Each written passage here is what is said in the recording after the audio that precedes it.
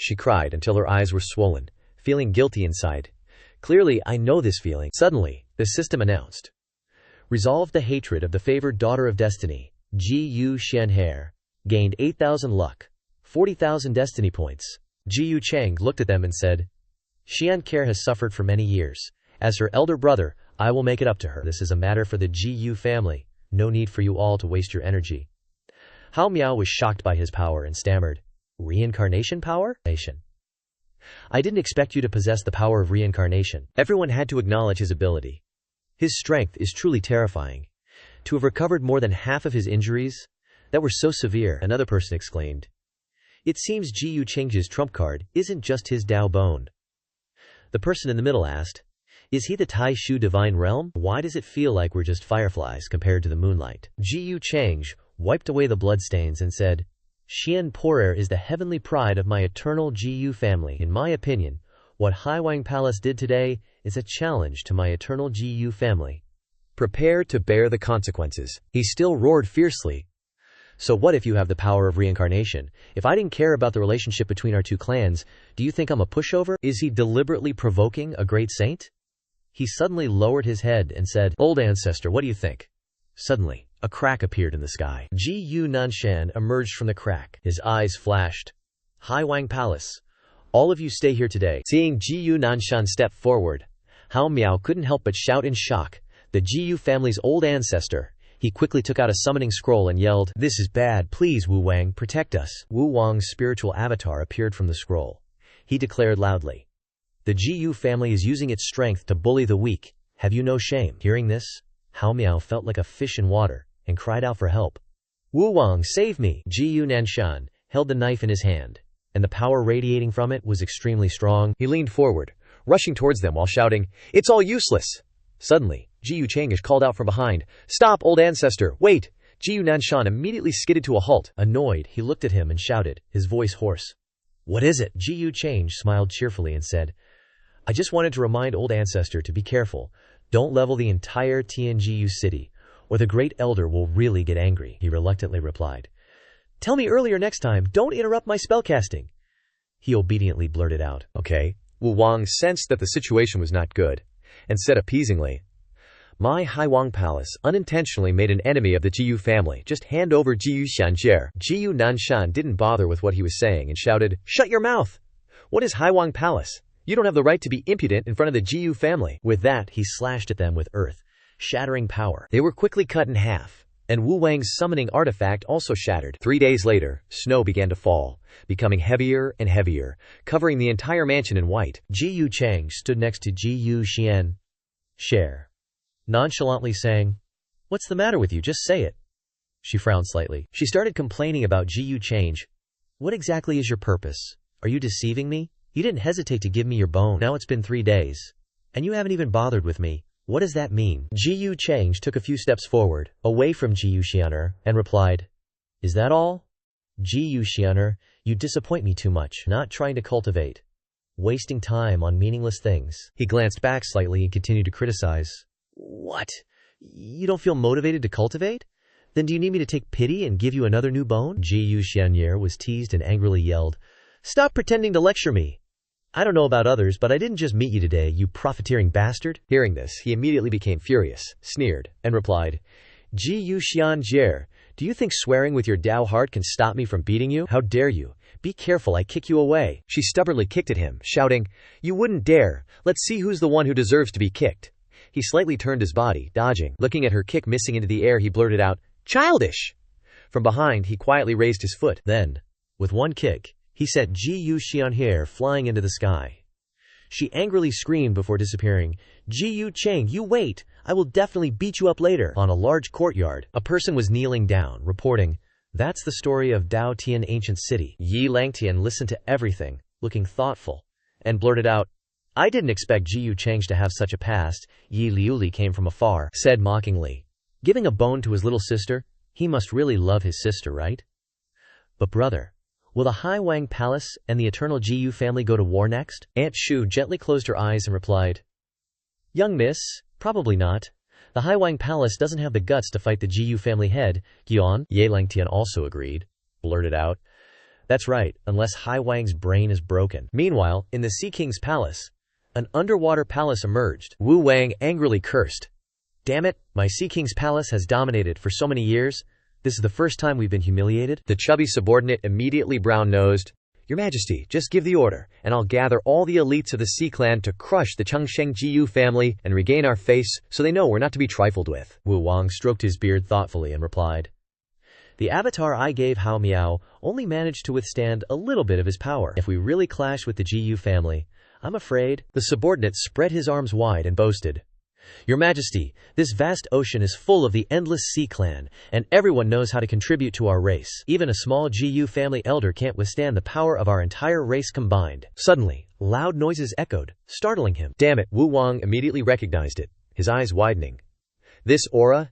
It's the Jiyu family's old ancestor. At the Wushuang Immortal Dynasty, a report echoed, Your Majesty, this is everything that happened in Daotian Ancient City. The person bowed low and continued.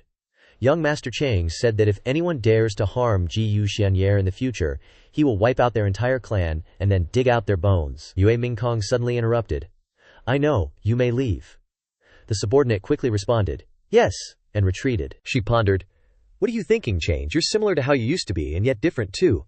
I can't understand you more and more. Yue Mingkong was lost in her own doubts. Originally, in her previous life, Xianxier's ending was tragic.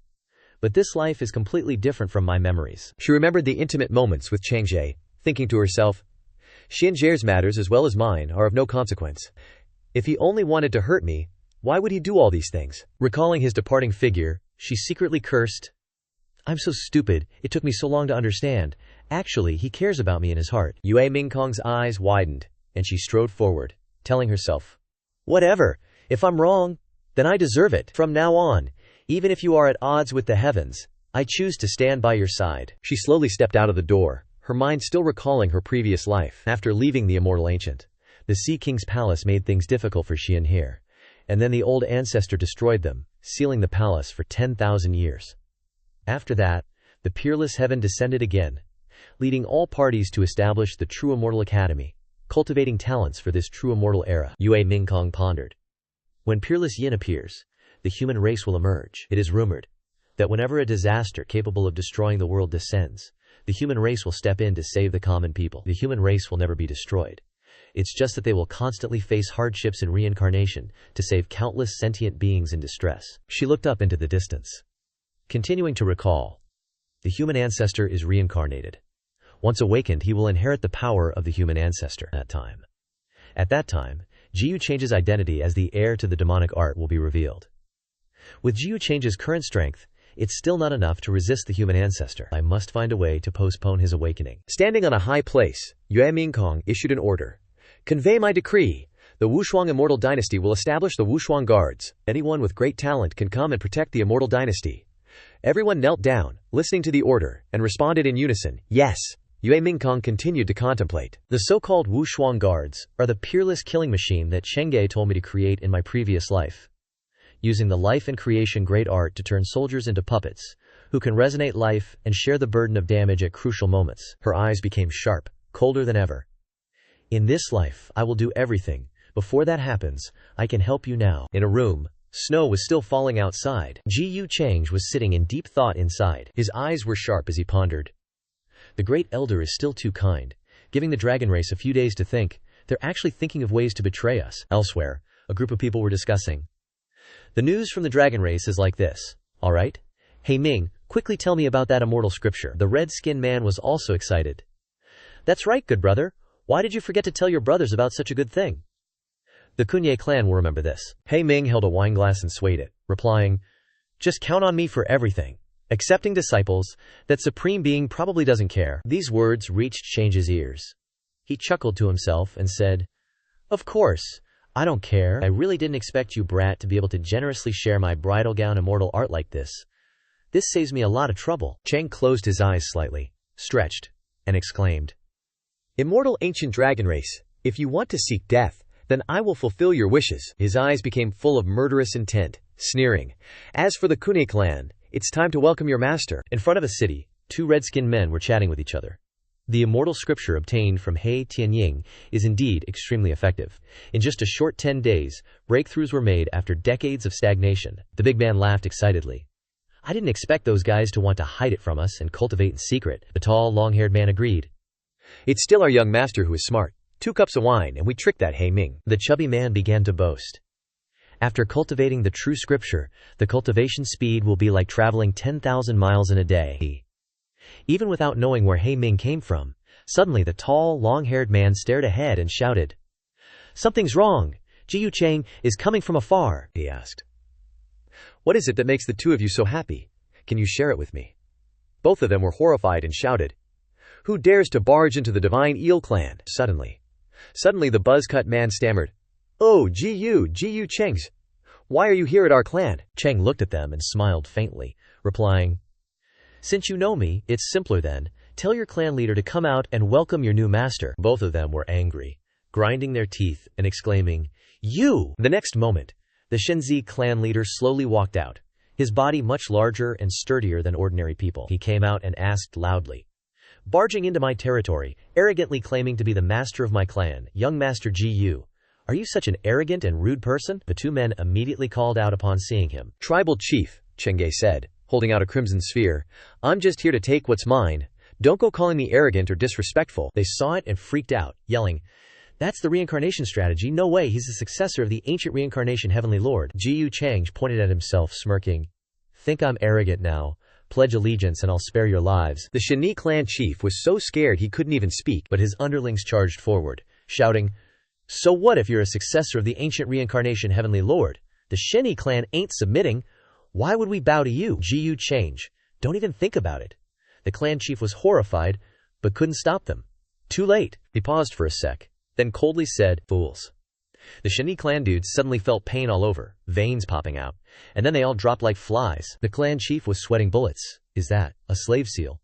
One of the underlings was in disbelief. He can just casually use slave seals like that. He thought to himself. The effect of the garment of misfortune immortal art is nothing compared to a slave seal, he said proudly. Anyone else want to object? The Shinti clan chief immediately got on his knees, yelling, From now on, we'll serve you as our master. They all knelt down, chanting in unison. We'll serve you as our master. The clan chief bowed his head, seemingly pondering something. Then he slowly looked up and said, Young master, I have some intel on the Tengshi clan. Would you like me to share? Jiyu Change thought, Wow, already selling them out. He smirked and replied, Spill the beans. With his approval, the clan chief ratted them out. Last time at the Reincarnation Dao platform, the ancient Tengshe clan might have caught on. They've been gathering forces lately, probably planning to go against you. Jiyu Chang stayed chill and asked, You're saying they might resist to the end? The clan chief didn't hesitate. Exactly. Their clan is known for being stubborn. At the Tengshe clan, a bunch of people were bowing before Changzhe, yelling, The ancient Tengshi clan has been waiting for young Master Jiyu for hours. We're willing to go all out for you, even jumping into a sea of fire. Please lead our clan to become stronger, more glorious. The Shinsi clan chief was a little dumbfounded by the scene. Jiyu Chang glanced at him and said, Known for being stubborn, huh? The clan chief just gave a nervous laugh. The Tengshi clan chief bowed his head and thought, I'm stubborn, not stupid. I don't want to end up like the Yuren clan. The Shensi clan chief looked at him and asked, Now that Master has won over the Tengshe clan without even lifting a finger, what are your next orders? Change chuckled, pleased. Next, gather the troops. Immediately after, countless airships soared across the sky. Wang Wushuang took off his cloak and said, Jiyu Cheng was casually drumming his fingers. The ever-changing immortal ancient world, we've finally reached the finale. The Wang family elder looked up, stroking his beard. That kid's a master strategist. He's probably trying to indoctrinate the immortal ancient clans. This has been going on for a while now. Wang Wushuang paused, gazing into the distance. I heard he left the Dao Heaven Immortal Palace's Grand Elder to chill at the Dragon Clan, but for some reason, the Dragon Ancestor attacked the Grand Elder. He reminisced and continued. That battle turned tens of thousands of kilometers of Dragon Clan land into dust. The Grand Elder suppressed the Dragon Ancestor, but he showed mercy and didn't kill the Dragon Clan. Too bad Jiyu Chang doesn't seem as forgiving. The Wang family elder sighed. The Dragon Clan is stubborn. They didn't even respect the Grand Elder's reputation. Their death is well deserved. Wushuang glanced at him and asked, Elder, does Jiyu Chang really want to unify immortal ancients? He replied without hesitation. At this point, even if he doesn't want to, he has to. Hearing this, he smirked and said, He's truly a terrifying guy. I wonder who's better compared to my older sister. The elder looked up, closed his eyes, and scolded. Nonsense. Comparing him to your sister is insulting to her. Her talent is unparalleled. She was born a saint since birth. Otherwise she wouldn't have been chosen by the human ancestors' palace to be a successor. It's just her personality. Since young, he recalled Wang Zixin bossing everyone around as a kid, playfully yelling, "I'm still underage! And you guys are already talking about marriage? Ooh! What do you mean by that? Do you old guys believe that I won't blow up your bodies into gold?" The elder sighed and muttered, "Such karma I'm creating." Here at the ancestral human hall, a strange circle, emitting green energy, appeared in the middle of the courtyard. These streams of energy flew into a room. A subordinate was kneeling before Jiang Chu, who was being lifted high by the streams of energy. The girl reported. Reporting to the Holy Maiden. Holy Maiden Ziqin has left the open heaven domain. She even left a message, she said, turning her back to them. What did she say? The gray-haired girl hesitantly relayed. Holy Maiden Ziqin said she has no interest in finding the reincarnated ancestral human. She said the ancestral human hall is deceiving her, and that she doesn't want to be a holy maiden, she just wants to find a desirable husband to marry. Jiang Chu slowly placed her feet back on the ground. She angrily turned around and said, "She's dreaming. Once you enter the ancestral human hall, you belong to it for life. Finding the reincarnated ancestral human and saving the ancestral humans of the world is the duty and responsibility of the successor." Jiang Chu secretly calculated. According to the prophecy, the reincarnated ancestral human is about to appear. It seems I must leave this place too. The heir to the demonic art has emerged in this generation, and the situation will plunge the world into chaos.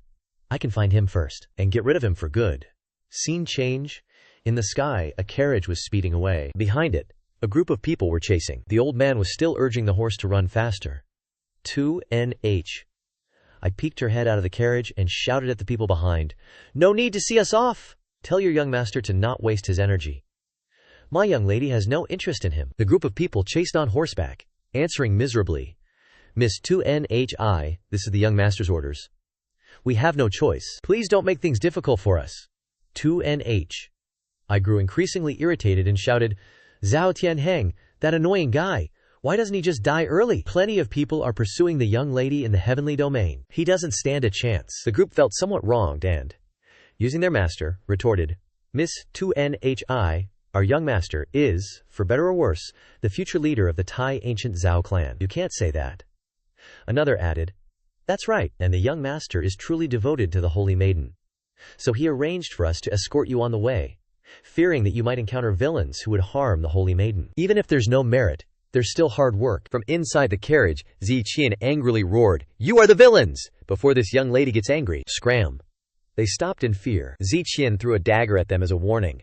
"Tell Zhao Tianheng that if he doesn't know his limits next time, even the celestial emperor can't protect him." At this, Wang Ziqin spoke, and they stared blankly at the dagger flying toward their faces, terrified, exclaiming, "Holy Maiden Ziqin, oh!" The old man driving the carriage chuckled and said, "If the young lady doesn't want them, we should go." Inside, Ziqin crossed her legs and angrily cursed. "I hate hypocrites the most." 2NH. I asked in confusion, "Young lady, what hypocrites?" Hearing this, she awkwardly avoided the question, saying, "This." The carriage gradually drove away. High in the sky, the people behind had also stopped chasing them. Inside the carriage, Wang Ziqin was explaining clearly to 2NHI, "Hypocrites are so easy to spot. A man gives you a bouquet of flowers, invites you to a meal, and then demands you marry him. Would you agree?" 2NH. I shook her head, stammering, "I wouldn't agree to." Ziqin said in satisfaction, "That's right, 2NH. I then hesitated and blurted out, "One meal is too little. I think it should be at least 10 meals, 100 meals at least." Ziqin wearily glanced at her. As expected, she doesn't understand. 2NH. I suddenly exclaimed admiringly, "Young lady, you really understand a lot." She crossed her arms in front of her chest, answering clearly, "That's obvious." Her eyes suddenly narrowed, and she whispered, "I used to be a keyboard warrior." She began to remember the past. "I was originally born in an original world, with an outstanding appearance and excellent family conditions. But I had been weak since childhood, and had to live in a small, cramped hospital room for years." Painful memories flooded her mind. She passed away at 20. Ziqin looked out at the sky outside and mused. Being able to transmigrate here after death is the greatest luck. It's not easy to have a body to travel around in. That's what I should do. What ancestral human successor? I don't care about it. Besides, transmigrators are all supposed to be domineering princes. or cold demonic lords. But here I am, pursued by a brain-dead simp. Heavenly geniuses my ass. They're all arrogant brats who were spoiled rotten. Seeing that she wasn't speaking, 2nh I curiously asked, "Young lady, were you serious or joking about wanting to find a desirable husband to marry?" Wang Ziqin burst into laughter and shouted, "Of course I was joking. Your young lady will become an unparalleled female immortal emperor in the future, single-handedly fighting against 3,000 emperors, shaking 14 continents with both hands. Why would I be bound by such trivial matters of love?" Tunhe's eyes lit up as she exclaimed, as expected of the young lady. Then she was still wondering, "But young lady, this time, you left without saying goodbye. What about holy maiden Chu Chu?" Xin interrupted. "Please, if I told her, would I even be able to leave? That woman has a serious face all day long, as if the world owes her something, thinking she's so noble and pure." Shoker didn't think so either. She leaned on the chair and said, "I think holy maiden Chu Chu is a very good person. She's just a bit cold. But thinking about it, it's all for justice." Shu Qin wasn't happy and sarcastically said, "Yeah, she's a good person. She just needs a man to conquer her. It's so she doesn't think all the men in the world aren't human, besides the human race." "Hey!" Shujir suddenly interrupted her, pointing outside excitedly. "Miss, look! That's the boundless heaven of the inner domain. I heard young Master Wushuang is there now. Should we go take a look?" Shujin replied without much enthusiasm. "Wang Wushuang? I can't be bothered with my simple-minded brother." Xiao Gaier's eyes lit up. "I heard boundless heaven is the place to be right now. The successor of Daoshan Immortal Palace is also the youngest." She understood what the little girl wanted, and said directly, "All that roundabout talk just means you want to go, huh?" Shuier happily spread her arms wide and giggled. "I heard he's a forbidden prodigy, with true immortal aptitude, young master Jiyu Cheng. No one in boundless heaven can compare to his prestige. He's the young master of the Chengsheng Jiyu family, the successor of Daoshan Immortal Palace, and he has the support of the Taichu Divine Sect, an undying great sect." Shu Qin closed her eyes and scoffed. True immortal aptitude? Was that said by his father? Saying his son, Jiyu Cheng, has true immortal aptitude? Now, normally geniuses with that kind of reputation are experienced, but die very quickly. Besides, that name, Jiyu Cheng, just hearing it you know he can't be the main character. In the usual trope, if the name doesn't have a bit of fan and a bit of yuling, then they're probably not the protagonist. Doesn't have a bit of fan and a bit of kaling, then they're probably not the protagonist. Ignoring Shujir's blank face, she added, "So you're saying that name is just a supporting character? Look how excited you are." Shuju was still confused by what she said. Experienced? Supporting character? Seeing Shujir's blank look, she said, "You wouldn't understand even if I told you. Maybe right now, some so-called Ling is being threatened by Jiyu Cheng, and they're about to go head-to-head." The little girl exclaimed helplessly, "Miss, don't talk about young Master Change like that. He was almost killed on the immortal ancient continent fighting against the heir of demonic arts, and his origin was damaged. That's totally righteous. Besides, I heard young Master Chang is as handsome as a god, extraordinary and transcendent." Shu Qing got annoyed when she heard her maid praising him so much. All right, can't I? If I didn't know any better, I'd think you were his maid." In a desolate place, a great battle is about to unfold. Two factions have gathered their forces, ready to face off. The Dragon Clan leader angrily roared, "GU family brat! Don't even think about making our Dragon Clan submit to you. We roam freely and have never yielded to true immortals. What right do you have to want to rule the immortal ancient?" Jiyu Cheng had a calm expression, smiling lightly as he replied, "Clan leader speaks truly. I, Jiyu, am just a junior. How dare I rule the immortal ancient?" That day, the Dragon Clan defied the True Dragon's decree and sent the winged race. "I'm just here to seek justice for that." Hearing these words, the Dragon Clan leader became furious, his eyes burning with anger as he shouted, "Spitting blood! You led your army to attack our clan, and now you're pretending to be all righteous, tarnishing our reputation. You deserve to die."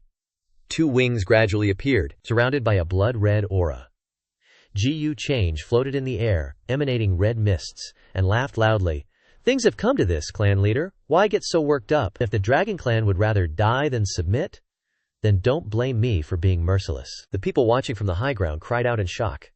"That's the Samsara Ancient Wheel. Isn't that a Dao artifact? It's the one used by Samsara Ancient Heavenly Venerate to achieve Dao back then." The Dragon Clan's members also became frightened because of this. How could this be?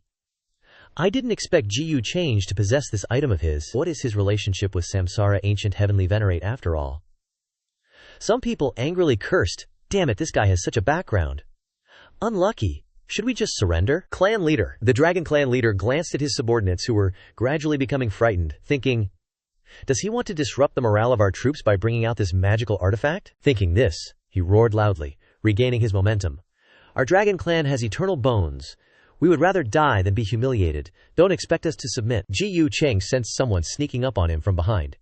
He thought to himself, a quasi-supreme. Before he could even strike, he was kicked away by the Shenxi clan leader. The two clan leaders of the Shenye clan and the Tengshe clan immediately charged forward. Attacking our young master! We're here to help you, sir! The Dragon Clan leader was shocked and exclaimed, You guys! Red rays of anger emanated from him, he shouted. So you guys have already been corrupted. The Dragon Clan leader cursed. Bastards! Then, his whole body exploded with power, revealing his muscular physique. Ji Yu Cheng calmly said, Great Elder, I hope you'll honor our agreement. As soon as he finished speaking, a powerful force descended from the sky, striking the Dragon Clan leader, causing him to scream in pain. The people in the Dragon Clan opened their eyes wide in shock and shouted in unison, Clan leader. The golden power grew stronger and stronger, sending the Dragon Clan members standing nearby flying 8 feet away. They were powerless to resist, screaming in pain. Such a powerful force from above was enough to penetrate the Dragon Clan. From the high heavens, a voice boomed, causing everyone to look up. The Dragon Clan chief has failed. You need not create more karma. The Tang Snake Clan chief shuddered, thinking, to suppress the Dragon Clan chief in one blow, this terrifying existence. Lucky I surrendered. Ji Yu Cheng, still gazing at the sky, mused. To casually suppress a quasi-supreme, the great elder's strength is far beyond my expectations. He then looked at the dying and dead Dragon Clan members below and said, the Dragon Clan chief has fallen. You either submit or you die. They quickly exchanged glances. Corpses were scattered all over the place. An old Dragon Clan member finally closed his eyes and spoke on their behalf. Our Dragon Clan's fate is sealed. We are willing to submit. Ji Yu Cheng smiled faintly, thinking coldly. Typical. Only shed tears when they see the coffin. Idiom. Won't admit defeat until faced with utter defeat. Thinking this, he flew straight towards the high heavens. Standing before the great elder, he clasped his hands and said, Many thanks. It's over. This battle was all thanks to the great elder. The elder turned his back to him and replied, Remember what you promised me? Ji Yu Cheng loudly declared, Change, as a member of the Heavenly Immortal Tao Palace, for the sake of internal and external security of the Heavenly Immortal Tao Palace, will naturally not refuse. The surrounding witnesses immediately started buzzing with discussion. The great elder, furious, pointed at him and shouted, You little brat, you're unreasonable. Did you plan to drag the Heavenly Immortal Tao Palace into this from the start? Change brazenly replied, What are you saying, great elder? Great elder, don't forget you owe Change a favor. If there's any trouble in the future, I'll still have to bother you. Before Change could finish his sentence, the person before him was already gone.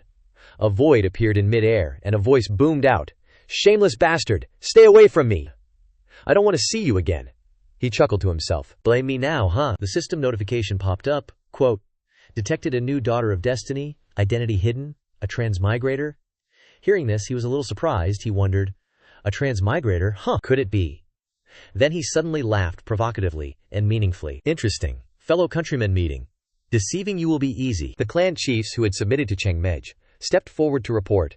Young master, the matter you instructed has been completed. The Dragon Clan rebellion has been quelled, and all the clansmen have been exterminated. He replied with satisfaction. Very good. Well done. Change frowned slightly. With a thoughtful expression, he calculated. The 3 major clans have all surrendered to me, which will definitely lead to the great Dalio lineages being wary. It's still better to hide them next. But this transmigrator is either in front of me or behind me. This kind of variable must be extinguished. The Wang family's clan elder observed from afar. He put his hands behind his back and said, If I hadn't seen it with my own eyes, who would believe this was done by a young man? Wang Wushuang replied. In some ways, this Ji Yu Change is even more terrifying than the demonic art successor. The elder agreed. Rumor has it that the last demonic art successor was defeated by him, but it's been so long, and his true whereabouts have never been discovered. Even if GC killed a few young heavenly geniuses, it was all done secretly. It's likely they were injured by Ji Yu Cheng, and the injuries weren't light. He stroked his long beard and continued to analyze. Among the younger generation, I'm afraid you can't find many who can be on par with him anymore. In the future, I'm afraid young master must learn from Ji Yu Cheng. Wu Shuang chuckled softly and replied proudly. Compared to his methods and forcefulness, I am indeed far inferior. But before absolute power, It's not worth mentioning. Doesn't the Wang family still have my elder sister? Before he finished speaking, Wu Shuang and the clan elder were startled by a loud shout. Your elder sister? You only call for your elder sister when you meet a strong opponent. A bum who only knows how to freeload forever. Ziqin flew over from nowhere and stomped on Wu Shuang's face, causing him to spit out a mouthful of saliva. If you have the ability, hit back! Do you deserve to dress like this? Shu Over also landed and sneezed loudly. Wu Shuang was knocked rolling several times on the ground. With a scratched face, he cried out in grievance. So many years have passed, and you're still so rude. Didn't the Renzu temple teach you etiquette? How can there be a woman like you? Ziqin turned a blind eye and ignored his words. Instead, she instructed Wu Shuang, remember, there's always a higher mountain. The three great families aren't stupid birds, but relying solely on the identity of the reincarnation. Ancient heavenly venerate's successor, Jiyu Chang'aj, cannot be suppressed. The immortal ancient clan elder hurriedly bowed in respect. Miss Wu Shuang stood up. He rubbed his swollen cheek and said, My elder sister's meaning is... She interrupted. I've noticed him a long time ago. No matter how overbearing his methods are, I'm useless. Even I can't see how deep he is. Shuer frowned slightly and said, But unfortunately, it's said that Jiyu Chang is engaged. Otherwise, he would be a good match for Miss. Ziqin waved her hand and replied with a bright smile. Then for him it is indeed a pity to miss out on an outstanding woman like me. But his fiancée is lucky. The clan elder clasped his hands together and started to flatter him rarely. Miss is overestimating him. Should we pay him a visit to get acquainted? She chuckled with interest and replied, All right, according to the clan elder's words. Wu Shuang was so surprised by her words that he almost fell backward, his eyes wide as he thought, What? Isn't that how she usually is? Shu Mer was also confused and blurted out, She clearly always acts like she's not interested at all. Halfway through her sentence, Zixin smacked her on the head, making her wince in pain. She commanded, No more talking. In front of a city, large boxes were haphazardly placed. Voices urged and lifted. This way, this way. Valuable treasures, handle with care, set down gently. Jiyu Chang was a little surprised to see a notification suddenly pop up on his system panel. The Daughter of Destiny is showing interest in the host. Fortune, 1,000. Destiny value, 5,000. He pondered. So this works too, huh? Change stroked his chin, excitedly saying, Looks like my fellow transmigrator has noticed me, and is even interested? I can only say I'm just too charming. She must have watched the battle earlier from nearby. If I'm not wrong, next. Just then, a subordinate came to report. Reporting, Young Master, the heir of the Chengsheng royal family, Wu Shuang, has come to visit and is waiting outside Long Island. Just as Jiyu Cheng predicted, he thought. He's fast. Chengsheng royal family. He immediately agreed. Invite them to the hall to wait. The subordinate obeyed, Yes, young master, and left. Change licked his lips, thrilled. Just showing interest in me already gives me so much destiny value, he thought. With that much fortune, isn't she just a fat sheep? The subordinate then approached Wu Shuang's group. This way, please. Young Master Change has prepared tea and refreshments. Xiong'er looked at her young lady, who was disguised as a man and even wore a mustache for added effect, and asked in amazement, Young Master, why are you dressed like this to meet him? She giggled a few times and replied, Isn't it obvious? I was born too beautiful. I'm afraid he'll covet my beauty. You're beautiful. You don't understand. Being too beautiful is also a kind of trouble. Zixin chuckled confidently at her own cleverness, thinking, My identity as the saintess of the Renzu Palace can't be revealed yet. This world has too many arrogant and boring heavenly geniuses. Jiyu Changorage, don't disappoint me. The subordinate led them to the entrance and gestured. Everyone, the young master is waiting inside, Shuger politely replied. Thank you for your trouble. Zixin observed the guards outside and was momentarily shocked, thinking, The guards here are all divine kings? The Jiyu family's power is truly profound. Now, no wonder Jiyu Chang's is so terrifying. But if I can use his family's influence reasonably, then this body must also have some kind of ability. Wu Shuang approached Cheng Jie and respectfully greeted, Greetings, brother Jiyu. He stood before the tea table and politely replied, Royal brother, no need for formalities. My accommodations outside are simple. Please don't mind them. Xiao Rao tilted her head slightly, observing Cheng Jie. She was secretly infatuated. He's so handsome up close, and so refined. You can tell he's a reasonable person at a glance, Zixin observed more carefully, thinking. That's definitely a fake smile. A smile that doesn't reach the eyes. Exactly to standard. You can tell he's no good at first glance. Jiyu Chang then put on a friendly expression, smiling at them as he said, Please, everyone, have a seat. After they were all seated, Chang asked, I wonder, royal brother, What brings you here for a visit? Wu Shuang carefully chose his words and replied. It's not that I saw Brother Gu's triumph, easily suppressing the immortal ancient dragon clan, which made Wu Shuang admire him from the bottom of my heart. That's why I wanted to visit and learn from Brother Gu. Change waved his hand in denial. Royal brother, you flatter me. For many years, the dragon clan has relied on its power to bully others, covering the sky with one hand, arrogant and overbearing. Now they're just reaping what they sowed. Moreover, he gestured, adding, in this matter, I'm just someone who gained a little benefit. The Daoshan Immortal Palace is the one behind the scenes. Everyone saw that the Grand Elder took action, without hesitation. I'm just the one who's fronting it. These words made the clan elders and the royal family cough awkwardly. Wu Shuang chuckled, and said, Brother Gu is too modest.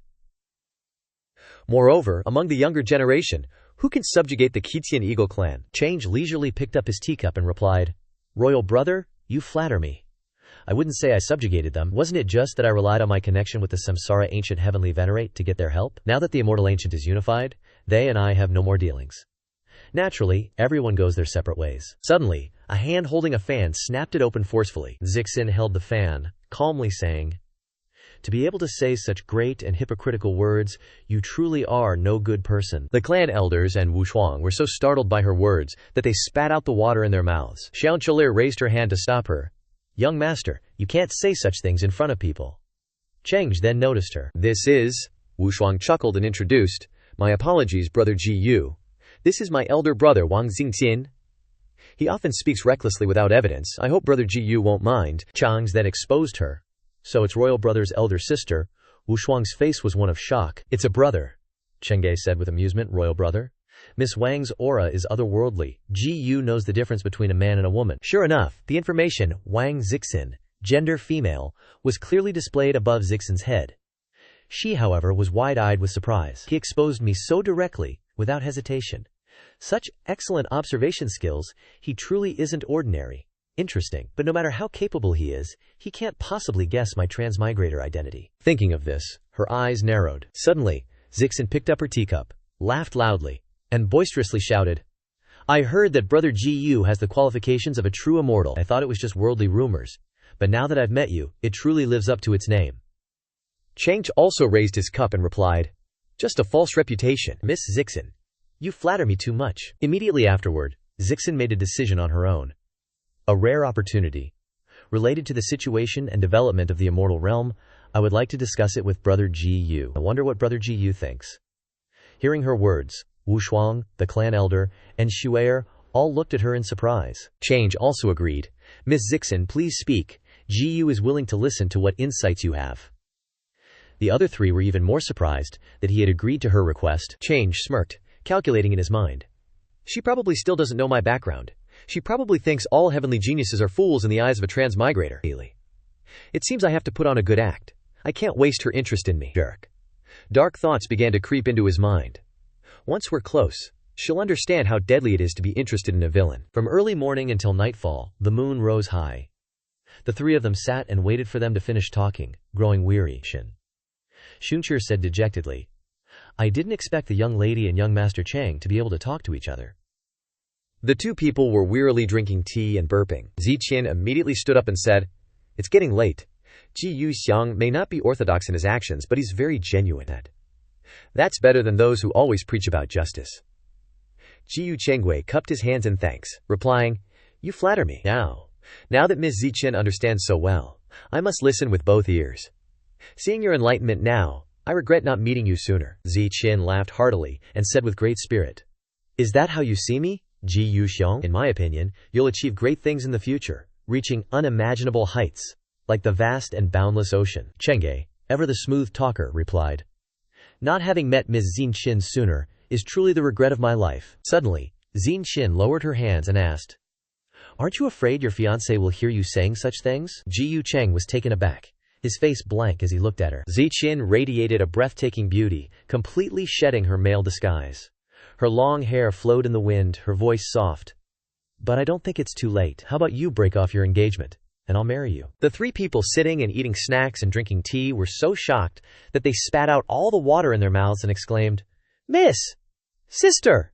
Ziqian turned to leave. She crossed her arms in front of her chest and said, Ji Yuxiang, you and I are both incredibly intelligent. Our marriage would be the strongest combination. She glanced at Ji Yu Chang's, a smirk playing on her lips as she added, "At that time, wouldn't we be able to obtain everything in the world?" Chang remained silent, listening to her persuasions. Then, he chuckled softly and replied, "Miss Zi Qin, you jest. Leaving aside my marriage, which was arranged by my parents since childhood, even if I were to agree, I fear the power behind you wouldn't." Zira Qin's eyes sharpened. She thought to herself, "The power behind me? He must be referring to the royal family. Has he discovered my identity in such a short time?" Thinking, Zi Qin blurted out without thinking, "You don't need to worry too much about the power behind me. They can't stop me. It's just that your direct refusal stings a bit." Ji Yu Chang calmly picked up the teapot, poured water into his cup, and said, "Ms. Zi Qin's talent and strength are unparalleled in the world, but it's still not enough, at least not yet." Hearing this, Zi Qin glanced at him, her face impassive as she contemplated. As a child, he seized his younger sister's great Dao bone from the lower realm and returned. Then he displayed a rare void talent, and now he's revealed the inheritance of the reincarnation ancient heavenly lord. His judgment is very accurate, and his methods are ruthless yet resourceful. This Ji Yu Chang is truly unfathomable. Looking at Changja leisurely drinking tea, she thought, "It seems I underestimated him." Having thought this, she no longer lingered. Zi Qin then spoke calmly and composedly. "All right, it's getting late today." She turned to leave with everyone and said goodbye. This miss won't bother Ji Yu Xiang any longer. Wu Shuang also politely bowed. Zi Qin suddenly turned around and cast a bewitching glance at Chang, saying, "That's right, Ji Yu Xiang. I think we'll meet again, don't you think?" The system immediately appeared. Wang Zi Qin's gaze changed, adding 2,000 luck points and 500 to destiny. Chang smiled broadly and greeted, "Of course, we'll definitely meet again." Standing on the high tower, Chang muttered to himself. Marriage. Beautiful memories with Yue Mingkong slowly surfaced in his mind. Chang suddenly shouted, "Someone! Send people to observe what Princess Mingkong has been doing lately, and report her actions in detail." The subordinate obeyed and responded, "Yes, master." Changge looked up at the sky, planning in his heart. As a transmigrator, Yue Mingkong clearly knows something about the future. By understanding her direction in time, I should be able to discover clues about the future. Wang Zi Qin, if she is a successor of the human ancestors' hall, then her beginning to roam the world means that the human ancestor is about to be born in this world. His eyes suddenly narrowed slightly, his face showing a cold expression as he pondered and thought. Fortunately, she is a transmigrator, obviously not intending to be a tool to find the reincarnated human ancestor. This is beneficial to me. The human race and the inheritor of demonic arts have always been mortal enemies. The former also have methods to discern the latter's demonic arts. This hidden danger must be eradicated at all costs. Chang clenched his fist, shattering the cup in his hand. It must be resolved before it rises up. The next day, at Yue Mingkong City, a subordinate knelt behind her and reporting to the Empress, "The spatial coordinates of the godly realm have been confirmed. There are people to choose for the peerless guards, and they are setting up the second team at the right time." Yue Mingkong raised her hand and said, "Very well, retreat." Looking out at the world from above, she thought to herself, "In my memories from my previous life, the reincarnated human ancestor came from the godly realm. To protect Ji Yu Chang, I can only eliminate him before he returns to the upper realm. Fortunately, the distance from the inner regions to the godly realm is extremely far. The human ancestors' hall cannot find the reincarnated human ancestor in a short time." Yue Mingkong's eyes contained many intentions. During this time, I must also return to the ancestral land to receive the imperial energy, and conveniently refine the remaining immortal spiritual energy to the most stable state. Another firm thought appeared in her mind. "Ji Yu Chang, if you betray me again in this life, then I..." Scene change.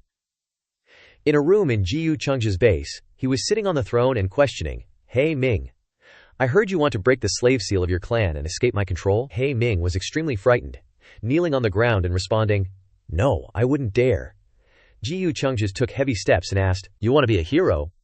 Hey Ming didn't dare to look up. His face was already covered in sweat from fear, and he whispered, I was wrong, master. Please don't eliminate me. Give me a chance. I will definitely jump into a sea of fire without hesitation." Chang dismissed his words and replied, "Don't worry, I won't eliminate you, because you are, after all, someone chosen by Wu Sheng." Hey Ming was shocked and looked up, panicking. What? You?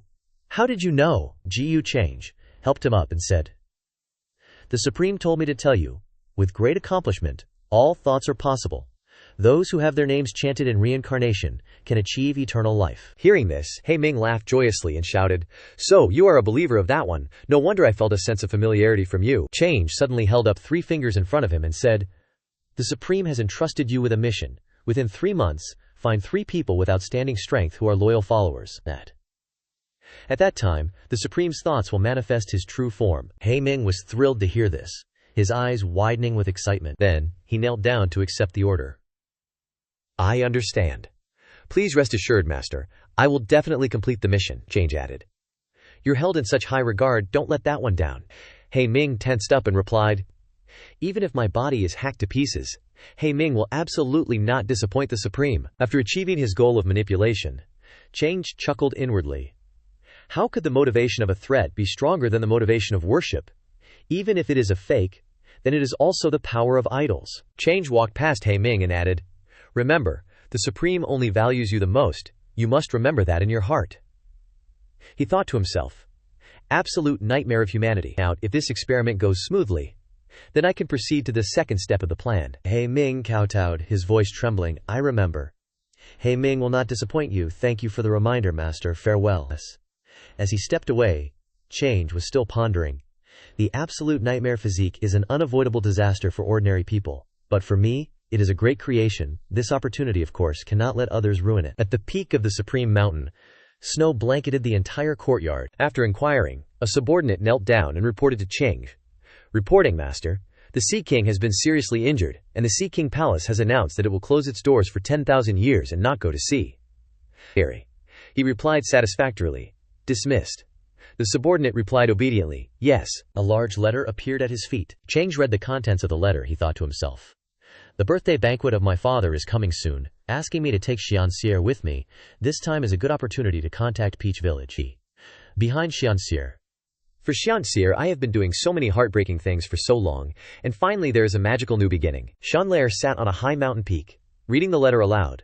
"Uncle personally sent a letter calling me home." She sighed and said, "Actually, Gu Change, I had planned everything the moment I acknowledged my identity as a member of the Gu family. Don't you think so, Da Qing?" It sprawled on the ground and replied lazily. Gu Xiankir threw the letter in her hand away and said, "No sincerity at all. They underestimate me too much." She shouted decisively, "Not going is not going. Whoever wants to go can go. In short, I'm not going." Just then, a voice asked, "Not going where?" Xianxie, startled, saw Ji Chang walking over from behind and shouted, "Ji Chang, you're like a ghost. You scared me to death, you know." She turned around and flew away, flying in the sky while shouting, "Not going is not going. You kicked me out of the Gu family back then, and now a single letter is enough to make me come back? No way." Suddenly, her entire body froze in mid-air. Ji Chang used chains to trap her in the air, and he said seriously, "Ji Xian here. Are you the only one with abilities? Even escaping is a waste of effort. Yet you want to challenge me every day. You disappoint me too much." Ji Xian here struggled and yelled, "Ji Chang, you shameless bastard, it's not fair. If you're so good, suppress your cultivation and fight me." He waved his hand and threw her to the ground beside him and continued, "If this were a real battle, you would already be dead. The enemy wouldn't talk about being fair to you. Father sent a letter, ordering me to take you back with me." Xianxi stubbornly stood up and yelled in his face, "I'm not going. That's your father, not my father. He was the one who kicked me out back then." Change glanced at her, then he released her, closing his eyes and explaining, "Ji Xianjie, you must have misunderstood. It was ordered that I take you back, not that you come back with me. You have no choice," she replied annoyedly. "No matter what you say, I won't go." He reached out and wrapped his arm around her small waist. Xianhe blushed slightly, her eyes widening as she thought to herself, "Does this guy want to carry me back?" Unfortunately, he just hoisted her over his shoulder. Xianxie shouted irritably, "Ji Chang, what are you doing? Put me down!" He replied calmly, "Don't struggle. I'll tie you up and carry you back. It's not like I've never carried you like this when you were little." Suddenly, Xingxi's eyes widened. She was silent for a moment, then her eyes slowly closed, her tone becoming coquettish. "Brother, I can't go any further. I'm so hungry, so tired, and so sleepy." Change remembered when he used to carry her on his back when she was little, and she was busy sleeping, and he irritably said, "I'm going to participate in training. What are you doing running over here for? Don't get drool all over my clothes." Back in reality, Xian Greer roared angrily, "Can't we change positions?" Changage coldly replied, "Too much talking." Then they both left. A familiar voice called out, "Hey, Da King!" Struggling out of the pile of sand, Da King yelled, Who stepped on this old man? At the ancient nine-tailed heavenly fox royal clan. Slam. The door slammed shut, and Ying Chang lay flat on his back, covered in scratches. He raised a hand to his forehead and exclaimed, "What happened to me?" He frowned slightly and said, "My body." Ying Chang sat up with a start, yelling, "Why did it turn into this?" Looking at the unfamiliar place before him, 1,000 questions jumped out. Where is this? I was clearly cultivating in the Heavenly Emperor Hall just now, so why did I suddenly appear here? Ying Chang looked at his reflection in the water and speculated, could it be that my soul and this guy's soul swapped?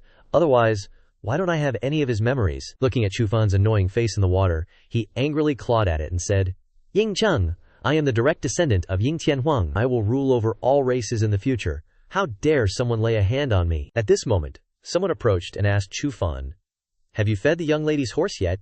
You can't mess up something important." Joining the matriarch's birthday banquet, he's really putting on a show. Hearing the name he just blurted out, Ying Chang gritted his teeth and said, "Chu Fan, just you wait." A realm opened up, and grand buildings appeared. Someone was excitedly laughing non-stop. Looking at himself now, Chu Fan couldn't hide his joy and shouted, "No! I never thought I'd become the son of Ying Tianhuang, the most esteemed member of the archaic royal family. Is this fate?" His eyes bloodshot, he muttered, "Miss Yin Mei, no, now I'm the son of Tianhuang." Recalling when Yin Mei took him in, he said, "Since I was little, I've been wandering the streets, without food or clothes.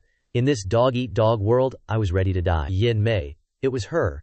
She gave me hope to live on." Remembering that handshake, Yin Mei willingly took his hand. Chu Fan snapped back to reality and clenched his fist. He became filled with killing intent, a cunning smile on his face as he said, "That idiot Bai Li Hu never deserved her. Only, I truly love her. I told you, sooner or later, you'd be mine." He then burst into excited laughter. At Chengsheng, someone shouted out loud, "Peerless immortal dynasty. The troops arrive. Chengsheng royal family. The troops arrive. The troops arrive." Many people gathered in the main hall. Ziqin descended from above, greeting Chang Ji in front of him. "Ji Yu, Jixiong, we meet again." The others also respectfully greeted, "Ji Yu, Jixiong." Chang Ji also politely returned the greeting, "Welcome everyone." Ziqin noticed Xianxir beside him and asked, "May I ask, Ji Ushtiong, who is this?" Change didn't hide anything and replied, "This is my younger sister. From back when I was so poor I couldn't even afford clothes." Shankara was shocked and cursed inwardly. "Ji Yu Change, you're saying too much." Inside the palace, everyone obediently took their seats. Yue Mingkong looked outside, her face cold as she thought, "Looks like that vixen who can't read the room came to join the fun while I was away." Seeing Ziqin laughing and chatting with Change, she angrily thought, "Dressed as a man, you think I can't see through it? How laughable." Ji Yu Chang. Ji Yu Chang, now that I've reached the Zihi Shenwang realm, I can tell she's a woman with just one look. Guemu, the divine maiden of the Taichu divine sect. Seeing her spacing out, she approached and asked, "Mingkong, what are you looking at?" She awkwardly replied, Bamu." Mingkong is looking at Chengje. She followed Mingkong's gaze and said, "You're looking at that woman? I've never heard of the Chengsheng royal family having such a prodigy. I never expected someone of this age to already have quasi-saint cultivation." Hearing this, Mingkong was so shocked that her eyes widened. She thought, "Quasi-saint realm?" Xin Qian also noticed her looking at her. She widened her eyes and looked back, sneering inwardly. "So, you've noticed me?" Bamu chuckled and teasingly asked, "Don't tell me Mingkong is jealous." She avoided her gaze and replied, No, I trust Change very much." Bamu took her hand and gently said, "Don't worry. With Change's personality now, it's very likely he just knows that woman. Besides, you two are children I raised, although in the past." Changer. Hearing this, Mingkong was surprised. She calculated in her mind, "Wait, could it be that Bamu knows why Change's personality changed?" Bamu sadly continued, "It's been such a long time you've suffered." Mingkong gently comforted Bamu. "This isn't Chengge's fault. I've always been wary of him and misunderstood his good intentions." Suddenly, Bamu's eyes widened. She cautiously glanced at the people drinking wine. Then Bamu whispered, "Mingkong, you know everything. The thing about demons." Mingkong interrupted and replied, "Bamu, it's Mingkong who caused the elders to worry. I understand Change's intentions now." She excitedly hugged her and shouted, "Worthy of being my good daughter, Fenchla. As a mother, I'm truly comforted." She happily let her hug her and shyly replied, "Babamu, Mingkong hasn't married yet." She thought, "So, what happened half a year ago when I was reborn?" Dame Ji Yu Change suddenly went to the lower realm. Was he really looking for opportunities? Ming Kong looked at her and curiously asked, Bamu, I heard that Chang brought back 2 women when he went to the lower realm. One is Lin Qiuhan, who's now studying the Tao of alchemy at the Zijidan sect. The other is Su Qingge, who's been brought to your side to cultivate. Bamu replied, That's right. That's wrong. Ming Kong further inquired, Does Bamu know if those 2 women have anything special about them? She explained as she wished, I don't know about Lin Qiuhan, but as you said, I only know that Jiyu Chang sent her to the Dan sect. As for Qing, she has a rare twin soul, and her previous incarnation was probably some demonic arm or something. She recounted, I did try to use secret arts to trace its origins, but its soul fragments are too scattered. I really couldn't see anything. Ming Kong listened and fell into thought. Seems just like my investigation. Jiyu Chang brought it along but never cared. Lucky he used it up and tossed it aside once it lost value. She glanced at Chang in the distance and thought to herself, in the previous life, Jiyu Chang didn't bring anyone back to the upper realm. It seems something must have happened in the lower realm this life that changed him. This period coincides with my rebirth. Could it really be that I triggered a chain reaction? Outside, Ye Lang stepped forward to Chang Jie and said, Brother Jiyu, these days the demonic arts have been wreaking havoc in the shadows. I wonder if you have any ideas. Bang Fei added, Brother Jiyu, you're the only one who's ever fought the successor of demonic arts.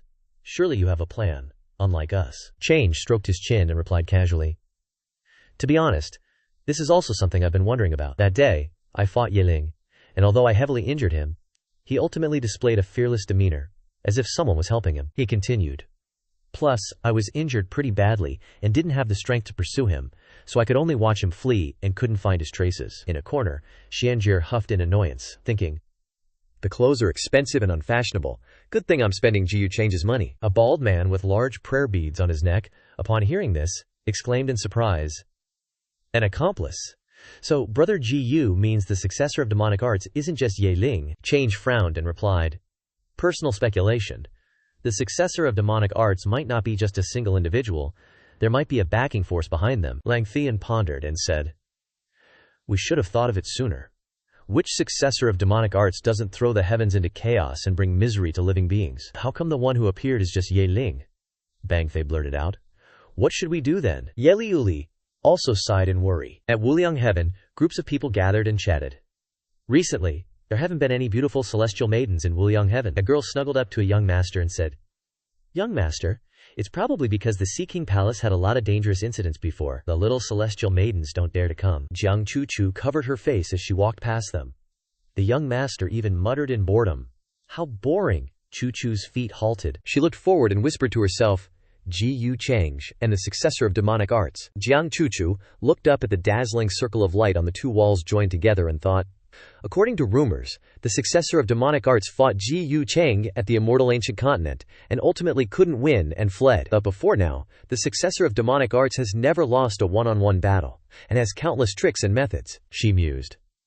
Although Jiyu Chang's strength is extraordinary and he has the title of true immortal, saying that he could personally injure the successor of demonic arts is a bit unreasonable. Also, Bai Li, as the victim, has good talent, and his fiancée Yin Mei, being able to stand by Yin Ling's side and ultimately survive, absolutely can't be simply because the other party coveted her beauty. Chuchu flew to the top of that wall, her mind constantly thinking.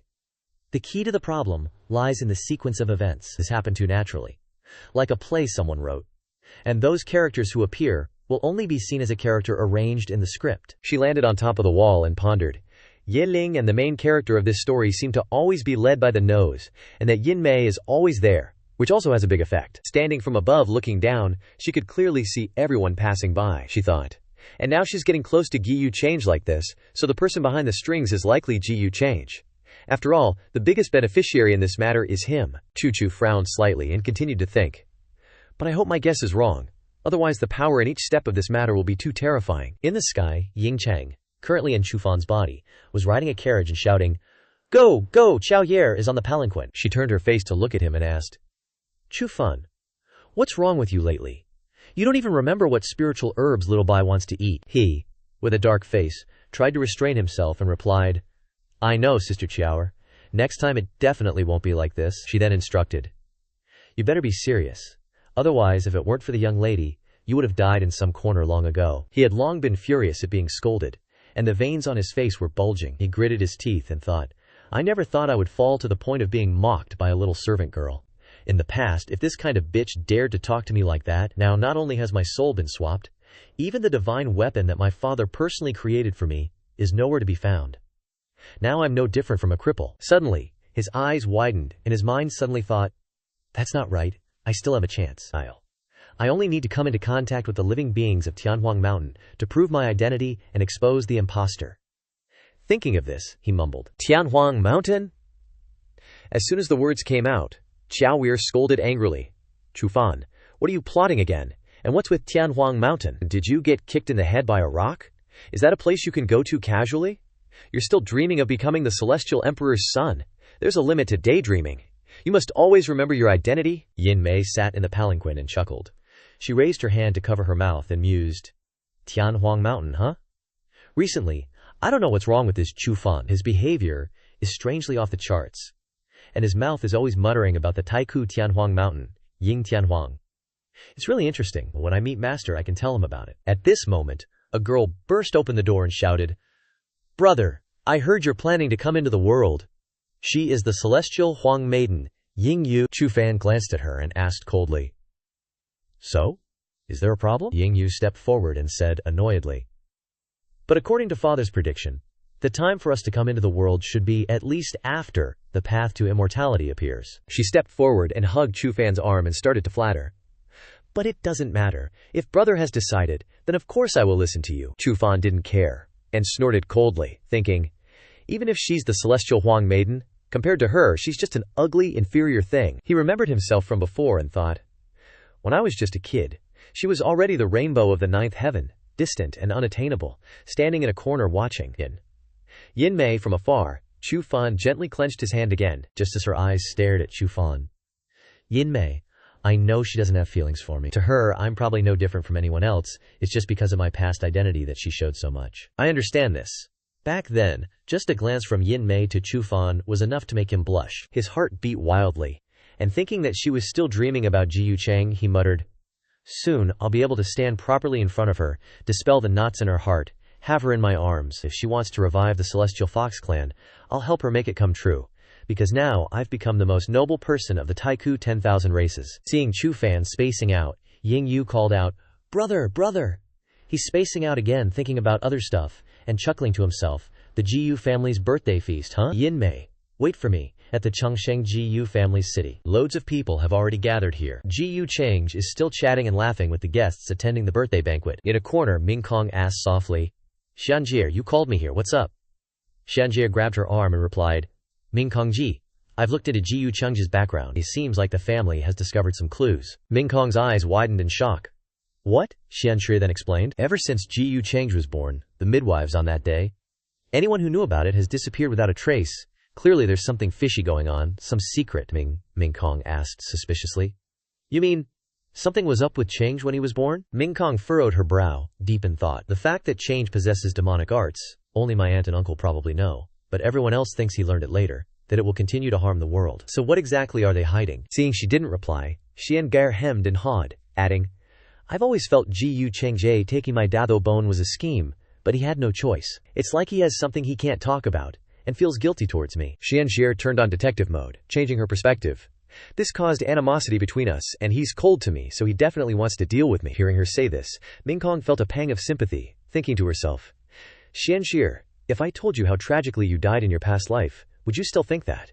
Xianjie was still confident in her deductions, blurting out, but I'm still no match for him. He must be really disappointed. Suddenly, a notification popped up in front of Cheng.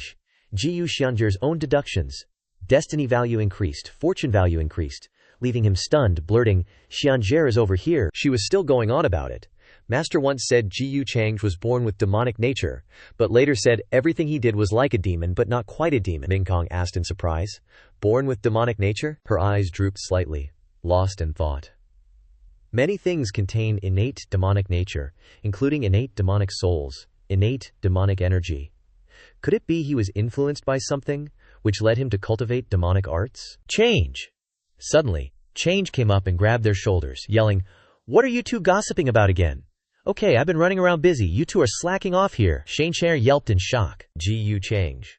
Immediately after, she hurried away, yelling, I I have things to do. Bye. Left alone, Chang rested his chin on Ming Kong's shoulder, saying intimately, Ming Kong, now that the prodigies of all realms are here, are you planning to help your husband share the burden a little? Her face flushed slightly. She replied shyly, Ah, how should I help? Chang stepped forward and said, There are many young prodigies gathered here. Those with weak strength won't do. They are not suitable to help your husband shoulder the disaster. Suddenly he turned back, gave a thumbs up, and continued, I'm afraid it won't be long before the people of the human ancestors' palace come looking for your husband. At that time, Chang teased her. The moment your husband kicks the bucket, you'll become a widow. Hearing this, Ming Kong's mouth dropped in shock. She stuttered, W-I, and slowly opened her mouth to ask, Why can't they be found? Ming Kong crossed her arms, glancing at the crowd in front of her and said, Isn't there already someone worth noting over there? Chang watched with a blank face. Wu Shuang noticed the two of them were looking in their direction, and blurted out, Sister, they seem to be looking at you. Zakin smiled brightly, and waved at them, replying, What's so strange about that? Your sister has such outstanding temperament. It's normal to be noticed by Yue Ming Kong. It's just a matter of how he'll express it. Over here, Ming Kong also waved back, saying, Look, how suitable to shoulder disasters. Changje chuckled. If it weren't for her background, she would indeed be suitable. Hearing this, Ming Kong glanced at him and asked, Background, isn't she backed by a prince? Chang didn't hide anything. Wang Ziqin is the successor of the human ancestors' palace. Seems like Ming Kong doesn't know anything. She asked in shock as expected. What? A successor of the human ancestors' palace? Seeing her surprise, Changge muttered to himself, Looks like Yue Ming Kong's memories of her past life. The person the human ancestors' palace sent wasn't Wang Ziqin but someone else. Then the person sent by the human ancestors' palace in that life was probably not just one person. Ming Kong frowned slightly at this moment. She thought irritably, Damn it, how come the plot of this life is so far from my past life? It's increasingly out of my control. Then she held out her hand and counted, saying, If Wang Zi no, then Chang. Who do you think we should start with among those freaks from the great? Look at those heaven's chosen ones that won't die. The fire fallen from the Vermilion Bird clan, the Golden Quillin clan. Hearing her list out a long list, Chang interrupted and poked fun. Ming Kong, where did your kindness go? Looks like you're planning to go down the same path, the same depravity with your husband? She was hit where it hurts, and her face flushed with embarrassment. Suddenly, he leaned close to Ming Kong's ear and whispered, But I like the you of now more. Then he moved away from her and instructed, You don't need to worry about this matter. I'll take care of it myself. Ming Kong stood rooted to the spot from embarrassment. He thought to himself, And her. When will she completely honestly tell me the secret of her rebirth? He mused excitedly. If she does, the reward will be great. The system popped up a notification again. Open the path of fortune for the child of fortune. Commoners compete. The strong survive. After reading it, he was a little surprised, thinking to himself, Commoners compete? The strong survive? There wasn't a hint like this before. Is there something special about it? Just thinking about it made him chuckle with interest. That's right, young man. I'll give you a bargain. While the two were chatting, a subordinate came to report, Young master, Yin Mei of the Nine-Tailed Fox clan has arrived, Chang replied. Quickly welcome her. Yue Mingkong glanced at him. Ji Yu Chang, noticing her not-so-friendly gaze, awkwardly blurted out, I'll go greet them for a bit. He thought to himself. Usually, the system would ping me when a child of destiny or someone related shows up nearby. But it seems like this time, it's probably got something to do with Yin Mei. Ji Yu Chang walked up to Yin Mei and greeted her with a smile. So, junior sister came all the way to attend the banquet. This senior brother is truly touched. Years. Yin Mei politely replied. It's rare to see senior brother caring about me like this, which also makes Yin Mei extremely touched. She bowed low. Yin Mei pays her respects to senior brother. Ji Yu Cheng noticed Ying Shuang, currently in Chufan's body and carrying a yang plant on his hand, standing behind her, and thought, so it's him, huh?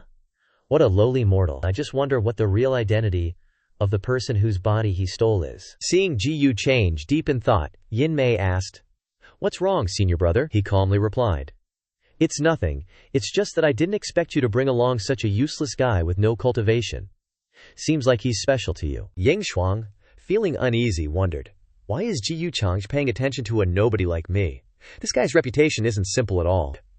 Being targeted by him can't be a good thing. Yin Mei wasn't too interested and explained, Senior brother, you're overthinking it. He asked to join the gift-bearing team to help, so I figured it would be a good experience for him. Ji Yu Chang chuckled and said, Seems like someone knows how to improve himself. Not bad. Ying Shuang's body stiffened. He panicked, thinking, Why do I feel like he can see right through me? The numbers above his head are only 2. Yin Mei impatiently turned and scolded.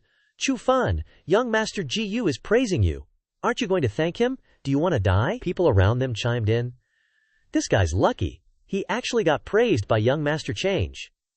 Another person laughed and said, he's a bit of a blockhead though. He immediately kneeled down in terror and shouted, This humble one thanks young Master Change for the praise. Please, young master, don't blame this ignorant one for his lack of etiquette. His eyes widened, his face covered in sweat as he thought, Gu Change is even scarier than I heard. Just one look, he mentally complained. This level of insight definitely isn't something a young prodigy should have. Damn it, if Ying Yu was here, then it would be great. She would definitely recognize me. Gu Change smirked and said, Get up. Kneeling like that will make people think Gu is someone who likes to oppress others, he thought to himself. Knowing when to yield and when to stand firm is even better than that Yeling guy. According to the system, a mortal stealing the body of a strong person is basically a soul swap that no one knows about, and then he'll use the strong person's identity to cause trouble. Ying Shuang stood up slowly and thanked him. Young master, Gu Change thought. It's obvious that Chu Fan's soul has been swapped into this guy's original body. He politely looked at Yin Mei and asked, Junior sister, you must be tired after traveling all this way. Why don't you rest for a bit? She happily replied, Whatever senior brother says. He then spoke. Then follow. Gu was midway talking when his arm was grabbed by Yue Mingkong. She squeezed her full chest against his body. Then Mingkong put on a happy face and said to Yin Mei, Chengzhe still needs to entertain more distinguished guests.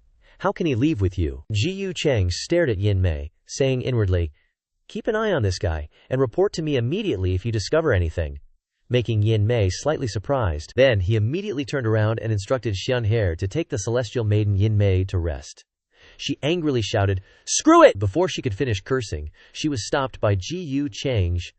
Calm down, or I'll make you pay for it. Wu Shuang also asked in surprise, Elder sister, is there something wrong with this guy? Xingqian chuckled, I don't know, but his name sounds like a protagonist. Wu Shuang didn't understand, and repeated, Protagonist? Xingqian's sharp eyes pierced through everything. This celestial maiden of the nine-tailed fox clan seems to be a bit interested in Gu Cheng. The sky had turned dark, and the moon shone brightly over the city. A group of people with dark eyes, emitting streams of dark red, blood-like energy, Gu Cheng stood before them and commanded, Act! You have to play the part perfectly. Getting a great saint puppet from the reincarnation Heavenly Venerable's residence means it should see some action. No wonder it's the reincarnation, Heavenly Venerable. The puppets he makes are practically living beings. His true self is beyond any doubt. Looking at the strange energy emanating from the jade embedded in their chests, he thought, Just need to use the heaven-swallowing demonic art to infiltrate their core. His eyes lit up, and he chuckled triumphantly. Gu Cheng spread his arms wide, and streams of energy shot straight into the bodies of the controlled people before him, gradually pouring into them. The entire room was filled with purple energy that spilled out. Instantly, they looked full of vigorous and powerful energy. So this is the demonic art successor that outsiders talk about. A great saint demonic art successor has appeared. What could be more reasonable than dealing with Prince Qin, as the heir of the Hidden Humanity Ancestral Temple, by this kind of situation? Change excitedly chuckled, raised his hand, stroked his chin, and thought, I believe you'll definitely be able to withstand it until I come to rescue you, lady. Everything is prepared.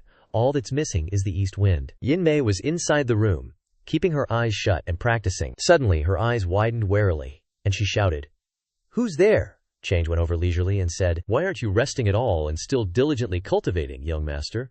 Seeing him arrive, Yin Mei hurriedly greeted, Master. Chang'e walked over and sat in front of her. Yin Mei asked in surprise, Master, are you here in the middle of the night because of Chu Fan?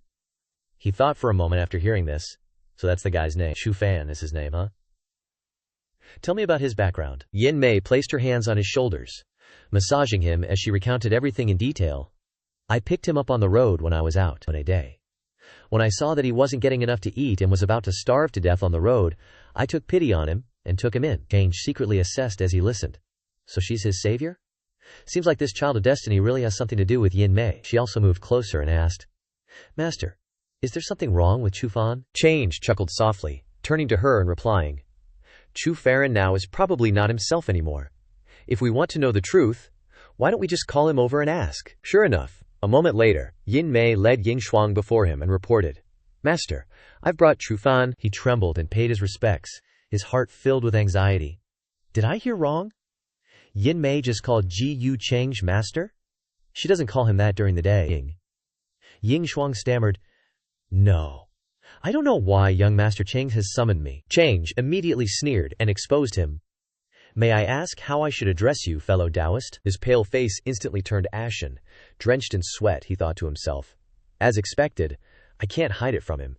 This guy is too scary. Now, not only his abilities, but his status and power are also on full display. His words contain immense power. Even the ancient myriad races are on equal footing with him now.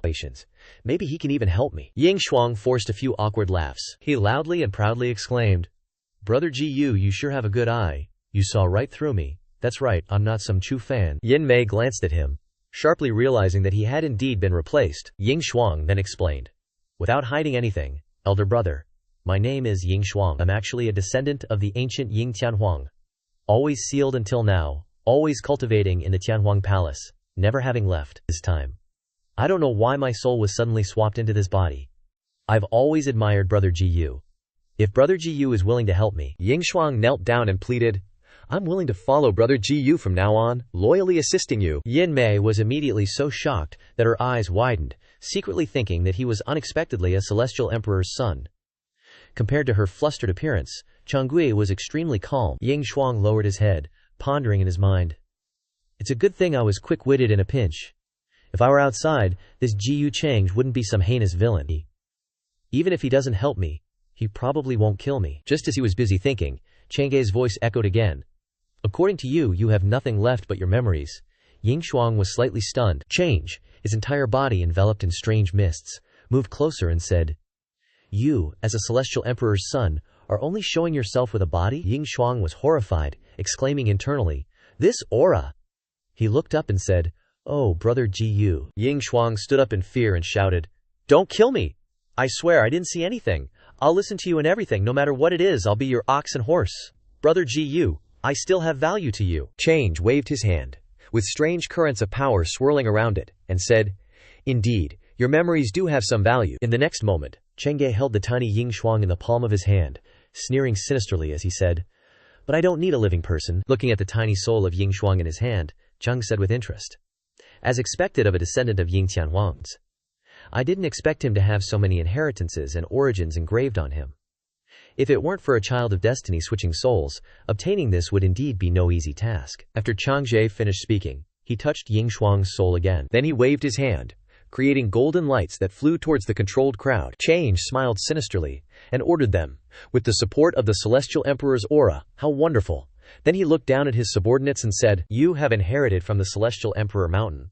What a beautiful identity." Looking at them, golden rays of light shone around their bodies. He ordered with a smile, and all of them automatically put on a strange smile. Cherry said with satisfaction, "Without further ado, take this talisman with you and go. Act heavily." They obeyed and replied, "Yes, master," then turned into purple rays of light and disappeared. Change walked towards the door. He clasped his hands behind his back, looking at the dark sky before him and said, "Prince Keen, don't disappoint me." Inside a brightly lit room, blue auras spread around eerily. A white, slender foot landed, and blue energy wrapped around her foot. Zikin, wearing only a long shirt, showing off her slender thighs, fondled her blue energy and said, "I have the innate spirit body of the veil, flawless innate goodness, and whatever I cultivate will progress twice as fast as usual. But why does this Gu change give me an illusion? I can't wait any longer." Zikin narrowed her eyes and muttered, "It must be because my cultivation is not enough. It seems that there will be someone in this world who will easily make me waver." Zikin suddenly clenched her fist. She chuckled and said, "But this is more interesting. It's not easy to find someone who makes me feel interested. No matter what, I must pursue him. Jiyu Cheng, you won't escape my Wuzi mountain." At this moment, purple auras permeated the air, causing Zikin to widen her eyes in surprise. The very next second, a huge man appeared behind her, his body radiating that familiar purple aura. Instantly, Xin Qin was sent flying into the wall with a loud crash. She stood up straight as if nothing happened and yelled, "A great saint realm cultivator, huh?" Xin Qin wiped the dust off her face. Glaring at the figure before her, she said, "Who are you? How dare you cause a ruckus under the very nose of the Changsheng Jiyu family?" The great saint realm cultivator sneered and replied, "Following master's orders, I'm here to take your life." Xin Qin frowned slightly. She thought to herself, "Master? What kind of background does someone have to make a great saint realm cultivator call him master?" One moment he was far away, The next, the Great Saint Realm Cultivator was right in front of her, throwing a punch. Ziqian didn't have time to react, and was punched square in the face, sending her flying. The Great Saint Realm Cultivator reached out and grabbed her ankle. Then, excitedly holding her leg, he tossed her violently and said, "Getting the feeling you can't move properly. That's because I've set up a formation in this residence." Ziqian took another powerful punch to the stomach from the Great Saint Realm Cultivator, leaving her in nothing but pain. She was then slammed into the wall behind her, causing everything to collapse. As Ziqian rolled into the next room, her body was covered in injuries, and her clothes were tattered. She lay sprawled on the ground, blood trickling from her mouth. She pondered, "Damn it, this was definitely planned. A quasi-saint like me isn't a match for him. I'll just have to stall for time, until the GU family notices what's going on here, and comes to the rescue." The Great Saint Realm Cultivator approached Ziqian, his eyes gleaming as he roared, "In this world, anyone who dares to obstruct Master." Just as he was about to stomp down, Ziqian quickly twisted her body to dodge. He continued, "Ko must die, you're going first. GU change." She took out a 5-colored bone bead, a bracelet with dazzling colors. The Great Saint Realm Cultivator charged forward without fear. "Master was right, you really were carrying a magical artifact, but you won't escape death today." Ziqian took a step back and asked, "Just who is your master? Do you know who I am? Can you bear the consequences of attacking me?" The Great Saint Realm Cultivator punched without hesitation, a smirk on his face, replying, "How ridiculous! You're not worthy to know. Just obediently die." Sensing the danger, Ziqian's eyes widened. This demonic energy, is he a demonic art's successor? So you guys aren't just a one-shaman show. The sounds of battle echoed throughout the room in the night. The Great Saint Realm Cultivator remained dominant, saying, "Relying on a mere string of beads for defense won't save your life." Ziqian clasped her hands together, cursing inwardly, "Damn it, why isn't this traitor saying any extra words so I can stall for time?" Immediately after, she activated the 5-colored star river chart. In an instant, the entire room was filled with shimmering colors. The Great Saint Realm Cultivator became even more excited, his eyes blazing, and he chuckled. "Interesting. Let me see how long you can hold out." He repeatedly punched the barrier in front of Ziqian. Cracks began to appear on the bracelet. The Great Saint Realm Cultivator said excitedly, "What's wrong? Can't take it anymore." Ziqian's complexion paled, her face swollen, and she wearily thought, "Why would this demonic art successor target me? I shouldn't have revealed my identity yet, right?" Suddenly, Ziqian realized something, and her eyes widened, thinking, "Wait, this aura?" Just at this moment, another punch from the Great Saint Realm Cultivator slammed into "I haven't." With one punch, cracks appeared all over the barrier. He excitedly roared. Had enough playing around, Ziqian was knocked backward. She dragged her feet across the floor to regain her balance. Ziqian raised her hand to wipe the blood from her mouth, thinking to herself, "Damn it, I don't want to be stuck here. My new life has just begun. I have to rely on it." Then, she quickly took out a talisman. Before she could activate it, Ziqian's hand was forcefully pinned down by a Great Saint Realm Cultivator, causing her to scream out in pain. The Great Saint Realm Cultivator leaned in close, grabbing her collar and saying, "Trying to run, huh? The master already figured out that you have quite a few tricks up your sleeve to escape. Today, you better be obedient. Seeing how good you look, I might as well cripple you first to save myself some trouble." "What do you think?" the Great Saint Realm Cultivator excitedly laughed. "I've never tasted the saintess of the human ancestor hall before." Knowing she had been exposed, Ziqian blankly thought, "I'm a transmigrator. Aren't I supposed to be the main character? Why is this kind of plot happening to me?" At that moment, in another room, Chang's raised his head and chuckled, thinking, "The time is ripe." Waves of resonant sound transmissions echoed in the air. Chang's loud shout rang out, "How dare you act so audaciously? You actually dare to commit violence right under the nose of the eternal GU family, looking for death." In this moment of despair, Ziqian opened her teary eyes wide, as if seeing a sliver of hope. Everyone poured out of the rooms because of the loud noise, clamoring and asking, "What's going on? What happened?" Qi Ling looked into the distance and said, "Wasn't that primordial spirit fluctuation Ji-Yu Xiong?" Ye Langtian also agreed. "It seems to be directed towards the direction of the Eternal King family. Quick, let's go see." Immediately after, they quickly flew in that direction. Ye Mingkong stood still and observed, calmly saying, "So, you finally started your scheme with Wang Ziqin." On Ziqin's side of the room, smoke and dust filled the air. She was pinned against the wall by the Great Saint Realm Cultivator. Suddenly, she wasn't afraid at all and burst out laughing. Ziqian narrowed her eyes, sneered, and said, "Sorry, looks like you've failed." Upon hearing this, the Great Saint Realm Cultivator angrily grabbed her face and replied, "Failed?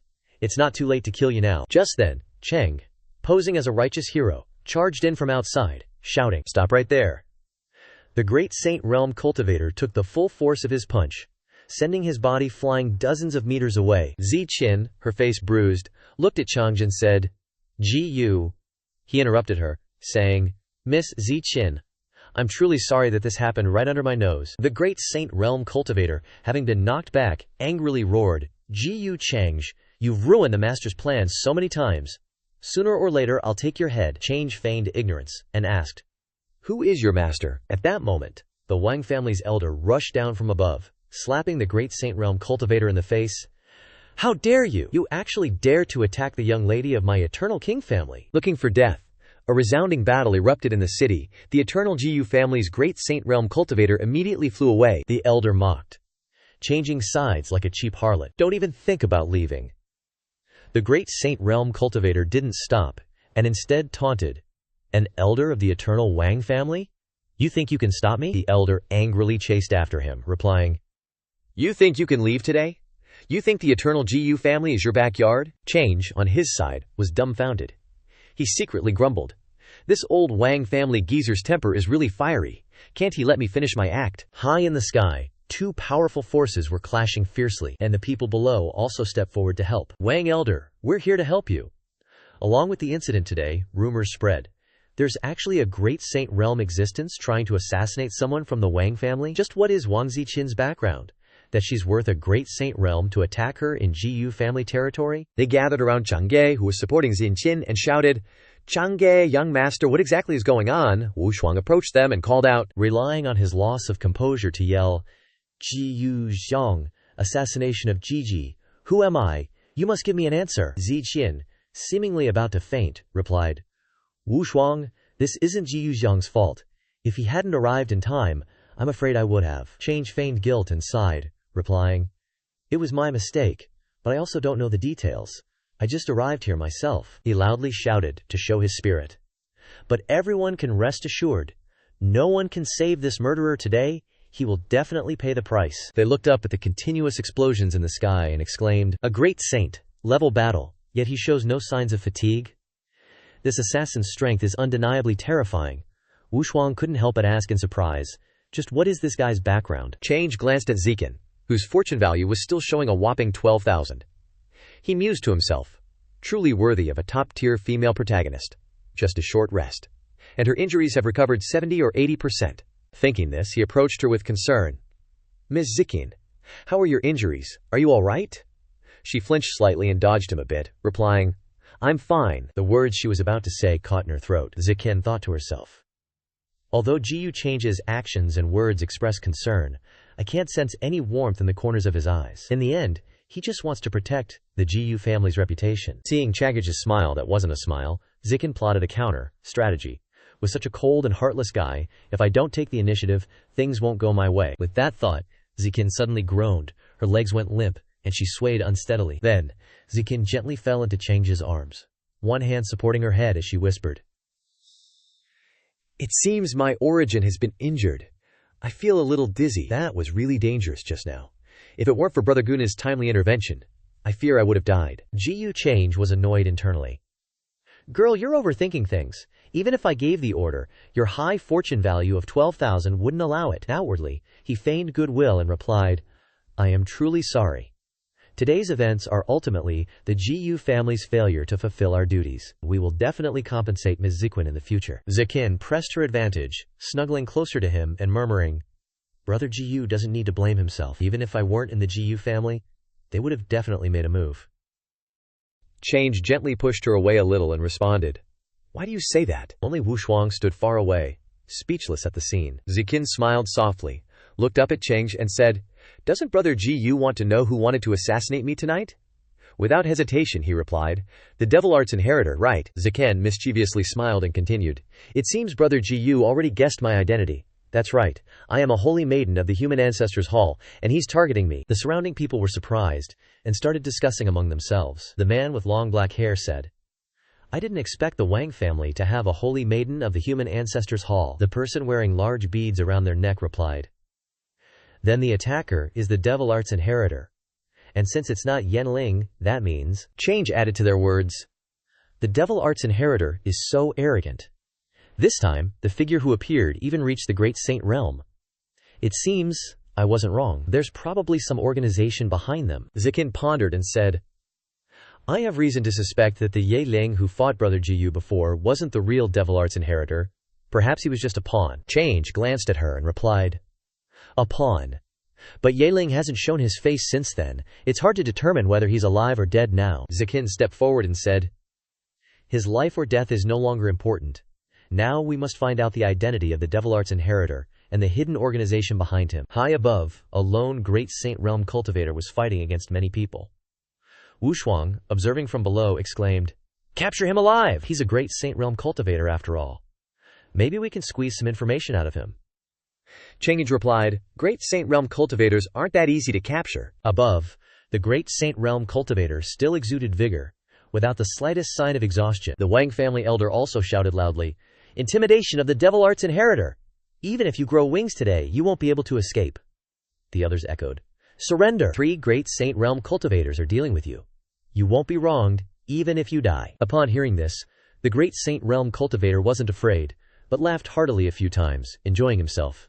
You ants! You won't be smug for long. In the future, you will definitely become slaves of our Lord. As he spoke, the jade in the middle of his chest became dazzling, creating cracks on his skin. His entire body suddenly lit up. The great saint realm cultivator roared, may our Lord and chaos exist forever. The elder, sensing danger, realized something was wrong. He wants to self-detonate his spiritual energy. Another elder next to him exclaimed in shock, what? A great saint realm cultivator's self-detonation will destroy this entire area. The Wang family elder immediately looked down and shouted orders. You all run! The impact of a great saint realm cultivator's self-detonation is too great. Us old geezers can't stop it even if we try. At this moment, Chang'e calmly spoke. Everyone, no need to panic. The elders of our Jiyu family have also arrived. From the high sky, a gigantic hand appeared, reaching towards the great saint realm cultivator to grab him. He exclaimed in fear, Supreme Realm. The next second he was crushed by the hand. A huge explosion caused by the pressure of the hand occurred without affecting the surroundings. Dust filled the air. Elder Daobing exclaimed in shock. Is that the Jiyu family's Supreme Realm powerhouse? The Wang family elder was equally surprised. To be able to destroy a self-detonating great saint realm cultivator with a single move. Quote, it's definitely a Supreme Realm cultivator. The people below all looked up, exclaiming in surprise. It's over? Is the gap between the Great Saint Realm and the Supreme Realm really that huge? Someone else replied, of course, even the Devil Arts inheritor is no exception. Change suddenly sighed and muttered, if that's the case, there's no way to get any useful information. Zikin despondently replied, even if he were captured alive, I fear we still wouldn't get any information. If they dared to assassinate me in the Jiyu family, they must have made thorough preparations. Change nodded in agreement. That's true. Zikin then looked up at the high sky and instructed. But, Brother Jiyu must also be careful next. That assassin once said you are also their target. Change gave her a faint, sinister smile and replied, the Devil Arts inheritor wants to target me, huh? Alright everyone, let's gather round and thank Jiyu Change. Everyone quickly huddled together, expressing their gratitude to Jiyu Change. We really have to thank Brother Jiyu for this. A Wang family elder quickly responded, bowing slightly. Also, thanks to young Master Gu's timely intervention in saving our young lady, otherwise the consequences would have been unimaginable. Jiyu Change modestly replied, it is merely my duty as a member of the Jiyu family. After all, this happened on Jiyu family grounds. If we let the enemy get their way, what face would the Jiyu family have left if word got out? The Wang family elder seemed to remember something, then said, that's right. When we fought that guy earlier, we sensed the aura of Tianhuang Mountain on him. The elder beside him quickly reassured. It's fine. It was quite faint. Wang Zixuan pondered upon hearing this. Tianhuang Mountain. Quote. Everyone standing there immediately began to discuss it. How could that be? Tianhuang Mountain has always been a righteous sect, someone questioned. Are you sure you're not mistaken? Noticing everyone's surprise, Jiyu Change stepped forward to share his opinion. I won't hide it from you all. I sensed it too. Moreover, the methods used by the culprit are very similar to when I fought Ye Ling before. It's like they have the same origins. He analyzed seriously. But, with Ye Ling's cultivation, it's impossible for him to be the master. After all, being able to command a great saint realm cultivator is something ordinary people and forces can't achieve. A young woman wearing a bell-shaped necklace voiced her doubts. Could it be that the inheritor of demonic arts is really at Tianhuang Mountain? A man in a blue robe continued. That's too scary. If Tianhuang Mountain is the mastermind, noticing the slightly chaotic atmosphere, Ji Yucheng raised his hand and said, "But we can't just ignore this." He continued to offer his perspective. Because everything is too coincidental. If the culprit is the inheritor of demonic arts, they shouldn't have revealed the aura of Tianhuang Mountain. That's right, another person added. It could be that the culprit wants to frame them. Ji Yucheng turned to Zixuan and Wu Shuang, who were standing beside him, and asked, "Regarding this matter, as the person involved, what do you think, Zixuan?" In his heart, he secretly smirked. Usually, transmigrators have extraordinary lives, and love the feeling of being the only one who is clear-headed, while everyone else is fooled. Wang Zixuan calmly stated her reasoning. The one who attacked me was indeed the inheritor of demonic arts, and it is true that the original aura of Tianhuang Mountain also appeared on him. Tianhuang Mountain has always been a major sect, so everyone feels that the aura appearing on the culprit is because someone is deliberately framing them. Her eyes were contemplative as she spoke. But it could also be that this is the most problematic point. If we feel that Tianhuang Mountain is being framed and go looking for other suspects, wouldn't we just be overlooking the mastermind? A general suddenly spoke up. The net culprit should have concealed their aura. This way, who wouldn't pay attention to Tianhuang Mountain? According to Lady Wang's statement, isn't that just attracting the attention of major orthodoxies and leading to self-destruction? Zixuan didn't rush to argue. Right now, everyone doesn't know that there's more than one inheritor of demonic arts. With their increasingly frequent actions, it's difficult not to be noticed. If it's going to be exposed sooner or later, then why not pretend to be the victim? You all know the principle of escaping right under someone's nose, right? Ji Yucheng looked at her from the side. Suddenly, he couldn't hide his agreement with Zixuan's words. The Wang family elder stroked his beard and said, deliberately staging a scene of suspicion. What's real and what's fake? What's true and what's false? This is indeed worthy of the holy maiden of the human ancestor hall. We didn't expect this. Ji Yucheng was still amazed by Zixuan's excellent reasoning and didn't hear her ask, Brother Ji Yu, what do you think? She repeated herself once more. Brother Ji Yu? Ji Yucheng quickly regained his senses and said, Ah, right. Ms. Zixuan is indeed intelligent. After hearing what you said, I also feel enlightened. In any case, Tianhuang Mountain's suspicion is unavoidable. Ye Lengtian spoke up. Actually, during today's birthday banquet, I heard that the Tianhuang son of Tianhuang Mountain has appeared. Everyone erupted in discussion again. What? What a coincidence! Why did the Tianhuang son of Tianhuang Mountain suddenly make a move? I respected Tianhuang Mountain so much in vain. I didn't expect them to. In his heart, Ji Yucheng maintained an indescribable state of joy. Everyone was still engrossed in discussing Tianhuang Mountain, their words filled with some fear. The inheritor of demonic arts wants to cause chaos in the world now. The most suspicious one is Tianhuang Mountain, with their immense power. What should we do in the future? Everyone quickly reassured each other. Don't be afraid. We have the successor of the human ancestor hall, and young Master Cheng's too. With their leadership, why should we fear the inheritor of demonic arts? But another person worriedly said, That's true, but Tianhuang Mountain isn't an ordinary force. Moreover, they're being targeted now, so they must be anxious. At the same time, the system screen appeared. The reputation of the Son of Destiny's powerhouse has been damaged, and the mortal world has been affected, gaining 3,000 destiny points, 15,000 heavenly fate points. Ji Yucheng suddenly smiled cunningly.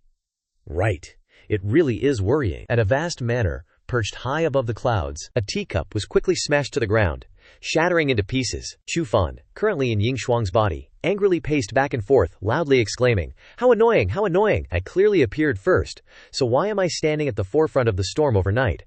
What does the demonic arts inheritor have to do with me? He angrily issued an order to his subordinates below. You, get out and continue investigating. The subordinate quickly obeyed and left. Yes. He angrily gritted his teeth. Why don't I have even a bit of memory from the start? Could it be true that Tianhuang Mountain and the inheritor of demonic arts are related? That's a great enemy recognized by the heavens and all ages. Even if I rely on Tianhuang Mountain, I won't have any advantages. He raised his face to the sky and shouted, Damn heavens! If you were going to let me enjoy this, then why did you arrange for me to suffer this kind of situation? If I knew Tianhuang Mountain would be like this, I might as well have just gone to herd horses. It would have been simpler. Ying Yu walked in from outside and said, Herd horses? Brother, you've been saying strange things lately. He quickly thought to himself, This is bad. She softly asked, Brother, are the rumors outside true? He quickly calmed down. I can't panic right now. I can't let it show. I can't admit it either. He sat upright on the large chair, silent for a long time before saying, What do you think? Ying Yu's face was sharp. I've made my grand declaration. She spun around and bounced off. I trust Big Bro, but those rumors can't just run wild. So, the best thing is not to stop them. Since it started with the GU family of Chengsheng, I'm gonna go have a little chat with GU Chengsh. He watched his little sister disappear. Totally helpless. If you could fix it, I wouldn't be losing sleep over this. Ying Chang's eyes suddenly went all intense and mysterious. GU Chengsh. And you little holy maiden of the human ancestor hall, I'm in deep because of a few words from you lot. I'll remember this. Just you wait. At the docks, where Wang Ziqin's ship was starting to sail away, they all bowed respectfully to GU Changsh. Brother GU, take care, they're after you too, you know. GU Changsh returned the gesture. Thanks for the heads. Marup, Ms. Zikin. Safe travels, everyone. Right after that, GU Changsh gave his subordinate a quiet order. Go keep an eye on things. Oh, and don't get spotted. The subordinate quickly acknowledged. Yes, young master. He paused, thinking that Yue Mingkong's been busy since dawn. Probably running around trying to find the human ancestor's reincarnation. But that character's not going to be easy to deal with. She'll probably get burned. Guess I gotta play it safe. Yin Mei popped up out of nowhere and said, Master? Your hunch was right. People from the Heavenly Emperor Mountain have already sent some folks to our clan to sniff around for Chufan. GU Changsh snickered. They want to bury the evidence, huh? Too bad for them, because they don't know I've already. He turned to leave, reminding Yin Mei. It's getting late. I'm heading back to the Ancestral Hall. Stick to the plan and tell the Heavenly Emperor Chufans at Gein's banquet. But he suddenly dipped for some reason. GU Changsh finished with a super cryptic line. Went crazy. He totally had this planned out. This way, he'll think I've got his biggest secret and weakness in my hands. Inside a huge hall, everyone was packed in like sardines, and a loud voice boomed. Young Master Chengji is here! Everyone started buzzing like crazy. The Nirvana pool's finally opening up. Young Master Chengge and Miss Xianshi are both here. They're the GU family's top talents, no doubt. GU Cheng casually explained. The Nirvana pool. Every generation of the GU family sends 5 people here to understand the ways of our ancestors, unlock the shackles of our bloodline, boost our cultivation, and master divine powers. Smelly. GU Zhenreisher folded her arms and huffed. I know that already, don't need you to tell me. GU Chengge was annoyed, but he just kept his mouth shut. Another loud voice rang out. You're all here now, follow me into the Nirvana pool. The massive doors slowly creaked open, blasting out blinding light. A scenery as beautiful as a fairyland appeared. A big pool of water lies in the middle of the scenery. Everyone there couldn't hide their excitement about this place. The mystical energy was intense. Whoa, the Nirvana pool. They say you can see your past life and future in the Nirvana pool. Wonder if it's true. GU Xianhersir thought eagerly. If I succeed in Nirvana and boost my cultivation, maybe I can finally beat GU Cheng. GU Cheng quickly shut down her fantasy. You're thinking too much. GU Xian whirled around, furious. Huh? How do you know what I'm thinking? Do you have some kind of mind-reading technique or something? GU Changsh sarcastically replied. With a head as big as yours, why would I need mind-reading? The clan elder quickly urged the 5 young people to enter the Nirvana pool. Alright, stop dallying, and get in the pool. Everyone quickly stepped into the pool, feeling incessantly so comfy. Xianser gradually felt the power of the breath surrounded her. Here are the clan elders watching them above and discussing vigorously, not paying attention to the shadows that are gradually appearing. Next time, Xianjie is indeed a gifted talent, and she reacted so quickly. As for GU Cheng, his talent is too strong, but I don't know what it is. I don't know if it will be manifested this time. Suddenly, GU Lintian spoke from behind, startling the 2 clan elders. Let's step back, don't disturb them. The 2 clan elders hesitated to reply. Patriarch, okay. His eyes stared contemplatively at the group of children in the Nirvana pool below. GU Chengsh closed his eyes, gradually feeling the power of the breath here. I don't know whether the Nirvana pool is a blessing or a curse, but the heavenly-born demonic heart must not be revealed here. The door also slowly closed, leaving the 5 of them in silence. All 5 people stood in a circle, standing still, absorbing the power of the Nirvana pool. GU Chengsh quietly felt the harmony between the water and the power blending together. Although this Nirvana process has a lot of benefits, it can only push our cultivation to the middle stage of the holy realm at most. The colorful streams of power are connected to each other, and the demon heart in my body is about to act. Although it doesn't affect me, the feeling it and the 8 desolate demon halberd give me seems familiar. GU Cheng's heart beat quickly, involuntarily, convulsing violently. This is... He closed his eyes tightly. Reveal something. The scene filled with death appeared with a thick wave of evil. Demon Lord. The image of an incredibly tall man appeared, silently terrifying. In the Nirvana pond you can see past lives, and in my past life, I should have been a transmigrator. Could it be? Ji Yu Chang opened his eyes, looking at his hands, thinking, looks like I've achieved my goal of entering the Nirvana pond this time. As for the benefits of awakening the demonic heart within me, I'll just have to figure it out slowly later. Then, his gaze turned to Ji Yu Xianxie, who was closing her eyes and absorbing power. Xianxie, don't. The other three were still focused on absorbing the power from the pond. Suddenly, they felt something strange and opened their eyes at the same time. The girl in pink stuttered in fear. What's going on, everyone? Trying to wake? Ji Yu Change? Young master change. Hey, Ji Yu Change, what are you up to? Seeing the eerie look in Ji Yu Change's eyes, they guessed. Could it be the young master suffered a chi deviation? Did something go wrong with his cultivation? The beauty in pink panicked, desperately searching for a solution. What do we do now? The subordinate next to her had an idea. He's too strong, we probably can't handle him. Away. We should inform the elders. The remaining man calmly said. What's there to fear? He's just having a chi deviation. We just need to wake him up. He quickly cracked his knuckles, confident in his abilities. Last time, I wasn't in the family, when they were vying for the position of head of the family, which allowed him to benefit. This time, suddenly, the man's pupils dilated to the max before he could finish his sentence. Ji Yu Chang kicked him away before the other two could react. The man was sent flying straight into the door, landing with a thud. He immediately lost consciousness. Foaming at the mouth, Ji Yu Chang grinned, placing his hands on the shoulders of the remaining two, making them tremble. Your turn, the two of them stammered. Young master, we. His face now looked like the face of a demon, utterly terrifying. After being struck twice, the two of them quickly fainted, sprawled on the steps. Ji Yu Chang raised his hand, unleashing a powerful pinkish-purple energy. Ji Yu Xianhe watched from a distance, unmoving, and whispered, Ji Yu Chang. He turned his face, wearing a demonic smile. Ji Yu Xianhe unexpectedly took a step back. Its demonic nature. You. She remembered a face from the past, a little scared. When you took my daddy-o bone as a child, your expression was like this. Could it be like the secret from that year? Ji Yu Chang back then was just like this. Suddenly, Ji Yu Chang lunged towards Ji Yu Xianxie with a smug look. She was struck by a palm and quickly sent flying, only managing to scream in surprise. Ji Yu Xianxie's back collided violently with the side of the pond. Her whole body was now soaked, her arms were strained, and she spat out a mouthful of blood.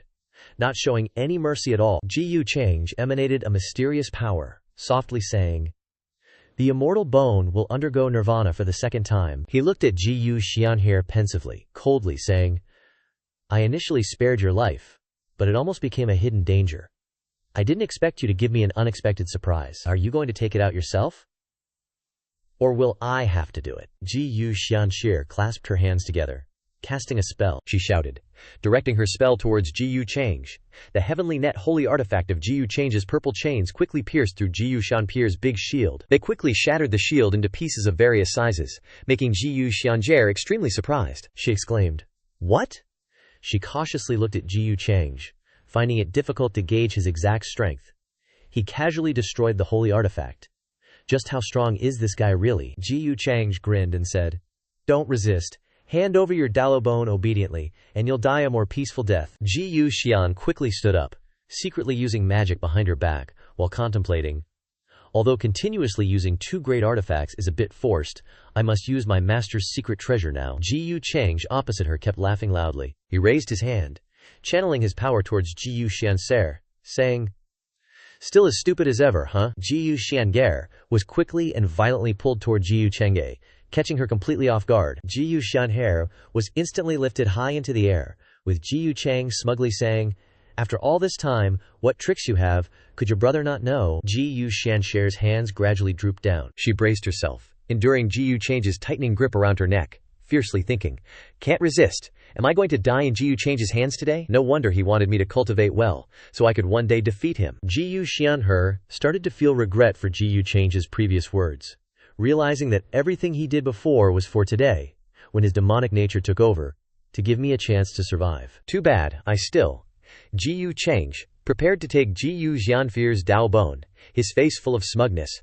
Your newly born Dao Bone, your brother will happily accept it. Ji Yu Xiangokir was now completely powerless to resist, weakly saying, If you like it, then take it. Just as Ji Yu Chang was about to act, something inside him began to stir. He quickly clenched his hand, shouting, Get out! Ji Yu Chang forcibly distanced himself from Ji Yu Xianke. At the same time she was released, she opened her eyes wide, seeing that Ji Yu Chang had truly returned.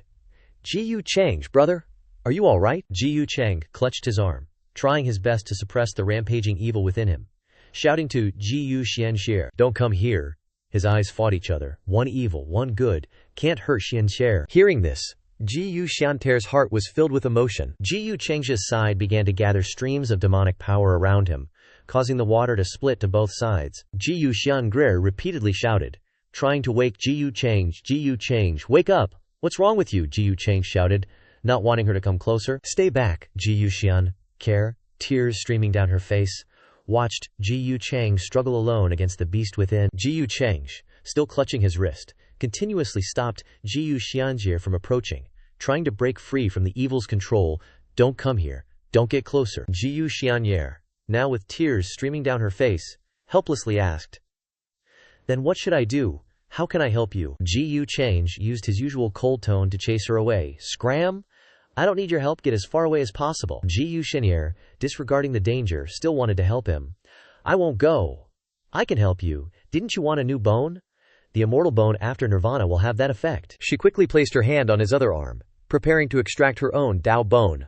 I'll take it out for you now. Ji Yu Chang angrily roared. Get out, understand, you're a useless piece of trash. Hurry up and leave. Oh, I don't need the bone of trash. Ji Yu Xianxie's tears flowed uncontrollably, her eyes red, saying, don't deceive yourself, Ji Yu Chang, you're going too far. It's come to this, and you still want to pretend you're fine. At this moment, Ji Yu Chang released his hand, the evil gaining the upper hand. Foolish thing, if you want to die so much. It was once again controlled by the evil, a sinister smile spreading across his face.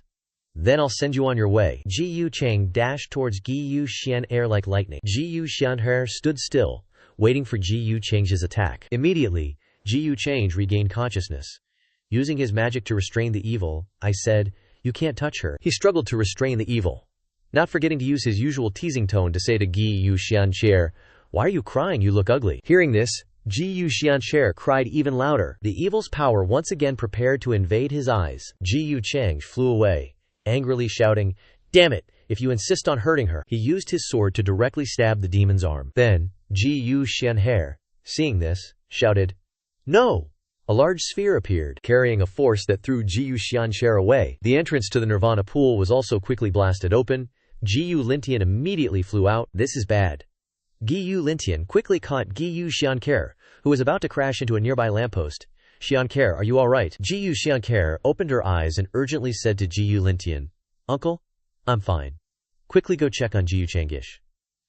Because he didn't want to hurt me, he crippled his own arm. He looked at Ji Yu Chang on the side, who had fainted after the recent fight, and calmly said, hey, don't worry. With his cultivation, this little injury is nothing. It's good that you're okay. Ji Yu Chang was sitting motionless at this moment. His left arm seemed to be severely injured, and he was even coughing up blood. Ji Yu Xianhe rushed over and hugged Ji Yu Chang, sobbing uncontrollably, leaving Ji Yu Lintian standing helplessly beside them. Uncle, it seems like he knew all along that he couldn't suppress the demonic nature, so he forced me to cultivate to avoid tainting my Dasio bone. He's clearly a very gentle person, but he uses such a cold way to disguise himself. Ji Yu Chang, who was pretending to be unconscious, heard all of Ji Yu Xianxie's whispers. I will definitely help you solve this problem. It might be very difficult, but I won't give up, Jij. The system screen also popped up a notification. Received immense goodwill from Xianxie, fortune points 9800. Scene change. A clear blue sky appears, with fluffy white clouds above the city. Ji Yu Lintian asked about Ji Yu Chang's health. How did the Nirvana pool affect you this time? He said softly. There's nothing to worry about anymore. It was just that Chengamij was momentarily careless and made you worry. Ji Yu Lintian expressed his sympathy. The problem of the demonic heart is a great hidden danger. You've had it tough these years. Ji Yu Chang reassured him. Father doesn't need to worry too much. I've already suppressed the demonic heart, so I'll be fine. Ji Yu Lintian looked at Ji Yu Chang's clothes with satisfaction. That's good then. But those clothes look pretty good on you. Xianxie must have spent a lot of her savings. He also looked at the clothes he was wearing and said, that little brat is really something. Ji Yu Lintian instructed Ji Yu Chang before leaving. Rest for a while. You don't want to see him. But now that you're stable, take some time to explain things to him. He said with a smile, Father, don't worry. Cheng knows what he's doing. He's thought through every step of this plan, After all, we have to play the whole drama. Yan Ji stood below and reported the news she had just gathered to Ji Yu Cheng. Master, Yan Ji has investigated it thoroughly. The father of Miss Xianjie is indeed being held in a corner of the world. Ji Yu Cheng praised. Excellent. She continued to report.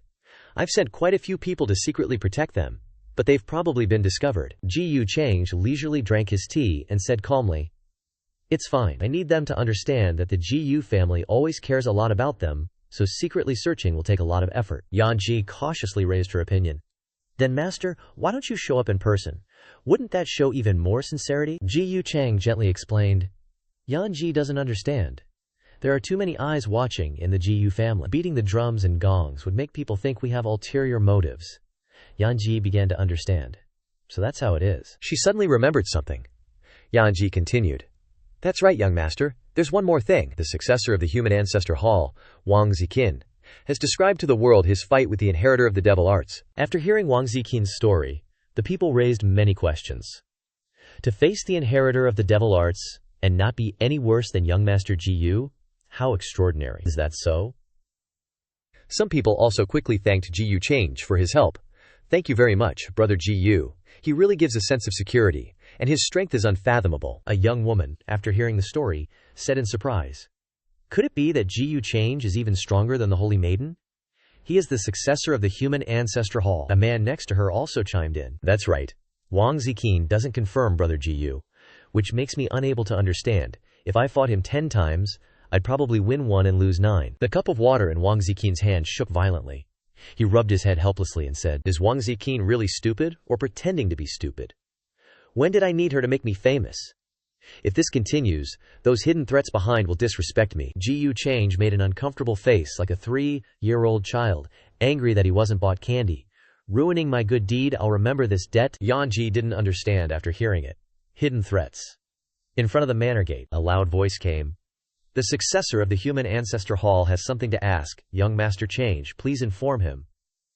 The soldiers outside quickly blocked the person. How dare you? The successor of the human ancestor hall just left. How dare you impersonate her? Who are you anyway? Jiang Chuchu raised the human ancestor hall token, causing the 2 soldiers nearby to look surprised. The human ancestor token. Please stop. I'll inform young master right away. Outside, Jiang Chuchu waited and thought. I used a secret technique at the ancient Ye clan to probe Ye Ling and made a surprising discovery. Ye Ling is dead. Her face was a little difficult to read. Rumors really aren't trustworthy. What exactly happened on the ancient immortal path? Ji Yu Cheng, how much are you hiding? Ji Yu Cheng's mansion lay quietly in an area. The soldier from before ran out to report. Young master is in the hall, preparing a feast and awaiting the arrival of the inheritor. The soldier outside invited Jiang Chuchu in, not forgetting to look at her with admiration. This inheritor is quite the looker. Jiang Chuchu was a little surprised by Ji Yu Cheng's indifferent attitude. So nonchalant, this is probably going to be troublesome. She stepped into the manor, pondering as she walked. But even if Ji Yu Cheng is really sus, he probably wouldn't act against me so carelessly. If something happened to the inheritor of the Renzu temple, he'd be a fool to bring trouble on himself. Ji Yu Cheng sat leisurely on the main seat, beaming. Chuchu. On the contrary, she was silent, secretly observing the structure of the room. Not knowing the Holy Maiden was gracing us with her presence, Ji Yu has been remiss in not welcoming you from afar. The banquet is ready, Holy Maiden. Please be seated. Jiang Chuchu sensed something strange in the room and became more cautious. Clearly all fine wine, but why do I feel like I'm entering a demon's lair? Could this Ji Yu Cheng really be a demon? Ji Yu Cheng's face looked extremely eerie, calmly asking. The Holy Maiden didn't mind the long journey to get here. I wonder what brings you here. Jiang Chuchu respectfully greeted Ji Yu Cheng. Jiang Chuchu of the Renzu temple pays respects to young master Cheng. In Ji Yu Cheng's heart, he thought, still so calm under my pressure. A slight pause. Truly extraordinary demeanor. It seems cultivators related to the ancestor are all not simple people. Oleg first. He smiled lightly, expressing praise. Jiang Chuchu, what a lovely name. Indeed, the person is as the name, so charming, that I loved you at first sight. Jiang Chuchu sat down and politely responded to Ji Yu Cheng's words. Young Master Ji Yu is joking. I heard that young Master Cheng fought with the inheritor of the demonic art, and Chuchu is a little puzzled, so I specially came here to humbly ask for details. Jiang Chuchu's eyes immediately lit up, seeming to probe something on Ji Yu Cheng. This is a reverse tracing divine power that is unique to me. It needs some time. Ji Yu change, show me your true colors. Ji Yu change pretended to be earnest, asking, "As for details? Could it be that Holy Maiden Chu still wants to hunt down Ye Ling?" In his eyes, one could see an extremely indifferent tone when talking about this matter. But unfortunately, he's already dead. Surely you know that, right? Jiang Chuchu's expression was full of shock after hearing this. This tone. He knew Yi Ling was dead a long time ago. This Ji Yu change is sus. But why would he so easily say it out loud now? She was careful in every word to Ji Yu change. What does young Master Change mean by that? The outside world is rumored that Ye Ling is hiding. Chu really doesn't understand. Ji Yu Chang smiled politely, raising his glass of wine.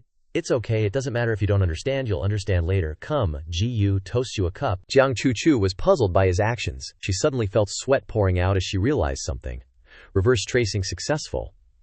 He's not related to the inheritor of the demonic art. One of Ji Yu Change's eyes suddenly turned into the eye color of a demon. A bizarre voice came out. "What, is Holy Maiden Chu afraid that Ji Yu will poison the wine?" Under Jiang Chu's gaze, Ji Yu Change appeared with an extremely terrifying scene of evil and death. Swallowed so many origins and physiques. He is the inheritor of the demonic art. One can't see his depth of strength at all. This guy, Jiang Chu, turned pale. The wine glass in her hand began to tremble. The wine glass quickly fell to the floor, causing wine to splash everywhere. Ji Yu Change still maintained that gentle tone, saying, "Holy Maiden Chu's complexion is not very good. It was just a joke just now. Holy Maiden, don't take it to heart." Jiang Chu quickly adjusted her mood. It was Chu's oversight. Many thanks to young Master Change's concern. A show like this should be avoided in the future. She stood up and said goodbye to Ji Yu Change. "Please forgive me for disturbing you so suddenly. If young master says Ye Ling is dead, then I'll go elsewhere to find clues to punish Zijiang." Chu quickly turned to leave. Need to quickly find a way to expose Ji Yu Change's true identity. Otherwise, I don't know what kind of catastrophe it will become. But Ji Yu Change said a chilling sentence. "Since you've come, then don't leave." This made Jiang Chu stunned. Cold, demonic hands suddenly appeared right behind her, grabbing her, causing Jiang Chu to scream. "I am the Holy Maiden of the Renzu Temple, Ji Yu Chengje. What do you want to do?" Jiang Chu was quickly restrained, and then gradually dragged into a black hole in the face of futile resistance. In an instant, Jiang Chu disappeared, leaving only Ji Yu Chang outside expressing ridicule. "Fool, actively offering yourself at the door. Your clumsy acting skills probably can't even fool Xiansher." He turned around and asked Yan Ji, who was hiding behind the screen, "How's the breath simulation?" She bounced out, super hyped. "The secret technique you gave me is crazy good. It can sniff out everything. Combined with the treasure, I can mimic her like 80-90. Ji Yu Change was feeling pretty good about his results. "Nice, that's how it's done. You'll be the next successor of the Human Ancestor Hall then." Yan Ji immediately piped up. "But young master, can I really fool the Human Ancestor Hall people? And Jiang Chu's clothes aren't exactly normal, it's going to be tough to copy them." Ji Yu Change started thinking, keeping it too simple won't work either. Then he subtly tweaked Yanji's vibe a bit. "Don't sweat it too much. You're not actually going back to the Human Ancestor Hall anyway. Just strut your stuff on the outside, grab some attention. But Yanji, you're a bit too chill. You need some edge, or else guys like Wang Ziqin will see right through you. Watch your face." Yanji was quick on the uptake. "Got it, young master. You're so knowledgeable, even acting you're a pro at." Ji Yu Change started pondering. Now, about the clothes, inside a space that was like a bubble, cut off from the outside world. Jiang Chu was looking around, sizing things up. "This is Ji Yu Chengje's spatial magic item. I can't believe the Dao Heaven Seal didn't break it." The invisible barriers around her were slowly healing. She glanced upwards, guessing. "He doesn't dare kill me. And he's not using the Chengsheng Ji Yu family's power. He's locking me in this world to make it look like the Ji Yu family doesn't know what he's up to." Just then, Ji Yu Cheng's voice echoed, "Satis Chu, you're sharp as a tack. You figured me out." Jiang Chu jumped at the sound. She spun around, blurting out, "Ji Yu Cheng, how long have you been standing behind Jiang Chu?" Quickly stomping her hopes. "Don't waste your energy. And unless I let you out, you're going to struggle till you drop dead here." Jiang Chu immediately threw a punch at Ji Yu Cheng. "If I can't break the space, I'll just kill you and get out." Ji Yu Cheng lazily powered up, ready to smack her down. "What makes you so confident?" Their powers slammed into each other. Ji Yu Cheng's overwhelming power instantly tore through Jiang Chu's defenses, creating a wild scene. Jiang Chu, pissed, cranked up her magic. "You ruined my Dao Heaven Seal." Reincarnation divine power. Her barriers got a boost, slowly recovering. Suddenly, their clash of powers caused a huge explosion, sending Jiang Chuchu flying. She coughed up a bunch of blood. Jiang Chuchu's face was dotted with sweat as she glared at Ji Yucheng. Your cultivation is, at least at the Saint Realm, Ji Yucheng. You've been hiding it well. Ji Yucheng, all calm and collected, replied. Get it now? See the difference between us? Just give up and let me put a slave seal on you, and you won't have to suffer so much. Jiang Chuchu slowly stood up, scoffing. Hilarious! I'm the successor of the human ancestor hall, she screamed, and a blinding light burst from her forehead. How could I let you control me? Ji Yucheng was taken aback. This is a sliver of the human ancestor's power. A massive formation appeared, looking like it could trap Ji Yucheng. Even if it costs me my life, I won't let you do whatever you want. Ji Yucheng didn't even flinch. He just casually said, you shouldn't have used that. A spear with a weird, spooky power showed up. Ji Yucheng blasted his internal energy at Jiang Chuchu's formation and yelled, back where it came from. Jiang Chuchu was stunned. What? The seal on Jiang Chuchu's forehead spurted out fresh blood. She was taking some big damage from that immense power. Chains suddenly appeared. Jiang Chuchu was grabbed and hung in midair, totally confused. How? Ji Yucheng calmly explained, in my world, your life is mine to control. Happy feet.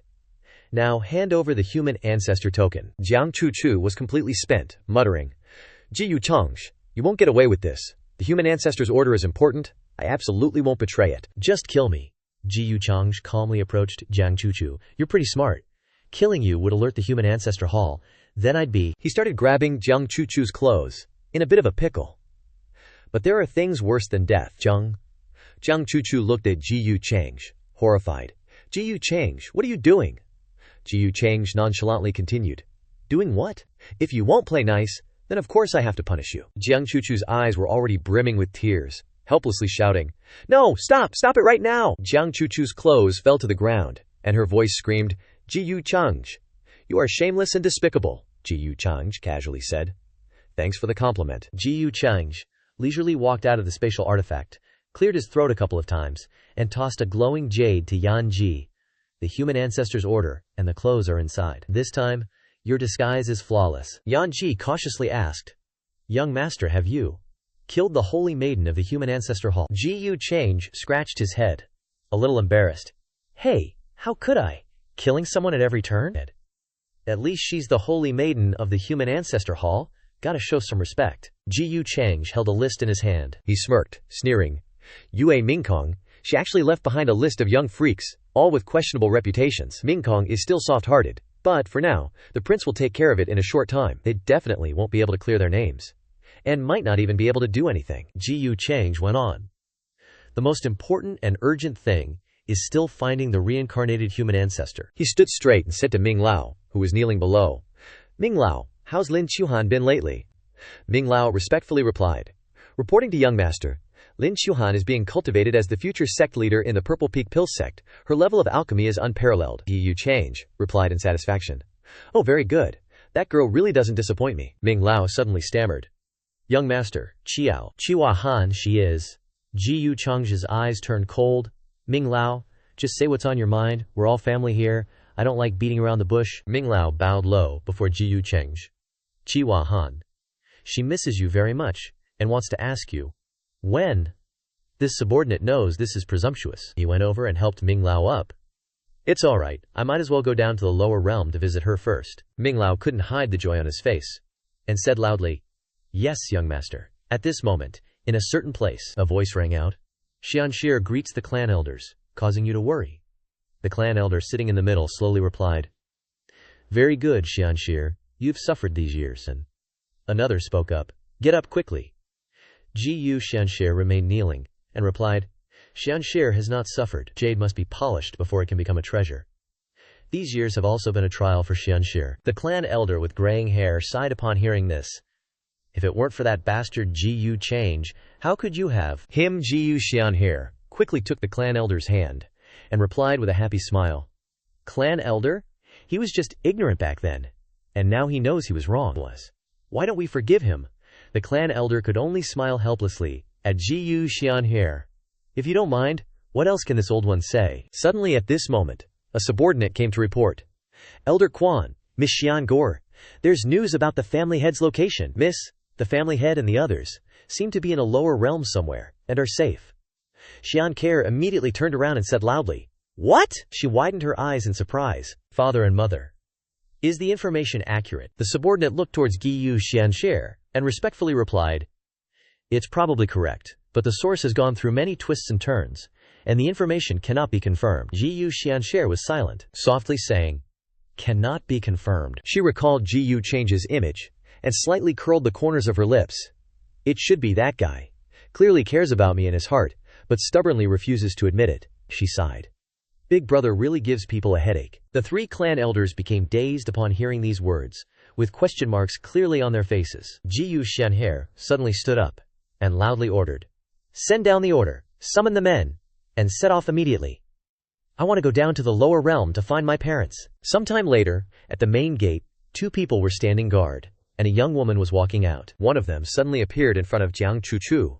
Holy Maiden Giyu, any gains? Yan Ji, in Jiang Chuchu's form, went forward and said, young Master Giyu Cheng has the world in his heart and cares for the people, doing his best to deal with the inheritor of demonic arts. I shouldn't doubt him. The other person glanced at Jiang Chuchu, continuing, if the Giyu family has nothing, that clue is interrupted. Should we go find the reincarnation of the human ancestor? Jiang Chuchu replied. No need. The reincarnation of the human ancestor will return sooner or later. We shouldn't interfere too much, as we might even hinder the human ancestor. Hearing this, the other person said nothing more, just replying, yes. Jiang Chuchu had a pensive expression, recalling her first encounter with Giyu Chengge, and thinking to herself, the inheritor of demonic arts. I never expected that I would be following the peerless demon who schemes for the people and crosses the sea. Things are truly impermanent. So, Ye Chen back then was also under the young master's plan. She continued her train of thought. But the matter has nothing to do with me, and instead recalled the good memories from before, when Giyu Cheng helped her rebuild her body, and even gave her treasures and resources to make her cultivation better. She smirked, thinking to herself, the feeling isn't bad either. Jiang Chuchu left with the other person. She walked in front, saying, the clues to the inheritor of demonic arts are not yet interrupted. Go to the Heavenly Emperor Mountain. The other person followed, step by step, replying, yes. An ancient pagoda, with each story's eaves intricately carved. This place is the Purple Peak Pill sect. Inside, Xingyan was happily chatting with Giyu Cheng. Young Master Cheng is looking well. You've been making quite the splash lately. I'm here because of my disciple, Qi Han. Giyu Cheng chuckled. Sect leader Xingyan is too kind. I appreciate you taking care of Ling Qiuhan for me all this time. Xingyan modestly replied. Young Master Cheng Wei, what are you saying? Qi Wai Han is the successor of the Purple Extremity Pill sect. Of course, I should nurture her. Giyu Cheng smiled. Sect leader Ziyan is absolutely right. Below, Lin Qiuhan was standing with the other disciples, chatting. Change. Qiyu Change, the famous young master from the upper realm. And you're connected to him. Young Master Change is so approachable. He's so powerful. Yet he has such a good personality. Giyu Chengxie glanced at Qi Wai Han, smiling. Qi Wai Han, you need to keep working hard. Don't let sect leader Xianyan down. Lin Qiuhan blushed, shyly replying, yes, Qiuhan will obey your orders, young master. In her heart she thought happily, so approachable. The young master is the best to his own people. Soon, night fell, and the stars twinkled in the sky, the moon illuminating the mountain. Giyu Cheng and Lin Qiuhan were strolling on a bridge. Giyu Cheng spoke. This time, me coming here. I actually have something I want to entrust to you. Lin Qiuhan smiled cheerfully. Young master, just tell me. Qi Wai Han will do everything in her power. He took a piece of paper from his chest and handed it to Qi Wai Han. You've always underestimated yourself, worried that you'd be useless to me. So now, I'm going to find something for you to do. Lin Qiuhan looked at the paper, curious. This is. She opened the paper and read it, a little surprised. Purple Extremity Immortal Pill Ancient Recipe. Never heard of it. Besides the slightly troublesome refining process, it doesn't seem that special. Lin Qiuhan sighed, a bit dissatisfied, and said, it's rare for the young master to give me a task. Just leave this little thing to me. Giyu Cheng glanced at her, his tone amused. Oh? Big words. He reached out and patted Lin Qiuhan's head. Qi Quan Han, don't underestimate this ancient recipe. It's much more complicated than you think. But I believe you can do it. A notification popped up above Lin Qiuhan's head. Luck value plus 500. Lin Qiuhan blushed from the head pat, gazing at Giyu Cheng with infatuated eyes.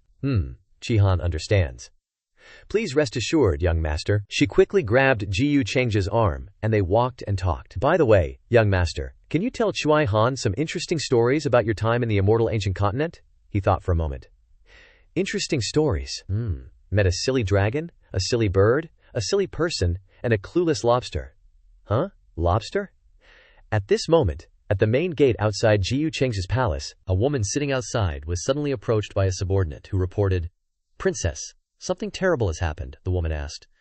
"What is it? Why are you so flustered?" the subordinate explained. "Just received news that the Sikong family's deductions indicate that the legendary Yin Absolute Heaven has appeared in the world. The major sects are currently discussing solutions."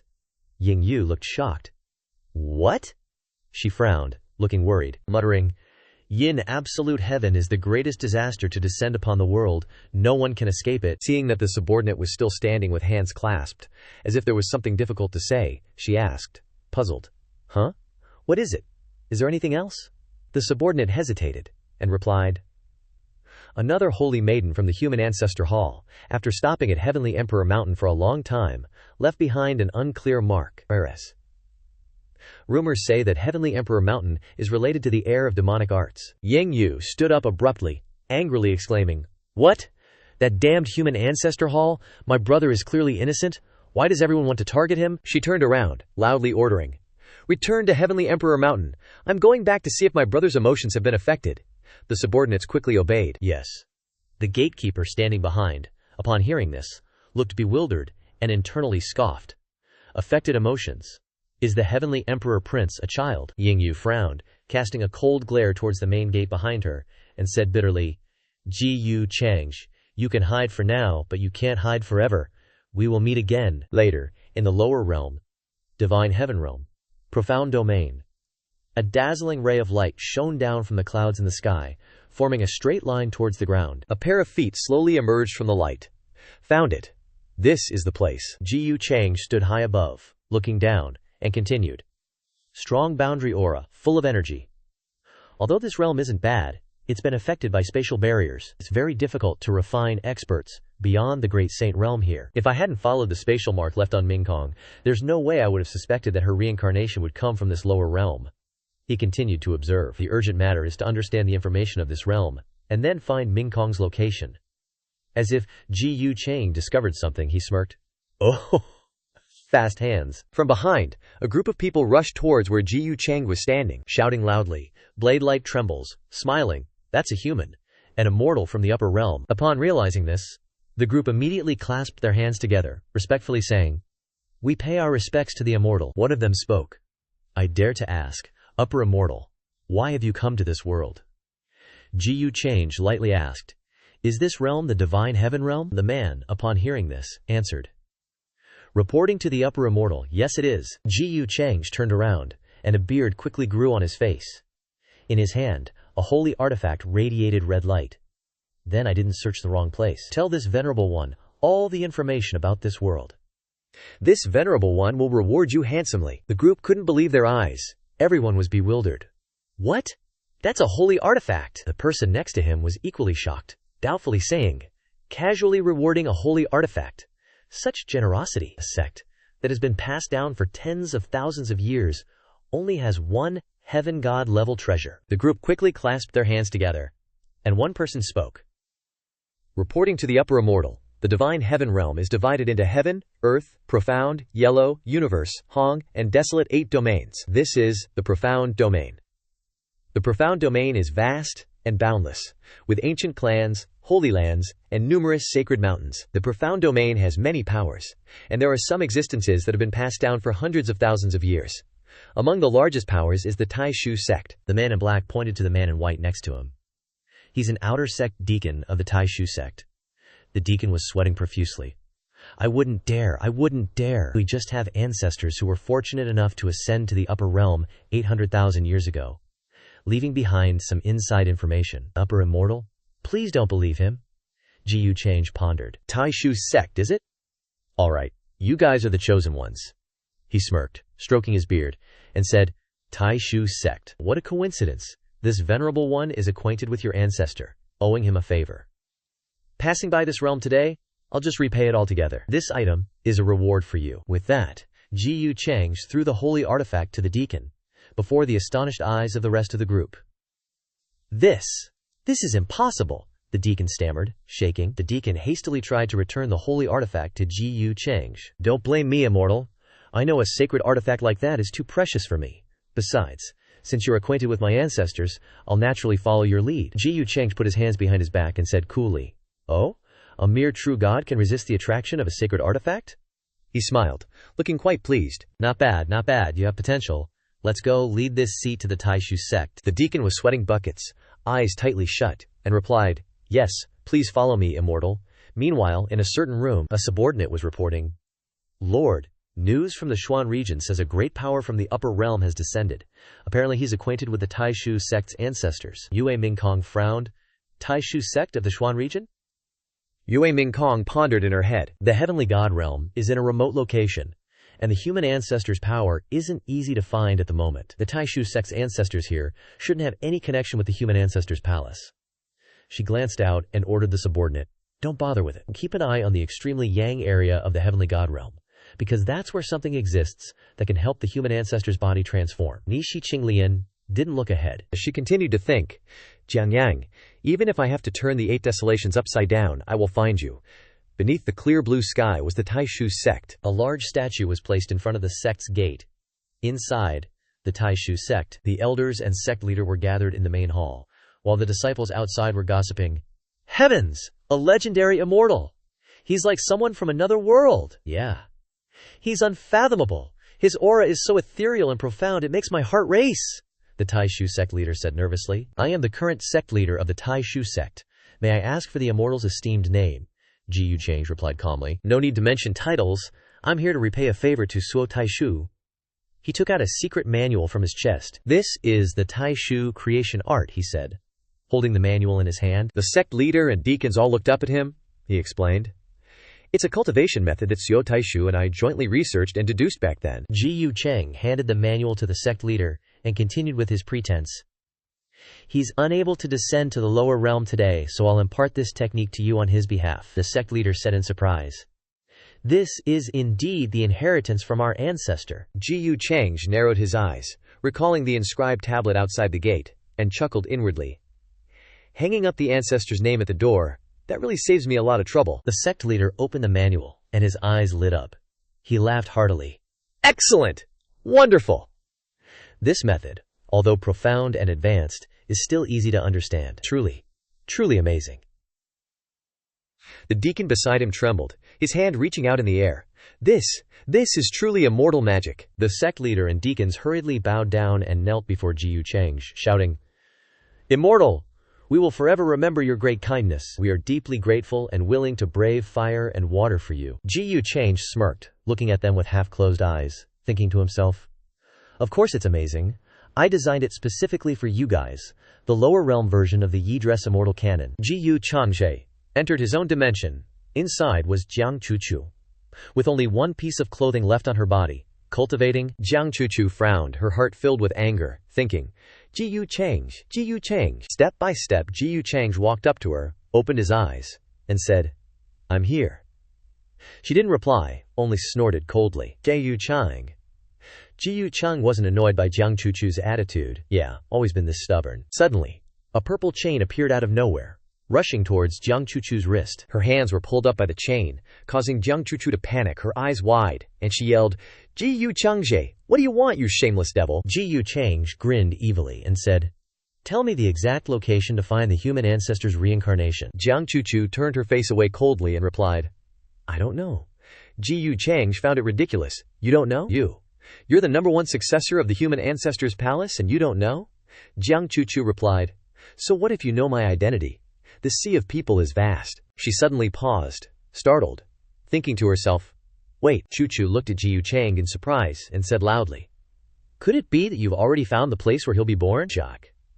Ji Yu Chang smiled and pointed downwards, proudly saying, "Of course, I not only found it, but we're actually here right now." Jiang Chuchu's expression turned bewildered upon hearing these words.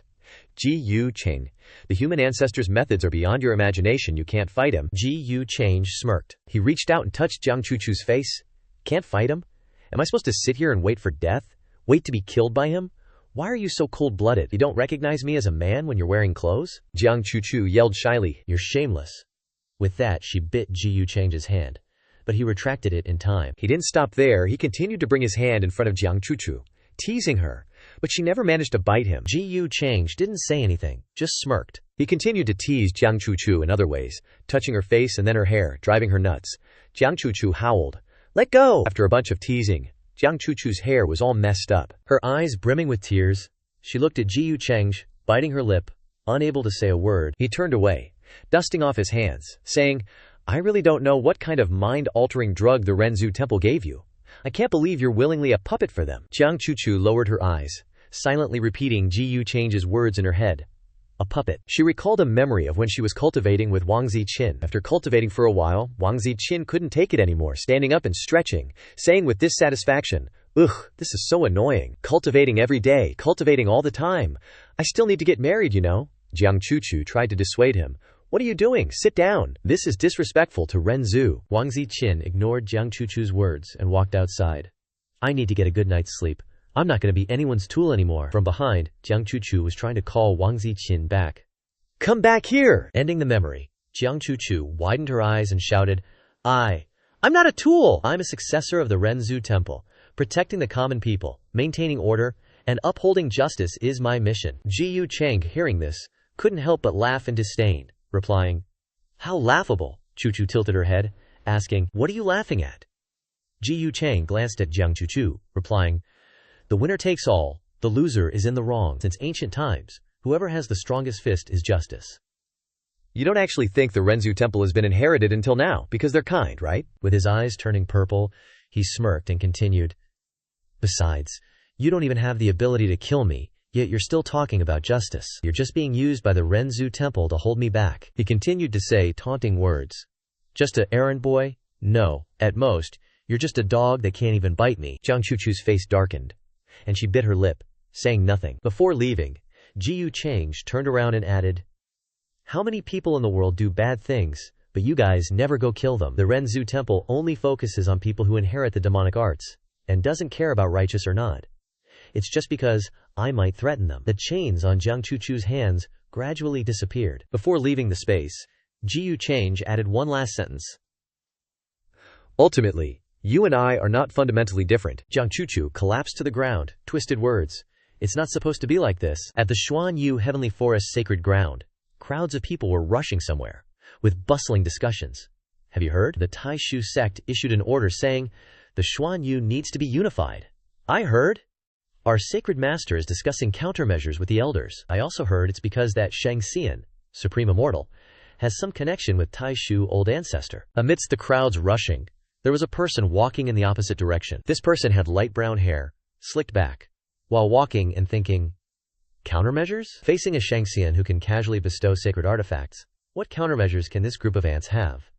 The Tai Shu sect wants to unify the Xuan Yu. No power can resist. Surrendering quickly is the only way to survive. Continuing to walk down, ignoring the crowds rushing forward, this person continued their train of thought.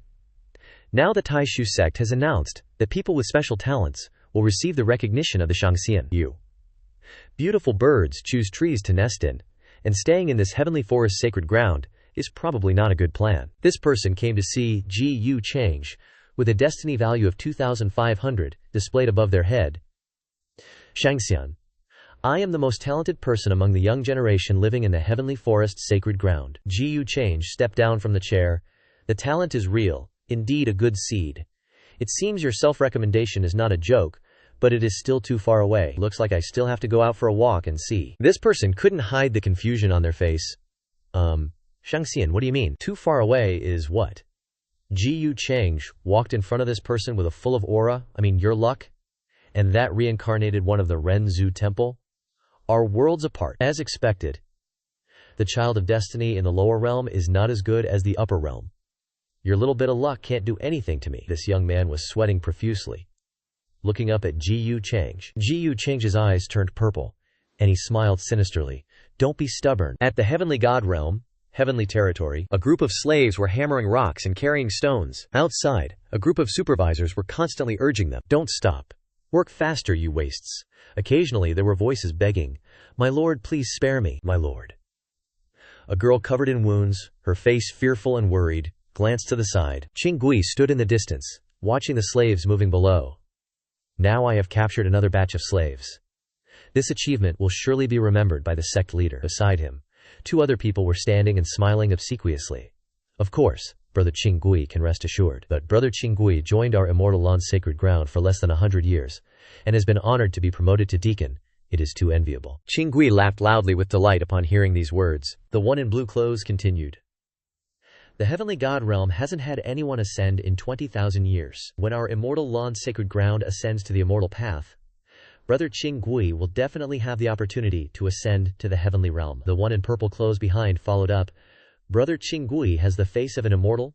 It is known at a glance that the future is unlimited. Qinggui folded his arms, standing in front, and said proudly, "Not only me. You must also strive to cultivate to have a chance. The sect leader's judgment will not be wrong. Now is the best opportunity for us to ascend." He excitedly yelled. "So what if the heavens want to stop us from ascending? Are we supposed to just obey? We'll slay immortals when we meet immortals, slay demons when we meet demons, conquer the very heavens, and pave our way to immortality." Then, he laughed heartily. Qinggui suddenly noticed something different. Huh? That white-haired guy? It was a white-haired young man hammering rocks below. The guy in blue clothes also noticed. "Oh, that kid's got some luck. Several teams have already died from this hard labor." Qinggui also looked at the white-haired young man.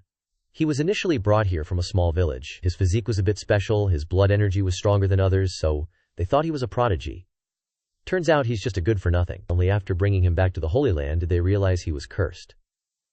It robbed him of his sacred body, so no matter how many resources you give him, he can't cultivate. The guy behind him added, "But his strength is astonishing. No wonder he's the only one who can survive wave after wave of people." Down below, the young man was still diligently working, hammering away. Jiang Yang, sweat pouring down, tried to maintain his will, thinking, "I absolutely can't die here. I want to go back to the village. My little sister is still young and needs me. Grandma is getting old and needs my care." Jiang Yang's eyes gradually became dull. He continued to struggle, thinking, "That person once said that I could leave after 3 years of cultivation." Recalling his previous encounter with Qinggui, he made a decision. That time will come, that's what he thought. But his hands were already losing strength. The hands gripping the hammer were gradually loosening. Jiang Yang fell backward, exhausted, thinking, "Right now, still need, calculating, still missing 103 days until the 3-year mark." After a moment of contemplation, Jiang Yang fainted from exhaustion. A voice suddenly echoed, "Why suffer so much? You just need to accept my existence, and you won't have to endure this torment anymore." Jiang Yang startled, looking around, then shouted, "I am myself. Who the hell are you? Get out of my body now."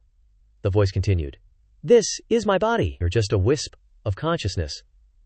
Before I awaken, it's just that I don't want to erase you." Jiang Yang cautiously glanced behind him. A spirit was gradually materializing, and the voice continued clearly, "You just need to accept me, and then all your wishes, I can fulfill them for you. Taking care of your young sister and elderly grandmother is just a snap of the fingers." Jiang Yang clenched his fist and said, "My sister and grandmother." He responded with a contemptuous tone, "Humph. What's the difference between accepting you and being eliminated by you? Either way, I won't exist anymore, right? Would I still be me like that?" The spirit responded, "Of course there's a difference. The principle of you actively accepting versus me eliminating you is not the same." Jiang Yang asked, confused. "Principle?" He frowned, looking at the spirit. He said, "I only know that if I'm gone, then Yao Yao will definitely be very sad. I know you're not simple, but I absolutely won't easily hand over my body to you." The spirit in front turned into a dazzling light and laughed loudly. "Stubborn, but conversely, a sentimental and righteous kid. It's just that this body isn't enough for you to waste for much longer." Jiang Yang resolutely replied, "I won't give up." Outside, Giyu Changge had just arrived behind him. Someone accompanying him, looking at the desolate desert ahead, softly said, "Is this the Xianyu?" The system notification popped up, activating a side quest about a reincarnation flow's luck-infused son. Jiyu Changge read the quest and was intrigued. Reincarnation flow? Looks like I've come to the right place." The system continued to show an image of a large peach tree growing alone, he said, puzzled. A peach tree. In the gloomy sky, heavenly lightning bolts were striking the peach tree. Amidst the power of the heavenly lightning, cherry blossom petals fell like light feathers, gently fluttering in the air. Then a pink-haired girl appeared amidst the blossoms. Sound asleep, Jiyu Changge thought, Looks like the girl on the mysterious peach tree and the spirit are related. He glanced. Whether that's accurate or not, still needs to be verified. Ji Yu Cheng and the person who came with him left, the two disappearing into a vortex in the air. In Beishan village, a village that looked extremely dilapidated and crumbling from the outside, the village gate was swaying, as if it were about to collapse. Inside the village, Yan Yan was sadly asking, "Grandma, it's almost been 3 years. Gierge hasn't come back. Do you think he's forgotten Yan Yan?" Grandma Yinhua next to her stroked the girl's head, comforting her. "You're Gierge. Even if he forgets everyone, he won't forget Yan Yan." She gave a kind smile, continuing, "Yan Yan, don't worry. When your Givakari finishes learning and comes back, he'll become a cultivator who can fly through the skies and escape the earth. At that time, he can take Yan Yan flying outside." Yan Yan, hearing her grandma's words, quickly became happy again. She excitedly said, "Yeah, Yan Yan wants to be taken flying outside by cultivator Gierge." Grandma Yinhua remembered Qing Gui, the esteemed expert who took your Gierge away. He was from the Xianlun Holy Land. He said that your Gierge's physique was 1 in 10,000 miles, and he would definitely be nurtured with all the sex strength. The grandmother and granddaughter continued their conversation. "He's probably busy cultivating, that's why he doesn't have time to visit us. Yao Yao, don't worry. Yes. I believe my brother is the most powerful person in the world." Suddenly, someone ran into the village shouting, "It's not good! It's bandits!" He frantically yelled. "Bandits are heading towards the village?" The villagers also discussed. "It's the two-faced bandits. Didn't we just pay our spirit stones?" Yao Yao worriedly said, "Grandma, the bandits are here again." Grandma Yinhua pulled the girl closer. "Yao Yao, don't be afraid, Grandma's here." Outside the village, a group of fierce bandits stormed in, causing panic among the villagers. How could it be the Black Wind Bandits? It's the Black Wind Bandits this time. The Black Wind Bandits are ruthless killers. We can't resist them. What should we do? Fear was evident on everyone's faces. Rumor has it their leader is a high-ranking heavenly deity. They say the Black Wind Bandit leader likes to eat little girls. That's why they've been searching for girls lately. The Black Wind Bandits entered the village. The leader stepped forward, loudly saying, "Who's the village chief? Get out here!" The village chief timidly said, "I'm the village chief of North Mountain Village. Greetings, sirs." The leader patted the village chief's face. "Old man, our leader has ordered. Any girl under 5 years old must be offered up. Anyone who resists will be killed." The village chief was terrified. Not knowing what to do, the bandits directly dragged the girls away. A woman tried to resist. My child, give my child back." The girl, dragged away by the bandit, cried for her mother, "Mother, save me." The woman, her child taken away, angrily cursed the bandit who stopped her. "You damn beasts, how dare you steal my child?" The bandit retorted, "You're asking for death." The woman, fearless, continued to yell, "You'll die a horrible death. I'll haunt you as a ghost." The bandit angrily shoved the woman away. She was kicked to death. Causing a commotion, the leader noticed, and clicked his tongue, his eyes cold. He held a large blade in his hand. He gripped the blade, looking at the woman struggling on the ground. "You won't shed tears until you see the coffin." The leader raised his blade, excitedly saying, "If you want to die, then die." With that, he slashed down with his blade. The sounds of stabbing echoed, the brutality terrifying the onlookers. Yao Yao, watching from afar, was wide-eyed in fear, her face pale. The Black Wind Bandit leader grinned sinisterly, wiping the blood off his face. "Anyone else who resists will be an example." Suddenly, his gaze shifted forward, meeting Yao Yao's eyes, startling her. Her eyes filled with shock. The bandit stood up. "Oh, there's another one." The man beside him exclaimed, "Yao Yao, Grandma Yinhua." Yao Yao, discovered, hid behind Grandma Yinhua. The bandit leader loudly ordered, "Old woman, bring the girl behind you here." He pointed his bloody blade at Grandma Yinhua. "No. Then I'll mince you into meat, feed you to my mount." Yao Yao, terrified, clung to Grandma Yinhua's clothes. Grandma Yinhua glanced at the bandit, fearless, saying, "I didn't want to interfere, but if you insist on touching Yao Yao, sigh, looks like I need a new body." A moment later, at the Black Wind Bandit camp, the Black Wind leader stood before the girls they had captured, reporting, "Sir, these are all captured as you ordered. Girls under 15 from the surrounding villages. Are they to your liking?" Ji Yu Cheng silently observed, saying nothing. He looked at the meager luck of the girls, thinking, "Did I misjudge the location?" He wearily ordered, "They're all useless. Release them, but don't harm them." The Black Wind leader was confused. Release them? Isn't that a waste?" Ji Yu Cheng coldly stared forward, his voice low. "I also have a little sister." The leader sweated profusely, quickly yelling, Yes, please rest assured, sir, I'll escort them back safely." Ji Yu Cheng glanced at the leader with his purple eyes, asking, "Anything else you want to say?" The leader quickly confessed, Sir, there is one thing. My men who went to North Mountain Village were all killed by a Fenghuang realm cultivator. Strange thing is, such a remote place. Ji Yu Chang finally heard some good news. Oh, Fenghuang realm, he thought. Looks like I found it. The leader cupped his fists, loudly saying, Sir, rest assured, I'll handle it myself this time. Just a Fenghuang realm. I'll definitely capture him. Ji Yu Chang waved his hand, saying, No need. I have no use for you right now. Await orders. With that, Ji Yu Chang turned and left, leaving the bewildered leader behind. Yes, sir, he outwardly agreed. But inwardly he was seething. Hey, just wait till I reach the Divine King realm and ascend. Ji Yu Chang, who was about to leave, suddenly paused and said, You. The head honcho flinched, immediately kneeling down.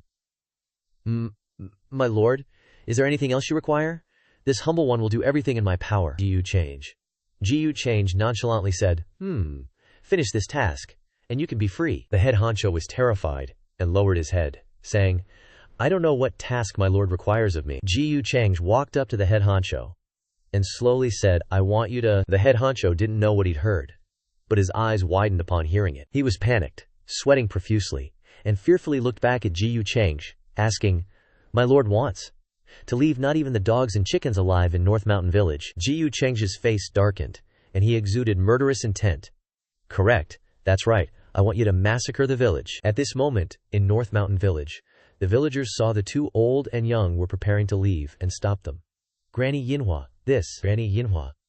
What will we do if you leave? That's right, the Blackwind bandits are powerful and cruel, they love to kill. If you leave. Yao Yao suddenly spoke, asking, Granny, will Big Brother come to save us? He went to the Xianlun Holy Land to cultivate. He's probably very strong now. Granny Yinhua was silent at Yao Yao's question, then advised the villagers. Everyone should still run away. This old woman's cultivation is only at the Fenghuang realm. It's rumored that the head honcho has already reached the celestial god realm. There's nothing I can do. The villagers were alarmed by these words and looked at each other. Hey, in this world, we don't even know where to run to. That's right, is there really no other way? While everyone was still discussing, black clouds suddenly gathered in the sky, darkening the entire area. From the sky, 3 black figures appeared. They laughed loudly. You want to run? Too late! North Mountain Village dared to defy Blackwind stronghold. Today, not a single one of you will survive. The people below looked up in horror. That's the head honcho of Blackwind stronghold. We're done for! We're done for! Granny Yinhua, save us! The head honcho asked arrogantly. So, it's you, old hag in the Fenghuang realm, who killed my men. The 2 underlings behind him smirked sinisterly. Granny Yinhua bravely replied, They deserved to die. In her heart she couldn't help but worry. This is bad. The 2 beside him are at least at the Fenghuang level now. I should think of a way to burn my essence and transmit Yu Yao to a safe place. Upon hearing this, the head honcho glared and threatened, Damn old hag, you dare to talk back even when you're about to die. After saying this, he rushed down, roaring, All of you go down and be buried with my brothers. Granny Yinhua didn't let him act recklessly, and immediately flew up, shouting, Don't even think about it. The 2 collided head. Conshan. Surrounding the head honcho was a black power, while Granny Yinhua's was a pure white. The head honcho angrily shouted, A mere Fenghuang realm dares to resist me. He mustered all his strength and charged forward. Granny Yinhua couldn't withstand it, and fell backward, spitting out a large mouthful of blood. Her hand was broken. Granny Yinhua crashed heavily to the ground, flying backward. Yao Yao quickly ran towards Granny Yinhua, calling out, Granny! The villagers frantically shouted, Granny Yinhua! Yao Yao ran to Granny Yinhua's side. With tears in her eyes, she cried out in fear, Granny, are you okay? Your hand. Granny Yinhua's right hand was broken, and her left hand clutched the wound on her chest. She tried to say a few words. Yao Yao, run quickly. We can't fight this bastard. The head honcho looked down from above, and when he saw that Granny Yinhua was still holding on, he said disdainfully, Oh, you're not dead yet? Then how do you want to take this second move? He raised his hand, and a huge black aura in the shape of a hand suddenly appeared from behind. He said gleefully, It won't be lonely for you to die together. The villagers, witnessing this scene with their own eyes, seemed as if their world had collapsed. They knelt down, their eyes filled with fear, their voices trembling. It's over. Can the lives of us mortals be trampled on at will like this? My child is only 7 years old. Does heaven still have justice? The giant hand with the extremely dark aura stained the entire sky, slowly pouncing on North Mountain Village. Yao Yao looked up at the sky with tears in her eyes and said, Bad guy. The head honcho was high and mighty above. Yao Yao bravely stood in front of Granny Yinhua, shouting, "You're not allowed to hurt Granny!" Granny Yinhua tried to raise her hand to stop her. "Yao Yao, run quickly!" the head honcho said with a contemptuous smile. "Don't know why the Great One wants to meddle with you all. Originally just a matter of a few ants. All blame you, damn old hag. Go down and accompany my brothers." A hand suddenly supported Yao Yao's small arm and said, "I really can't stand it anymore, to heartlessly attack such a beautiful girl." The voice continued to resonate. "Although heaven's way is ruthless, people can have feelings. In the upper realm, immortals are like this too." Yao Yao was surprised to hear the unfamiliar voice. She gazed up at Ji Yu Cheng. He gently grasped Yao Yao's wrist, saying, "Little girl, I will help you break this predicament." Yao Yao looked up in surprise. "Immortal, big brother?" From Yao Yao's hand, a power was gradually being unlocked. Ji Yu Cheng smiled gently. "Immortal, big brother? This is a novel way to address me." Ji Yu Cheng's appearance and actions caused both the head honcho and Granny Yinhua to open their eyes in shock. A world-shattering power erupted, directly obliterating the giant hand in the sky. That dumbass leader had a face like he'd seen a ghost. "That's not a theft." Before he could finish his sentence, his body started freezing up, and he panicked in his head like, "What's happening? I can't move, can't even shout, my brain's slowing down." The entire space seemed to be frozen solid, everyone stuck in place like that leader dude. Except for Ji Yu Cheng, Yao Yao, and Grandma Silverflower. Ji Yu Cheng casually said, "A pure and flawless heart. A rare talent like this hasn't been discovered in so many years. What a waste. Turns out to be a boon for yours truly." Grandma Silverflower immediately bowed to express her gratitude. "Thank you, Superior Immortal, for saving us. This old woman is eternally grateful." Ji Yu Cheng continued, "Little girl, would you be willing to become my disciple?" Yao Yao, still with tears in her eyes, looked at Ji Yu Cheng. "Immortal Geej wants to take Yao Yao as a disciple? But they all said I can't cultivate." The cultivator who took my Gyage away said. Kunkel said Yao Yao is just an ordinary person. Purple chi started swirling around her like crazy. Ji Yu Cheng smirked. "They're blind. What do mortals know?" Yao Yao excitedly exclaimed. "Really? Immortal Geerge isn't lying to Yao Yao, right?" Ji Yu Cheng chuckled.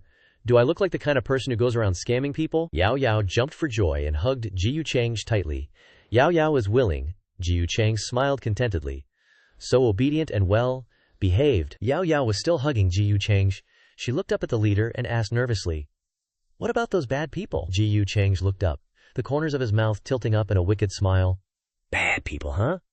Well, naturally, we'll send them off for reincarnation, hopefully, in their next life." His face turned sinister, and he said with a sly tone, "They'll be good people, just like yours truly." As he finished speaking, strange white streaks of light appeared from his eyes. The beam of light shot straight towards the leader and horrified him. His whole body still could not move, but cracks and strange lights started appearing on his body, and he thought in panic, "What?"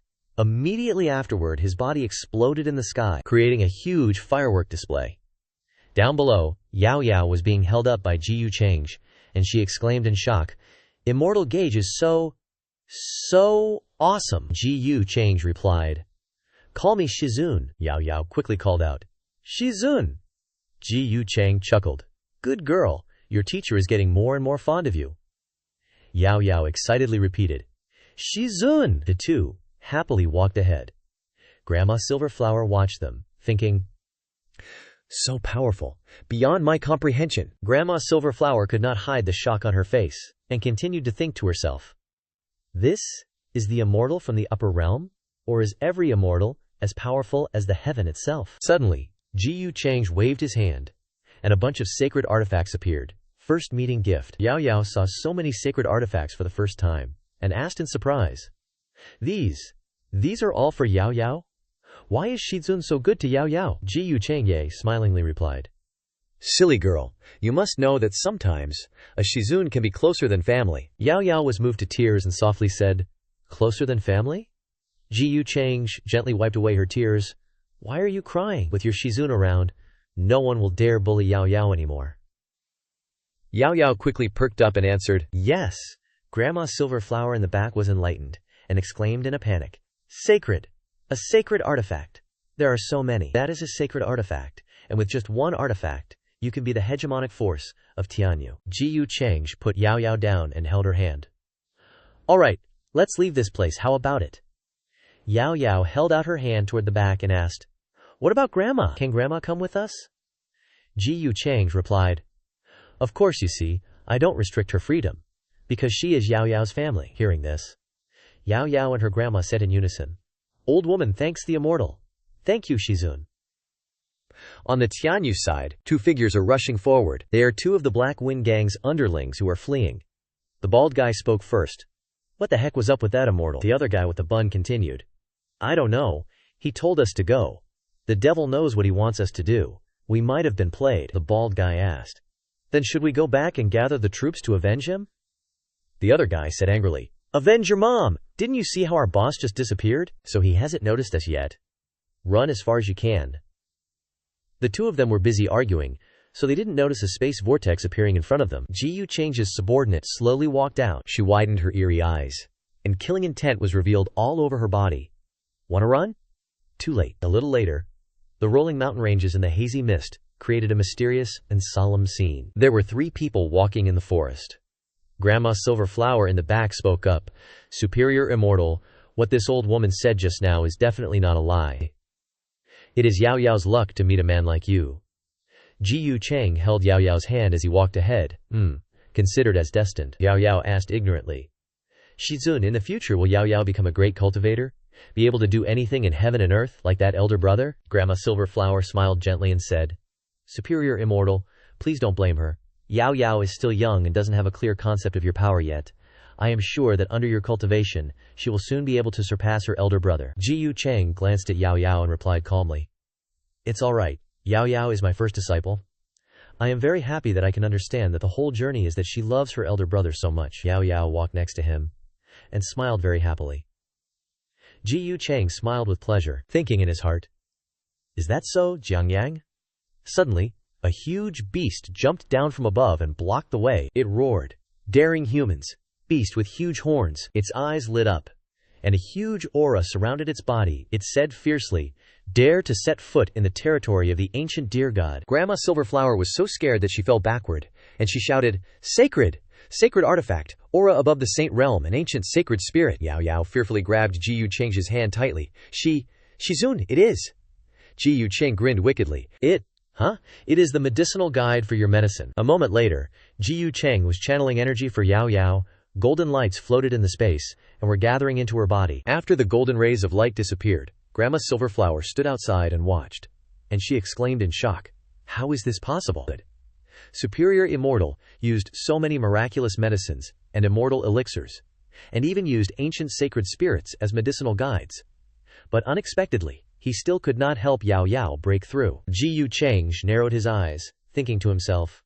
As expected, Yao Yao looked sad, her eyes about to cry, "Shizun, I'm sorry." Ji Yu Cheng smiled gently, patting her head to comfort her.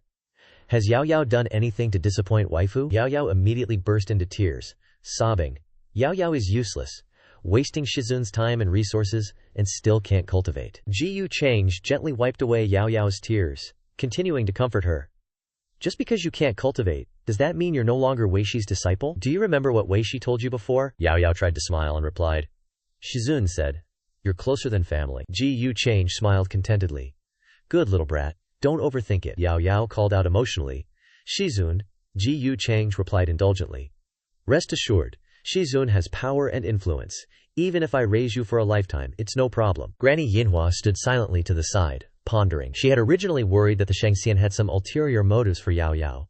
But Yao Yao had wasted so many natural treasures, and he wasn't angry. He must genuinely like Yao Yao. To have a Shizun who is both strong and gentle is Yao Yao's blessing. Ji Yu Cheng stood up and stretched, calculating the time. "I should probably return to the upper realm after this trip to the lower realm. Now, will Yao Yao follow Shizun back to the upper realm?"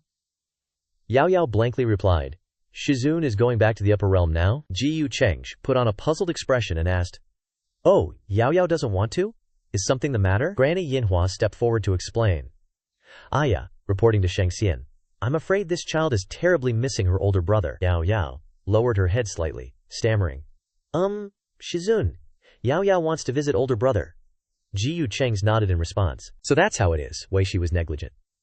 "But your older brother is quite strange, cultivating for 3 years and not coming back to see you." Yeah, actually."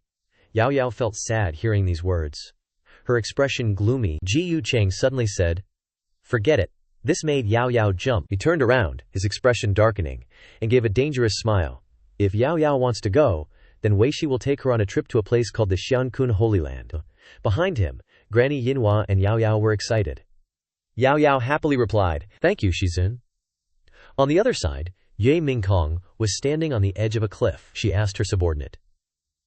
The Shangxian who previously appeared in the Xuan territory is now also in the Tian territory, and is taking a child around to scavenge natural treasures for cultivation? The subordinate behind her respectfully replied, "Yes, that's the rumor. It seems that child was in a village called North Mountain when it was attacked by bandits, so that Shangxian conveniently saved her." Yue Mingkong looked at the paper in front of her, pondering deeply. In that case, that person is indeed not related to the human ancestor. The upper realm sent someone down. What power is it, in the end? After thinking, she said, "We must find a way to investigate thoroughly." The subordinate behind her immediately replied loudly, "Yes." Yue Mingkong continued her train of thought. "The human ancestor must have finished his schemes. The Nirvanic green lotus will be born. Here," she pointed to a location on the map. She continued thinking, "If I can't find the reincarnated person, then I will take away your opportunity." Yue Mingkong raised her hand, and the map gradually disappeared. She smiled to herself, thinking, "If there are no accidents, Cheng Jie is now researching who will be the scapegoat. The list I gave him is full of very reasonable targets. If he knew that I was doing all of this for him, perhaps he would trust me more." In the Tian territory, Xiankun Holy Land. In the main hall, Qing Gi was reporting something to the Holy Master of the Xiankun Holy Land. After hearing Qing Gi's words, he loudly asked, "Is what you're saying true?" Qing Gi clasped his hands respectfully and reported, "Holy Master, it is definitely true." That day, on the way up, a dangerous aura and black blood soared into the sky, and the mountain peaks seemed to be roaring in pain like dragons. The Holy Master of the Xiankun Holy Land sat back in his chair. It seems that they really dug into the dragon vein, and acting against the heavens is inherently fraught with difficulties. Could it be that the path to immortality will be cut off like this? He looked at Qing Gi. He continued to interrogate. "That's right, what about the origins of the little brat you brought back? I've investigated him. The desolate holy body curse in that kid's body seems to have been removed." Qing Gi also replied. This subordinate only discovered that he was a desolate holy body after bringing him to the Holy Land 2 years ago, and he didn't have the qualifications to cultivate. Qing Gui recalled the image of Jiang Yang standing alone amidst the black blood. This time, on the way up the mountain, all of his efforts were blown away in that patch of black blood, but he was the only one who was unharmed. This subordinate suspects that there's something special about him, Qing Gui said, recalling the phantom of the human ancestor that suddenly appeared that day. "That's why I brought him back to the Holy Land, but I didn't expect him to suddenly cause an anomaly, with auspicious light illuminating the area. This is what caused the appearance of the ancestral master's phantom. Is he a blessing or a curse?" The Holy Master glanced suspiciously and said, "Impossible. The ancestral master is the supreme desolate holy body. How could a brat summon the ancestral master's phantom? This person is definitely not simple." He narrowed his eyes. "Perhaps he is about to become a glimmer of hope for my flying immortal Xiankun Holy Land." At this moment, a person suddenly rushed in from outside, and he said loudly, "Reporting to the Holy Master, outside the immortal gate, a Shangxian has arrived." These words made Qing Gui and the Holy Master jump. "What? A Shangxian?" the Holy Master exclaimed in shock. "Is it the Shangxian who has been taking a little girl around, scavenging all of the Tian territory's treasures?" Recent news said that he killed several ancient creatures and holy masters who didn't cooperate. The subordinate who had just entered was also sweating profusely, fearfully replying, "It is him." Outside, amidst the desolate landscape of the Tian territory, was the Xiankun Holy Land with its massive scale. Yao Yao timidly asked, "Shizun, is this the Holy Land?" The disciples of the Xiankun Holy Land respectfully clasped their hands before Ji Cheng. One of them spoke up, "I am immortal. Please wait a moment. We've already sent someone inside to report." Another chimed in, We don't know what brings immortal here to our Xiankun Holy Land in person." Ji Cheng didn't answer, his gaze fixed on the tower in the center as he mused. "Never thought the luck here would have a soaring dragon phenomenon. Connected to the luck of the Tianzhen realm, it's already started to change." He narrowed his eyes, continuing his thoughts. Could it be that the reincarnated human ancestor isn't just a child of luck, but also the realm's son of the Tianjin realm? Yao Yao shook Ji Cheng's hand. Ji Cheng chuckled softly, turning to ask the little girl, "What's wrong? Getting nervous coming here?" Yao Yao shyly replied, "It's so magnificent here, totally different from North Mountain Village." "Master, do you think?" The little girl paused mid-sentence, her eyes filled with sadness as she looked ahead, voicing her thoughts. Has Big Brother really forgotten Yao Yao and Grandma? Hearing Yao Yao's words, Ji Yucheng thought to himself, the human ancestor's memories must have awakened, otherwise he wouldn't have forgotten so much. I thought I'd need to scheme a lot because of this, but it's all much simpler than expected. On the surface, he gently comforted Yao Yao. Don't worry, your big brother is probably busy cultivating, he just doesn't have time to visit you. Yao Yao's eyes welled up with sadness. Master, you don't need to comfort Yao Yao anymore. Big brother wasn't like this before. Even if he was tired and worked hard to earn money, he'd still come home to see us.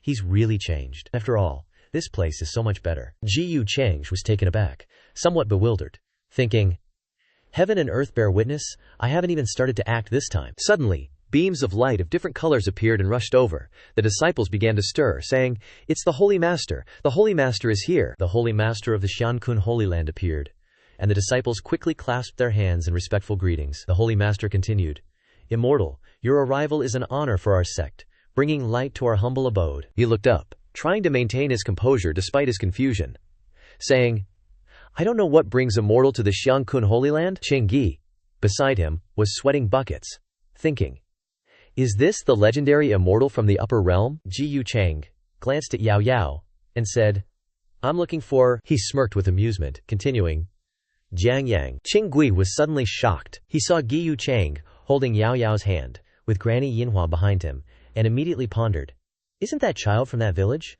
I didn't expect her to follow the Immortal. Could it be that I was blind at first, and she's the real talent? Cheng Gui quickly reported to Ji Yucheng, Holy Master, I know that child. She's Jiang Yang's younger sister.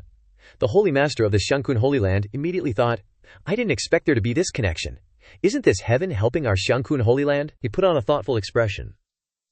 As long as we let the Immortal know that our Xiankun Holy Land values Jiang Yang very much, then we'll have seized an opportunity. The Holy Master of the Xiankun Holy Land put on a delighted expression, welcoming Ji Yucheng. He warmly greeted Ji Yucheng, saying, Immortal, you may not know, but Jiang Yang is now shouldering the responsibility as the next generation's chosen Holy Master and is wholeheartedly cultivating in the Holy Land. This child truly has talent, and a few days ago he even induced the phantom of our founding ancestor, showing that his aptitude has been recognized by the Holy Land. Ji Yucheng was a bit surprised, glancing at Yao Yao. Really? The Holy Master of the Xiankun Holy Land laughed heartily, affirming, of course. The Xiankun Holy Land has never mistreated Jiang Yang, and we provide him with the most resources. In his heart he was calculating, we can't let the Immortal know that Jiang Yang has been doing hard labor. Hearing this, Ji Yucheng felt somewhat relieved. It seems Jiang Yang is living quite well here. The Holy Master of the Xiankun Holy Land quickly replied, what are you saying, Immortal? Of course, Jiang Yang is a genius among 10,000. Hearing about her big brother's life, Yao Yao felt a bit wronged, tears welling up in her eyes. So Big Brother is living so well here that he doesn't remember Yao Yao anymore? Ji Yucheng began to inquire. Didn't you know Jiang Yang had a younger sister? Granny Yinhua behind him was a bit confused. The Holy Master of the Xiankun Holy Land suddenly stammered, Sai, sister. He thought in a panic, should I know? Cheng Gui quickly came to the rescue. I didn't know about this either. Ji Yucheng quickly changed the subject. All right, bring him to see me. The Holy Master of the Xiankun Holy Land quickly obeyed. Yes, please move, Immortal. The system screen continuously displayed notifications. Yao Yao's affection for her big brother has decreased. The reincarnation child of Luch, Jiang Yang, has had his luck reduced, receiving 6,000 luck points, 30,000 heavenly fate points. A rift between loved ones has grown. The reincarnation child of Luch, Jiang Yang, has had his luck reduced, receiving 500 luck points, 2,500 heavenly fate points. Seeing this, Ji Yucheng thought to himself, it's probably going according to the usual direction. Maybe this Jiang Yang has something difficult to say, which is why Yao Yao misunderstood him like this. His lips unconsciously curved upwards. But if it's a misunderstanding, then don't resolve it. Zhao Di and her subordinates were stunned by the magnificent scene before them. Speechless, the subordinate was amazed by this rare sight. This phenomenon is truly astonishing. Is this the desolate sacred body breaking the curse? Zhao Di gently tucked her bangs behind her ear and chuckled inwardly. To reach the divine power realm in just 1 month, he truly is a mysterious person who is hard to understand. Above, Jiang Yang was focused on cultivating. His eyes flickered open, revealing a pair of golden eyes. Inside his soul, the human ancestor solemnly said to Jiang Yang, see? This is what you get after accepting me. You don't have to let others exploit you and be a slave driver anymore. Jiang Yang voiced his opinion. You are you, I am me. We are different. I will never accept you." The human ancestor praised Jiang Yang's spirit, but quickly retorted, "Young people are indeed stubborn, parrot. Have you forgotten who couldn't hold on back then and had to compromise with me in the end? Without me, you would have been completely eroded back then. How could you still be alive and talking tough now?" Jiang Yang retorted fiercely. That was under special circumstances. Just then, a loud call woke him up. Jiang Yang. Jiang Yang. Jiang Yang. Startled awake, Jiang Yang was surprised to see Zhao Di calling him from afar. "Did you hear? Jiang Yang, come out quickly. A celestial is bringing your younger sister to see you. He cares a lot about your sister, so don't delay you." He was still dazed and didn't understand what was happening. A celestial. My younger sister. Hearing about his younger sister, Jiang Yang's eyes lit up instantly. Overjoyed, he stood up. "Is it Yao Yao? Is Yao Yao here?" But immediately, the human ancestor's spirit began to take control of his body. Jiang Yang laughed loudly and said, "Finally here, huh?" "What?"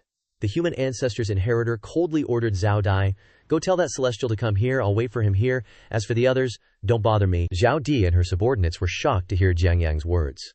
"What?" An angry subordinate exclaimed. "Jiang Yang, have you gone mad from cultivating? There are ears everywhere. Don't talk nonsense. You'll be in deep trouble if you implicate immortal Kun Holy Land." Disregarding them, Jiang Yang turned around and went inside, cursing, "Idiot." Both of them were startled. "You," the human ancestor put on the air of a noble and began to compromise. "How about you go ask that guy called Celestial if he dares to yield to us?" Zhao Di hesitated, observing Jiang Yang's unusual demeanor and speculating. This attitude of looking down on the world. Could it be that the ancient bloodline in his body has awakened? This kind of child of destiny? Anything is possible. There's precedent for conquering true immortals after all. She quickly instructed her subordinate. "Go relay the message according to Jiang Yang's words." The subordinate was puzzled, but quickly complied. Yes. Jiang Yang turned back, pleased with Zhao Di's response. "You have an eye for talent. It's just that your talent isn't great, otherwise you wouldn't only be at the saint realm." She was a little surprised to hear that. "You are not bad." Immediately, he arrogantly ordered, "Zhao Di, right? Stay by my side from now on and be my sword-bearer." Zhao Di froze at Jiang Yang's tone. What an overbearing tone. Jiang Yang inside protested against the human ancestor's attitude towards Zhao Di. "Why are you acting like that to the celestial? That celestial treats Yao Yao very well." The human ancestor's spirit arrogantly said, "You're thinking too much. If I didn't exist, do you think that celestial would be so good to Yao Yao? Naive. You just watch obediently and see how he comes to greet me." The subordinate reported before the main hall, stammering as he recounted Jiang Yang's words. This is what Jiang Yang said. "Please don't blame us, celestial. This matter has nothing to do with immortal Kun Holy Land." Ji Yu Cheng leisurely sipped his tea, while the Holy Lord of immortal Kun Holy Land was terrified and sweating profusely. "It's over. This doesn't seem right." He roared at the subordinate. "Are you sure about these words? These are the words of that brat Jiang Yang?" The subordinate affirmed, "I'm certain it's true. The Supreme Elder is also here, and she allowed me to relay the message." Ji Yu Cheng sipped his tea and sneered at Jiang Yang's words. "Dare to make him wait, huh? This is interesting." Granny Yinhua felt disappointed. Jiang Yang, how did he become like this? Yao Yao clutched the corner of Ji Yu Cheng's robe, whispering, "Master, brother." A few tears appeared on her face. "Master, I'm sorry, my brother." Ji Yu Cheng quickly patted her head to comfort her. "Yao Yao, it's okay. It has nothing to do with Yao Yao, but your brother." His eyes turned cold. "He's a bit too arrogant, isn't he?" The Holy Lord of Immortal Kun Holy Land was horrified at Ji Yu Cheng's expression. "Please quell your anger, Celestial. This lowly one will bring that arrogant brat here to apologize to you." Ji Yu Cheng said nothing, only turning to compromise with Yao Yao. "Yao Yao, after you meet your brother, you have to come back to the upper realm with Master, okay?" The little girl obediently said, "Yes, Yao Yao, we'll listen to Master." The Holy Lord of Immortal Kun Holy Land was furious, turning around and heading towards Jiang Yang. "Follow me! This old man wants to see what guts you've eaten." Qinggui quickly followed. "Yes." Ji Yu Cheng smiled as the system notification popped up. Yao Yao is extremely disappointed with her brother. The child of destiny Jiang Yang's luck value has been damaged, receiving 8,000 luck points, receiving 4,000 destiny points. He thought to himself, "This is all created by you. I didn't expect the human ancestor to be a fake, but you're mistaken if you think you can fool me." The Holy Lord of Immortal Kun Holy Land marched over aggressively. He spoke loudly. "Jiang Yang, Zhao Di." Seeing this, Zhao Di was a little wary. The Holy Lord is here. Jiang Yang is indeed taken seriously. Jiang Yang was still rocking that arrogant face, coldly saying, "So this is how you invite me? Afraid of that Shangxian, huh? His words were dripping with pride and a hint of pissed-off deepness. Tell him this from me. If he comes to see me now, I might forgive the past. Otherwise, don't blame me for not giving him a chance. Right after, Jiang Yang's face was sporting some fresh streaks of blood. Ouch! Zhao Di was totally confused when they dragged him before the hall. The guard holding him said, "Behave yourself." Jiang Yang gritted his teeth. "You'll regret this." The Xiankun Holy Land's Holy Lord respectfully told Jiyu Chang'e. Reporting to Shangxian, Jiang Yang has been brought here, awaiting your orders. The Renzu's spirit inside immediately sensed something was up. That's not right. This guy isn't the Renzu's successor. In the hall, Jiyu Chang'e looked down, calmly asking, "You're Jiang Yang?" Ding! The system screen popped up, smacking him in the face. Snatching Qi Luck from the favored son of heaven, Jiang Yang, in public. Gained 1,000 Qi Luck points. 5,000 heavenly destiny points. Cha-ching! Jiang Yang, with his bruised face, was deep in thought. This guy, could he be eyeing my identity? Trying to get something from me? Jiang Yang struggled free from the two guys holding him, then shouted, "That's right, I am Jiang Yang. Who are you?" Behind Jiyu Chengge, Grandma Yinhua softly called out, "Xiao Yang." Jiyu Chengge kept his cool, answering, "Don't you remember your little sister, Yao Yao? We didn't mind the long trip to see you, but your attitude is making things a little awkward." Yao Yao stood beside him, looking confused. "Gij?" Jiang Yang straightened his clothes and answered leisurely, "How could I forget my little sister?" As for my attitude, the Xiankun Holy Land's Holy Lord stood by nervously, thinking, "Is this kid trying to play it cool?" Grandma Yinhua said with a worried voice, "Xiaoyang, don't be stubborn. Quickly apologize to Shangxian." Jiang Yang ignored Grandma Yinhua, panting as he said, "I think you should be the one apologizing. I really hate people acting all high and mighty with me. Don't regret today in the future." As soon as he said this, Jiyu Chengge's face turned dark, and the Holy Lord and Zhao Di's jaws dropped in shock. Jiang Yang's attitude even confused Yao Yao, who called out with doubt, "Gij?" Jiyu Chengge let go of Yao Yao's hand and spoke up, "Oh, so you know you're Yao Yao's brother, so this venerable one won't touch you, huh?" He walked step by step to Jiang Yang's side. "Forget it. Today, I'll help Yao Yao teach you a lesson, so you'll understand what respect is." Seeing Jiyu Chengge's change in attitude, Jiang Yang immediately became alert, surrounded by Chinese characters. Jiyu Chengge growled, "Heaven above, earth below." With that, he coldly waved his hand, effortlessly breaking Jiang Yang's protective barrier, shocking Jiang Yang with Jiyu Cheng's terrifying power. Jiang Yang spun in the air before flying backward, shocking everyone in the hall. The Holy Lord glanced over in fear, sweat pouring down his face. He thought in astonishment, "Those weird patterns. It took me and the elders working together to break them, and he just slapped them away. You still won't admit you're wrong?" Seeing her brother hurt, Yao Yao quickly grabbed Jiyu Chengge's sleeve, stopping him. "Shizun, don't be angry anymore. It's all Yao Yao's fault for making you bring him here with me, making you angry." "But Girj wasn't like this before." "Jej." Jiyu Cheng chuckled lightly, gently patting her head to reassure her. "Silly girl, if you don't hit him, then let your teacher do it for you. I don't mind." Behind them, Jiang Yang was sprawled on the ground. The Holy Lord turned around and cursed inwardly, "Idiot! What's so great about having a little talent? You think you're from the Renzu Hall or something?" Yao Yao also replied, "No, Girj was speaking rudely to you, so he deserved it. I just hope Shizun can forgive Girj this once." Jiang Yang, his body injured, struggled to kneel down and apologize. "Today, I was too much. Please forgive me, Shangxian. Please show mercy for the sake of Yao Yao." Jiang Yang's face darkened, calculating in his mind. "Right now, I'm only at the Shentong level. Borrowing the Qi Luck from the heavenly god realm of a normal cultivator wouldn't bring any benefits. But I was slapped by this guy.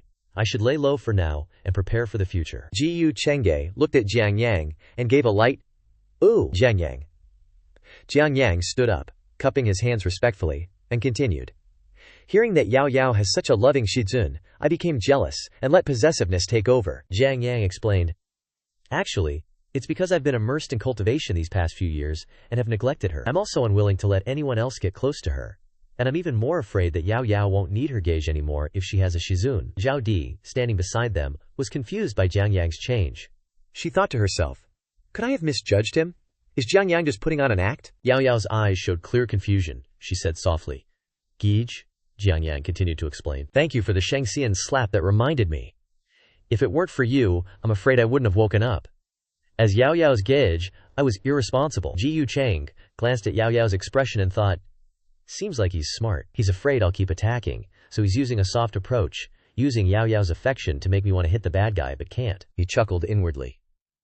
But you're overthinking it. I can't devour you right away right now.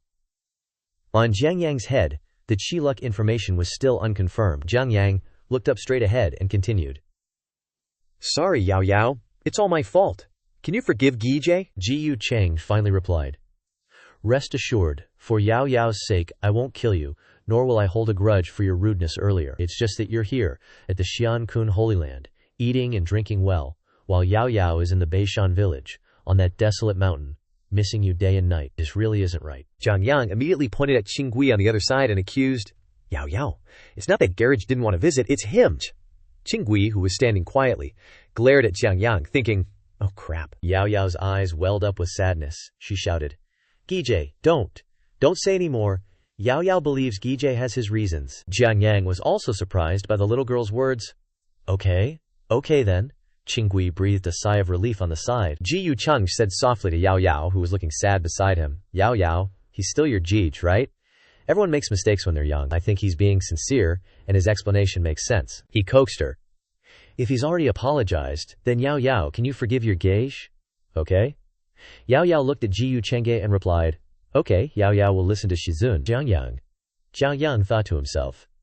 Not only is his martial prowess high, but he's taken the initiative with just a few words. No matter how many tricks I have up my sleeve, I have to be careful dealing with this guy. Seeing that the atmosphere had eased, Jiang Yang changed the subject.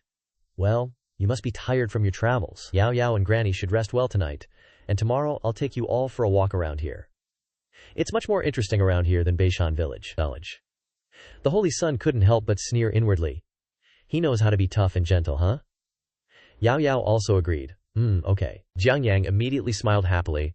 Looks like Shang Xian hasn't had time to get Yao Yao some new clothes yet. It just so happens that tomorrow, Jiaosij will take you to pick out an outfit. Ji Yu Cheng smirked with disdain, thinking, idiot. You're in such a hurry to smooth things over with Yao Yao, but you're too clever for your own good. This will only push her further away. And that just means more opportunities for me, right? He spoke up, replying to Jiang Yang. Jiang Yang, you don't need to worry about that. What decent clothes are there to choose from in the lower realm anyway? This made Jiang Yang uncomfortable, thinking, he's pretending to be talking on my behalf, but he's really just not giving me a chance. Ji Yu Changzhe patted Yao Yao's head, dotingly.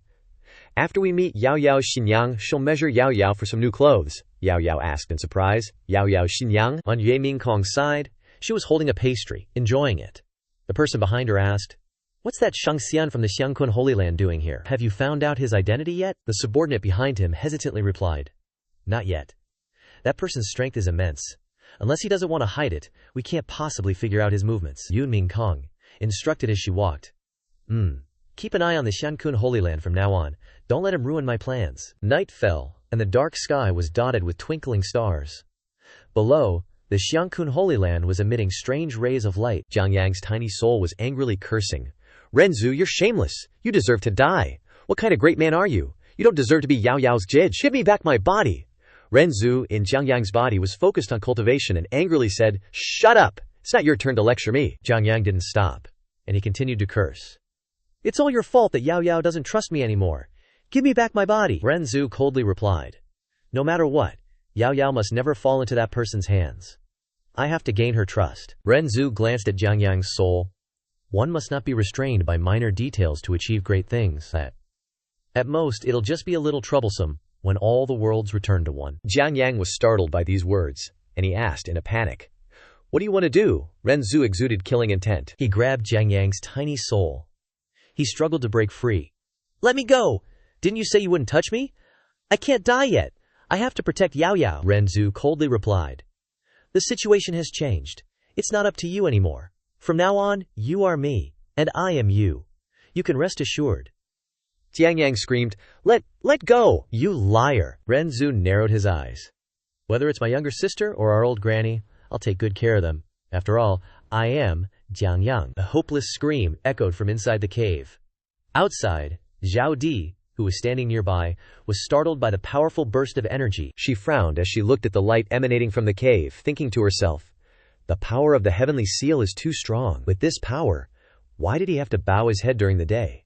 This mysterious guy. Inside the light surrounding Jiang Yang, borrowing 100 of the first world Dao fruit, it seems there's no great impact on this body. He shouted, Reincarnation seal, activate! His eyes lit up, and his whole body was enveloped in a powerful aura. Jiang Yang smirked. Finally, some usable power. Not far away, Ji Yu Cheng was standing leisurely, observing. He looked at the rays of light from all directions, gathering in one place, and thought, looks like tonight won't be peaceful. The Xiankun Holy Land is where the fortune of the heavenly god realm begins to converge. He smirked with amusement.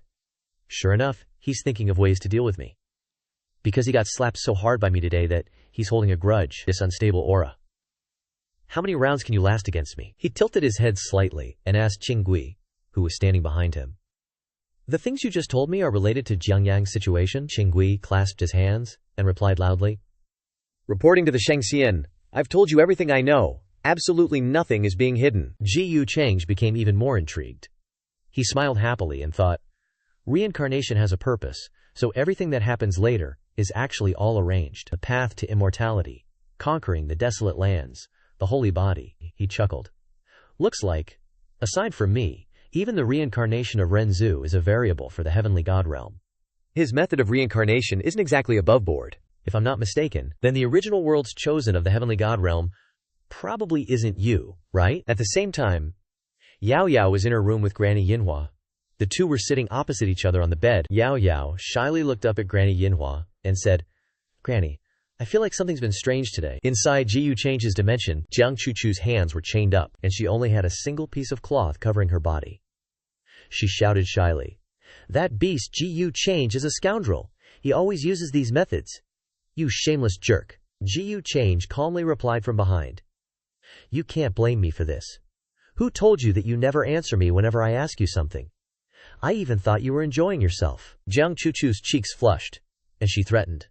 When I get out, I'm definitely going to expose your demonic identity. I'll tell Yu Mingkong to her face what a wicked person you are. Then let's see how you explain yourself to the Wushuang Immortal Dynasty. Ji Yu Cheng calmly tapped his fingers on the arm of the chair.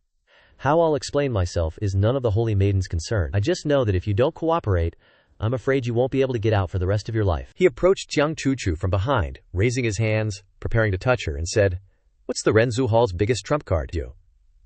Jiang Chuchu felt Ji Yu Cheng's dangerous hands and quickly shouted, Ji Yu Cheng, you pervert! You shameless, vile, despicable rogue! You embarrassing scoundrel! Ji Yu Cheng grabbed Jiang Chuchu's scale, threatening, You keep cursing. Jiang Chuchu shyly, fearfully screamed, I'll talk, okay. A moment later, Jiang Chuchu sat huddled on a chair. Ji Yu Cheng stood before her and said, So that's how it is. The reincarnation seal contains the dago fruit of the human ancestor from each life. Jiang Chuchu glared at Ji Yu Cheng. That's right, so don't even think about fighting with the human ancestor. You're no match for him. He smiled wryly, analyzing. To fuse the Dao fruits within the reincarnation seal, this is the human ancestor's scheme of all heavens returning to one. But this is incredibly difficult, which is why he needs to constantly reincarnate, seeking an extremely healthy body. Jiang Chuchu couldn't hide her astonishment upon hearing this. Ji Yu Cheng smirked, glancing at Jiang Chuchu. Many thanks for the holy maiden's information. Next, I need to go make some arrangements. In his heart he thought disdainfully, HMPH, silly woman? Thinking the human ancestor is some righteous dude? Why would a righteous dude choose a holy maiden every life? As night fell, Ji Yu Chengje went to Yao Yao's room to talk. Yao Yao, there's something I'm not sure if I should tell you. Yao Yao's tone was anxious. Shizun. As soon as Ji Yu Chengge finished speaking, Yao Yao immediately exclaimed, What? Gege unexpectedly was always being taken away by the Xiankun holy ground to do hard labor. Granny Yinhua beside her also spoke up. This old woman has a question. If Immortal is saying Jiang Yang is facing a bad situation, how could he survive? This isn't something that can be withstood based on one's own nature. Yao Yao was stunned. Ji Yu Cheng frowned in response. This is precisely the point I don't want to speculate about too much. After all, even a sage facing the severance of the dragon vein resulting in a bad situation wouldn't be able to retreat safely without any mistakes. Even, Granny Yinhua said helplessly, then only that situation remains. Little Yang must have had his body stolen. Ji Yu Cheng sighed sadly upon hearing this. Yao Yao asked in confusion, Granny, are you and Shizun saying that Gerge is no longer Gerge? She was so heartbroken that tears streamed down her face, sobbing. He was taken over by someone else, and the real Jije is, so that Jiangyang Jije from the daytime. Ji Yu Chengge quickly bent down to comfort her. Yao, this isn't certain yet. Don't worry, let's hope this is just a speculation, that Shizun is overthinking things. But these past few days when you're interacting with Gerge, you need to pay more attention. Observe if he has any abnormalities. He held a jade pendant in his hand, handing it to her, instructing, Yao Yao, this jade pendant contains a wisp of Shizun's divine soul.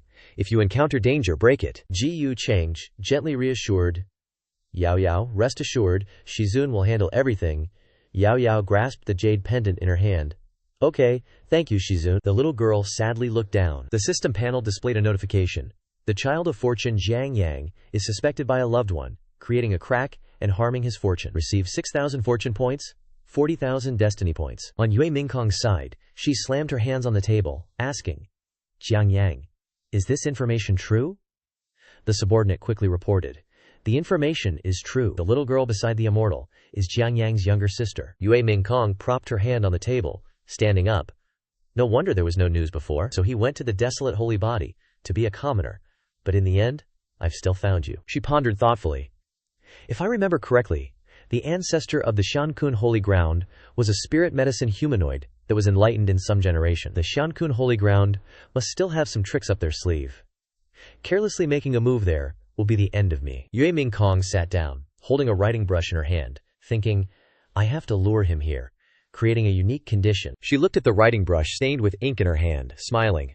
As a reincarnated human ancestor, he can't know that I'm the one who killed him, so I have to make him think I'm someone from the lower realm coming to find him when that time comes. Thinking of this, she laughed heartily inside. Yue Mingkong rubbed her chin, continuing to think.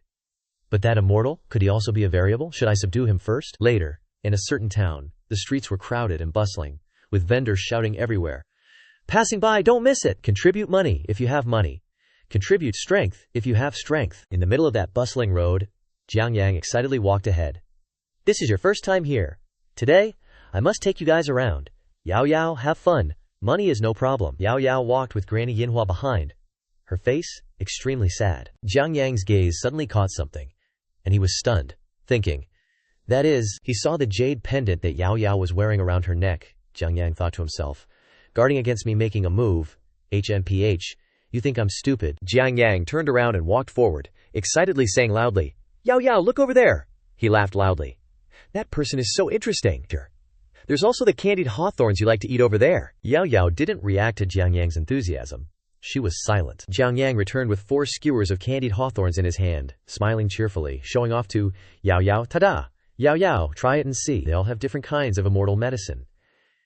Yao Yao tiredly replied, Gerje, I'm a little tired. I want to go back first. Hearing this, Jiang Yang was stunned. He quickly regained his composure, laughing it off, then replied, if Yao Yao is tired, then let's go back. Yao Yao also replied, okay. Jiang Yang led the way in front, eating a skewer of candied hawthorns while asking, Yao Yao doesn't seem very happy today. What are you thinking about? Yao Yao walked behind him, answering, Gerje, yesterday you said you have your own difficulties. Jiang Yang didn't turn around, looking a bit flustered, and replied, yeah, it's true, but didn't Yao Yao say you'd trust me? Yao Yao said in a chilling tone, your luck is seriously OP, Giage. You're the only one who made it out alive. Grandma Yinhua was taken aback by Yao Yao's words, and the little girl continued. Everyone who went to excavate the dragon vein died. How did Garage get through that hurdle? Jiang Yang froze, speechless. He finally turned around, his voice low and serious. Yao Yao, I don't know what that Shizun told you, but you shouldn't get too close to him, you hear? He shot a cold glare at the grandmother and Yao Yao behind him. Think about it. He's from the upper realm. His knowledge surpasses everyone in this puny heavenly god realm. Yet he insists you're special. You obviously can't cultivate, but he's super nice to you. That's just plain sus. What's his angle? Because you're adorable? Don't be naive. No one's just nice to you for no reason in this world. Yao Yao's face darkened. She clutched the jade pendant around her neck, silent and unyielding. Jiang Yang piled on the harsh words. If you don't believe me, ask Grandma. Isn't this common sense? Flashing back to when they were in the forest, countless discarded pill bottles lay scattered on the ground. Yao Yao slumped onto the ground, holding a medicine bottle, and said with tears welling up, Shizun can't eat anymore. Yao Yao clutched the empty bottles, blaming herself. Sorry, Yao Yao wasted so many elixirs again, but I still can't cultivate. Grandma Yinhua stood behind, weeping, thinking. One of those would have people fighting to the death, and there are so many. Yao Yao choked out, Shizun, do you not want Yao Yao anymore? Ji Yu Cheng, never losing his cool, smiled gently and replied, if you can't cultivate, so be it. Just stay by my side and give me massages. As for those spirit pills, just treat them like candy. Who told you to be Ji Yu Cheng's disciple? Yao Yao looked up at Ji Yu Cheng, her eyes filled with emotion. Back in the present, Jiang Yang turned back around and continued to threaten. Yao Yao, I looked it up in the records. That kind of shizun you have is probably just a fake goody two-shoes, coming down to the lower realm to find a medicinal ingredient. Once he finds the right one, he'll say he's taking you to the upper realm to nurture you. He hammered home the point. In reality, he wants to use you to refine pills. Or, as a living furnace. Yao Yao, bursting with anger, yelled, "That's enough! Stop talking nonsense!" A green aura erupted around her. Yao Yao's entire body was enveloped in a small circle. A huge surge of power gathering around her. Yao Yao, voice booming. "My Shizun's pills are so magical I can't even finish them, yet you're accusing him of this? Stop slandering my Shizun." Yao Yao's eyes went completely white, and she said firmly, "You're the good one." A deafening explosion. A violent surge of power slamming forward. Dust swirling and sweeping everything away. Trees shattered in an instant. Smoke filled the air. After the aftershock, Ji Yu Cheng landed gracefully, so the ancestors' remnant of the Lun Sheng Holy Land is sealed here. A lifeless body lay on the side, and the remaining gatekeeper, seriously injured, struggled to speak. Why are you forcibly invading our clan's territory?" Ji Yu Cheng casually summoned his sword and replied, "If I took advantage of Xiangyang's absence, and secretly refined what he relies on, until today he plunged his sword into the guard, by then he'll be absolutely livid." The gatekeeper managed a single scream, "Ah!" and died. Ji Yu Cheng ventured deeper into the cave. In the center was a large incense burner absorbing the surrounding spiritual energy. He observed and mused. This is still the heavenly god realm, so it's fundamentally impossible to gather resources. That old coot must have really poured his heart into this reincarnation. He continued his train of thought. But still, what a generous offering. Too bad someone isn't destined to enjoy it. I'll take the hit and do it for them. Ji Yu Cheng extended his hand, and a treasure appeared on his palm, immediately sucking the spiritual energy into it. A red light appeared from the incense burner, and the ground turned red. A voice roared, "Insolent brat, courting death." The voice and the killing intent shocked Ji Yu Cheng. Eyes widened. The ancestor's phantom of the Lun Sheng Holy Land appeared, gigantic in size. He clapped his hands together, the loud noise shaking the entire cave. The ancestor frowned. Looking down, Ji Yu Cheng calmly held his blade, blocking between the ancestor's hands, and said coldly, "Old man, why so eager? Your turn's coming up." Ji Yu Cheng swung his blade a few times. The ancestor's phantom staggered backward in shock. "Great Tao treasure vase." The ancestor poured his power into his palm. He roared, "Arrogant brat! You don't know the immensity of heaven and earth." The ancestor raised his hand and rushed towards Ji Yu Cheng. "You think you can rely on just the great Tao treasure vase too?" Before he could finish, Ji Yu Cheng coldly thrust the great Tao treasure vase straight into his palm. Strange purple energy appeared on the wound on the ancestor's hand, causing him to exclaim in horror. "This..." "What?" he frowned, his voice faltering. "This feeling, you are..." the old ancestor exclaimed in shock. You inherited demonic arts." Ji Yu Cheng grinned wickedly. His eyes turned completely purple, and he exuded an aura of incredible pressure. "Congrats, you got it right. Your reward, you get to die." With that, Ji Yu Cheng's power rapidly surged towards the old ancestor. His eyes widened as he shouted, "Lord Ren Zhu!" A purple vortex with terrifying power surrounded the old ancestor.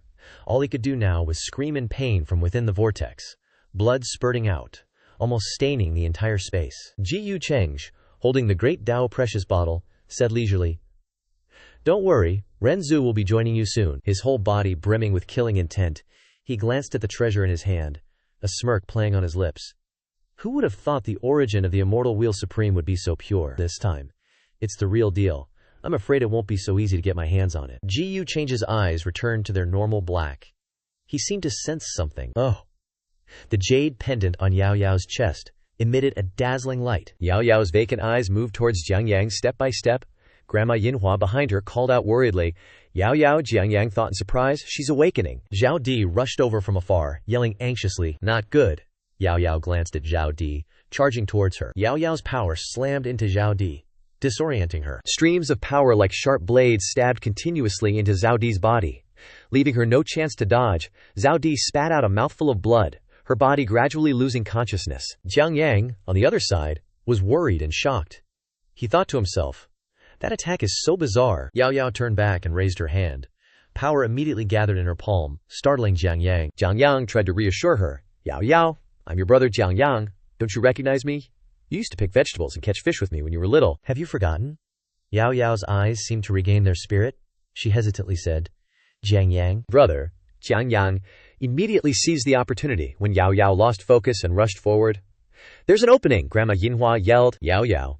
Jiang Yang's eyes were determined as he rushed forward, thinking, "I can't worry about so much, I'll suppress her first and then talk." Just as Jiang Yang's hand touched Yao Yao's hand, a hand suddenly appeared from a black space beside him, catching Jiang Yang off guard. The hand struck Jiang Yang directly in the face, sending him flying. Along with a considerable amount of confusion, Jiyu Chengge appeared, holding Yao Yao in his arms, and with a bit of force, he sent Jiang Yang flying far away. Jiyu Chengge looked at Yao Yao and asked, "What's wrong with Yao Yao?" The little girl looked at the person in front of her, confused. Shi, Sun Teng, and everyone else began to discuss. That's the immortal that everyone's been buzzing about lately. Grandma Yinhua clasped her hands and reported. Reporting to the immortal, this old woman is also seeing Yao Yao like this for the first time. Jiyu Chengge cast a cold glance at Jiang Yang, asking, "What did you do to my disciple Yao Yao?" Jiang Yang knelt on the ground, one hand covering his swollen face. I didn't do anything. We were just talking happily, and I don't know why she suddenly became like this. I'm not lying. Everyone around saw it." Jiang Yang frowned, cursing inwardly.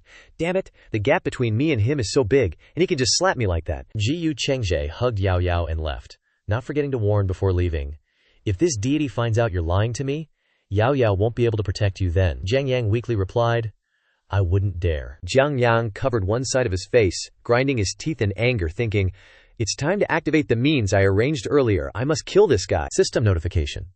The daughter of destiny confronted the son of destiny. The son of destiny's luck has been damaged, gaining 8,000 destiny points and 40,000 heavenly mandate value. Humiliating the son of destiny in front of everyone, the son of destiny's luck has been damaged, gaining 2,000 destiny points and 10,000 heavenly mandate value. Jiyu Chengge smirked gleefully, thinking, "This level of reward is finally keeping up with the cultivation resources I need now." The sky outside the cave had turned dark, and 2 lamps illuminated the inside of the cave. Jiang Yang was sitting in the middle. He picked up a piece of paper and read it. "This letter," Zhao Di quickly interjected. "It was delivered by a disciple from the foot of the mountain, saying that you must open it yourself." Jiang Yang frowned. "It's a message from an upper realm cultivator. The other party actually knows my identity." He wondered, why are upper realm cultivators popping up one after another in this small divine heaven realm? What are the inheritors of the Renzu Palace doing? Just eating. Whatever. To avoid the mother branch pushing the younger branch, the immediate priority is to quickly deal with that guy. Jiang Yang stood up and asked, "Han Zhaodi, is your injury all right?" Zhao Di quickly replied, "Yes." He continued to issue the order, "Help me do something. I need you to go." After hearing this, Zhao Di's face became bewildered. She stammered, "Yes." Jiyu Chengge, on the other side, was sipping tea. "Oh, there's such a thing. Tell me the details." Zhao Di was reporting to him. Reporting to the Immortal Lord, this matter is absolutely certain, entrusted by a Holy Land disciple. Recently, the Yuhua celestial pool has been showing strange phenomena. The phantom of a green lotus exploded in the sky. It must be a treasure appearing, specifically to tell the Immortal Lord. Jiyu Chengge smirked wickedly and asked, "Why are you telling this to me?" Zhao Di tried to remain calm. Reporting to the Lord, the strange phenomenon of the Yuhua celestial pool is definitely not an opportunity that cultivators of the celestial realm can enjoy. This subordinate believes there is something in it that the Immortal Lord might find pleasing. Jiyu Chengge put the teacup down on the table. If that's the case, he stood up and replied, "All right, I understand." But in his heart he was secretly laughing. Jiang Yang, oh Jiang Yang, you're about to write Nirvana Green Lotus all over her face. Is that all you've got? Jiyu Chengge walked past, glancing at Zhao Di's fearful appearance, and couldn't help but think with amusement. "You probably feel the gap between us is too big, so you actively leaked the opportunity. But the trap you've set up must be quite elaborate, huh?" Jiang Yang, in his cultivation place at this moment, was also thinking. The conditions for obtaining the Nirvana Green Lotus are harsh. Even for cultivators from the upper realm, it's a rare treasure. The news is extremely important, so even if it's fake, you'll definitely go. Both Jiyu Chengge and Jiang Yang, without prior agreement, had the same thought for each other. When that time comes, don't disappoint me. Soon after, Granny Yinhua rushed out to stop Yao Yao. "Don't be impolite." Yao Yao shouted at Jiyu Chengge, "Shifu, do you not want Yao Yao anymore? Why do you want to leave me here?" Jiyu Chengge sat down and patted her head, saying, "Yao Yao is so well behaved, why would Shifu abandon you? It's just that this trip is fraught with danger, so it's safer for you to stay here." Yao Yao's eyes were already tearful, trying to persuade. But didn't Shifu say there's a mysterious power in Yao Yao's body? Then Yao Yao can protect Shifu. Yao Yao definitely can. Jiyu Chengge sternly scolded, Don't be ridiculous. Don't confuse these two things. Yao Yao doesn't listen to Shifu anymore. The girl fell silent when she saw Ji Yu Chang was angry. Yao Yao lowered her head slightly and sadly said, "The place that Shifu is risking going to, is it related to Jiangyang Gage?" Her understanding made all three fall into contemplation. Granny Yinhua sighed helplessly. Ji Yu Chang patted her head to reassure her. "According to Shifu's judgment, the one occupying your Gage's body probably wouldn't harm you." He walked. Yao Yao. Before leaving, Ji Yu Chang said a few more words. If Shifu can't return from this trip, the girl couldn't hide the bewilderment on her face. Ji Yu Chang forced a smile, continuing, "Aya, look at what I'm saying. Yao Yao doesn't need to worry, Shifu promises. I will definitely come back." With that, he shot away, leaving Yao Yao behind, sobbing.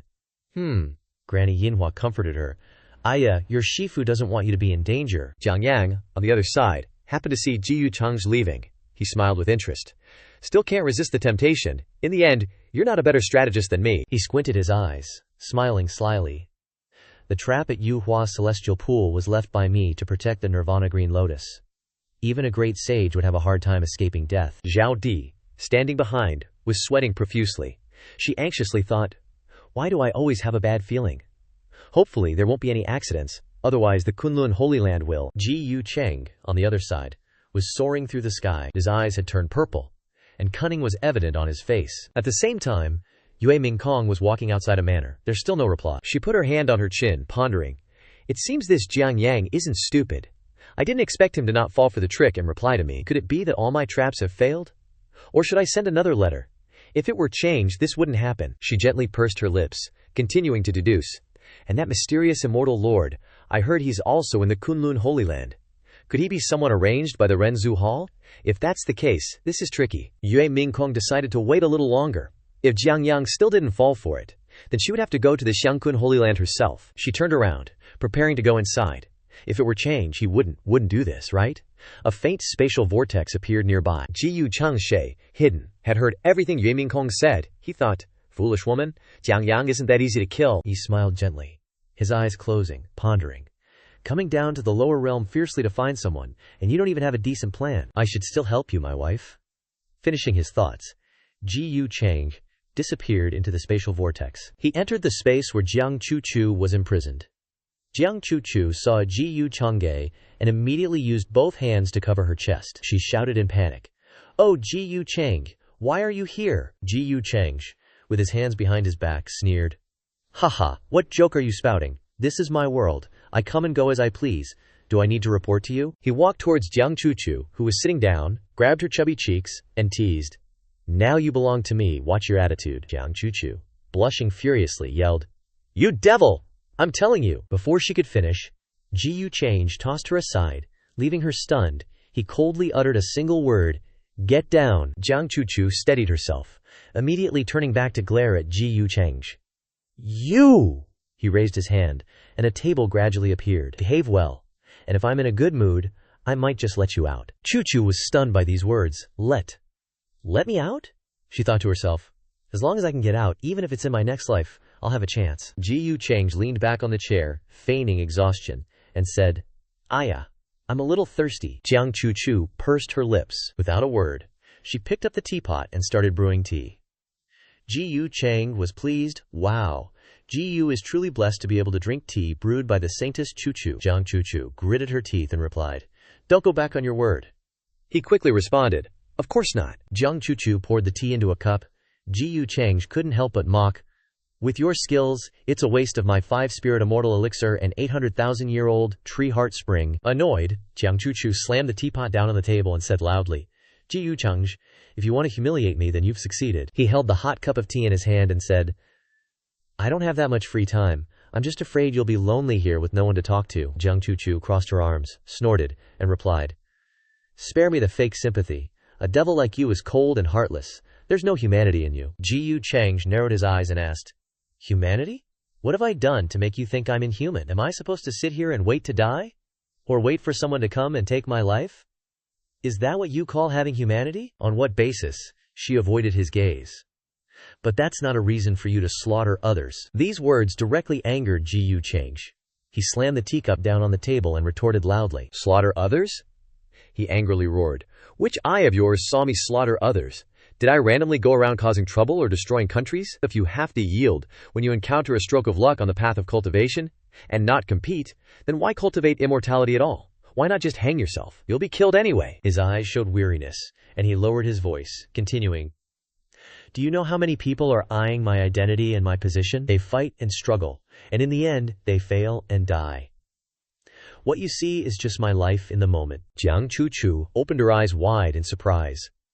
She couldn't believe what Ji Yucheng was saying. He walked past Chuchu, who was silent, looking dejected. Everything I do is just to survive. Could it be? Is living wrong? Ji Yucheng's words silenced Jiang Chuchu. He walked further away, leaving. You probably wouldn't understand even if I told you these things. Jiang Chuchu turned around, suspiciously asking, Then why did you say it? He calmly replied, Because I'm in a good mood. Jiang Chuchu gathered her courage and made her request. You're in a good mood, so let me go. She speculated in her heart. Could it be that he's found the chosen one already? Ji Yucheng stood still and replied, It's not impossible to let you go, but it's just not now. But I think it'll be soon. Jiang Chuchu watched Ji Yucheng leaving and shouted, Ji Yucheng, don't look for the chosen one anymore. You're underestimating his methods too much. There are many more tricks up his sleeve. All your advantages will turn to nothing. Confusion spread across her face as she tried. Aren't you? Don't you want to live? Then run away. Stay away from the chosen one and from me. Ji Yucheng tilted his head to look at Jiang Chuchu, smirking, with a cunning glint in his eyes. Are you thinking about me? I'm flattered, but I'm not the one who needs to run. Above the mansion, two spatial vortexes appeared in the night sky. Ji Yucheng and Jiang Chuchu appeared. Seeing the scene before her, she was surprised. This is, he excitedly introduced. This is the position of the formation eye that I set up. Now this whole world is in the palm of my hand. He glanced at Jiang Chuchu, who was in shock behind him. Although I haven't found the chosen one, who do you think should be running? Jiang Chuchu reached her left hand behind her, preparing to send a message. She had to quickly inform the chosen one. He didn't let her succeed. He raised his hand, and a spatial vortex pulled her in. All right. Letting you breathe a little today is already merciful. It wouldn't be good if you messed with my plans. Jiang Chuchu hurriedly shouted, Wait a sec, I haven't. Before disappearing into space, she smirked contemptuously, thinking, HMPH, too late. I already warned about this place's location. Ji Yucheng watched Jiang Chuchu vanish into the spatial vortex. His eyes changed, and he smiled contentedly, thinking, Finally, all those words weren't wasted. Is Jiang Yang, Yu Jiang Yang, successor of the Renzu Palace. No, Yue Mingkong, I've prepared a grand gift for you. You just have to come. On the other side, Jiang Yang also sensed the Renzu Palace's secret technique fluctuating. He felt it was fate, but definitely the Renzu Palace's secret technique. Plus, its location was exactly where they'd agreed to exchange messages. He took out a piece of paper from his clothes. A smile crept onto his face. Let's use this token to probe first, then use the secret technique to show my identity. He burst out laughing. Not bad. This generation's successor is careful, but the timing's perfect. So perfect. Zhao Dia, standing to the side, was quite puzzled by his actions. Outside there was a huge commotion. Everyone was gradually heading towards the source. Just what earth-shattering event happened at the Yuhua Heavenly Pond? One of them asked, Is that the Immortal Senior? Heard he's been slaughtering his way through the Heavenly Pond. Probably didn't get any benefits. No wonder it's such a huge commotion. The Immortal Senior's strength is terrifying. Just then, thousands of lightning bolts struck the ground near Ji Yucheng, sending rocks and debris flying. Ji Yucheng was facing a challenge at this place. He looked up at them, with a provocative tone. Just this much, not enough. Suddenly a tall suit of armor wielding a sword slashed towards Change the intruder, eliminates. But luckily, he dodged the slash, and countered with a single move. The people flying over, looking at the giant armor, were all stunned. One person asked in confusion, What are those giant divine armors? They're incredibly powerful. Another replied, Who the hell knows? Just one of them could kill us, let alone so many. The other giant armors stood up one by one, swords in hand, repeating the phrase, Intruder, eliminate. Ji Yucheng calmly created a small sword on his palm. As expected of the Renzu's final measure, now this is interesting, then he used his move. After a few basic cuts, the giant armored figure was shattered into pieces. One of them slammed a sword down on the ground, but luckily he jumped up and dodged it in time. Want to kill me? Not enough. Cheng's eyes glowed red, showing his fighting spirit. He accelerated his body, charging through the giant armored soldiers, causing them to shatter. The people outside, witnessing the scene, were excitedly showering praises. Truly an immortal senior, so powerful. At this rate, it'll be over quickly. Then we can get some leftovers to eat. Ji Chang charged forward, charging at high speed.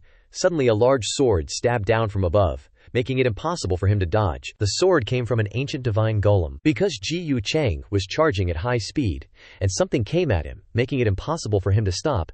As a result, Chang was hit down to the ground. Everyone around looked at him worriedly. Am I seeing things? That immortal senior is at a disadvantage. Ji Chang's body staggered. He couldn't stand steadily. He tried to regain his senses and recognized this aura. Looking up, in front of him was the ancient divine golem. She pointed her sword at him. Those who trespass into the heavenly pond shall only die. Ji Chang was shocked to realize it was actually an ancient divine golem. This isn't good. In a split second, he knew he might die in her hands. Chang turned to leave, realizing things wouldn't go well if he continued, but it was too late. Her massive sword had already cleaved Ji Chang in two before everyone's eyes. Ji Chang coughed up blood. Too fast. I didn't expect to die here. Everyone around was stunned by her power.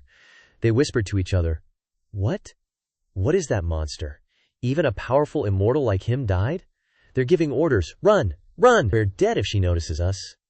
Send out a message. The Heavenly Quake realm is probably facing a major disaster. At the Grand Hall, news of Ji Chang's death had already arrived. The little girl, Yao Yao, couldn't believe the truth before her. No way. How could Master die? Master is so powerful. How could he die? Grandma Manhwa reached out to comfort her. Yao Yao, don't listen to their lies. This is just one-sided information from a cultivator. Yao Yao looked at the jade pendant in her hand, tears gradually flowing down. She said in a choked voice, But Grandma, why did the jade pendant master let me break? Why did it become like this? The little girl held out her two hands, each holding half of the jade pendant. Grandma Manhwa hugged Yao Yao in her arms. The little girl cried loudly.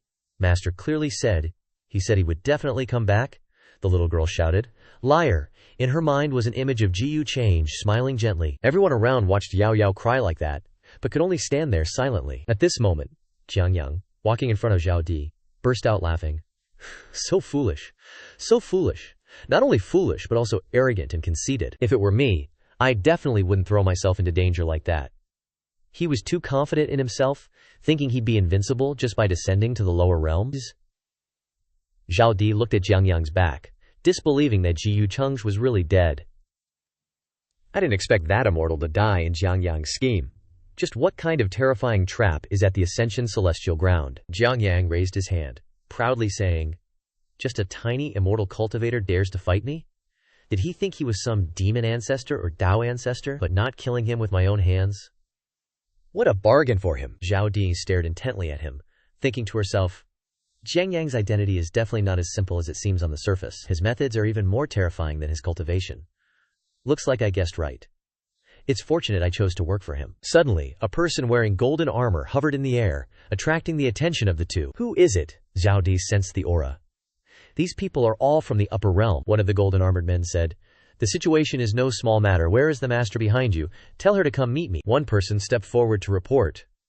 Our master has been waiting at Heart Lake Pavilion for many hours, hoping you will come immediately. Jiang Yang asked, What's with these descendants? Dare to make me go meet her? The golden armored man bowed respectfully.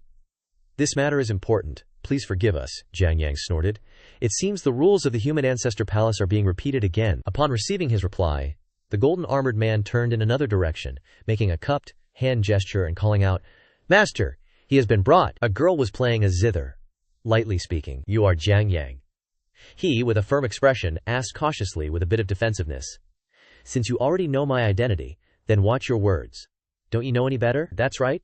I am the existence you've been striving to find. The girl playing the zither stood up, turning half of her face, softly saying, Very well, so this is Wang Ziqin. Unknowingly in this moment, Jiang Yang was stunned by her beauty. The rules of the human ancestor palace are truly unstable, but they're not bad when it comes to picking people. Unexpectedly, Wang Ziqin softly said, You can go die now. Jiang Yang and Zhao Di were caught off guard by this sentence. What? As soon as she finished speaking, those with powers flew into the air. Wang Ziqin gradually walked towards the two. Zhao Di was caught off guard by this, but she realized, Quasi-saint. Even a saint? This is an ambush? We're done for this time.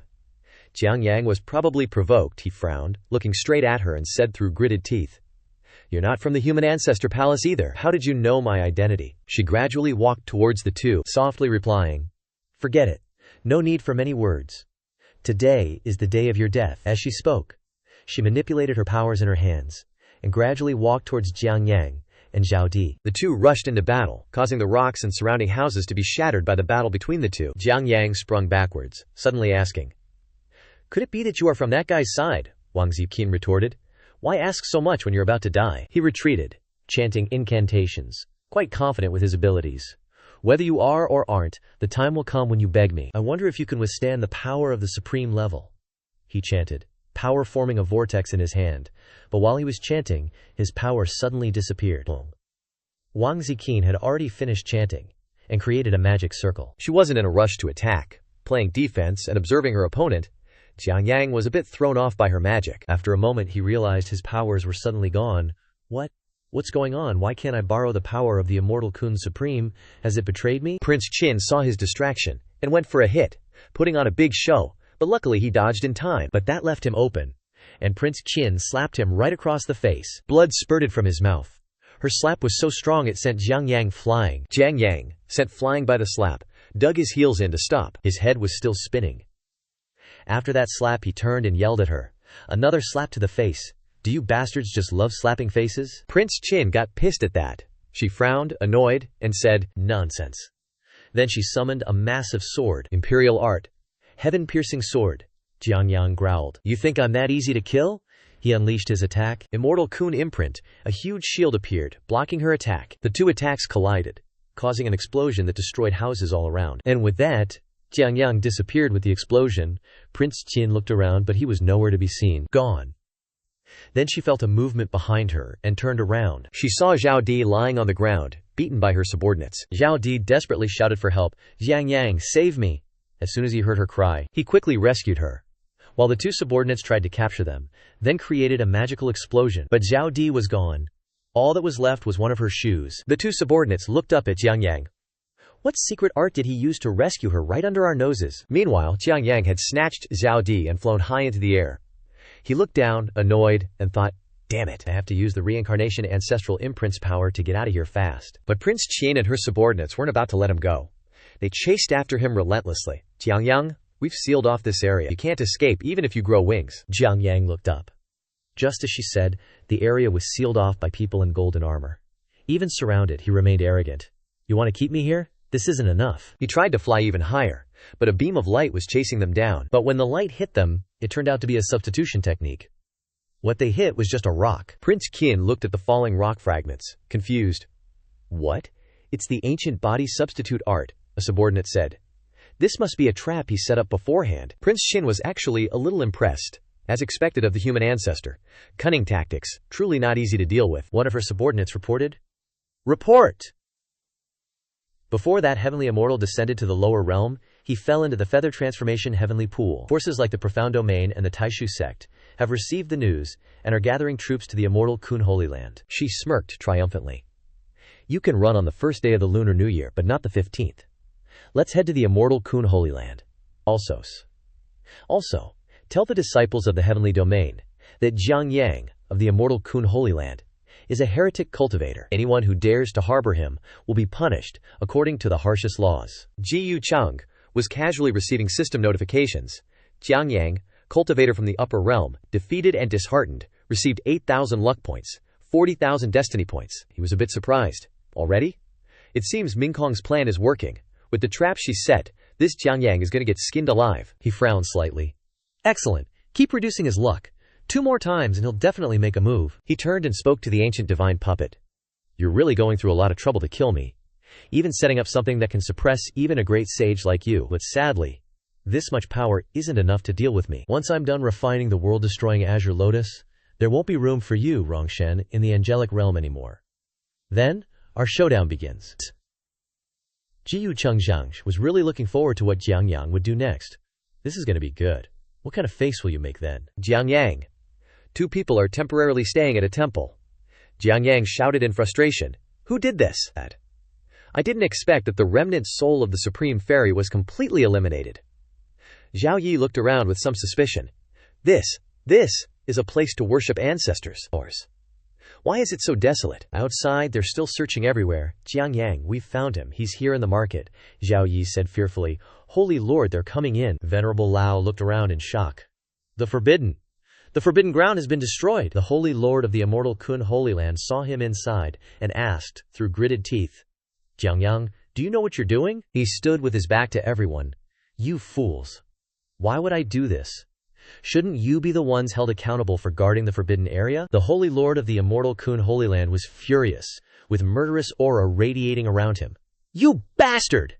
Now everyone outside is saying you're a heretic cultivator. The Celestials and other forces have already surrounded the immortal Kun Holy Land to deal with you. Are you still going to pretend? Jiang Yang, being falsely accused, turned around angrily and pointed at them, trying to clear his name. That woman framed me. And you guys believe it? What a waste of being a holy lord. You're being played like a fiddle, and you don't even know it. The immortal Kun Holy Land will be destroyed in your hands, sooner or later. Hearing him say that, the Holy Lord was speechless. You? Zhao Yi stepped forward and said, Holy Lord, please listen to me. The destruction of the forbidden ground has nothing to do with Jiang Yang. When we arrived, this place was already... Before she could finish, the Holy Lord cut her off. Enough! Don't make excuses anymore. The supreme elders of the Holy Land have treated you well, but you're helping this fiend do such crazy things. I'm so disappointed. He was so angry that he lost his mind. Neither of you will escape today, he thought to himself.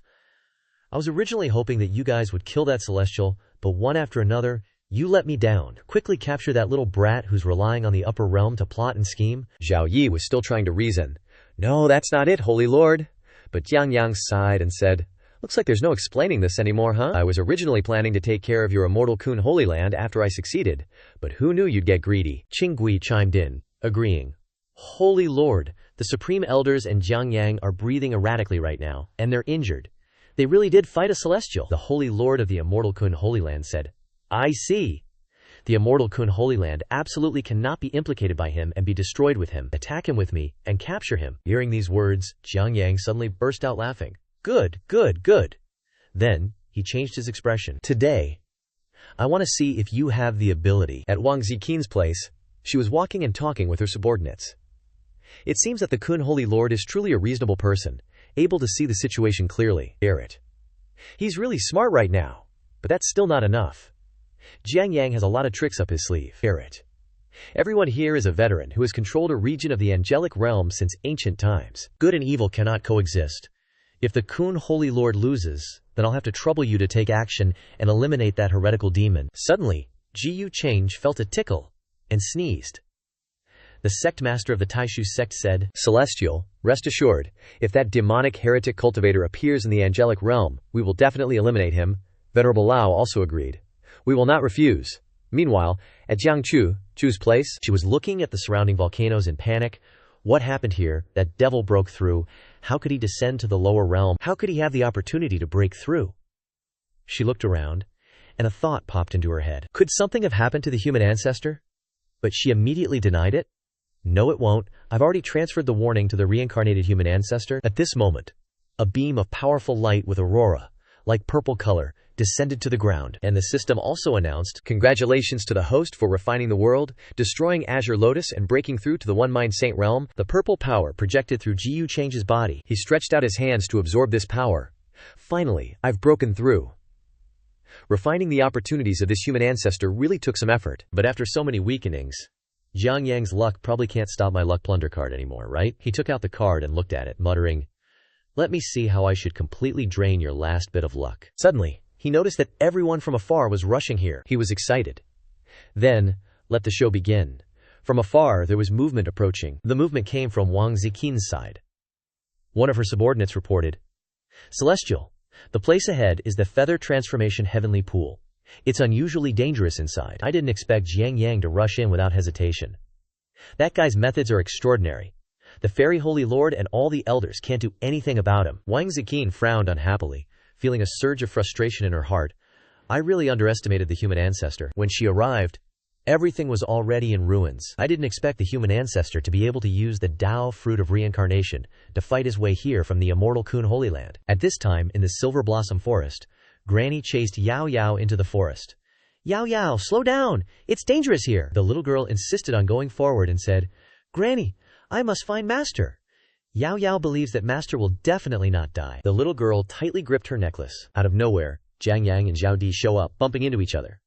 Jiang Yang pipes up, I told you I didn't see Yao Yao's shadow at the Immortal Kun Holy Land. Turns out Granny brought her here, huh? Jiang Yang turns to Yao Yao. Here to find your Shifu. Yao Yao, you gotta learn to control your grief. Your Shifu is gone. Granny Yinhua suddenly calls out to him. Zhao Yang. Yao Yao's surprised too. Bro's getting closer, he says, referring to himself. Rumor has it he was smashed to bits right here. Plenty of dangerous beasts must have gobbled him up by now. By head. So why put yourself through this? Dragging Granny into such a dangerous place. Yao Yao's a little tense. He gets closer, reaching out. It's super dangerous here. There's a crazy woman outside who eats people on sight. Be good, listen to your bro, and get out of here. She immediately slaps his hand away. Shut up! Shut your mouth! This surprises him. It's all your fault! All your fault! If it weren't for you, Shifu wouldn't have come here. Wouldn't have. It's all you're doing. You think I didn't know before? She's losing it, tears welling up. Jiang Yang can only manage a bitter laugh. So, in your heart, our brother-sister bond of so many years ain't worth as much as some cheap Shifu you knew for a few days? Hilarious. Your bro misses you day and night. And I'm going gray early. She's losing control even more, her breath lifting her up. You're not my brother. Some monster took over my brother's body. Give me back Jiang Yang Garishirin. Granny Yinhua tries to calm her down, calling her name. Yao Yao. He sees things spiraling out of control and clicks his tongue. He quickly backs away, telling Zhao Di. She's losing it again. Figure out a way to restrain her. I need to get my power back. She agrees. Okay, I'll wait for you. Jiang Yang flies up high, away from Yao Yao. Once I refine the Nirvana Green Lotus, neither Yao Yao nor that crazy woman outside will be a problem. Suddenly, a long sword comes swinging down. He wasn't paying attention and got smacked by the ancient divine puppet's sword. He's knocked to the ground but quickly gets back up, cursing at her. Open your freaking eyes! You dare block your master? Not even listening to Jiang Yang, she only says one word. Kill, Jiang Yang thinks. But the ancient divine puppet is actually not under my control anymore. He looks up at the sky. What the heck is this? I don't remember setting any of this up. Prince Qin also looks up and sees the strange phenomenon. Is this intense aura coming from the heavenly pool? This power isn't from that Jiang Yang, is it? What should Shangxian do? She stares at the purple aura for a moment, hesitating. Just wait. Don't risk going in there, she ponders. This power definitely isn't Jiang Yang's, but how can there be such an existence in the divine realm? Even I and the demon gods are trembling. This aura. It feels like. At this time, Yao Yao and Zhao Di are battling in the air. Yao Yao attacks. Zhao Di can only defend. Suddenly, a giant hand comes crashing down from the sky towards Zhao Di. She's caught off guard. What? She can only use her defensive moves to resist, but she can't hold on any longer. Her shield shatters. Zhao Di is shocked. What is this power? Even a sacred artifact can't withstand a single blow. She cries out for help. Jiang Yang, save me. Jiang Yang has already defeated the ancient divine puppet. He turns to look in her direction. Zhao Di, why does that puppet's aura feel so familiar? The hand continues to attack. It slams Zhao Di into the ground. Granny Yinhua thinks. Killing the supreme elder of the immortal Kun Holy Land is as easy as killing an ant. This power, even a Shangxian, would have trouble withstanding it. Suddenly she realizes something's wrong and shouts, Yao Yao, run! But at this point the girl is out of control, fighting like a madwoman. She channeled her energy into that massive hand. Give me back my Shizun. Return my Shizun. But how could a child's strength possibly defeat such a massive hand? With a flick, she was sent flying. Luckily, Granny caught her safely. Yao Yao. Granny looked up at the sky. Seeing the massive hand retracting, she silently observed. As for Jiang Yang, he raised his hand to his mark. Then, he summoned Zhao Di back. She hurriedly thanked him. Thank you. I didn't expect you to prepare a body too, he replied. Lucky your spirit was strong enough, or you'd be dusted now. But even so, they drained all your reincarnation power. I can't save you a second time. He reached out and summoned a shield. Then he handed it to Zhao Di. Take this supreme weapon and protect me here. Don't let anyone disturb me, she responded. Yes, Lord Jiang Yang. Jiang Yang walked through the misty energy. This isn't a natural phenomenon of the Ascension Pool. It's strange. But as long as I can absorb the world-destroying Azure Lotus, nothing else matters. His foot suddenly froze in mid-air. Jiang Yang had to stop when he saw the figure before him. The person turned around, their back to him, and said, You're here. He was surprised. You. How are you? Why are you still alive? Why are you here? The person was none other than Jiyu Chengge. He turned slightly away from Jiang Yang and asked, Why? Didn't you tell me to come here? Jiang Yang. No, he turned to face Jiang Yang. Calling out a name, the human ancestor, Jiang Yang, looked shocked and stammered. You. How do you know my identity? He frowned defensively. You're not a normal cultivator from the upper realm. Who are you really? Ji Yu Chang turned slightly to him and said, Oh, aren't you supposed to be the mastermind who wins every battle? Couldn't figure out who I am? But it doesn't matter anymore. The moment you stepped in here, you were destined to die. He eyed Jiang Yang, thinking, he's lost so much luck I can't believe he still doesn't know. Looks like I'll have to put in some effort. Jiang Yang cursed inwardly. Damn it. Why are there so many variables in this reincarnation? I'm out of moves. Ji Yu Chang turned to face Jiang Yang completely and said softly, But I've always valued virtue. Come. Considering you're the human ancestor, I'll give you a chance to say some last words. Jiang Yang thought. He's wary. This is my chance to turn things around. He opened his mouth and said, Last words. If you know I'm the human ancestor, then you should understand you can't kill me. I've reincarnated countless times, and I'll always come back. He put his hands behind his back, speaking with confidence. You better not regret this in the future. But before he could finish, Ji Yu Chang slapped him across the face, sending him staggering. What time is it? Speak properly. Stunned by the slap, Jiang Yang yelled back, I am the human ancestor, eternal and unyielding. Ji Yu Chang reached out, building power in his hand. Didn't you want to know my identity? Then the power in his hand formed an ancient bottle. Even the old fogies at the immortal Kun Holy Ground know this. You should be familiar with it too. Jiang Yang looked at it in shock. This is the Grand Davio treasure bottle. He asked in disbelief. You inherited the devil arts. Seeing the fear on Jiang Yang's face, Ji Yu Chang said, My identity has predetermined this outcome. Don't blame me for being heartless. Jiang Yang finally realized everything. So from the beginning, you were the one who ran into me? You weren't just some upper immortal passing through. Step by step. It was all your plan. But how did you know my identity? Did the successors of the human ancestor palace betray me too? The system notified him. The child of destiny Jiang Yang is in a state of collapse. Luck value depleted. Change tossed the bottle into the deep pit. So there's no one who appreciates the romantic mood, just because of one stupid woman. Jiang Yang was puzzled. Woman, Cheng Ge softly said. You want to talk about these things? After so many reincarnations you still have this mindset. In a flash, Cheng Ge zoomed to Jiang Yang's side, whispering in his ear, You've disappointed me too much. Jiang Yang, frozen in place, stammered, Why is the inheritor of the demonic art so strong this time? I've always crushed him under my heel in every life. But that was his moment of carelessness. He got a swift kick to the gut from Cheng Ge, followed by a grab of his collar, then a violent slam to the ground. And finally, he was tossed far away, rolling relentlessly. She stomped a foot on Jiang Yang. Is this what you wanted to say? Since you've finished your last words, I'll send you on your way. Jiang Yang, lying on the ground, struggled to say. No wonder no one came to help me. This life's inheritor of the Renzu must have fallen into your hands, huh? Hearing that, Cheng He reached out a hand, summoning someone. You mean her? Instantly, Jiang Chuchu was summoned. Meet the Renzu you wanted to see. This is your first time meeting, and also your last. Jiang Chuchu looked at Jiang Yang on the ground, stuttering in shock. Ji Yu Chang, what are you saying, hey? He's the Renzu. Jiang Yang showed some movement at this moment. Cheng Gan asked her. He's your belief.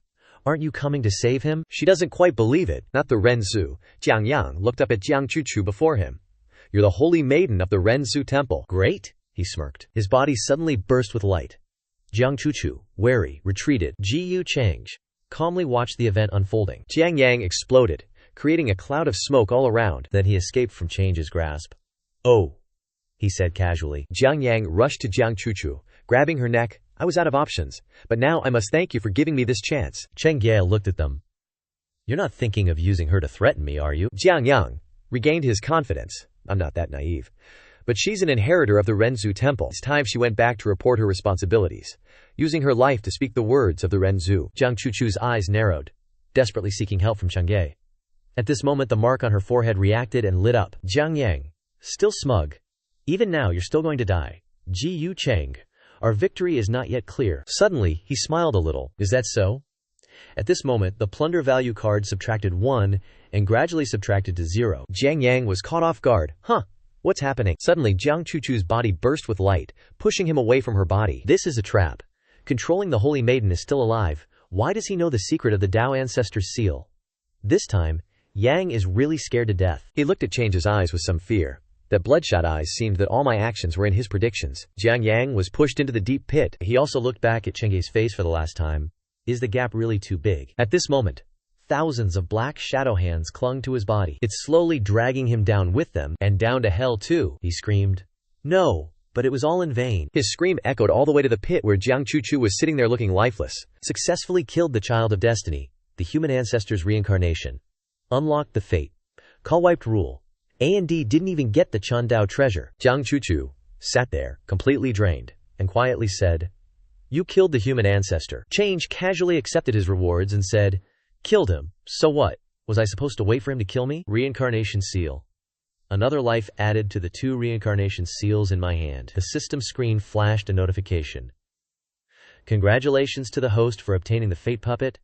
Congratulations to the host for obtaining the Guidance Dao Fruit. Congratulations to the host for obtaining the Reincarnation Ancestral Seal. He thought for a moment.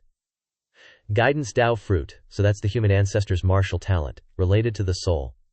Can replicate his cultivation, and even his primordial spirit, even if success isn't guaranteed. It's still incredibly terrifying. The Fate Puppet can temporarily boost my Black Fate aura straight to purple. Combine that with the Guidance Dao Fruit, and isn't this the ultimate trap, slaying combo? Jiang Chuchu sat on the ground, defeated, and said to Cheng Jie, "Just kill me already. Now that the human ancestor is dead, there's no point in my existence anymore." Change slowly walked towards her. What? Addicted to being a tool, to the point you don't even want to live anymore. It's fine. He gently stroked her hair, helping her up. Jiang Chuchu slowly raised her eyes to look at him. Ji Yu Cheng had just placed his hands on Jiang Chuchu's shoulders when he heard her ask, "Help me?" Ji Yu Cheng smiled and said, "Actually, all living beings need is a belief, not this human ancestor guy. Right now, besides you and me, who else knows he was killed by me? As for the human ancestor hall behind you, with my methods, they won't be able to detect it." Jiang Chuchu was shocked. How could that be? The human ancestor, no one can replace him. How can you find someone to impersonate him? Wouldn't I be betraying my sect? Ji Yu Cheng pointed at Jiang Chuchu and said, "Of course it's different. You say you see the human ancestor as your sect, as your belief. But he has always seen you as a weapon of the ancestral hall, to be used and discarded. He was the one who was unrighteous first, so you can't be blamed for being disloyal." Jiang Chuchu's hands clenched tightly at her sides. Jiang Chuchu lowered her eyes and said, "This is my fate. I can't betray the human ancestor hall. You should kill me." As soon as she finished speaking, Jiang Chuchu suddenly screamed. Ji Yu Cheng picked Jiang Chuchu up in his arms and said, "I think you still don't understand your situation, huh? Your life belongs to me now. You can only die if I allow it." As he carried her into the time-space portal, he said, "If you still don't understand, I'll have to teach you properly." Jiang Chuchu screamed, "Ji Yu Cheng Jie, what do you want to do? Let me go." Just as they stepped through the portal, the scarf wrapped around Jiang Chuchu flew out, accompanied by shouts and curses. "You shameless, despicable scoundrel." Then, the scarf was pulled back into the time-space portal along with them. Elsewhere, in the sky, light peeked out from between the purple clouds. Zhao Di stood on the ground, looking at the swirling purple mist in front of her. She said happily, "It's dissipating. Jiang Yang succeeded. There's hope for the future." Just then, a figure stepped out of the purple mist, causing Zhao Di to freeze, thinking, "That's not right. It's Ji Yu Cheng." Squinting and smiling, he repeated, "There's hope for the future. You still have a future." Zhao Di fearfully put her hands up to block Ji Yu Cheng's attack and said, "Immortal, spare me, spare me." Followed by an image of her eyes filled with terror. With lightning speed, Ji Yu Cheng stood behind Zhao Di, and the golden seal landed right at her feet. Ji Yu Cheng didn't turn around and smirked at the burning corpse behind him. "You chose the wrong side." A moment later, a figure soared through the air, suddenly stopping. Ye Mingkong stopped in mid-air and said to herself, "Jiang Yang's aura has disappeared. What on earth happened?" She saw a blue jade flying up and thought in surprise, "This is the lotus seed of the world-destroying azure lotus. Something this good can't be allowed to fall into the wrong hands. It's as if it was deliberately left here for me." As she picked up the lotus seed, she recognized this aura. Yue Mingkong's deep eyes gleamed. "It really is him. But why did he come here? And he's always one step ahead of me." While lost in thought, she suddenly looked ahead with a puzzled expression. There were many blue lotus seeds in front of Yue Mingkong, making her wonder, why didn't he come to me? Seriously. Elsewhere, 5 people were standing in the air, observing the battle below. One of them said, "Should we go help? Those 2 are about to give out." Another replied, "Help what? That's a great Saint Realm monster. If we go there, we'll just be offering ourselves to the slaughter." On the ground, Granny Yinhua was carrying Yao Yao and running quickly forward. Yao Yao cried out in fear, "Granny! Granny Yinhua!" Granny Yinhua comforted her while running. "It's okay, Yao Yao, it won't catch up to us." Even though she said that, Granny Yinhua was thinking, "I didn't expect there to be a puppet here. If it hadn't been abandoned, Yao Yao and I would have charged to our deaths." Though thinking, She was observing her surroundings carefully. The ancient divine puppet suddenly jumped high, raising its sword to slash at the two of them. A loud explosion rang out, and then the two of them were sent flying. Yao Yao cried out in fear. Granny.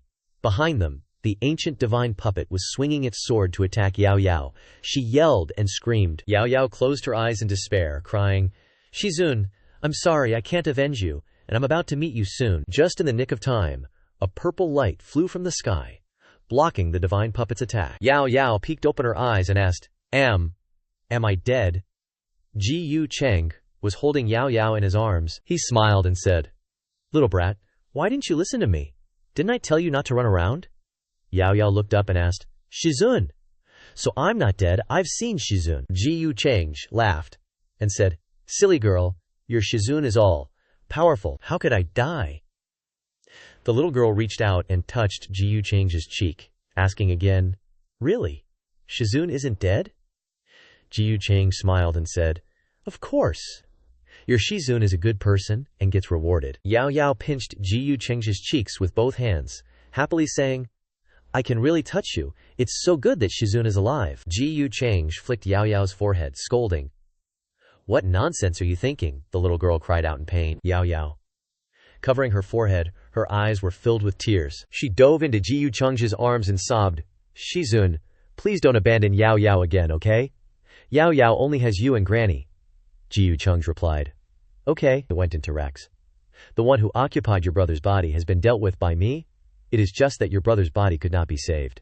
Yao Yao said, "No, Yao Yao understands. It's not Shizun's fault. Shizun is more than family." At this moment, Yi Yu Cheng squinted his eyes and noticed someone, Granny Yinhua, approached with a wounded arm, saying, Exalted immortal? You're all right. That's great." Ji Yu Cheng tossed a pill towards the granny, saying, "Yeah, this pill can heal injuries. Take it." Yao Yao turned around and asked, "Granny, what's wrong?" She smiled and said, "It's nothing." At this moment, the ancient divine puppet gripped its sword tightly, growling, "Die! Intruders must die." The three of them stood at a distance. Seeing this, Yao Yao spoke up. Shizun, that person is too strong." Granny Yinhua comforted Yao Yao. "With the exalted immortal here, it'll be all right." Ji Yu Cheng narrowed his eyes, thinking, "Oh, it's been controlled by the runes of the human ancestor after being reborn. Not bad. I'll have you put on a show before I return." From high above, the people of the angelic realm saw a powerful aura erupting from below, startling them. Someone asked, "What's going on? Why is that great saint's aura so suddenly strange?" The person behind shouted, "Demonic energy! It's demonic energy!" The ancient divine puppet flew high, emitting a massive amount of demonic energy, along with a roar. The people of the angelic realm, seeing this, whispered, "Such terrifying power, it must be the heavenly devil recorded in the secret texts. I fear this is a great calamity for the angelic realm. We must quickly return and inform the various forces. Prepare yourselves." Ji Yu Cheng flew in front of the ancient divine puppet, scolding, "Heretical demons." He pointed at it and shouted, "Today, I, Ji Yu Cheng, will eliminate harm for the angelic realm." The people of the angelic realm were shocked. That is, someone cried out in joy, "Exalted immortal! It's the exalted immortal! I didn't expect him to not be dead. This is great." The person on the left muttered to himself, "Strange, I clearly saw him get killed last time." The person on the right excitedly said, "The exalted immortal's power is unpredictable. What's so strange about it?" Ji Yu Cheng made a hand seal, reciting a celestial technique. After shouting, "Others shore crimson rainbow," a golden light immediately appeared behind him. The golden light, like a raging flame, shot forward, incinerating the ancient puppet god. Finally, words appeared on the panel. "Host has gained fame for saving the celestial realm. Fortune points increased. Heavenly destiny points increased." Moments later, Yao Yao ran towards Ji Yu Cheng. With Granny Yinhua following beside her, Yao Yao called out, "Shizun!" And Granny Yinhua said, "Immortal Master." Yao Yao, beaming, said, "Shizun is the savior, sent by the heavens to rescue us." Ji Yu Cheng chuckled, "I'm no savior, I'm just concerned for all living beings." Alright, if we're done here, let's head back to the upper realm. A large dragon is flying towards the upper realm. A voice is heard, "Shizun, look, is this the upper realm? It's like a celestial paradise." Ji Yu Cheng and Yao Yao stood atop the dragon's head. Hearing Yao Yao say that, he laughed and said, What nonsense are you spouting? The upper realm is inherently the place of immortals. But this is just a small part of the upper realm. Later, your master will take you to many more places. Yao Yao continued. Shizun, after returning you'll definitely be very busy. Yao Yao wouldn't dare occupy too much of your time. Hearing Ji Yu Chenghe said this, let your little Shishu take you out to play. She doesn't have anything to do, so she is very free. Arriving at the entrance to the heavenly realm, Ji Yu Cheng and Yao Yao jumped down. Two gatekeepers outside clasped their hands in salute. Young master, you've returned, Che. Ji Yu Cheng ordered his subordinates to arrange accommodation. The gatekeepers said, understood. Yao Yao tilted her head up and called, Cheng, Ji Yu, Shira. The two gatekeepers glanced at each other, exchanging thoughts via sound transmission. One asked, when did the young master leave the Ji Yu family? The other said, no idea. This person then said, so he always brings young ladies back. How did he bring back a little girl this time? The other replied, probably starting them young, haha. The scene shifts to the courtyard. Inside a room, Yao Yao's cheerful voice rang out, heavens, Geej, this is so delicious. The female servant kneeled down, saying, little ancestor, please don't call this servant that.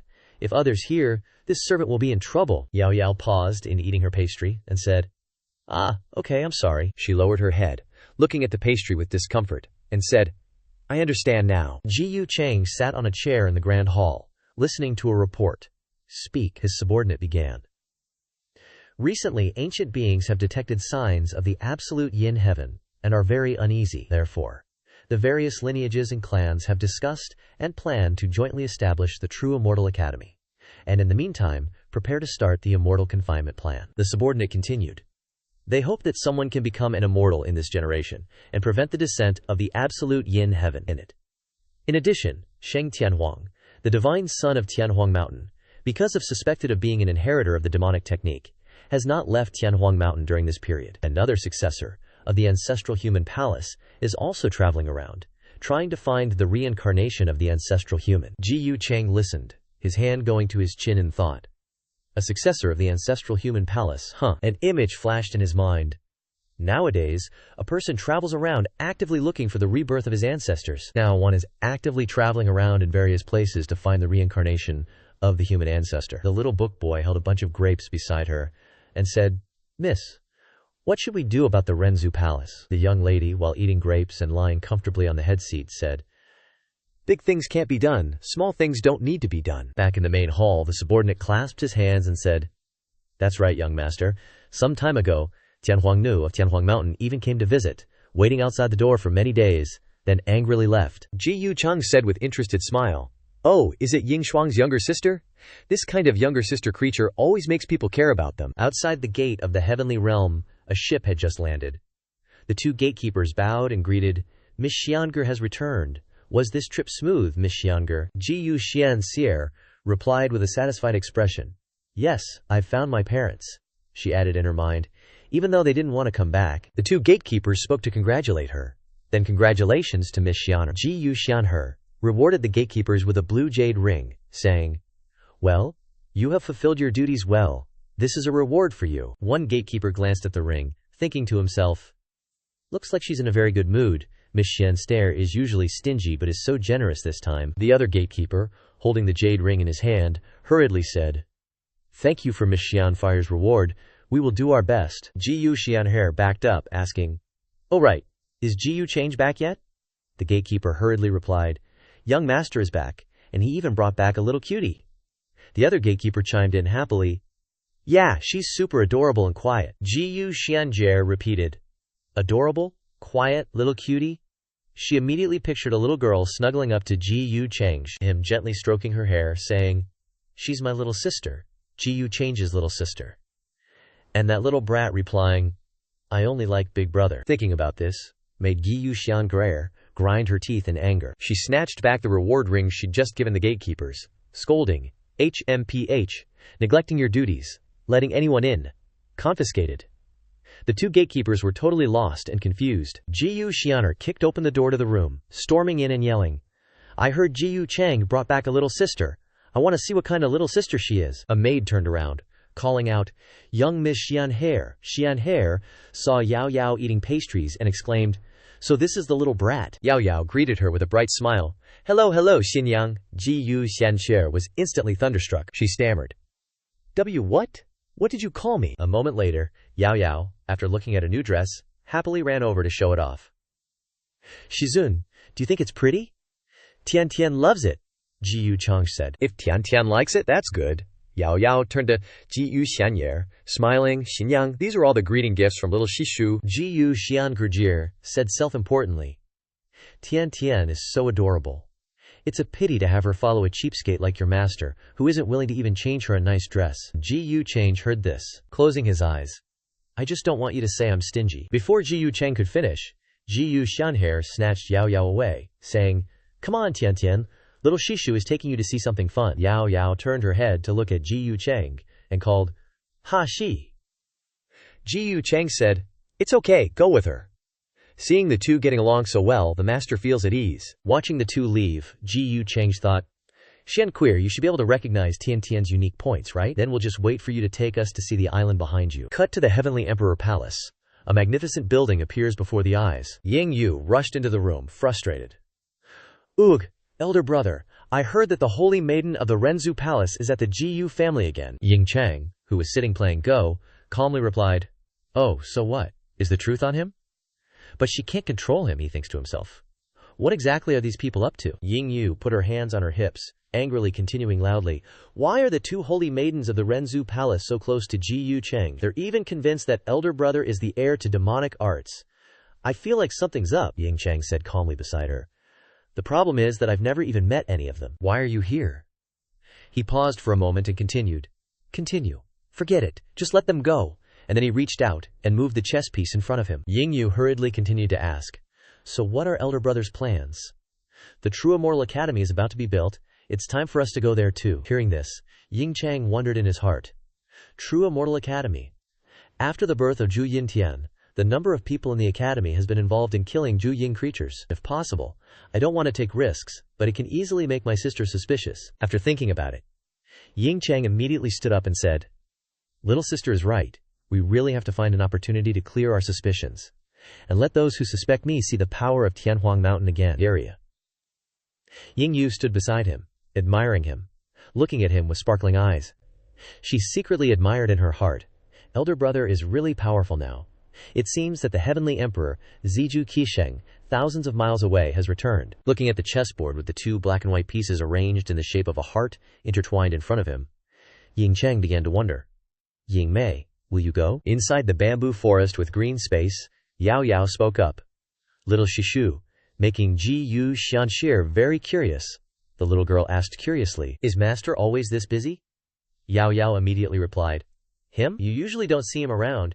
He says he's busy cultivating, but I feel like he's probably thinking about how to scheme against others every day, right? Then, Xianxie reached out and wove the string on Yao Yao's hand in front, creating the shape of a small star. Yao Yao smiled innocently at her. It won't be. Master is really a good person. Both me and Grandma were saved by Master. He even saved the heavenly god realm. He is a kind person on the outside but warm on the inside. In the back, Ji Yu Chang suddenly appeared and called out his name, Yao Yao. The little girl couldn't help but happily shout, Shizun. He stepped forward with a series of questions. How is it? Are you used to living here? Is anyone bullying you? Yao Yao obediently replied, I'm used to it. Little Shishu is very kind to me. Xianxie stood watching with an annoyed face and thought to herself, the petty thing.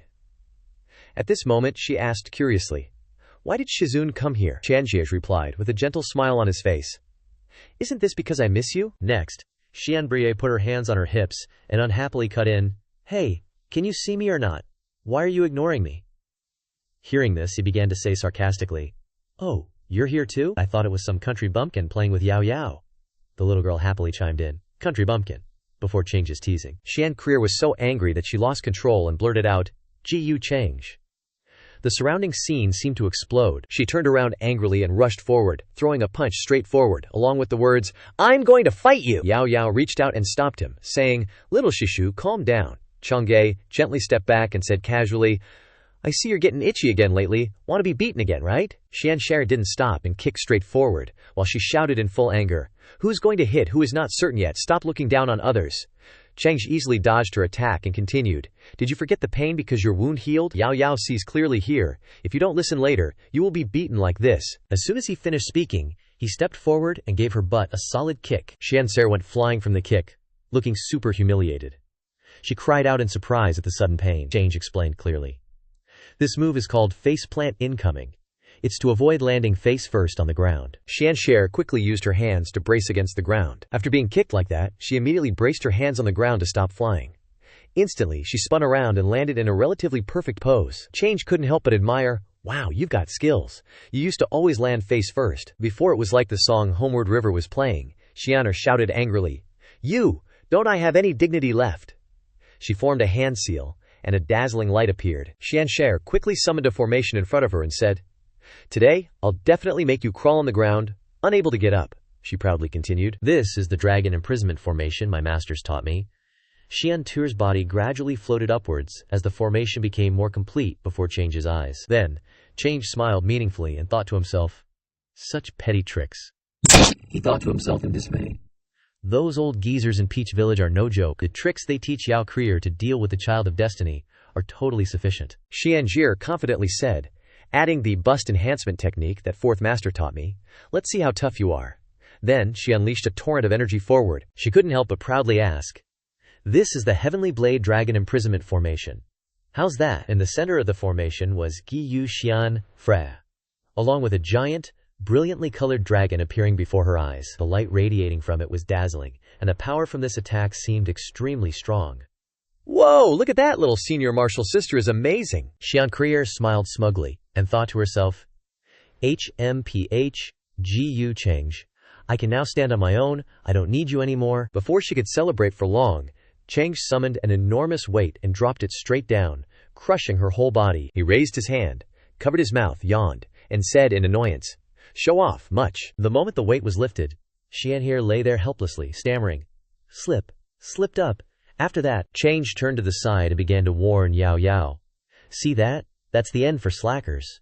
Seeing this, the little girl stood up straight, her face a little timid. Okay, Yao Yao will be good. Next, Cheng raised his hand to his mouth and said thoughtfully, these past 2 days, your master has read many ancient books and asked many elders.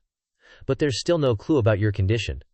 But don't worry, we'll find the cause. Hearing this, Yao Yao was filled with happiness and said, so master has been so busy these past 2 days because of this.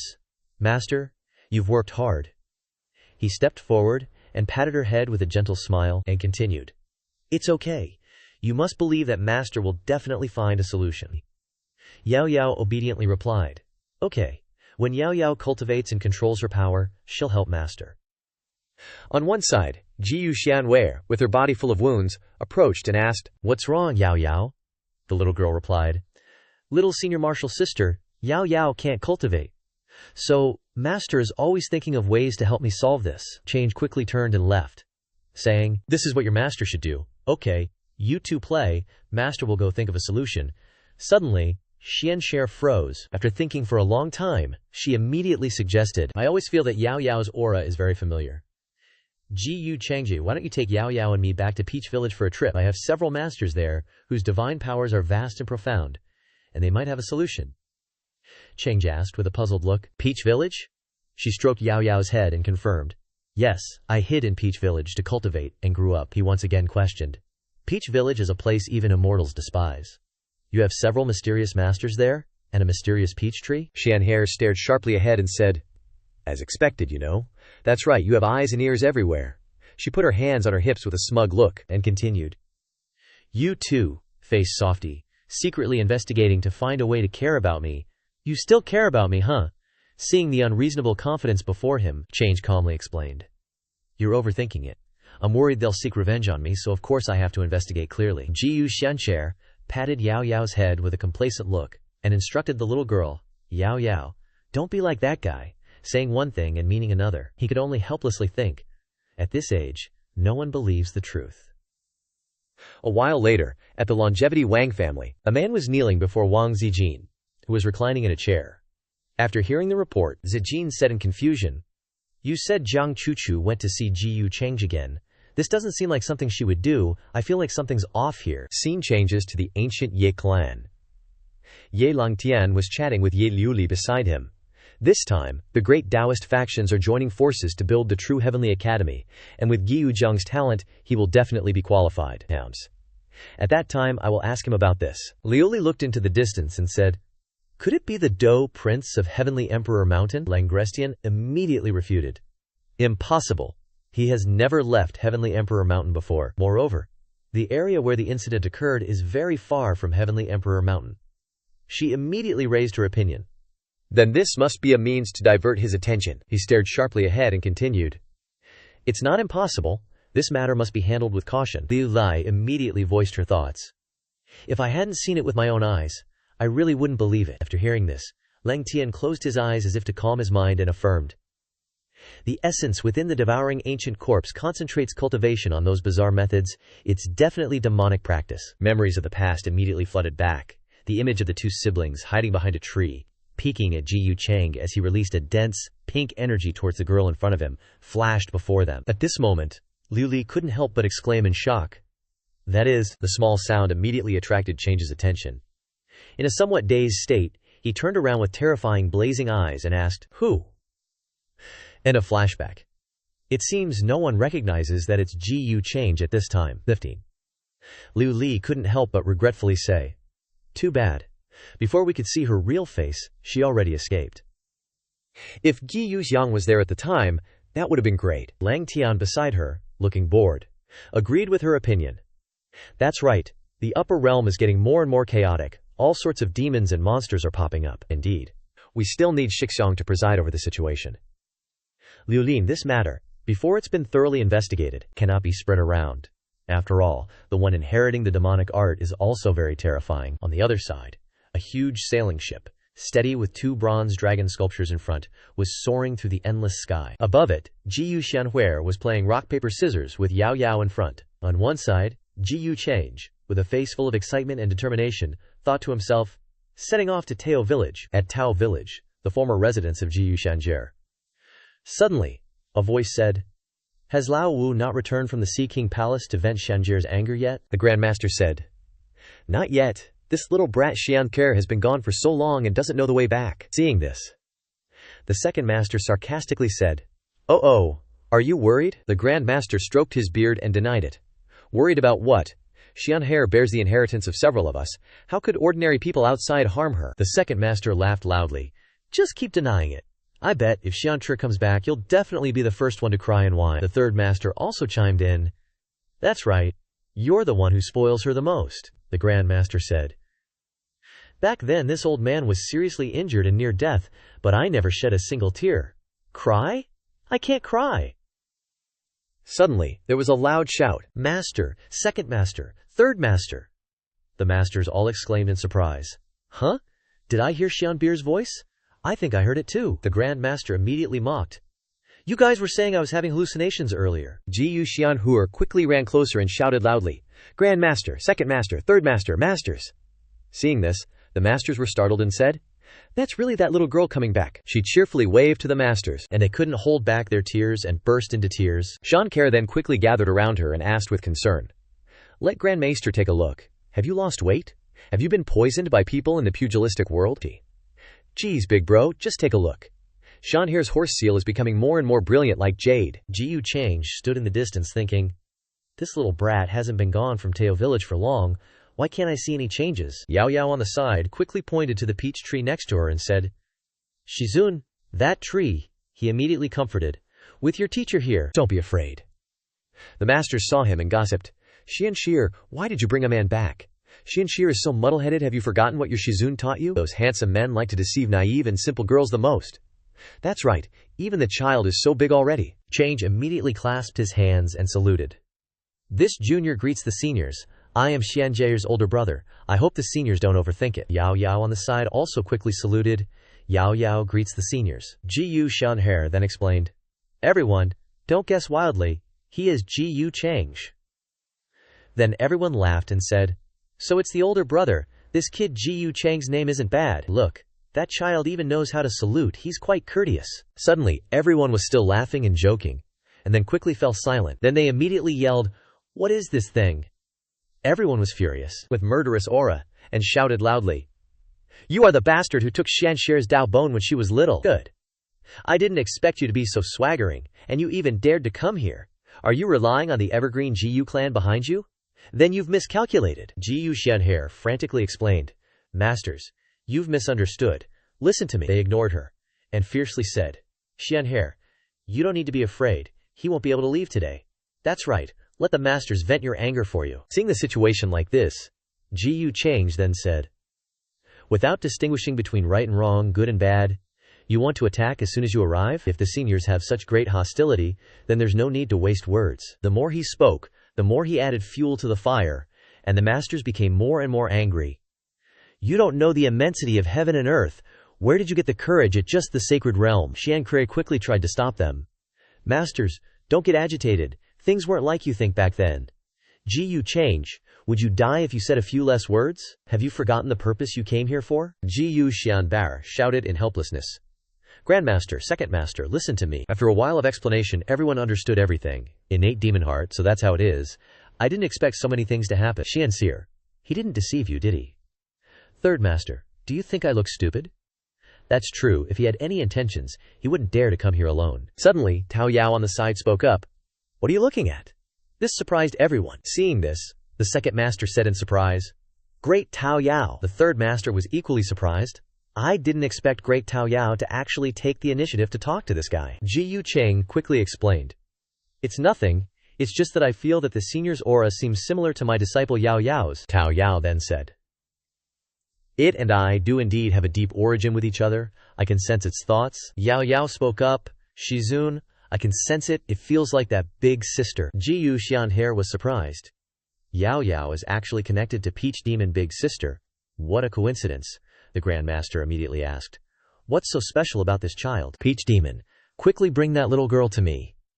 This made Yao Yao scared, hiding behind Jiyu Chang and whispering, Shizun. Chang then said, Yao Yao is my beloved disciple. I hope Senior doesn't have any ill intentions towards her. Otherwise, don't blame me for not showing any respect. Everyone was startled by this statement. Peach Demon looked surprised. You dare to threaten me for her? How interesting. Then, Peach Demon explained, the connection between you and Yao Yao, I can sense it naturally. So you can rest assured. Then Change said to the little girl, Go. Shan Kuei, seeing this scene, exclaimed in surprise. I didn't expect Peach Demon Big Sister to separate us. Why would she do that to Jiyu Chang when they just met? The Grand Master, who was observing from the side, said, It seems like that kid has something unusual about him, but with Peach Demon here, there shouldn't be any major issues. Immediately after, Peach Demon slowly transformed into her human form. She made a grand entrance as a captivating and magnificent young woman. Then, Yao Yao's body slowly floated towards her. Jiyu Chang quickly tried to probe her with his gaze, but he was suddenly blocked. This made him extremely surprised. Peach Demon then said, A demonic heart, so that's what it is, Chang asked in confusion. Senior is probing me. Peach Demon gently held Yao Yao and said, What's wrong? Are you unhappy that I found out? Chang quickly put on a smiling face and replied, I wouldn't dare. Senior is incredibly powerful. I admire you greatly. In his heart he thought differently. What you saw is only what I wanted you to see. Peach Demon coldly said, Has anyone ever told you that your smile looks very fake? Chang asked in confusion. What are you doing to Yao Yao, Senior? She replied. Helping her clear some great Dawo wounds? After all, she is like my little sister to me, my family. Peach Demon calmly said, I will return Yao Yao to you safe and sound, and if you harm her, I will not forgive you. Change lowered his head and replied, Senior is joking. I can't bring myself to bully the weak. Hearing this, she said, You dare to tease me? Change asked, with an innocent look. Why would Senior say that? I absolutely did not mean that. Peach Demon laughed after hearing this. Interesting. It's been a long time since I've met someone like this. The days won't be so boring anymore. Then she fell silent. She quickly instructed him. Xianxia is also considered half of my disciple. If your matter has been resolved, then there's no need to say more. As for your demonic nature, Peach Demon threw a peach petal towards him and said, I can't help you now. Take it and find an old man who owes me a favor. If he's not dead yet, he might be able to help you. Change gently caught the petal and thanked her. Thank you, Senior. Immediately after, he put on a sinister smile and thought, The opportunity is in my hands. A bountiful harvest. Before leaving, she said, All right, consider this a thank you gift for taking care of Yao Yao all this time. She quickly created a smokescreen around everyone, and then they discussed, Let's disperse. It seems Peach Demon has accepted that kid. I think that kid is not bad. So young, and already a Xing realm. Then Xianxia quickly ran over to ask Ji Yu Cheng, "What did Peach Demon Big Sister say to you?" He turned his face and replied, "Say what?" And Xianxia listened with excitement. Then Cheng recounted, "She said that it's not easy for me as an older brother, and told you to be filial to me in the future." Xianxia looked uncomfortable after hearing these words. Xianxia angrily left and said, "No more talking, I'll go ask myself." Cheng then approached the masters and asked, "Thank you, seniors, for taking care of and nurturing Xianxia all these years. As her older brother, I am extremely ashamed. If you don't mind, here are some high-quality immortal herbs and immortal pills. Please accept them." The master said, "Chenge, you are too kind. We didn't expect you and Xianxia to have so much going on." While Cheng was still talking, "It's all a misunderstanding. No need to be tense." On the other hand, Xianxia, after hearing everything, said in surprise, "Innate demonic heart. I didn't expect Ji Yu Cheng to be entangled with this at birth." Peach Demon then explained, "Ji Yu Cheng has an innate demonic heart and needs to suppress the demonic nature to maintain his sanity. Perhaps when he took the Great Dakyo's supreme bone from you in the past, it was just the instinct of his demonic heart." Xianxia asked, "So, the Great Dap's supreme bone can help him suppress his demonic nature?" Peach Demon agreed. Then Xianxia's like, "Yo, what if I just give him a Dabio bone now so he can fuse with it? Would that still work?" And Tao Yao's all, "Nah, probably wouldn't be as effective. The demonic nature isn't always set in stone, and it's a long story. But even if you both chipped away at it, it might not get rid of it completely." Hearing that, Xianxia immediately glances over at Chenge. He's currently getting swarmed by his masters asking a million questions. What a talent. "Young friend Chenge, are you betrothed yet?" "Chenge already has a marriage agreement. Take a hit for us." "Little friend makes 2 puffs. I don't smoke." "That's okay. You can pick a concubine from the village. There are plenty of single young ladies. Want to take a look?" Xianxia jumps in. "I want to help him, no matter how hard or difficult it is. I want to try." Tao Yao is surprised by this. Xianxia then walks over and shouts, "Ji Yu Cheng, you're clearly a smart guy. How did you screw up in the Nirvana pool?" Cheng's confused. "What are you talking about? Itching for a beating. Didn't I teach you a lesson enough the other day?" Xianxia then pulls out a short sword and says seriously, "As long as I can take out the Dao bone for you, it can suppress your demonic nature. What happened last time won't happen again. This is my choice. Don't blame anyone else." Change and the masters are all shocked and freaking out. Immediately, she swings the sword towards herself, yelling, "You need it more than I do." Unexpectedly, Chenge quickly blocks her sword, even though his hand gets injured. Chenge angrily scolds, "Ji Yu Xianxia, what are you doing? What if you damage your foundation, you idiot? If you dare do this again, I'll throw you into the firewood room." Xianxia bursts into tears, yelling, "You're the idiot. Whether I have immortal bones or not." The short sword clatters to the ground. Chenge quickly hugs Xianxia to comfort her. "Good girl, I'm your older brother. It's not like I need to take your bones," she says worriedly. But your demonic heart." Chenge then reassures her. "The demonic heart is still there. I'll figure out a way to deal with it myself." "Who do you think Ji Yu Cheng is?" Xianxia then says, "But, Pia." Then gets cut off by him. "No buts. I already talked to Senior Tao Yao and came up with a solution. No need for you to do anything troublesome for me." Chenge looks at her worriedly, thinking, "Did I get scammed?" The masters on the side are moved by the scene and sob. "Who knew young friend Ji Yu Cheng was such a kind and righteous older brother? I misunderstood him before. This is truly sibling love." Chenge then coldly pushes her away, saying, "All right, your snot is running down my clothes," which leaves her baffled. Then Xianxia angrily shouts, "Old, I don't care about you anymore." Immediately, Change flies away, leaving the masters speechless. He politely bows. "I have some business to attend to, please excuse me. Yao's injuries haven't healed. Please let her stay here with Yao Xir, and please take care of her seniors." Everyone happily says goodbye to him. "Chenge, remember to visit again. Your old uncles really like you." "Chenge, look at Xianxia's face. She already misses you now that you're gone." She immediately denies it. "I don't. I wish he'd disappear." The masters look at her with a knowing look. "Xianxia, don't tell me you have feelings for him. No way, you're siblings." Hearing those words, Xianxia shouts annoyedly, "How could I? Can't you guys be a little serious?" On the flying ship, where Chenge is standing, suddenly someone flies over. That person calls out, "Master?" He stands with his back to him and asks, "What's the progress of the investigation?" His subordinate quickly reports. Reporting to Master, the qualification for entering the True Immortal Academy this time is a large number of absolute yin beings. There is now an absolute yin battlefield in Nansheng Heaven. Many absolute yin beings have emerged, and many cultivators are heading there. Chenge hears this and says, "Big brother Yi already gave me the book, The Absolute Yin. Heaven has appeared. All the freaks and geniuses will be fighting for the True Immortal Academy. 100 Horseboy on Heavenly Emperor Mountain. You might bring me some joy. Afterwards, he puts on a joyful face and orders, set off, head to Nansheng Heaven. In the Nansheng Heaven area, a voice says, this time, the absolute yin battlefield of Nansheng Heaven is really a good opportunity for people like me. People in Nansheng Heaven are discussing with each other. But I heard that many families and strange freaks have also appeared. If we clash with them, I'm afraid it will be difficult to gain any advantage. Conflicts are not scary, but it would be too bad if we missed the big event. Wang Wuzong then says, that's right, the important thing is to get the absolute yin beings. Get on the list to enter the Academy for Cultivation, and if we can avoid the clashes, let's avoid them. That guy isn't someone who likes to reason. Ye Langtian stood up and said, everyone, now that we've entered the absolute sound battlefield, we definitely need to gather in one place and support each other. The others agreed. All right, please speak, Brother Ye.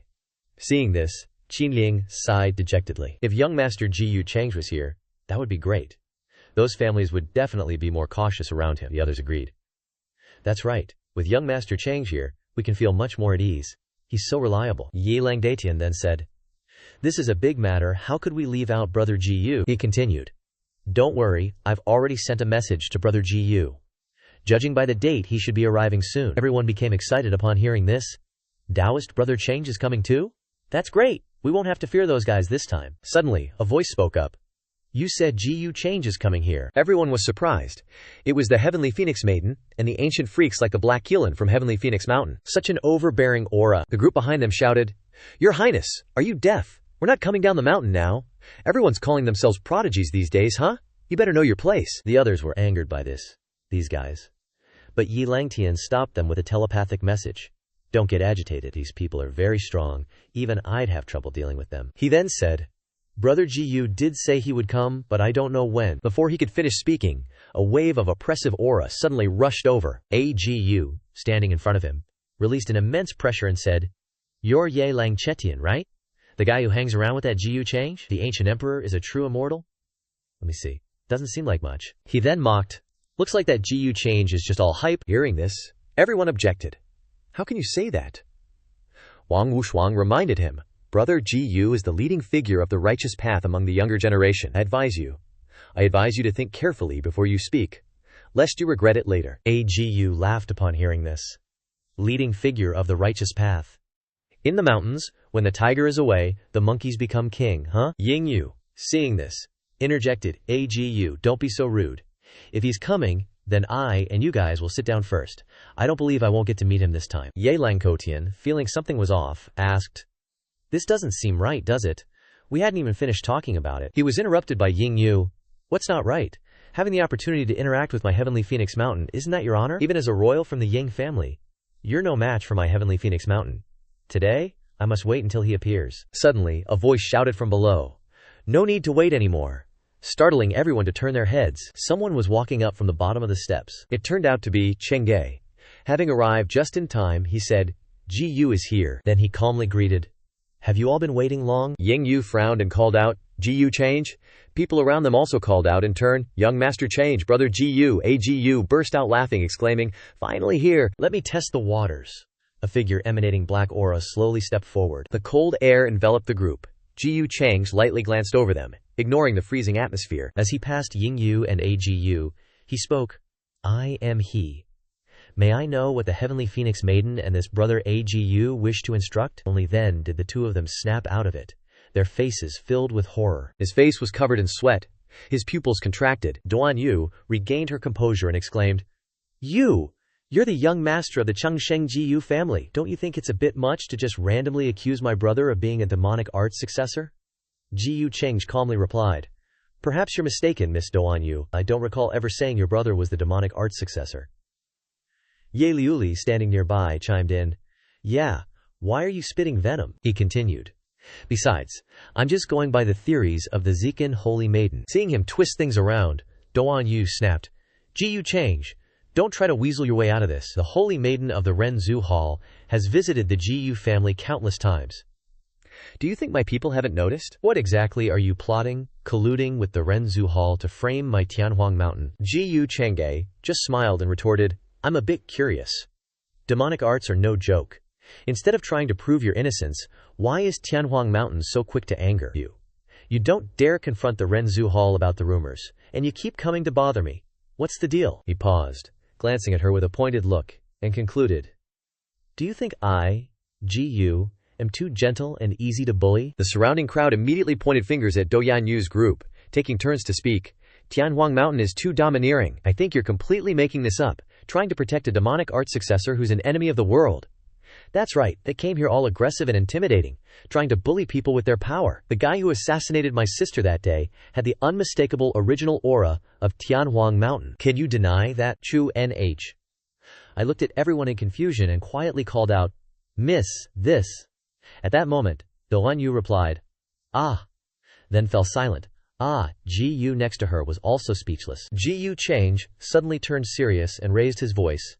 Everyone, as the saying goes, it's easy to draw the skin of a tiger but hard to draw its bones. It's easy to know a person's face but hard to know their heart. Miss Do Yanyu is probably still unaware of the situation, being used by others. We can't completely blame her. He turned his back, proceeded to the wine table, and said, We rarely get together today, so let's not dwell on these unpleasant matters. Yi Langtian quickly added, Gi Yu Xiong is right. Such words are truly convincing. Chengyu replied, Langtian Ye Xiong overpraises me. We are all righteous cultivators, so harmony should be our priority. Liuli turned to Dosanyu's group and said, This is the end. He sat down at the tea table, used his magic to control the teapot to pour into the cup, made a move to invite her, and said, Come, why doesn't your Highness Do Yanyu sit down and have a few cups, just to give Gu some face? Upon hearing this, Gu opened his mouth. Your Highness, this, while she just snorted coldly, crossed her arms in front of her chest, and squirmed uncomfortably as she sat upright in the chair. She raised the teacup and said to him, Gu Change, I will definitely provide evidence to clear my brother's name. Thank you for getting me out of trouble with this cup of tea. He waved his hand to show his politeness, and replied, No need. I think your personality is simple and straightforward, knowing that you have no malicious intentions. If it weren't like that. He paused for a moment, his face darkened, and continued, You and these two next to you would have had your heads crushed by me. His words startled her, and she exclaimed, You, Gu. Next to her looked depressed, not daring to raise his head. Change continued, If I were you, I wouldn't waste time looking for trouble. Where there's smoke, there's fire. Tianhuangzi is, for better or worse, a talented genius. If he's truly wronged, why doesn't he come forward and argue with us? Langtian stood in the middle, and also said, Ji Wuxiang has already said that Tianhuang Mountain considers everyone who suspects them as enemies, but has never clarified the matter. Why did the person who attacked the Jiyu family possess Tianhuang Mountain's unique techniques? Do Yanyu silently looked at the wineglass. She thought of her brother's pained expression when he confided in her. Some time ago, during cultivation, I accidentally severed my memories of the past. Remembering this made her sad. She lowered her eyes and called out in her heart, Brother. Holding the wineglass to her mouth, she replied, I understand. I will pay attention to my brother's personality and words, whether there is a problem. Lang Thitian respectfully raised his wineglass and said, Your Highness Do Yanyu is very knowledgeable and can take the overall situation into consideration. Yi will toast to your Highness with a cup. Here, Chengji smirked, thinking to himself, I can't do without you, Ye Xiong. She raised her glass and announced, I was abrupt today. This glass of wine is to apologize. Then she drank it all in one gulp. Seeing this, he raised his wineglass and praised with a loud laugh, I didn't expect your Highness Do Yanyu to also be a generous person. Let's drink today. Before she could finish her sentence, she collapsed on the table. At this time, Agu spoke up to explain, It's just that the young lady rarely drinks alcohol. He also laughed it off and said, It's okay, you guys take her back, I won't see you off. Later, in a room with all the doors closed, Jiyu Changzhe and Ye Langtian sat facing each other discussing. He asked, There is one more successor of demonic arts. Is Ye Xiong sure? Then Lang Yetian confirmed. Liuli and I saw it with our own eyes. There is no mistake. He must have been cultivating at the time. But all kinds of aura and methods were exactly the same as recorded in the taboo demonic arts. Jiyu Change was silent, propping his chin. It seems that I was right this time. The hidden world is silently hiding dangers beyond imagination. Only after sharing his thoughts, Lang Tian said. That's why I'm thinking of the bigger picture, afraid of stirring up trouble, and haven't revealed anything. Only now am I telling Brother Ji. This loyalty touched him, and he immediately praised. Brother Ye, you did the right thing. In the future, anything related to the inheritor of demonic arts must be reported to me first, to avoid further casualties. The greater Gun's abilities, the greater the responsibilities I bear. And so, The two clasped hands firmly. Both displayed their tough, brotherly affection, gazing at each other. Lang Tian exclaimed, "Brother Ji, having you in the righteous path is truly our good fortune." Change replied, "To have a kindred spirit like Brother Yi is truly my good fortune." He smiled, inwardly pondering. It's all from the bottom of their hearts, but, apart from me, how could there be another inheritor of demonic arts in disguise? Wait a sec. Could it be late at night, when the sky was pitch black, relying solely on the light of the moon and stars? Suddenly, a whimpering sob echoed from another dimension. A slumped Ji Changhe kneeled beneath a cherry tree, comforting a child. The little one cried and accused, "Shizun, why did you abandon Tiantian? Wah!" He let the child hug him, placing a hand on her shoulder, gently saying, "Silly girl, Shizun was just busy with something. How could I abandon you? You're my only disciple, after all." From behind, an eerie figure unexpectedly approached, questioning, "Shizun?" The voice caught his attention, and he glanced back, cautiously observing the figure. The young woman, radiating killing intent, lowered her face and bitterly complained, "I'm the one who's your disciple, so why?" Pausing for a moment, she raised her head, her bizarre face filled with gloom, dark eye sockets, tears streaming down her cheeks, but they were black. Her pupils, full of hatred, asked, "Have you forgotten already?" Seeing the young woman's appearance, Ji Chang jolted awake, drenched in sweat, completely bewildered. He rubbed his forehead, muttering to himself, "Is this a sealed memory or just a dream?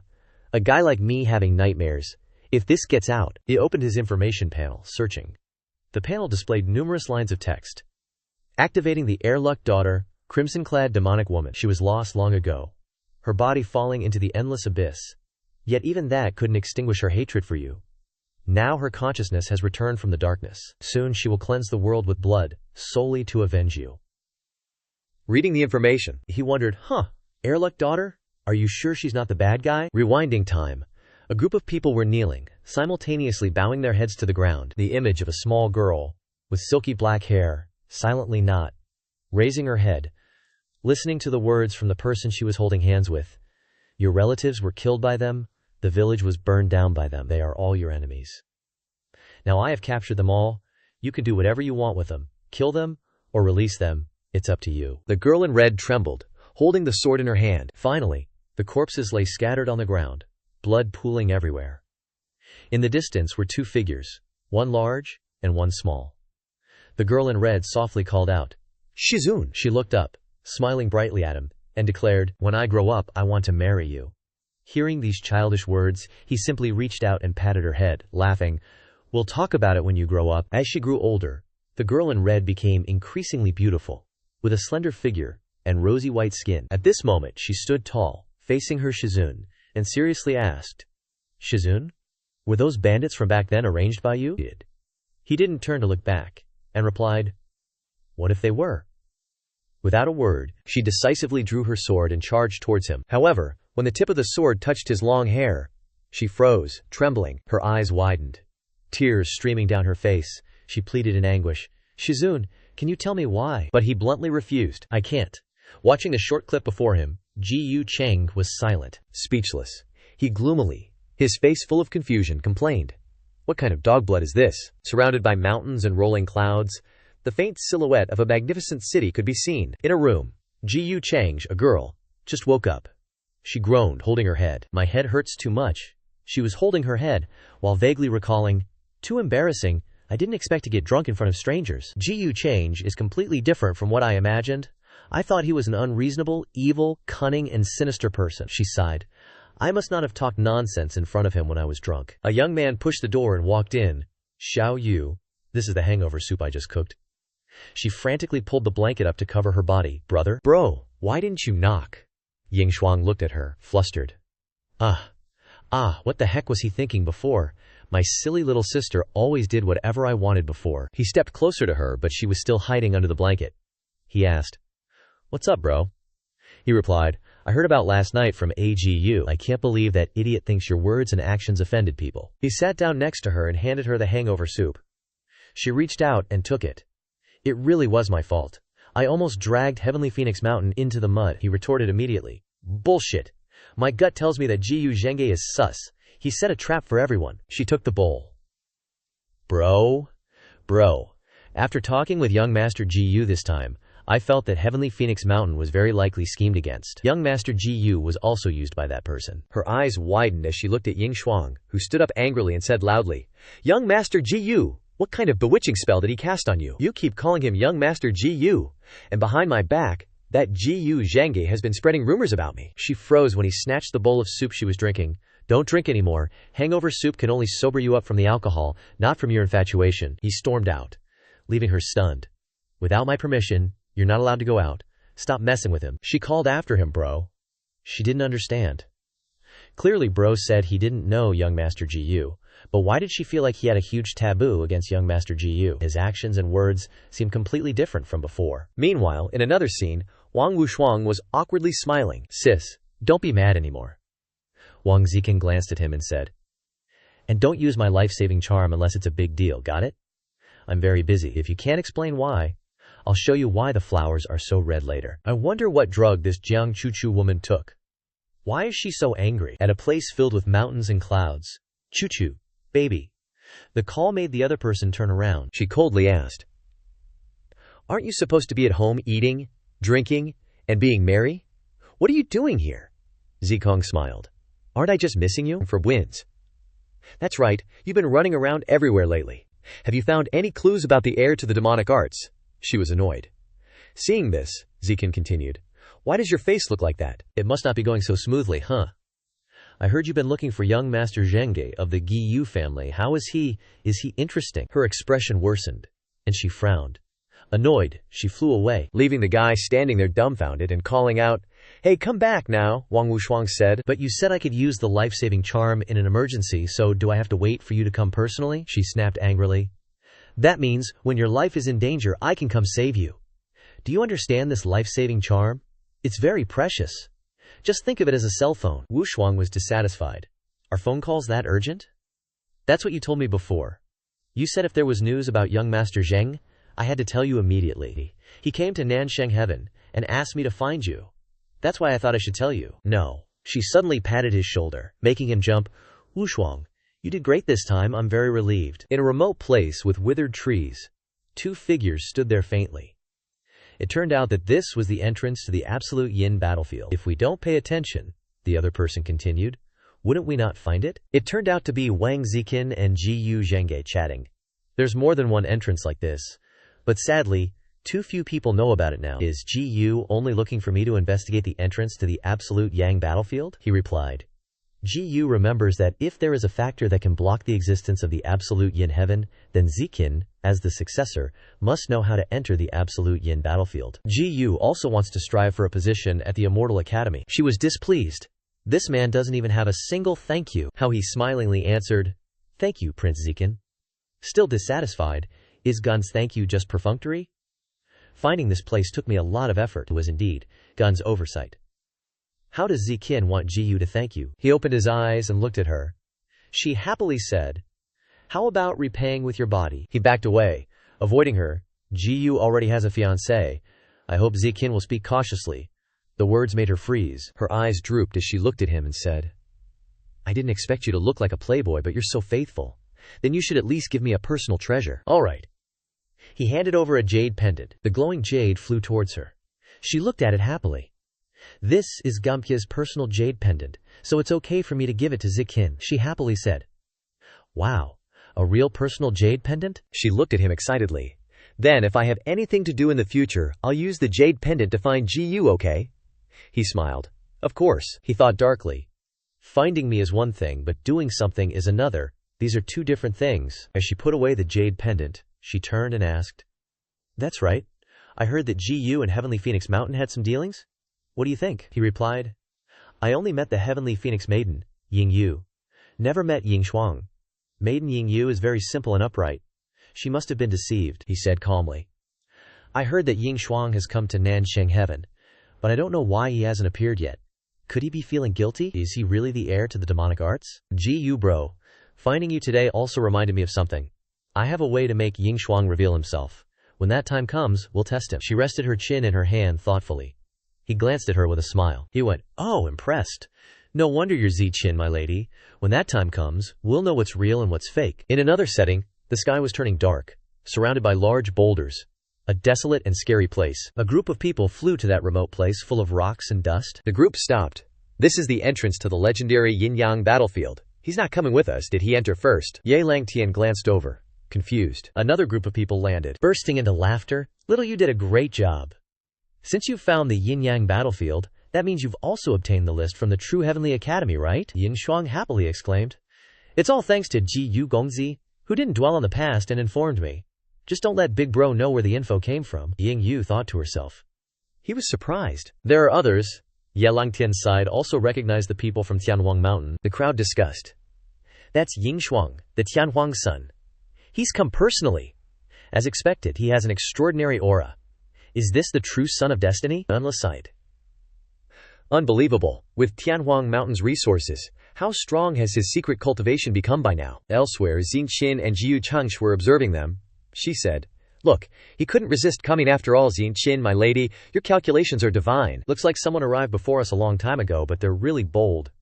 Secretly informing me without showing themselves, waves of yin energy appeared before Ying Shuang. The others looked up, not understanding what was happening. What's going on? But to think he'd notice us. His divine sense is strong indeed, worthy of being the successor of demonic arts. Chang'e respectfully cupped his hands and replied, Indeed, Ying Huangzi is truly living up to his name. Next, it's up to you, Zi Qin, my lady, she grumbled. Can't you be a little more chivalrous? She walked out of hiding, surprising the people below. That's the aura of a quasi-saint. Ying Shuang introduced himself. I am Ying Shuang.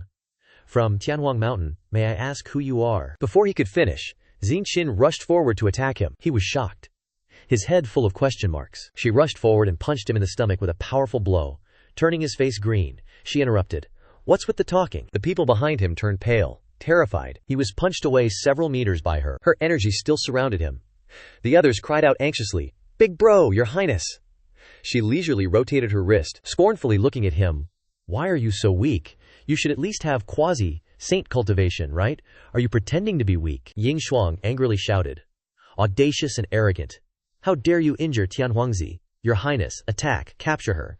As soon as he finished speaking, the surrounding people all rushed forward to surround Wang Ziqin. She didn't flinch, her power forcefully pushing back those who tried to attack her. Agu was surprised. Heavenly lightning art, you're a successor of the human ancestor palace. She coldly looked at him, her immense power continuously erupting around her body. Xin Qin.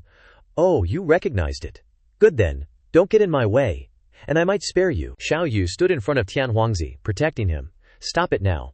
My Big Bro and the demonic art successor have nothing to do with each other. Don't hurt innocent people. With so much evidence pointing at him, it's not as simple as you saying he's not involved, Wang Ziqin replied as she flew up. She stood high above.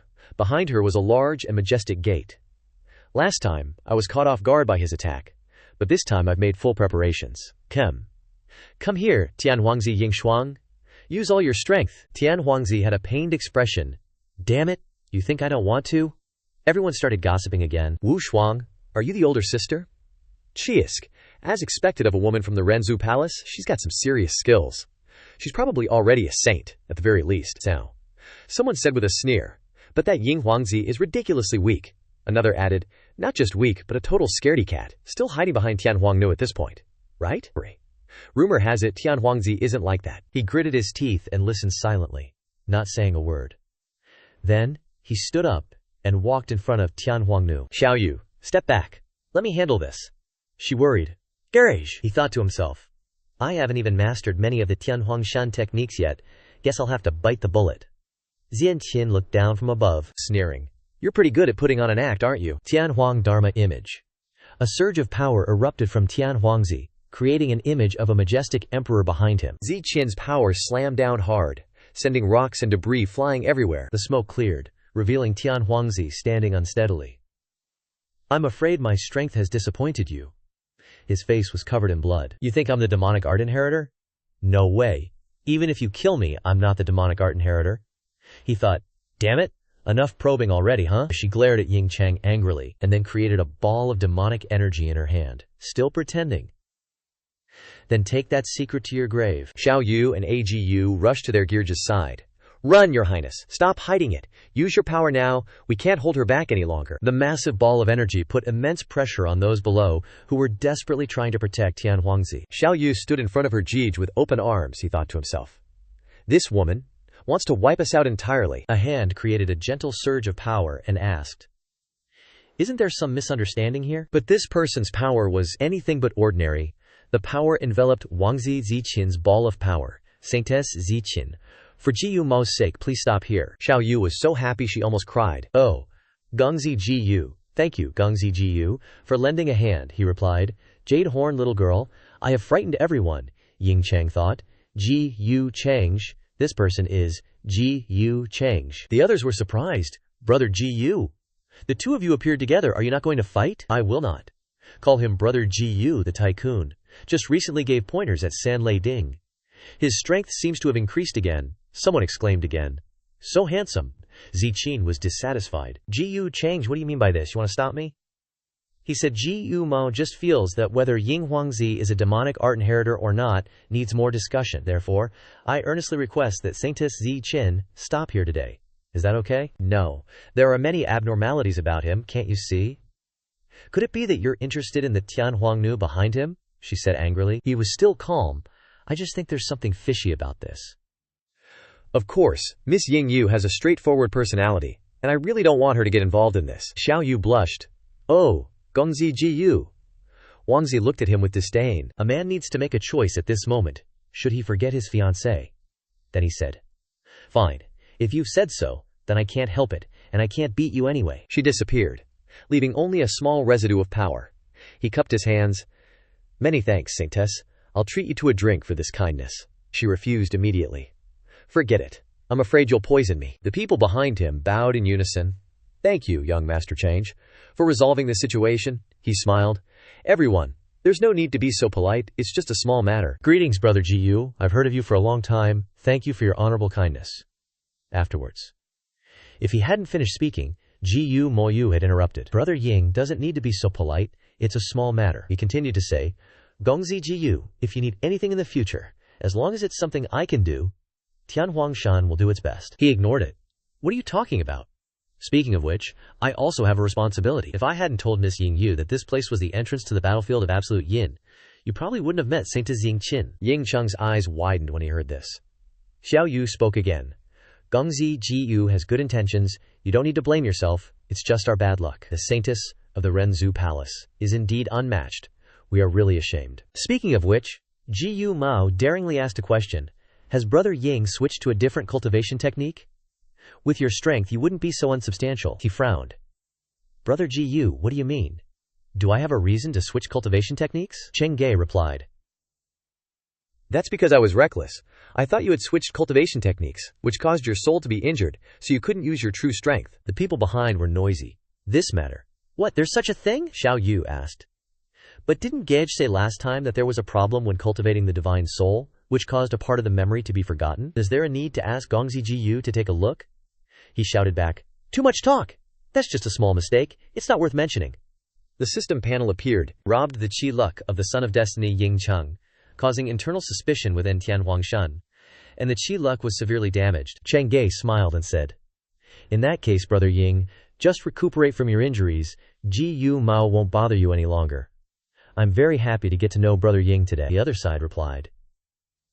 Okay, Gongzi Ji Yu, have a nice trip. He turned away, a mysterious smile on his lips. The number above Tian Huangzi's head began to fluctuate. I just feel like something is wrong somewhere, he doubted. On the cliff, Wang Ziqin asked, Is this the reason you stopped me? Wanting to expose his flaws. He calmly agreed. That's right. He thought to himself, Do I have to tell you that it's because Ying Shuang's luck hasn't returned yet? And now that he's dead, who's going to take the blame for me? Zikong smiled. No need to trouble yourself. The world's judgment will handle it. Just find the secret technique of the demonic art inheritor. He thought, panicking. That won't do. I only wanted to put on a show at the time. Didn't expect the first scene to be seen by her. She continued. But since he's gone all the way to this absolute yin battlefield, how about Ji Yu brother and I go look for him? Before she finished, he was already eager to leave. Suddenly remembering Guna's mother's business, he took his leave first. She was silent for a moment, wondering, strange, When Jiang Chuchu and I mentioned him, her face changed too. Could it be they have something going on? Ji Yu Chang, could you be the culprit? At the absolute yin battlefield, if the young master goes any further, it'll be deep into the battlefield. I fear there will be absolute yin beings of quasi-saint level or higher. I'm worried. The group was entering, the leader said. It's alright, tell the weak ones to stay behind, the rest follow me in. If we haven't even killed quasi-saint absolute yin beings, how can we compete to be the #1 young generation of this era? If Ji Yu Change can do it, so can I. The subordinates shouted in unison, yes! As expected of the young master of the Golden Kirin clan, who else has this kind of spirit? From the gates, figures emerged one by one, surrounded by purple energy. Young generation #1, huh? He asked. The 3 mysterious figures laughed loudly. You've lost your chance. The people below were surprised, asking, who are they? 3 great saints. Young master, what? What should we do? Kirin Z, my master, has ordered. Today we'll take your origin. Kirin Z fiercely asked back. Take my origin. The easiest person to take someone's origin is the demonic art inheritor. He suddenly froze. Could it be Ying Prince? I have no grudges against him. Unexpectedly, the other person laughed loudly, lunging forward. The Golden Kirin clan's origin is a rare thing, so hand it over. Screams of terror echoed. Young master? The others were either choked or collapsed on the ground. One person secretly used demonic power, groaning on the ground. Bloodline divination. A ring-shaped object flew up. A voice saying, the murderer, Ying Prince of Heavenly Emperor Mountain. The Golden Kirin clan's bloodline divination technique is indeed unique. Someone stepped forward. Kirin Z widened his eyes in surprise. How is it you, Ji Yu Change? With a terrifying face, evilly smiling. Have a safe journey. I'll accept your origin. At this moment, a group led by Ye Langtian flew towards them. Kirin Z and Fairy Yingtian are both dead. They say Ying Shuang did it. They chatted as they flew. At that time, I didn't expect Ji Yu brother to be so kind as to help us out. I fear Ji Yu brother didn't expect so many things to happen in these few days. If we had let the saintess of the human ancestor hall kill Ying Prince then, these things wouldn't have happened. Ying Prince was probably pretending to be weak, hiding his strength. If he went all out, even if he's unrivaled, he would still be a threat to his sister. Let's hurry over there, someone urged the arguing group. Heavenly Emperor Mountain dared kill my young master. This feud is irreconcilable. Heavenly Emperor Mountain replied. You keep saying I'm involved, but I've been with my sister these past few days, never leaving. What proof do you have? The Kirin clan elder persisted. You're still pretending at this point? You think we don't know you took our young master's origin at the absolute yin battlefield? Our clan has already used the divination technique. You're the demonic art inheritor. Ying Shuang angrily said. You're slandering me. I have no grudges against Kirin Z. Why would I harm him? Who knows if your so-called divination technique is real or fake? Ye Langstian's group landed. I know a bit about the Golden Kirin clan's divination technique. Didn't expect Ying Shuang to be so bold. Someone said, Brother Yag, it's just a bit strange. Why did he kill them both so quickly? Wang Wushuang said. Maybe his sister pressured him too much that day, making him want to quickly increase his strength, Qi Ling said. The demonic art path is not only cruel but also cunning. He's still acting. The two groups continued to argue. Don't think just because you have Heavenly Emperor Mountain behind you, with your father as Ying Tianhuang, you can do whatever you want. Let me tell you, as a demonic art inheritor, you'll soon be facing enemies. Ying Shuang immediately replied, You're framing me here. You're killing absolute yin beings and your good friends, just for the True Immortal Academy's list. A Heavenly Emperor Mountain member glanced at each other. I remember during the battle, Your Highness seemed to have left for a while, and with Your Highness's strength, Ying Shuang angrily turned back. What are you talking about? Do I have to report to you every time I take a break? Xiao Yu worriedly called. Brother, she suspiciously asked him. But recently, why has your personality changed so much? Why has your strength decreased? And why all these strange actions? He looked at her disappointedly. Xiao Yu? Even you doubt me? The Kirin clan elder lunged forward, wanting to attack Ying Shuang. Even your own people can't hide it anymore. What else is there to say? I'll take you back to our clan for judgment. He reached out, trying to grab Ying Shuang. He screamed in terror. The system panel appeared again. Ying Shuang's numbers jumping rapidly. A surge of golden power erupted, blasting everyone nearby, sending the clan elder flying back with a pained cry. The golden power formed a bell shape, shooting into the sky and exploding, creating an arched barrier that shocked everyone. That's the Ji Yu Ling Soul, suppressing bell, a supreme artifact that Ying Tianhuang forged for his son. Everyone looked up at the barrier created by Ying Chang, saying, Space is sealed. This barrier is easy to get into but hard to get out of. He's been hiding it well with so many people here. What does he want to do? Could it be a complete massacre? Ying Chang looked up at the sky in despair. I've said it a million times, I'm not the demonic art successor, I'm being framed. Why won't you believe me? His subordinate tried to dissuade him. Young master, what are you doing? Is this worthy of the Tianhuang name? There's no end to the sea of bitterness. Turn back to the shore. At worst, just abandon the demonic art forbidden technique. Ying Yu also spoke up. Brother, don't be so stubborn. He gave his sister a faint smile. Brother? Do you still see me as your brother?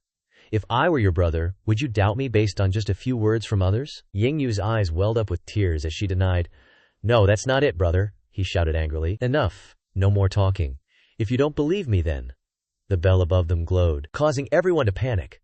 What? Run? Ying Huang's son has gone mad. He's gonna kill us all. Suddenly, someone wearing a mask swooped down, attacking a girl, causing everyone to scream in fear. The masked man laughed maniacally, resisting.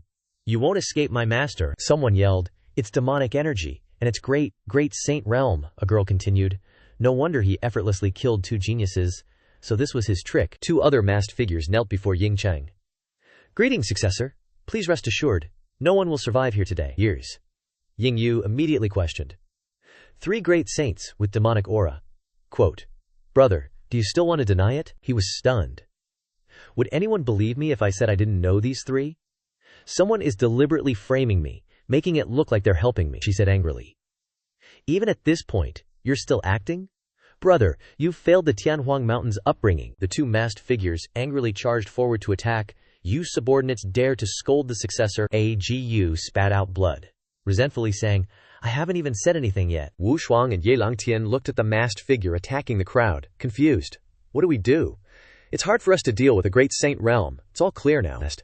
At this point, it's likely a do-or-die situation. The masked figure grabbed Ying Yu by the head, torturing her until she coughed violently. Ying Chang, I didn't expect you to be so crazy that you even want to kill me. Dare to say more. Die. The masked figure roared. Ying Chang panicked. No, that's not it. Hey, stop. Stop it, don't you dare hurt Ms. Ying Yu. A hand reached out, attacking the masked figure. It was Ji Yu Cheng. He struck the masked figure in the back, shocking him. What? Xiao Yu cried out in fear. Oh, young Master Ji Yu. The masked figure retreated towards Ying Chang, surprised by Ji Yu Cheng's appearance. Ji Yu Cheng. The others rejoiced. It's brother Ji Yu. Young Master Change. Great, we're saved, someone shouted. Sister, brother Ji Yu, a girl exclaimed in surprise.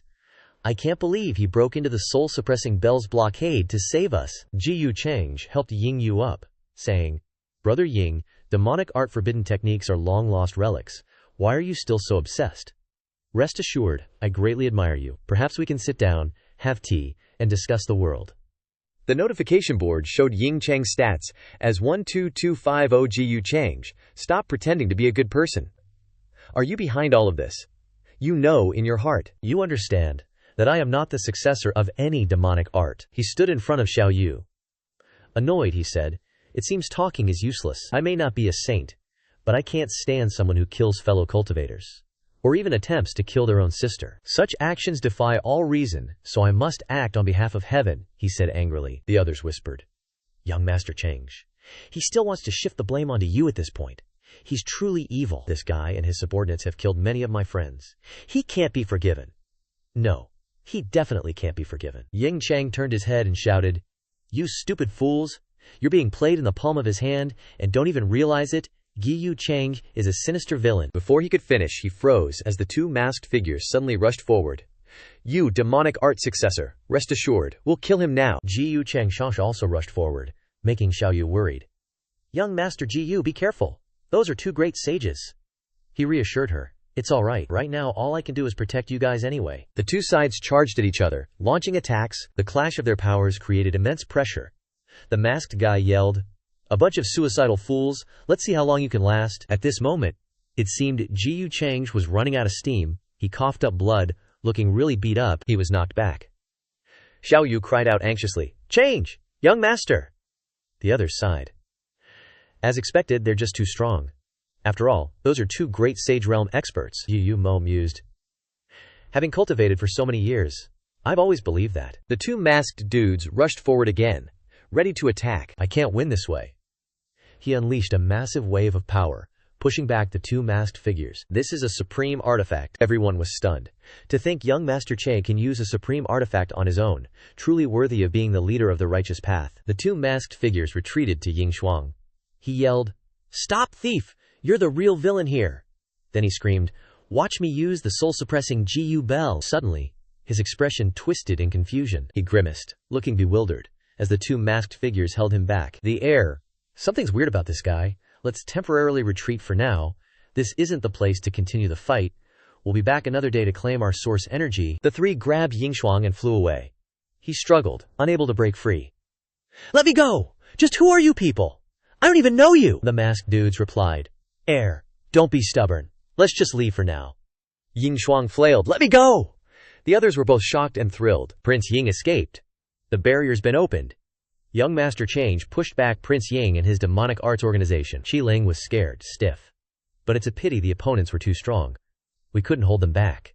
Suddenly, blood splattered on the ground. GU Change coughed and collapsed. Everyone rushed over in a panic. Young Master Change, are you all right? Young Master GU, brother GU. He clutched his chest. I'm sorry, everyone. I forced the use of the supreme artifact, and I suffered a backlash. I couldn't hold them back. It's my fault. Yingshuang screamed, let me go! Just who the hell are you people? Were you sent by GU Changzhe? He's the real demonic arts heir, isn't he? Say something! He yelled, while the numbers above his head continued to plummet rapidly. Ying Yu supported GU Changzhe's arm. Young Master GU, Ying Yu, will never forget your kindness today. It's just, I never imagined Yingshuang would fall so far, betraying our father's wisdom. He replied, Miss Ying Yu, there's no need for that. Such a huge event occurred at Heavenly Emperor Mountain. I hope you can recover soon. She agreed with a sad look in her eyes. I understand. It's just, I didn't expect him to become like this. I want to kill him too. He coughed again. One person anxiously asked, Brother GU, are you all right? She was also concerned. Young Master GU, I have healing medicine here. The women there scrambled to offer him medicine. I have some too. Me too. Use mine. Young Master Change, I have some excellent stuff. Use mine. Use mine. I have lots. They were going crazy over him. Seeing this, Ying Yu was stunned. Jiu Chang smiled wryly. It's nothing. Just a minor injury. Thank you all for your concern. A few days later, the three masked figures knelt before Jiu Changzhe, reporting, Master, we've done as you instructed. We dumped Yingshuang in some forgotten corner to fend for himself. Now Yingshuang and Heavenly Emperor Mountain are completely separate, and his luck has bottomed out. Now that it played out like this, everyone will know. If Ye Langtian is correct, the Demonic Arts Heir organization must really exist. They have definitely contacted Yingshuang in secret. He contemplated with his arms folded, his face sinister. The title of Demonic Arts Heir is a burden that unlucky guys stuck with now, I suppose. He walked towards the next portal. Use this method to find the Demonic Arts Heir. Maybe I should ask Ming Kong about the red-clothed demoness too. It's been so long since I last saw her. I kind of miss her, he smiled. Elsewhere, Ying Yu and her subordinates were invited to a certain place, where the wind blew the curtains. There were two guards, stood guard. She asked the person in front of her, confusedly. I don't know what's wrong with Miss Ming Kong for inviting me. Her sharp eyes looked at Ming Kong. She is Ji Yu Gongzi's fiancée, Yue Ming Kong. Ming Kong looked calm. It's nothing. I just want to give you a piece of advice. Don't fall in love with Ji Yu Changzhe. Ying Yu frowned. Ying Yu doesn't understand what you mean. The whole world knows that you and Ji Yu Gongzi are engaged. Are you afraid that I will steal your fiancé? Ming Kong replied, I'm saving you, and it's for your own good. Being too close to him will lead to unhappiness and suffering. She chuckled. As for snatching him away, I'm afraid you're overthinking things, little miss. Ying Yu retorted, Young Master Ji Yu has shown me kindness, and kindness to Heavenly Emperor Mountain. Ying Yu must repay that. As for other matters, your highness has thought too much. Ying Yu knows her limits. Ming Kong, about to get up, nodded. That's good, I trust you. Before she could finish, a voice cut her off. Ming Kong, you've arrived in Nantian City, and didn't even give me a heads up. I had to go to all this trouble to find you. Everyone turned their heads in surprise. The woman glared. Young Master Chang'e, Ming Kong was surprised. Why did you come looking for me? She asked. He replied, Do I need a reason to see you? With that, he reached out and wrapped his arm around Ming Kong's waist, an action that made her blush in confusion. Miss Ying Yu, don't mind her. Ming Kong has a huge jealousy streak. Whenever there's a girl near me, she can't sit still. Ming Kong tried to push him away. Ji Yu Changzhe, what nonsense are you spouting? Would I really go after some little girl out of jealousy? With a doting tone, he replied, Of course not. I know our Ming Kong is the most understanding. Isn't she just worried she'll scare people? Ying Yu watched the two lovebirds, lips pressed tightly together in silence. Ying Yu and her subordinates bowed.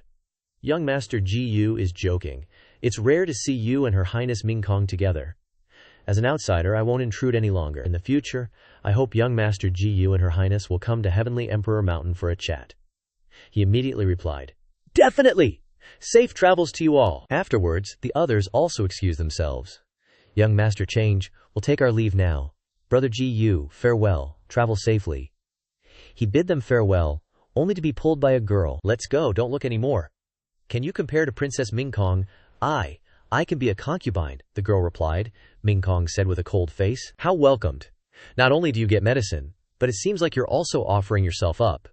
Hearing that, he could only remain silent. He turned away. Mingkong, isn't that making Miss Yingyu uncomfortable? Is she worried I'll harm Yingyu? She replied without emotion. I wouldn't say worried. I just don't want to see her regretting admiring you, only to realize she's just a pawn in your game.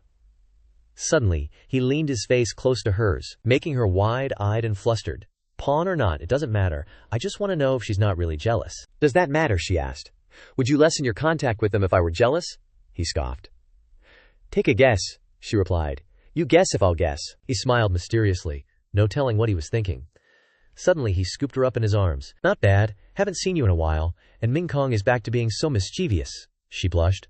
Ugh, gee, you change. What are you doing? He set her down on the table behind them. Of course I have to teach you a lesson. See if you dare tease your husband again. She panicked. Don't mess around. Let me down. It's broad daylight. He brought his face closer. Ooh, pecking. Scared now. Call me husband and I'll let you go. She resigned herself. Fine, husband. He laughed. I tricked you. You're so gullible. This made her freeze. She was furious. Ji-yu Change, you bastard. As she spoke, she was kissed by Ji-yu Change. That night, the moon was bright, and the sky was full of stars. In a dilapidated place, Su Qing sat huddled on a broken pillar. Inheriting the demonic arts is Crown Prince Dao? Is there a mistake? How can there be another person inheriting the demonic arts? Isn't there only one per generation inheriting? Could it be that there are two people inheriting the demonic arts in my generation? She was gloomy. A soul with the same appearance as Su Qingge appeared and talked to her. Impossible. There is only one person inheriting the demonic arts per generation, forever like that, so why is there another person inheriting the demonic arts this time? Where did this one come from? Before I saw that it was wrong in the Dao Heaven Ancient, Chengxian Ancient, the mainland, and even the Chengsheng Jiyu family, there have been rumors of the traces of the person who inherited the demonic arts. The soul smiled slyly, flew in front of her.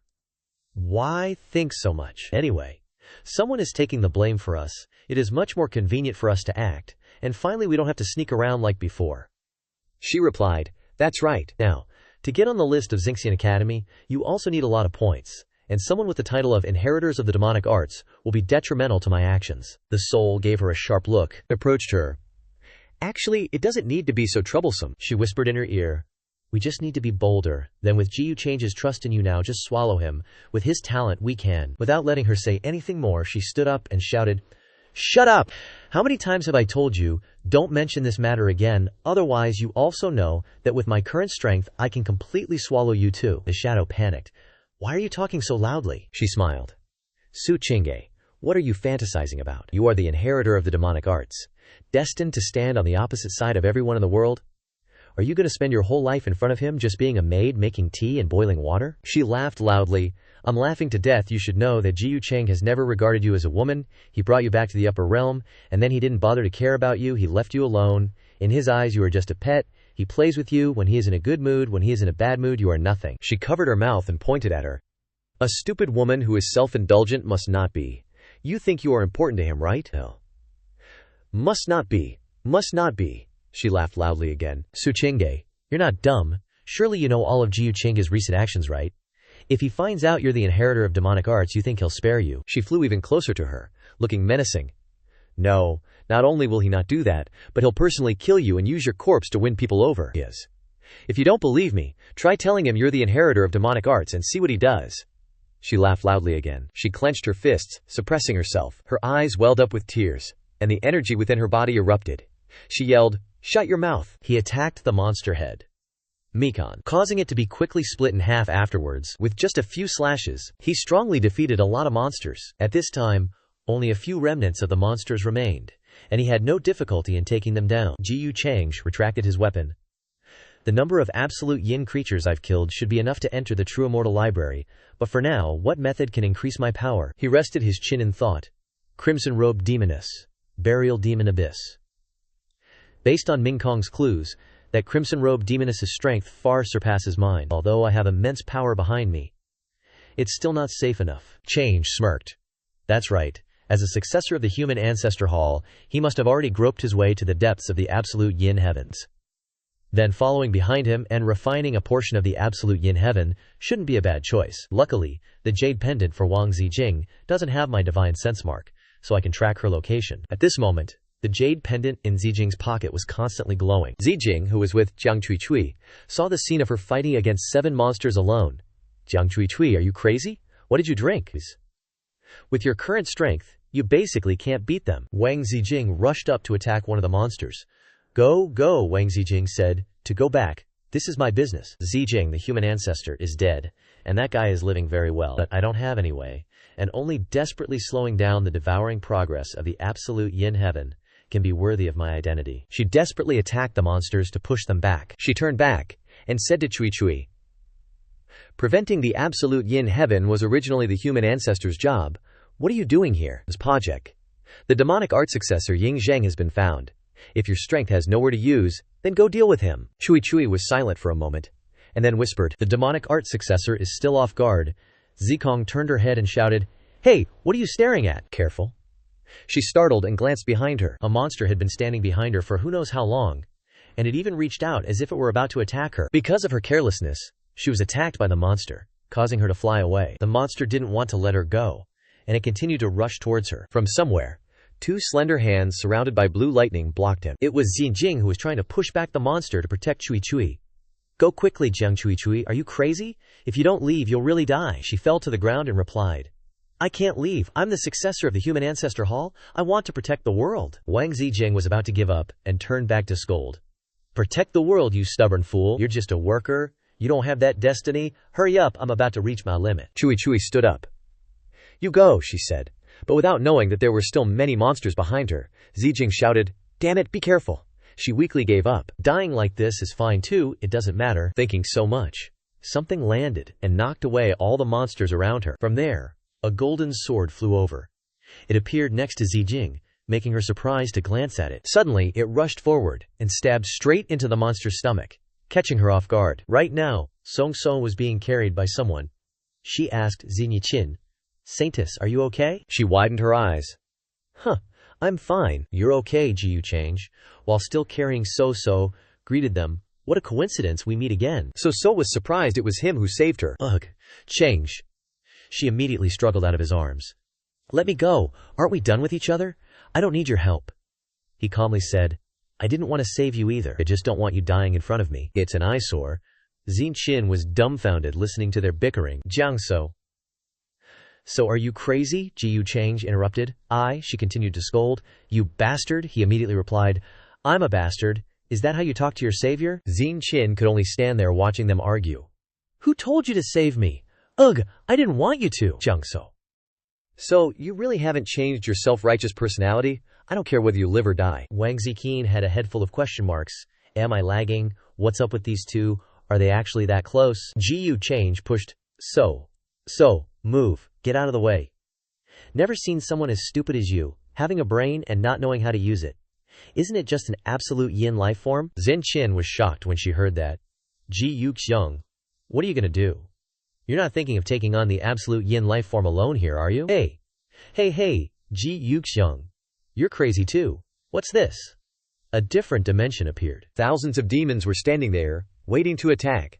He didn't hear her calling. Holding 2 swords, he advanced towards them. Zi Qian looked up and exclaimed, as expected of Ji Yuxiang, not only setting an example for the troops with his will for the world, but also having such power. Suo was silent and thought, Ji Yuxiang, what reason do you have to do this? Inside the red barrier, a series of attacks appeared. Ji Yuxiang was frantically slaughtering them, with 2 swords in his hands. The monsters here are the origin of the absolute yin land. Those 2 probably can't enter this place. After I refine this source, I should go out and find them. With that, a purple energy gathered in his hand. In his hand at this moment was a green bottle. Such a rare absolute yin source. It's really thanks to Xin Qin's luck, but I'm very curious. This absolute yin power and my great Tao treasure. His face became more dangerous than ever. Which is stronger? Which is weaker? With that purple power, the monsters were sucked towards him. Above his head was the bottle that was constantly absorbing the demonic power. And the monsters, While he was sitting down there cultivating silently, the man suddenly exclaimed as if he remembered something. This was a boy wearing red clothes, running to a man he kept calling, Shizun, Shizun. He wondered. My memories. In the memory, he happily told the story. Today I met a disciple of the Nine Heavens Peak. They stole my pill, and said that my talent was ordinary, and that I only deserved the mortal realm in this life. So I defeated them all. The man gently stroked his head. Teaching you swordsmanship is not for you to defeat enemies. His expression sank. Shizun, I was wrong. He smiled and carried the sword on his shoulder, his face covered with wounds. Shizun, I'm back. Nine Heavens Peak. From today onwards, it no longer exists. The man gently stroked his head and praised. This is my disciple. No one can bully him. He continued to tell the story. That's right, Shizun. This time I made a friend under the mountain. The man said, and asked further, male or female? He replied, female, but not human. Meanwhile, behind them were swords and two heads of someone. The man continued to ask, then what is she? He replied, it's a small peach tree. The man rested his chin on his hand. So that's how it is. If you like it that much, your teacher will dig her up and bring her with you. Behind them appeared an extremely beautiful peach tree. He seemed very happy. A few days later, the two girls were still there. Several days have passed. Now the absolute yin life form and the absolute yin aura here are almost gone. Didn't they say that only the variable factor could solve the absolute yin calamity from the beginning of time? Zikyu Chin rested her chin on her hand. Could Ji change be the variable factor reincarnated? Hearing that, Chu Chu shouted angrily. He's not. Zi Qin was confused. Okay, he's not. No need to get so worked up. Zi Qin nudged Chu Chu, asking, Jiang Chu Chu, tell me honestly. Is there something going on between you and Ji Change? Chu Chu replied annoyedly. It's none of your business. You just need to know he's no good. Stay away from him. Xin Qin responded. Oh man, I thought we were besties, but you're not telling me anything. She crossed her arms in discontent. Of course, I know he's no good. I'm not into being a saintly Mary Sue, but this kind of bad boy is totally my type. But since there's something unexplained going on between you and him, I guess I'll reluctantly give up on what I like. Chu Chu got mad. I have nothing to do with him. Xin Qin was like, oh, really? And asked again. Normally in idol dramas, the two leads start off not liking each other but end up together. Chu Chu yelled again, no way! Wang Ziqing glanced at her. True, you're just a simple girl, not sweet at all. And he's definitely not some gentle and overbearing CEO. From a doorway, Ji Change rushed out with his arm injured. Nobody knew what had happened. Zixin worriedly went outside. Brother Ji, are you all right? He answered. Thank you for your concern, holy maiden. Ziqin, he treated his arm, while saying, all the yin spirits here have been refined by me. The yin energy has dissipated. With my abilities, I can only do these things. Ziqin laughed and said, Brother Ji, I'm starting to suspect whether you're a reincarnation of an ancestor or something. Things that no one in the world can do. How come you can do them again and again? Chu Chu got angry again. I told you he's not. He clasped his hands. Holy maiden Ziqin, what are you saying? An existence like the ancestor isn't someone like me, a small cultivator, can compare to. How can a firefly compete with the bright moon? This time, it was just luck. This absolute yin heaven is far more terrifying than I imagined. Hearing these words, for some reason Chu Chu felt uncomfortable. His arm was surrounded by a dark red aura. Ziqin was worried. This is... Brother Ji, you're being eroded by the absolute yin energy, mixed with the saint realm laws. He replied, I was too careless at the time and was ambushed, but it's not a big deal. Chu Chu then said, Wang Ziqin, he said it's not a big deal, you don't need to worry. Jiang Chu Chu turned away unhappily. Ji Changsh, if you're not going to die, then I'll leave first, he said after her. Holy maiden Chu Chu doesn't need to worry about Gua's life or death these days. You should still care about the safety of all living things in the world. Don't let them fall into the hands of the demonic art successor. She angrily turned back to look at him, but didn't say anything. She dashed away in front of the two of them. Ziqin also noticed that Brother Ji and Chu Chu seemed to have some conflict. He reached out and touched the torn sleeve of his robe, which suddenly lit up. He said calmly, Don't mind her. I just don't like the fact that she puts the safety of all living beings in the world above everything else. Ziqin laughed loudly, with a mocking face, and pointed at him. Got it, I got it. Elsewhere, someone was fighting a group of monsters. After Senior Brother Zhao entered the True God realm, he's become even more unfathomable, able to easily crush the absolute yin spirits, as if someone praised. That's right, Senior Brother Zhao deserves to be the young paragon of our Confucian Holy Academy. This trip to the absolute yin battlefield All depends on senior brother Zhao. The person who was fighting the monsters, named Zhao Xiaoyao, modestly replied, "Don't blindly praise me, I just have a few small tricks. Where are you putting our eldest senior brother?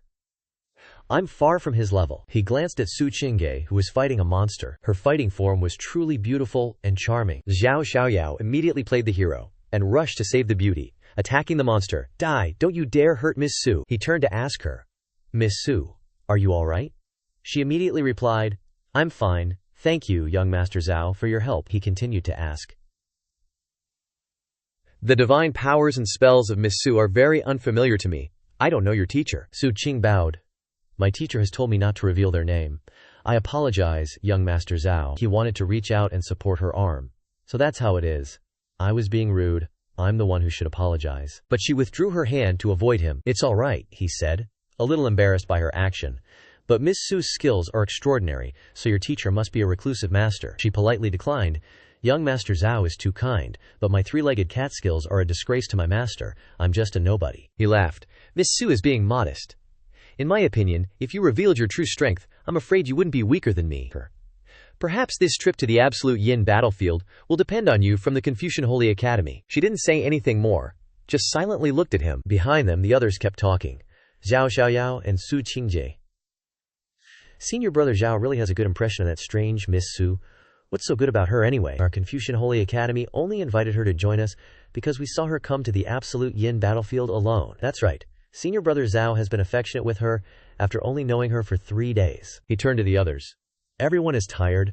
Why don't we rest here for a while to adjust? Those who have a lot of merit points can share some with those who have fewer, to ensure that everyone can enter the true immortal library." Everyone said in unison, "Understood, Senior brother Zhao." Su Qingje sat in a place far away from the others. Her soul again appeared and chatted with her. "Are you clear about the constitution of that Zhao Xiaoyao?" She hummed in agreement. "The Cloud Daoyao body, his constitution doesn't have much effect on me." The soul persuaded her again. "A little is better than nothing. Don't pretend to be a good person, Su Qingge. You have a lot of heavenly chimes on your hand." She remained calm. "Shut up. There are so many people here, it's not convenient to make a move. Exposure would mean losing everything." Zhao Xiaoyao walked over. "Miss Su, do you have enough merit points?" "I have a lot. I can share some with you." The soul flew to him, looking greedy. "This guy looks delicious." She politely declined. "No need. I'm grateful for Senior brother Zhao's kindness. If I don't have enough points, I'll go grind for more." She stood up and wanted to say goodbye. "Hey, Su." He wanted to pull her back but needed to inform the others first. "You guys rest and recover here. Wait for Senior brother to return. I'll go find Su Gunyang. The absolute yin battlefield is too dangerous. You absolutely can't run around alone." That soul looked at him regretfully, but couldn't do anything about it. The two of them darted off before everyone's eyes. "Zhao Shixiang is really... he's so cold to everyone, and doesn't know when to quit. He's so enthusiastic but gets ignored." A free sever. "Right, that woman, besides being pretty, what good qualities does she have?" After a while, Su Qing stopped again. The soul peered around and didn't see Zhao. "Why is it taking so long? That Zhao? Did you lose him? You're so useless. I told you to slow down so he wouldn't lose us." "It's a pity he got away with his life," she said calmly. "Even if he could follow, I couldn't kill him. His suspicion towards me is too great." Solace. The soul snorted coldly. "I didn't know you had such a soft heart." Cut to Zhao Xiaojiao. He was frantically searching for Su Qingge. Su Gunyang, where are you?" "Strange. How is she so damn fast? I can't keep up. The absolute yin qi is so thick here, I hope nothing unexpected happens to her." He looked around, searching for her figure. He recalled her fighting appearance. "This is the first time I've been moved by a girl." He sighed. "I consider myself a talented individual, but why is Su Gunyang so cold to me?" A voice echoed from nowhere. "Because your ingratiating appearance is like a licking dog." He tensed up, his eyes widening. Behind him, a ghost mask appeared out of nowhere. He frantically searched. "Who is it? I am Zhao of the Rusheng Academy. Don't play tricks in front of me, you thief. Get out. Get out here." He took out his fan, his weapon, and warily looked around. "You're looking at?" Hearing that, he tensed up, thinking, this voice. Ji Chang appeared with a terrifying face, looking for me, making him scared. He shouted loudly. He dropped the fan and weapon in his hand. Xiao Jiao was now kneeling at his feet, his head held in his hand. The ancients didn't lie. There really isn't an innocent licking dog in this world. Here. Your head is full of wrong ideas, huh? Then I can't keep you around. He squeezed Si Zhao's head, making him unable to breathe or speak. You are? He threw him to the side. He seemed interested. Su Qingge received news from Yan Ji, knowing you were no longer with the Taishan Devil sect. She guessed you were in Yelangtian's mouth. Of course it's her, Qingge. The stage is set for you. You have to play even if you don't want to. But I'm actually a bit curious. As the heir of demonic arts, do you crave my origin? I'm looking forward to meeting her more and more. His face was full of danger. Cut to the others, who were searching together for Zhao Shixiong.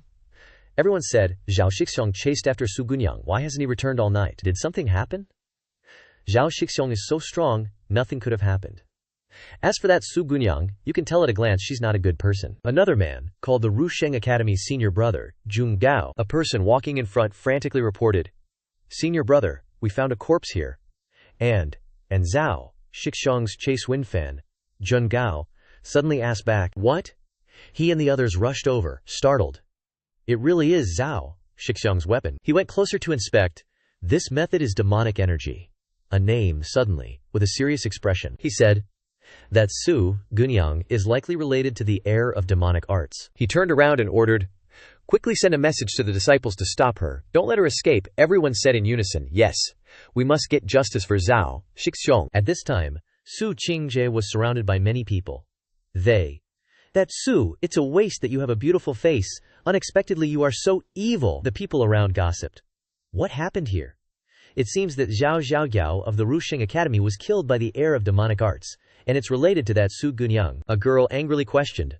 Zhao Shixiong saw that you were alone, and worried about you. In the end, you harmed him. What is your relationship with the heir of demonic arts? She was also angry at being framed. I've said it so many times, I've never met Zhao. Where is he? What happened to him? It has nothing to do with me. What are you accusing me of? What evidence do you have? The girls around her became even angrier, still quibbling. You followed us all the way, didn't leave early, didn't leave late. The moment you left, Zhao Shixiong had an accident.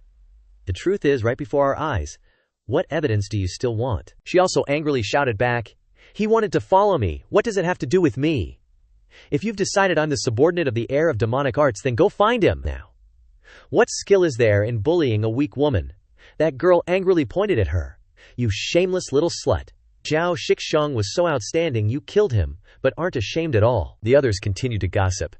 This Gunyang, if the Rusheng Academy suspects you, if you have something shady in your heart, then stay and cooperate with the investigation a bit. That's right. If you're a suspect, then we won't let you leave today. She coldly laughed and said, What righteous words! Aren't you just bullying someone like me without a sect? Obviously there's no evidence. Do I need to give it to you? Am I guilty? Isn't it up to you all to decide? Her soul was also angry. Damn it, let's just go on a killing spree. How many can I kill? Ji Yuku stood high above, looking down at her. All right. Such sharp words from a fragile woman. In the end, if you hadn't led my junior brother away, he wouldn't have died. Those around began to murmur. That's Ji Yu Kone, the top disciple of the Confucian Academy. If it's him, even if that Su chick grows wings, she can't fly away. As I see it, you definitely have something to do with the demonic art successor. If you want to prove your innocence, then open your shihai for us to check. If you're truly innocent, we'll let you go and apologize. The woman beside him huffed in annoyance. She shouted, Don't even think about it. She thought to herself, My secret is not something that Zhao Xiaojiao can compare to. Even if I die, I can't let him probe my divine sense. Suddenly, Ji Yuku launched an attack. In that case, don't blame me. She raised her hands to defend, but the powerful blows pushed her back, cracking the ground around her. This is the cultivation of a God-King realm cultivator. She tried her best to resist, but it was too much for her. He looked at her. Since you refuse to open your divine sense, I have no choice but to force it open. Once it's forced open, your divine sense will be reduced to that of an idiot. You'll have no chance to regret it then. Young Master Change. Young Master Change is here. He must be here, because of the demonic art successor. Greetings, Young Master Change. Greetings, Young Master Change. He arrived, interrupting the fight. No need for formalities, everyone. I heard from my aunt that there was a demonic art successor around here, so I came to see if there were any clues. The girl standing next to Su Qing huffed coldly. Young Master Chang is an upright man, the opposite of the demonic art successor. With him presiding over justice, you won't escape this calamity. She stared blankly at him. She began to remember the days when she was by his side, when he would put his arm around her waist. Young Master, she murmured to herself. Ji Yuku stepped forward to greet him. Greetings, Young Master Change. This humble one is Ji Yu Ku from the Confucian Academy. The girls behind him thought to themselves, young Master Change is so much more handsome than senior brother. I am Ji Yu Change, he replied. Ji Yu Ku continued. We have indeed discovered clues about the demonic art successor, and it involves the woman behind you. When he saw her, he unexpectedly asked, Change, why are you here? She turned away and gently replied, Young Master, it's been a long time. He walked over and patted her shoulder. I heard from my mother that you were looking for me. I was wondering when you would arrive. What are you doing in the absolute yin battlefield all alone? Don't you know it's very dangerous here? She softly replied, I'm sorry, young master. She stammered. Everyone else was dumbfounded, not understanding what was going on. Ji Yu Ku spoke up. Wait, young Master Change? You two know each other? He turned to look at him. Of course. She is my maid. What's wrong? Are you people saying that the demonic art successor has something to do with her? Ji Yu Ku stammered. No. It doesn't seem to have much to do with her. This is a misunderstanding. Just a misunderstanding? Misunderstanding? What misunderstanding? You haven't even said anything, and you're already calling it a misunderstanding? Are you implying that Ji Yu Mao is biased? He turned to the crowd. Listen up, everyone. Regarding the matter of the demonic art successor, if Chingay has done anything wrong, then even if she is my maid, I won't show any leniency. The others murmured, Senior brother, about this. Young Master Ji Yu is righteous, but if she's young Master Gun's maid, then there definitely won't be any problems. It seems the Confucian Academy has misunderstood. He turned to her and said, Chingy, tell me why you're here and what you've been through. Don't hide anything from me. She lowered her head. Yes, Chingy wouldn't dare. She wiped her tears and said, Chingay came to Nansheng Heaven to find young master. Thinking she didn't have to rely on young master, she wanted to personally check the Sinlin Tuyet and earn the qualification to enter the true immortal academy. But she met the Confucian Academy. Senior brother Zhao Xiaojiao invited me to befriend him, and I didn't refuse. But after spending time with them, I realized that the senior brothers and sisters of the Confucian Academy didn't like me, so I rejected them. Her eyes welled up with tears. After that, they said that senior brother Zhao Xiaojiao was worried about me, so he looked for me and encountered the demonic art successor, who attacked him. That's why they judged that I was related to the demonic art successor and stopped me here, wanting me to open my shihai for them to inspect as proof. She finished speaking and started to sob. He nodded and checked her shihai, causing Ji Yu Ku and the girl beside him to be startled. We didn't know that Miss Su was young Master Gun's person, so we must have misunderstood. Yes. Ji Yu Chang said loudly. What kind of talk is that? Why is it that if someone is my person, it's a misunderstanding? Chengge, if you're suspected, then open your divine sense for them to see. This made her and her spirit tremble. Hey, don't listen to him, the spirit said. She listened to him. Yes, young master. An orange energy emanated from her body. Those nearby casually said, In that case, it seems we really did misunderstand Miss Su. That's right. He spoke up. If anyone doesn't believe it, feel free to step forward and inspect. Representatives of the Confucian Academy, please. He changed his expression and said with a smile, Oh, that's right. King is my person. If she and the demonic art successor are related, doesn't that mean I'm also related? Or should the Confucian Academy conveniently inspect my shihai too? Ji Yu Ku was frightened and didn't dare. We wouldn't dare, young Master Change. We were being presumptuous. Without any evidence, we made unfounded judgments. Please forgive us. He pulled her into a shoulder hug.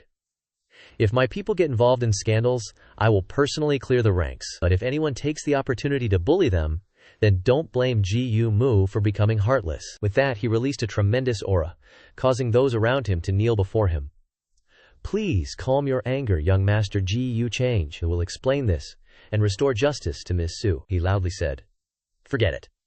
Regarding matters of the demonic art successor, it's better for everyone to be careful. Ji Yu Mo won't compete with you. She looked up at him. This scene felt so familiar. He flew up to bid farewell. After he finished speaking, he disappeared with Su Qing Bula. At this time, Gi Yu Ku breathed a sigh of relief. Another person said, That little hussy, Su Qingge, is unexpectedly young Master Qingge's maid. He brought her to a more secluded place. She tugged at his sleeve. Young master, I'm sorry. Qingge has now deceived you. He was surprised. Deceived me about what? Qing shouldn't have lied about coming to Tianshengnan to find you, she said, lowering her eyes. He chuckled, turning to look at her. Turns out you didn't want to see me at all. She didn't dare meet his eyes. Anyway, young master wouldn't want to see me. If you didn't want to, then why did you leave me at the Taichu Divine Exchange for so long? A person like you, surrounded by so many celestial maidens and singers, naturally wouldn't consider me important. So I didn't want to see you either. He stepped closer, lifting her chin. Alright, Su Qing, you've got some nerve, daring to say such weird stuff to me now, huh? Coming to Nanxing Heaven and not seeing me, even bringing trouble for me. I see you want to be disciplined, is that it? She moved closer to him, yelling, Then young master can just go ahead and discipline me. The soul behind her grumbled, I don't think you were any better than that Chu guy. Sooner or later he'll GC you to death anyway. He turned away. This little brat, coming to the upper realm and not studying properly. Clearly she knows I can't bear it, yet she provokes me. The soul cackled, dying of laughter, offering herself up, but he doesn't want her. Young master, I still want to ask you something, she said, making both Ji Yu Change and the soul curious. If I were the inheritor of demonic arts, really, how would young master treat me? The soul panicked. Are you trying to die? You dare ask that for real? This Ji Yu Change isn't easy to fool. The atmosphere instantly turned gloomy. Inheritor of demonic arts, he repeated. She got scared. I was just saying what if. He glanced at her. Then of course, I'd GC you to prevent you from harming all living beings. She clenched her hands, suppressing her emotions. She forced a smile. Young master, you are so heartless. But, to be able to die in the hands of young master Ji Yu would be good too. Suddenly, he put his arm around her shoulders. He pulled her close. If that were really the case, I'm afraid I'd be involved too. After GCing you, I'd probably have to go with you. She was startled. You? Young master, don't say such things. It's not worth it. Because young master is destined to be a supreme figure, building this entire region. The system popped up another notification. Su Qing is moved again. In a place called the Demon Realm, a place with strangely growing mountains and trees, a scream came from inside a house. Zhao Xi, why do you want to kill me? A girl's painful cry. She was scared, kneeling before a demon. She cried in fear. Young master, Empress Zhao Xi's name can't be called casually. If others hear it, we'll all be beheaded. He frowned, eyes wide in surprise. What? Where is this? Who are you? The girl was surprised to hear that. Young master, I'm Qing Wei'er, your humble maid following behind you. Today, the demon realm is united. There are no longer 6 demon emperors, and she has become the ruling demon realm empress. This demon is Jun Bufan, he frowned, thinking, I was originally the son of the demon emperor Jun Bufan. But after being assassinated by my childhood sweetheart, I was reborn into the body of someone with the same name as me. He turned back, patted the maid Xinger on the shoulder. What happened just now when I woke up? Don't mention it to anyone. Otherwise, you and I will hardly escape death. She immediately replied, I know, young master, don't worry. I didn't expect this was all 6 years ago. Bufan thought to himself. The image of Zhao Xi stabbing him with a sword appeared. Why did you want to kill me? How can she unite the demon realm? I'll definitely find out. The person I once loved is in another place. A large number of people gathered here. The scenery was extremely beautiful, with egrets flying around, and boats came from who knows where. There was a sign there to name this place. One person was surprised to see it. This is the True Immortal Academy. No wonder it's a place to create immortals. One person, full of himself, said, I, Chu Liufeng, will definitely make a name for myself here. Spread my name throughout the upper realm. The person next to him immediately replied, hurry up and go. I'm just a passerby. Being an ordinary outer disciple is already a blessing for 3 lifetimes. You must know that to become an inner disciple of the academy, you need to reach the heavenly god realm or above. I heard that the top 10 of this list has already been decided, and all have above standard strength, the person said with a smile. They talked as they walked. I know that young master Ji Yu family and the successor of Renzu Hall are all on the top 10 list. But as long as you can challenge and defeat them, you can get the same treatment and resources. At that time, won't I take off? What a fart. Just talk behind their backs. Be honest when you meet them. When everyone was gathered there, a voice rang out. All those who are exchanging points, listen carefully. Come to me to check your spirit bone age. Anyone over 50, the academy will not accept. Please be aware. A man with a serious face, but immediately after that, he cowered while listening to Elder Wang's scolding. Spirit bone 51 years old. Does he think this old man is blind and come to muddy the waters? Them. The man replied awkwardly. Yesterday was my birthday, 50 years old, and one day, my cultivation and points are all enough. Please arrange it. He angrily shouted. Don't talk nonsense. Wasting my time. The rules are the rules. You are not qualified to talk about conditions. The man turned away, cursing as he walked. Damn academy. Doesn't make sense. Hearing this, Elder Wang was stunned. He rushed over to attack the man. Reckless fool. A large energy exploded, daring to disrespect the True Immortal Academy. This is the end. Those standing nearby were scared and surprised by the scene. The 2 siblings stood there, hugging each other in fear. The older brother, Qing Feng, said to his younger sister, Qing Xiaoyi, Bro, did you see that? This place kills, without blinking an eye. It's not a library at all. Let's just go home. I'm scared. Despite his fear, the brother answered, No, we can't, Xiaoyi, in Yue. You have great talent, you will be valued when you arrive here. We still have to avenge our father. Okay, I understand, the little girl replied. Two people standing next to them exclaimed in surprise.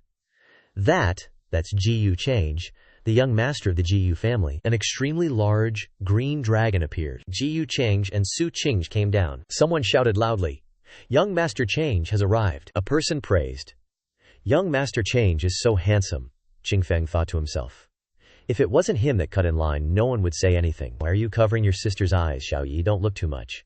Those are people we can afford to offend. We absolutely can't let them feel like we're disrespecting them, or we're doomed. Ji Chang greeted, Elder Wang. Chang pays respects to the elder. Elder Wang said warmly, Oh, young Master Chang, you don't need to be so polite. Young Master Chang didn't mind traveling thousands of miles. Quickly come inside the library to rest, he coldly replied. As far as I know, admission requires checking scores and spirit roots, right? Elder Wang still replied gently, Oh, no need. Young Master Change is naturally in accordance with our academy's rules, he responded. I see then, thank you for the arrangement. I don't know if I can rest here for a while. He immediately answered, Feel free to do so. The little girl, Qing Xiaoyi, asked her brother, Big brother, when will we ever be treated like that? He laughed. Don't fantasize, they're true dragons in the ninth heaven, and we're just lowly mud, we can't even dream of reaching them. Ji Chang and Su Qing stood aside, observing. She asked curiously, Young master, aren't we going in? He replied, Not in a hurry. Let me see if there are any good seedlings. It was the Qing Feng siblings' turn. Elder Wang angrily said, One is 13, one is 17, one has never cultivated, and one has no spiritual roots. Whose kids are these, coming to cause trouble? Qing Feng hurriedly explained. Elder, although my younger sister isn't a cultivator, she's stronger than some cultivators. He became even angrier.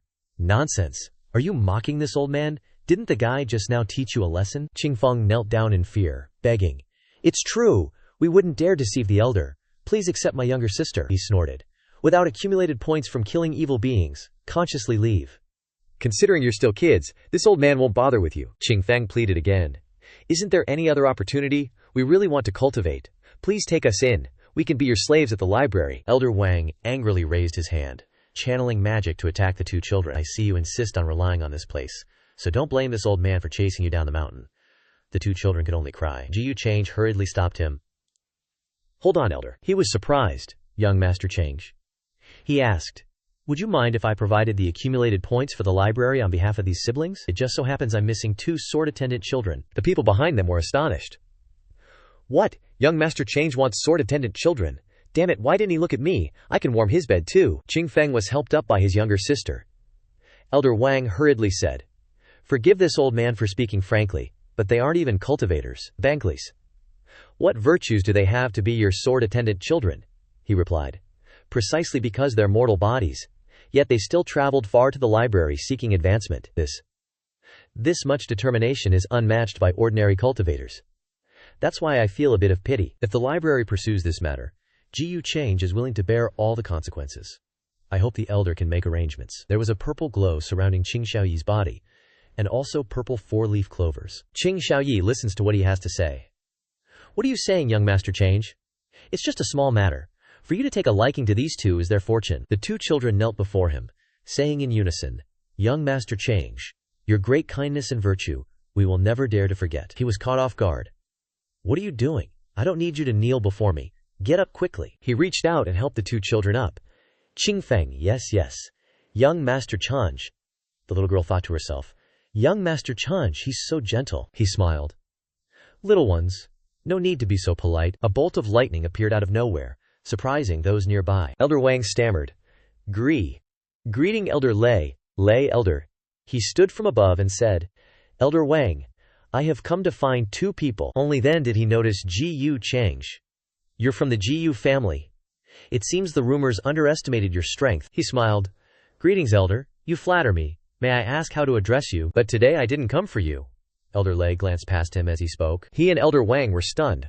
Lai elder went to the little girl. Indeed, it's the immortal demon body. The Sikong family's divination is truly well deserved. Elder Wang was stunned, thinking to himself, it's actually an immortal demon body, a rare sight in 1,000 years. I almost chased them away. Yu Change was surprised. So it's an immortal demon body. I just thought they were two pitiful children, all due to my poor eyesight. Lei Elder said to Wang Elder, I'm taking these two kids to the library for focus training. You guys keep screening. He replied, Okay, someone called out. Young Master Chenge. He casually said to the two kids, Let's go. Getting personally trained by the library?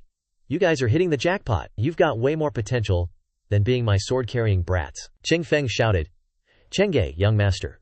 We brothers won't forget your kindness. Qing Xiaoyi looked at him, confused. Lei Elder zoomed off, leaving only a trail of lightning. He boomed, Listen up. You two better work hard at cultivating, no slacking. He smirked. That's how you'll repay me handsomely in the future. Oh, it's young Master Cheng, someone exclaimed. Jiyu Mao is here specifically to pay respects to the library elders. I hope you can announce my arrival, someone replied. All right, young Master Chengji, please wait a moment. Inside, the 5 elders were cultivating together. The space below resembled a galaxy, and above them were thousands of books. Elder Zengxian from the scripture section took a sip of his tea and wondered, what does that kid Jiyu Chang want with us? One person blurted out, Definitely nothing good. That guy's a walking disaster. Wherever he goes, trouble follows, Lei Elder countered. But the rumors say he's refined and courteous. I just saw him kindly helping those 2 kids. Another elder chimed in, Old Lei, are you still believing rumors at your age? A guy who dug out his little sister's Dapio bones when he was a kid? What kind of saint can he be? He then said. Yeah, you have a point. Just then, he walked in. Disciple Jiyu Change greets all the elders. One elder was surprised. Putting aside his character, his cultivation isn't bad. Get to the point and leave quickly, the elder said, still holding his book, not even looking at him. He smiled. It's been a while. Your complexion is much better than before. Seems like this Zengxian library suits you better than the heavenly immortal palace. Finally, the Grand Elder put down his book and glared at him unhappily. Jinx, as long as you're not in front of this old man, when would this old man's complexion ever be bad? One elder thought to himself. The senior and this kid, Aya. I shouldn't have spoken ill of him so soon. He was taken aback. What does the Grand Elder mean by that? Chang'e doesn't understand. As a successor of the heavenly immortal palace, Chang'e is not ashamed of the immortal palace. He looked troubled. We should love and help each other as fellow disciples, and externally, we should even assist the heavenly immortal palace in unifying the ancient immortal world, achieving peace and tranquility. Long time no see, the elders impatiently interrupted him. Stop. If you keep talking, you're going out. One person laughed. The relationship between the senior and the successor is very harmonious. Another nodded. That's right, a very good relationship. It's rare to see the senior so excited. Only the Grand Elder snapped. Good my dead ass. He lost his patience. Spit it out. What do you want with us? He held out a petal. Change is here to inquire about someone. The petal glowed, and he asked, I wonder if any of the elders recognize this. He widened his eyes. This is a petal that's constantly glowing. It exudes magic power, one elder said. The existence behind this peach scent is immeasurably profound. The pressure is terrifying, and it is also mixed with the rules of order. He moved closer to the petal. This token is related to the demon realm. If the person you're looking for is in the Zengxian library, then there's only that person. That person? He asked again. He stroked his beard and asked, Kid, have you met Xianslier's masters? He smiled and agreed. He looked at him suspiciously. Didn't get beaten up. He was dissatisfied. The Grand Elder said, What's wrong? They like me a lot. You think I believe that? He replied wearily. He waved his hand. Grand Elder, you can talk about things later as you walk. Grand Elder, please take me to the person related to that item first, he said. That person is born with a strange temper. Except for people from the demon realm, ordinary people will be chased away. I can't help you then, he replied. Grand Elder, rest assured, Change is not an ordinary person. Change is the successor of the Tao Heavenly Palace. He cursed again. Shut up. They flew together to another place. This place had mountains and rivers, lush vegetation, and beautiful scenery. A red-haired woman stood in front of them. He said, We're here. That red-haired woman is the demon realm's queen, Zhao Ji. He held out the peach petal. This old man is here to inquire about something. Is this token related to you? Zhao Shi looked at the peach blossoms, hesitating. Shifu, that rock beside you seems to have a soul too. He frowned at the rock. This rock, I feel like I've seen it somewhere before. He recalled his childhood memories, practicing with his sword. Shifu, how's my swordsmanship now? The man praised him. Very good, you've improved. He realized this was a rock that had become sentient. Suddenly, a burst of purple energy erupted, surprising him and Zhao Xi. This is demonic energy, he thought. That dark energy was coming from the sentient rock next to Zhao Xi. The petals in someone's hand were now surrounded by demonic energy. Zhao Xi spoke. Old friend, Lao Shi has appeared. He clutched his head. So you also made it through. And don't remember anything again, Zhao Xi worried. Are you all right? He replied. I'm fine. He looked at the two others and asked. May I ask, is this token from you, fellow Taoist? Suddenly, he saw Gi Yu Cheng. His eyes widened in horror as he saw him. He looked at him standing there, thinking of someone who had the same face. He fell backward in fear, shouting, the demonic lord isn't dead. Zhao Xi was worried, Shifu. She glared angrily at Ji Yu Chenge. Ji Yu Chenge froze at the scene, as the great elder beside him seethed with anger. His demonic power could even be seen. The demonic lord isn't dead? May I ask what you mean by that, friend? And what does it have to do with this young man? Seeing him like this, Ji Yu Chenge thought helplessly. Is this old geezer just waiting for an excuse to kill me? Zhao Xi helped Lao Shi up. No, it's just a similar aura, that's all. Even if there are two identical flowers in this world, it wouldn't be the fate of the master. He sighed. He introduced himself. This old one is called Lao Shi. May I ask what the young master's name is? Ji Yu Chenge also introduced himself. This junior is Ji Yu Chenge. Lao Shi seemed surprised. Ji Yu Chenge? So it's you. Hopefully, it can reflect a similar flower. Saying this, it makes you and me feel at ease. He asked again.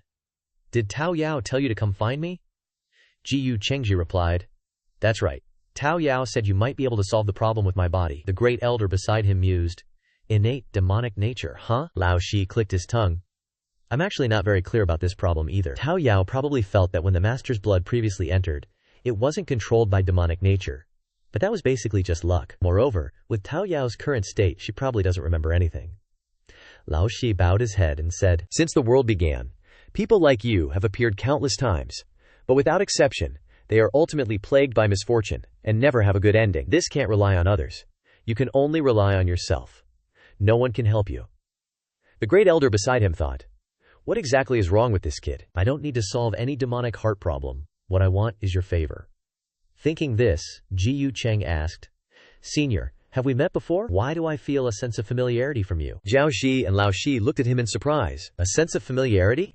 Ji Yu Chenge smiled and said, in the past, this junior was passionate about cultivation and sat cross-legged on green rocks, but was dissatisfied with most green rocks, until finally finding that the green rock was very similar to the prototype senior transformed into just now. Disgusted look, the great elder thought again. He started talking nonsense again. This junior absolutely doesn't mean to offend. Perhaps that's why I felt a little familiar just now. Ji Yu Cheng was silent, then said, perhaps this is what's called fate. If the young master doesn't mind, if anything happens at the True Immortal Academy in the future, come here to find this old one. Although this old one's current state makes it impossible to leave the True Immortal Academy, my words still have weight within the academy. Lao Shi smiled. This junior is respectful. How about following orders? The great elder still looked at him with that look. This kid's smooth sailing ability has grown again. Ji Yu Chenge's face became sinister. The information revealed by this Lao Shi, along with the memories that have appeared recently, and the confirmation that Su Qingge is the heir to the demonic arts. Then, wouldn't I be the demonic lord? Lao Shi introduced. That's right, this is my disciple Zhao Xi. Young master, you two can get to know each other. Ji Yu Chenge respectfully said. This junior pays respects to Queen Zhao Xi. He thought to himself. So this is the famous ruler of the demon realm. A wisp of divine sense here already has the strength of a quasi-supreme. No wonder she's an old monster over 6,000 years old. Zhao Xi smiled. Young Master Chenge, you don't need to be so polite. Even in the distant demon realm, I've heard many rumors about young Master Chenge. Today, the fate of the younger generation is probably 7 parts dominated by young Master Chenge. Ji Yu Chenge immediately smiled. The queen overpraises me. What talent or virtue do I have that's worth the queen's praise? This junior has also heard many rumors about the queen. And having met you today, I find that those rumors are just nonsense. Zhao Xi was curious. Then I'm a little interested. I wonder what rumors young Master Cheng has heard, and what you think of them. Hearing that, he froze. Utterly heinous. Kinslaying, husband slaying, ain't nothing good coming from that. Rumor has it, the empress is vicious, with the heart of a viper, causing chaos in the demon realm. Hearing these words, the Great Elder and Old Shi both looked at him in surprise, like, "Dude, where'd you hear that? That's why GU is saying all this is just a load of hogwash. After all, 6,000 years ago, the demon realm was all every demon emperor for themselves, and the people were suffering. Business as usual, you know?" he said helplessly, his face a bit annoyed. And those 6 demon emperors were all stuck in their ways, unwilling to change, ignoring the bottom of the barrel.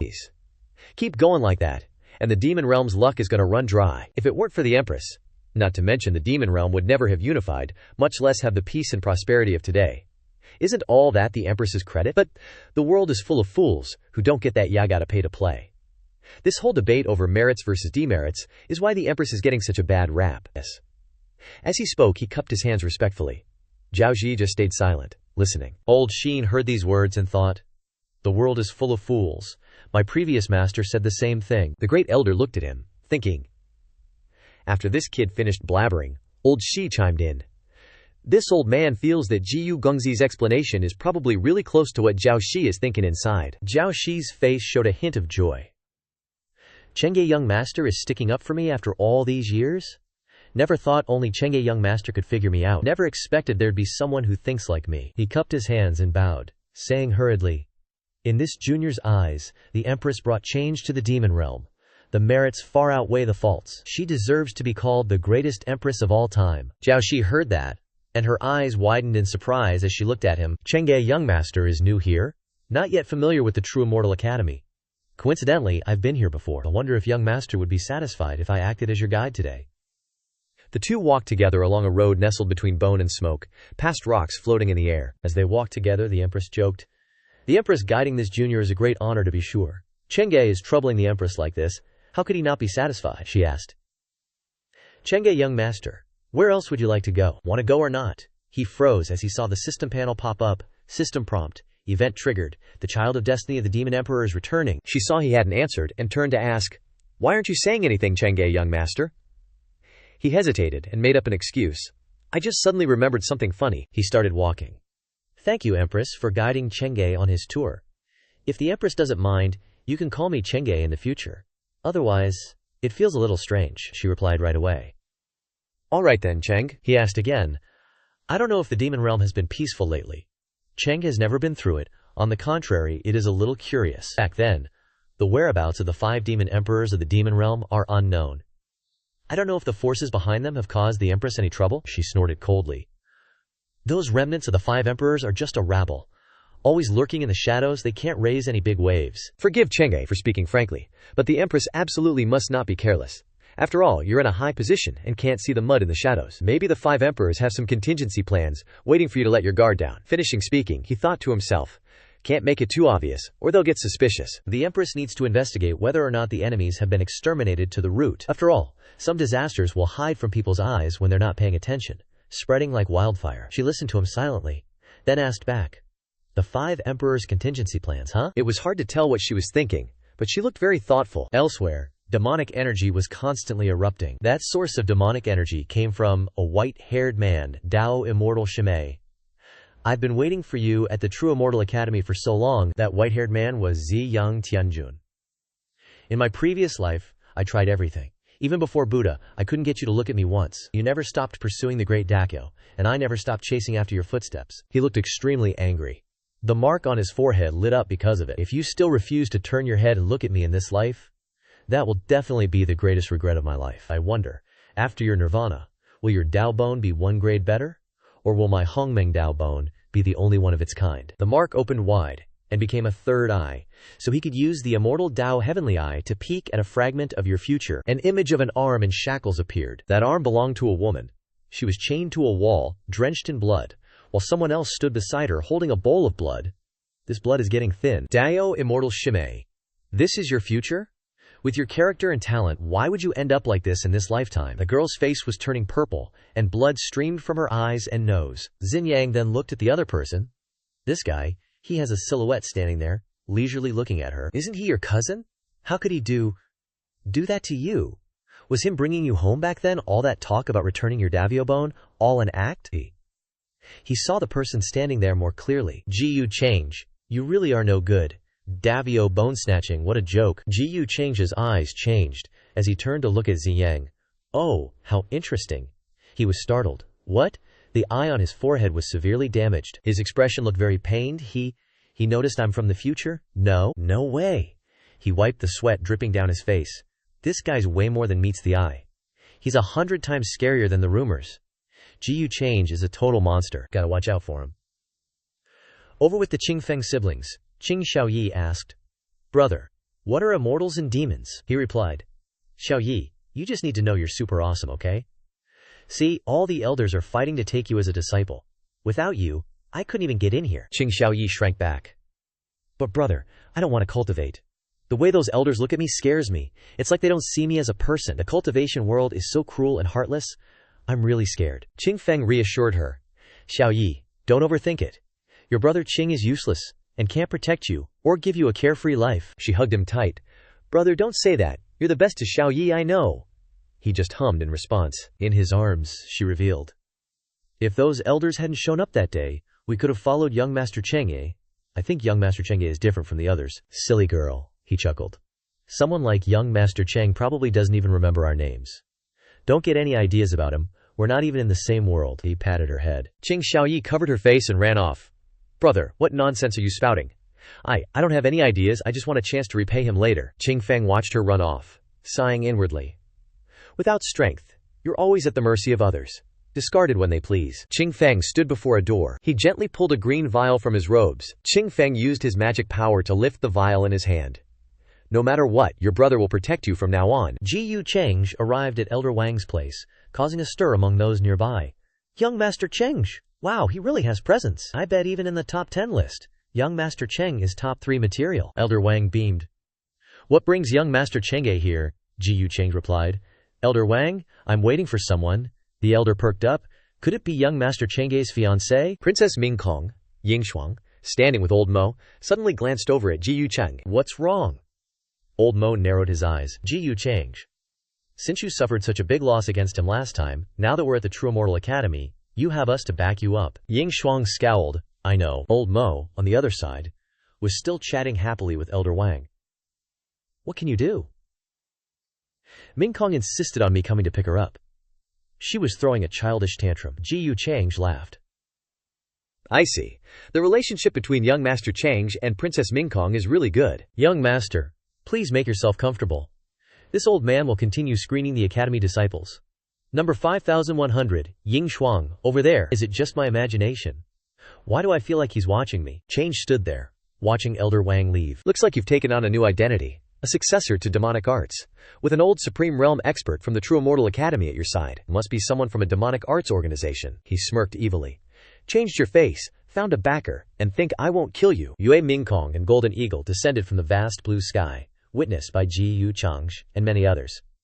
Everyone buzzed with excitement. "That's Princess Mingkong of the Peerless Immortal Dynasty. An Empress candidate for sure. She's absolutely stunning. No wonder someone like young Master Change is willing to wait here." Mingkong paused for a moment. She gently descended towards Chengge, asking, "Are you waiting for me?" He calmly replied, "Mingkong, who else would I be waiting for? Everyone here can vouch for me." "The waiting for?" Those around chimed in. "That's right, Empress Mingkong.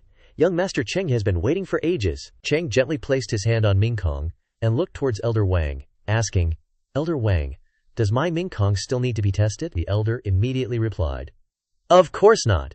What the heck, did the sun rise in the west or something?" Suddenly, the surrounding people looked up and pointed at the sky, exclaiming in shock, "A master!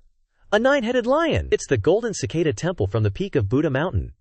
It's Golden Cicada who crossed the TNG Demon Abyss. He's also on the top 10 list." The uproar also caused Mingkong and Changzhe to turn their heads. In the sky, a man in a Buddhist monk's robe rode a 9-headed lion. Murmurs filled the air again. Crossed the TNG Demon Abyss?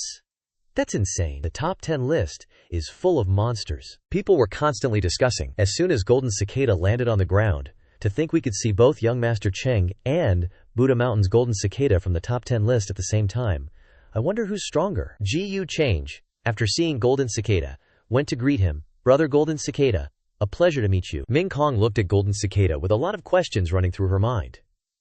After the TNG Demon Abyss incident, it seemed like he was trapped in there. Since Ji Chengge sealed the TNG Demon Abyss, There hasn't been any news about Golden Cicada. I remember in my past life, he helped someone clear their name as a successor to demonic arts, which is why Ji Cheng held a grudge against him. Golden Cicada held a string of prayer beads in one hand and raised the other in greeting, replying, Chenge, Amitabha. Golden Cicada greets young Master Chenge. Just as he finished speaking, the nine-petted lion roared ferociously. Chenge, seeing this, asked, "What's the meaning of this?" Golden Cicada looked at the lion and scolded, "Don't be rude." He then introduced, "This one is named Shanjing. It's very sensitive to good and evil aura." Maybe Mingkong, standing beside him, glanced at Chenge, who was deep in thought. Hand on his chin, he said that, Cheng turned to Mingkong. "Did you do something bad again recently?" Mingkong froze, feeling like she'd been stabbed right in her guilty heart. Jin Chan quickly tried to smooth things over. "A mount is still just a mount. Doesn't know any better. Please don't take it to heart, you two." Change chuckled. "It's nothing. I've always heard how mysterious and powerful Buddha Mountain is, but never had the chance to experience it. Might as well today." Suddenly, Changji used his movement technique and shot straight at Jin Chan. "Please enlighten me, fellow Taoist Jin Chan." Jin Chan was caught off guard. "Young Master Changji," he exclaimed. Jin Chan nimbly stepped back. The two chased each other in the sky. Shanjing also looked pissed. The onlookers started chattering. "What's going on? They're fighting? Holy crap." A clash between two experts on the top 10 list. Using Shanjing as a springboard, Chang stomped hard on its head, yelling, "Out of my way!" Shanjing face planted into the ground, howling in pain. By this point, both Chengje and Jin Chan had soared high into the sky. Ming Kong's expression was cold. "If you were a reborn, you'd probably choose to secretly assassinate Jin Chan, right?" she thought. "Looks like I really was worrying too much." Just then, 3 people were standing before the Xiang temple, requesting an audience. Xingyang opened the door and stepped out, surprised. "What? Jiyu Cheng wants to fight Jin Chan," Song Fan reported with a sly grin. "That's right, Xiang Heavenly Lord." As soon as Jin Chan arrived, Jiyu Chengshe directly attacked. He can't stand anyone showing off act. "That baldy messed with Heavenly Lord. He's gonna—" Xingyang vanished instantly, thinking, "I need to take this opportunity to see what he's really capable of." "All these rumors, they're just rumors," Song Fan suddenly shouted. "Xingyang Heavenly Lord." In the sky, Chengje and Jin Chan were about to fight. Everyone was eager to see it firsthand. "Hurry up! A battle between top 10 experts," they said. Chang said confidently. "All right, quite the audience we've got, fellow Taoist Jin Chan. After you," Jin Chan replied calmly. "If young Master Change insists on a friendly spar, then—" His eyes widened abruptly, and he exclaimed, "Forgive me." Jin Chan immediately unleashed a magic attack straight at Changye. Change was instantly bound by Jin Chan, but he remained calm. Buddha Mountain's ultimate technique, Eastern Subduing Curse. The spectators below were sweating bullets, pointing at the sky. The Eastern Subduing Curse? They say it's impossible to escape once you're hit. Is young Master Change already losing? That's when Chang started circulating his inner energy. Even while bound, he looked at Jin Chan and said, "There's an opening." Fellow Taoist Jin Chan. A wave of energy shot straight towards Jin Chan, who exclaimed in shock, "This is the void talent." In an instant, Chengye closed the distance and struck Jin Chan's Zhenshui acupoint. Jin Chan closed his eyes, bracing for the impact. Suddenly, a light flashed from within Jin Chan. He said, "Golden cicada sloughing its shell." Jin Chan's body vanished, leaving behind countless prayer beads. Chengje was surprised. Buddhist beads. The Buddhist beads began to crack. With each bead, a clone of Jin Chan appeared, quickly surrounding Cheng. He said, "Young Master Cheng, at this distance, I'm afraid you won't have time to cast any magic tools or spells." Cheng saw the situation, a wicked smile on his face. "So that's it. Not an opening, but an invitation into the jar. Too bad." The clones lunged to attack Cheng. At the same time, a massive explosion erupted in the sky. The onlookers cried out, "What happened? Can't see a thing." It looked like Jin Chan's Arhat clone technique was defeated. How is that possible? Jin Chan's clones vanished in a single move. Chengke continued unleashing his ultimate techniques, forcing the real Jin Chan to retreat several steps. Jin Chan suddenly thought to himself, "Just now was." Ji Yu Chang aimed his fist at Jin Chan, saying, "If Taoist brother Jin Chan can't show his true power, you're gonna lose, you know." Jin Chan then pondered on the myriad forms Ji Yu Chang used. Reincarnation power, huh? He recalled that moment, a powerful technique unleashed by Ji Yu Chang, defeating all his avatars in a flash. Jin Chan thought, "In an instant, my avatars felt like time had stopped." He then unleashed dozens of moves. Jin Chan clasped his hands together. A Buddha halo appeared behind him, he thought to himself. At close range, the mantra won't be as effective. I can only. Jin Chan used the power of Tathagata Buddha to directly attack Ji Chang. Just as the Buddha's hand was about to reach him, Ji Chang unleashed another technique. He exclaimed, "Not bad." In an instant, the Buddha's power was defeated by Ji Chang, he smugly thought to himself. Adding the offensive power of my White Tiger Gang metal sword god, I'll kill gods and Buddhas alike. Jin Chan seemed to have run out of magic weapons. He helplessly said, "I lost. Jin Chan is no match for young master Ji Chang." Ji Chang contentedly replied, "Acknowledged." The onlookers below exclaimed, "Jin Chan lost?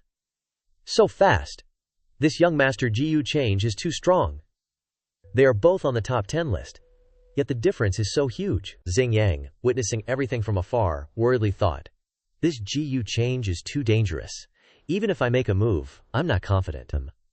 I must find a way to warn junior sister Dao Xian." He looked down at the helplessness of the onlookers and continued, "This guy is so confidently arrogant, and not without reason.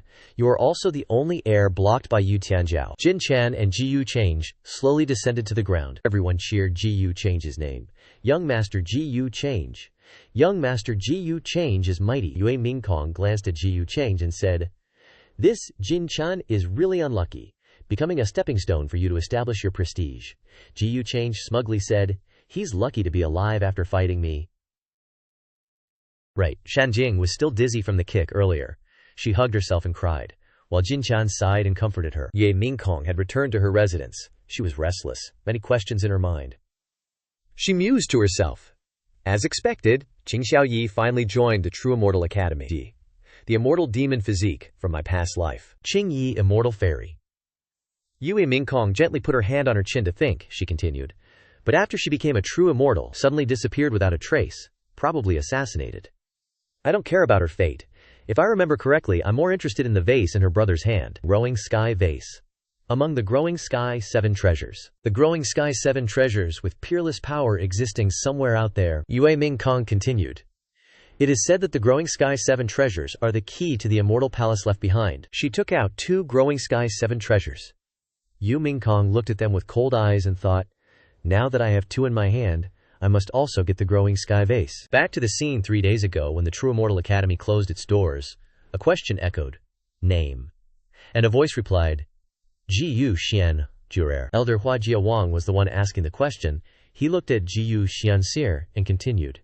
You are the Xiansir daughter of the Longevity Ji Yu family? Xiansir widened her eyes in surprise and asked, You know me?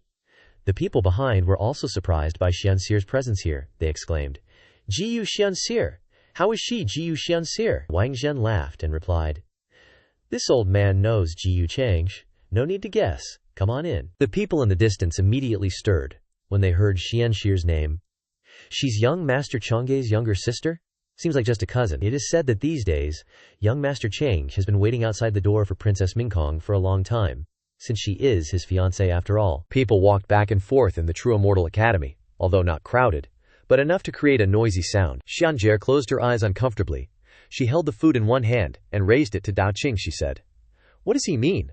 Welcoming Mingkong's sister but not me? Is his wife more important and his sister unimportant? Suddenly someone approached Xianfei. He said, This humble one is Songfan.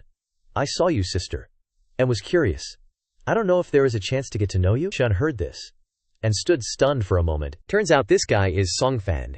He and 2 other disciples approached Xianpei, certainly with bad intentions. He said, Why don't you answer? Looking down on Song, one of his disciples also added, Junior sister is here for the first time. You should learn some rules. For example, here, you have to listen to senior brother Song. Ji Yu Xiangear changed to a contemptuous look. She replied to him, Just based on you guys? I think you are just a few senile old men. Da Qing suddenly spoke. Let's find the outhouse. She clicked her tongue and replied to Dai Qing. Dai Qing. That's the toilet with the lanterns over there. Songfan and his disciples were angry at Xiancare's words. They immediately rushed to attack. Songfan shouted, Teach her a lesson! The squint-eyed disciple continued. Ignorant girl! We will show you the cruelty of the True Immortal Academy. Both disciples activated their magic weapons. Attacking simultaneously, they said. Little brat looking for a beating. Suddenly, a purple energy fell, blocking the attack of the 2 disciples. A shout appeared. Presumptuous. It turned out to be Xin Yang. He gently landed and said, Arrogant in broad daylight. Did you come to the True Immortal Academy to bully fellow junior sisters? Xian Care just stood silently watching. Zhen Yang glanced at Song Fan and his crew with contempt, continuing. You've trashed the reputation of the True Immortal Academy and embarrassed us disciples. Song Fan and the others were totally freaked out by Xingyang's appearance. They panicked. Xingyang Tianjun, that's the number 10 on the list, he's here, quick, apologize. The three of them kneeled before Xingyang, begging for mercy. Please, Xingyang Tianjun, spare us. We won't do it again. We won't bully our junior sister anymore. Please forgive us. Xingyang chuckled, turning to Xian Share. Is this junior sister all right? Xian Share crossed her arms, confidently replying, I'm fine. Don't need your help. I can handle it myself. He suddenly burst out laughing. Junior sister's so confident, guess I'm not needed then. I'm Xiyang, successor of Zifu. How should I address you, junior sister? Xian Shir wondered. Why does everyone in this academy keep asking for my name? Feels kinda weird. Xingyang forced a smile. If junior sister doesn't want to say, that's fine. Xingyang respects your wishes, Sha. Thinking, just as I thought, another aloof fairy junior sister. He turned to the three goons, waving his hand dismissively. If I hadn't passed by, you'd be in deep trouble. All right, don't screw up again, scram. They could only grovel. Yes, thank you, Ziyang Tianjun. We won't dare again. The three of them stood up, suddenly wearing a creepy smile. A voice called out, Hold it! The three of them froze, sweating bullets at whoever was standing in front of them. Ji Yu Chang appeared, saying, Did I say you could leave? They stammered, terrified. Oh, it's Ji Yu Change. Change faced everyone, calmly stating, Oh, look at that, seems like you know me pretty well. Xingyang was sweating buckets, seemingly worried about Chang's appearance. He thought, crap, Ji Yu Xian here, smiled happily behind him, thinking, Ji Yu Change, is he here to pick me up? Change put his hands behind his back, questioning Song Fan and his cronies. You wanted to teach this girl a lesson? She's my little sister. Did you even know that? Song Fan replied obsequiously. Song Fan was blind. I realize it now. Another one chimed in. Change, young master. It's just a misunderstanding. Song Fan was drenched in sweat. Change chuckled. A misunderstanding, huh? Tell me, how do you want to die? Song Fan panicked. Die. It's not that serious, is it? Xin Yang chimed in. Chang Jie, young master. They were just being disrespectful. They didn't actually harm Xian Hair Gunyang, so they don't deserve death. I've already punished them. Change calmly replied. Punish them? You guys look pretty good to me, not like you've been hurt. Sheng Jie just stood there, watching the show. Xing Yang gave a fake smile. Big bro, we're all disciples of the academy. Should understand each other. How about giving me some face? Suddenly the atmosphere turned cold. Change glared at Xi Yang. Give you face, give you face. Who here would dare to accept it? Change pointed at the three stooges and channeled his power. Three sword appeared in front of Song Fan and his pals. Song Fan trembled in terror, shouting, Ziyang Tianjun, save me, I don't want to die. This has nothing to do with me. It was all Ziyang Tianjun's arrangement. Xing Yang's face turned green. He immediately defended himself. A bunch of babblers! I was just trying to help you out, and you try to drag me down with you at death's door. Change enhanced his technique and attacked. All three of them took the full brunt of the damage. He said, Xingyang Tianjun kindly pleaded for you, but you repaid his kindness with slander. Truly deserving of death. The surrounding people were scared and gossiping. Song Fan just made it onto the list, and he didn't even get a chance to fight back. Serves them right for messing with the wrong person. Xin Yang was speechless. Xian Care finally spoke up. Ji Yu Change, this is the True Immortal Academy, how can you? Before she could finish, Chang interrupted. Shut up. He turned his head slightly to look at her, saying, Now that there's a warning lesson, those other guys better remember it well, so they don't dare to get too close to Shen Xier. Change poked Dei Qing, making it angry. The two of them left Mo Xingyang behind. Jian Shire blurted out, Why do you always bully it? Xingyang pondered. Before I have the absolute upper hand, I can't act like that. He cupped his hands and spoke. I have to thank Ji Yu Change for getting rid of these Hantian pests. Otherwise, I would have to take care of the academy's trash in the future. Chang gave an O sound. If Ziyang Tianjun thinks so too, then I can rest assured. Scene changed to the academy's library. Scrolls flying everywhere in the air. A black-haired elder of True Immortal, sipping tea, said, Ziyang Tianjun is the best of the young generation in the upper realm, but his defeat by Jin Chan makes him wary of Ji Yu Changzhe. He was so provoked today but didn't make a move. He's truly worthy of being a successor of Ziyang Fu, the white-haired elder replied. Speaking of Ji Yu Change, he exudes such a glorious aura. I wonder whether he's confident in his ability to suppress all the talented people in the world. Senior, what do you think about this? A person with light purple hair, browsing the books, responded, That kid is arrogant, but I've never seen him come out on the losing end. It's as if everything is within his plans. If someone can really make him suffer, then I'd be looking forward to it. Xianxia and Changzhe were walking down the academy corridor. Xianxia asked, "You beat them up like that, won't the academy higher-ups have any objections, Tangle?" Change replied, "What do you think this place is? The True Immortal Academy cultivates supreme experts, not a nursing home for old farts." Changzhe glanced at Xianxia's embarrassed expression, continuing, "Are you playing dumb, or are you really dumb? Can't you tell that Ziyang Tianjun had impure intentions?" Again. "I can obviously tell that. His words are just toying." She pointed at Chang, continuing, "Just like you can tell at a glance you're not a good person," Chang replied, helpless. That last sentence was unnecessary. She gently put her finger to her chin, wondering, just why did he set up such a play? I don't even know him. Chang solemnly replied, "Little sister, I don't know for sure either. Just remember, he's not someone you can mess with at them. He might even be trying to win your favor. Then join the GU family as a son-in-law or something." Xianxia lightly patted Chang's shoulder, smiling. "GU Chang, don't worry, I won't fall for him." He softly said, "You're being too presumptuous. Xinyang Heavenly Lord might be using you to achieve his goals. After thinking it over, he might be using you to deal with me." Shankar looked at Chengji thoughtfully. He continued, "You didn't think I acted for you, did you?" Xiankar quietly tiptoed and kissed Chang'e on the cheek. Xianjie ran away, blushing. Holding her face, she said, "Don't overthink, I just lost my memory." Chang'e blankly touched his cheek, looking at Xiangar. "Silly girl." He thought, "Ziyang Heavenly Lord, how should I get rid of you?" Change leisurely looked up at the sky. Before him, powerful figures were speeding forward. Change thought, True Immortal Academy, Miraculous Stone's emergence. It's attracting so many people. Even those old geezers, he pondered. For me, this is also a golden opportunity. Inside the True Immortal Academy is perfect for doing some mischief. Change smiled gently, thinking, "Fellow Ying Shuang, I've prepared a big gift for you." By now, the experts had gathered in one place, all with unmatched power. Someone said, "Look, it's the Nine Heavens Miraculous Stone.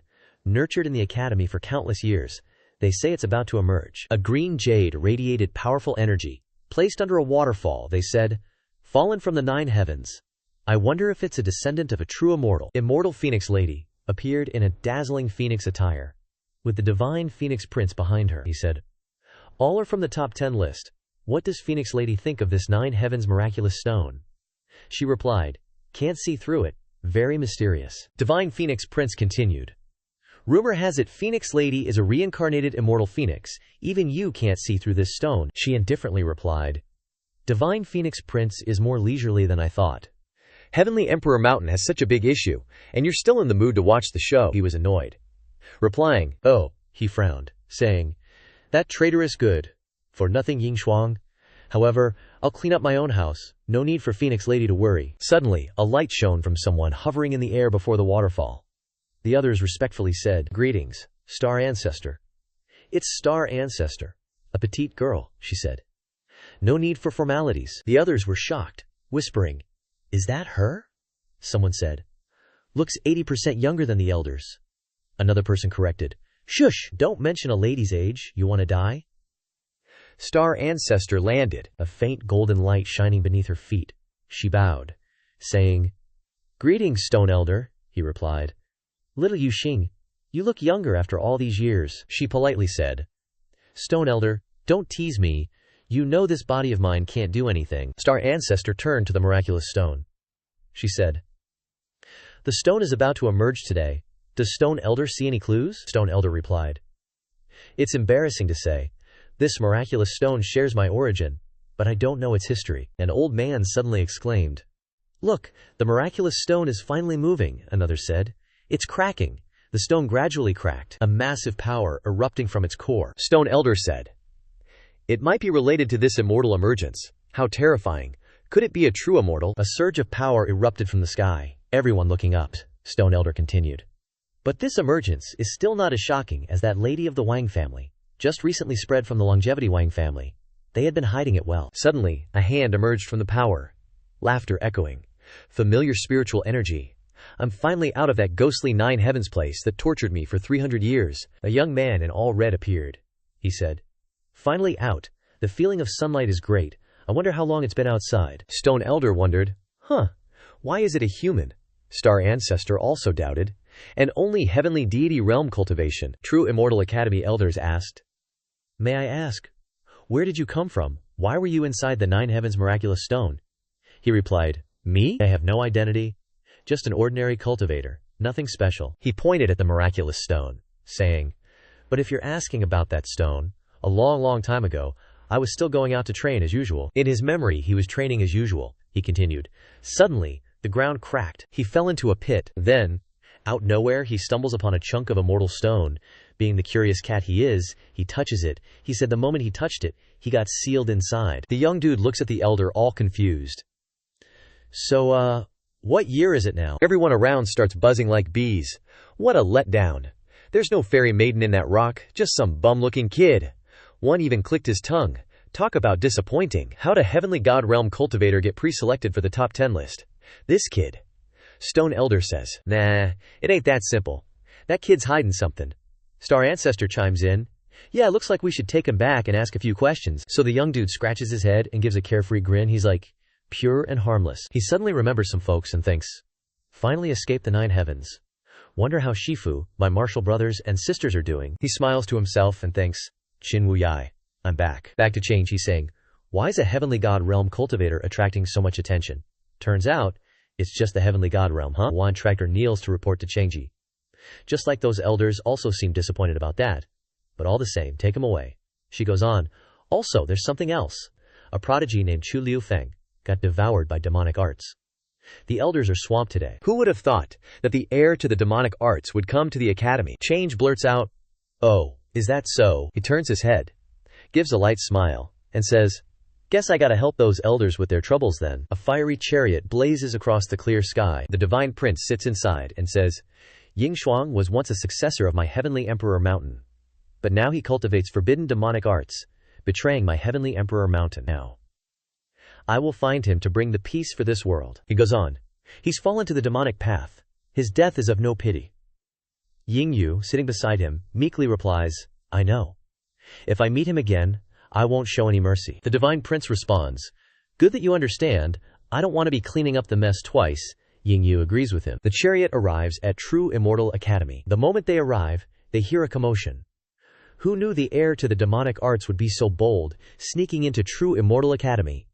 Zero restraint. He deserves to die. Someone else says. Yeah, young Master Change. This guy's super cunning. The elders can't catch him. Do you have any ideas? The divine prince eavesdrops and asks, what's all the noise down there? Ying Yu looks down, happily saying, it's young Master Ji Yu. The divine prince frowns and says, Ji Yu Change, huh?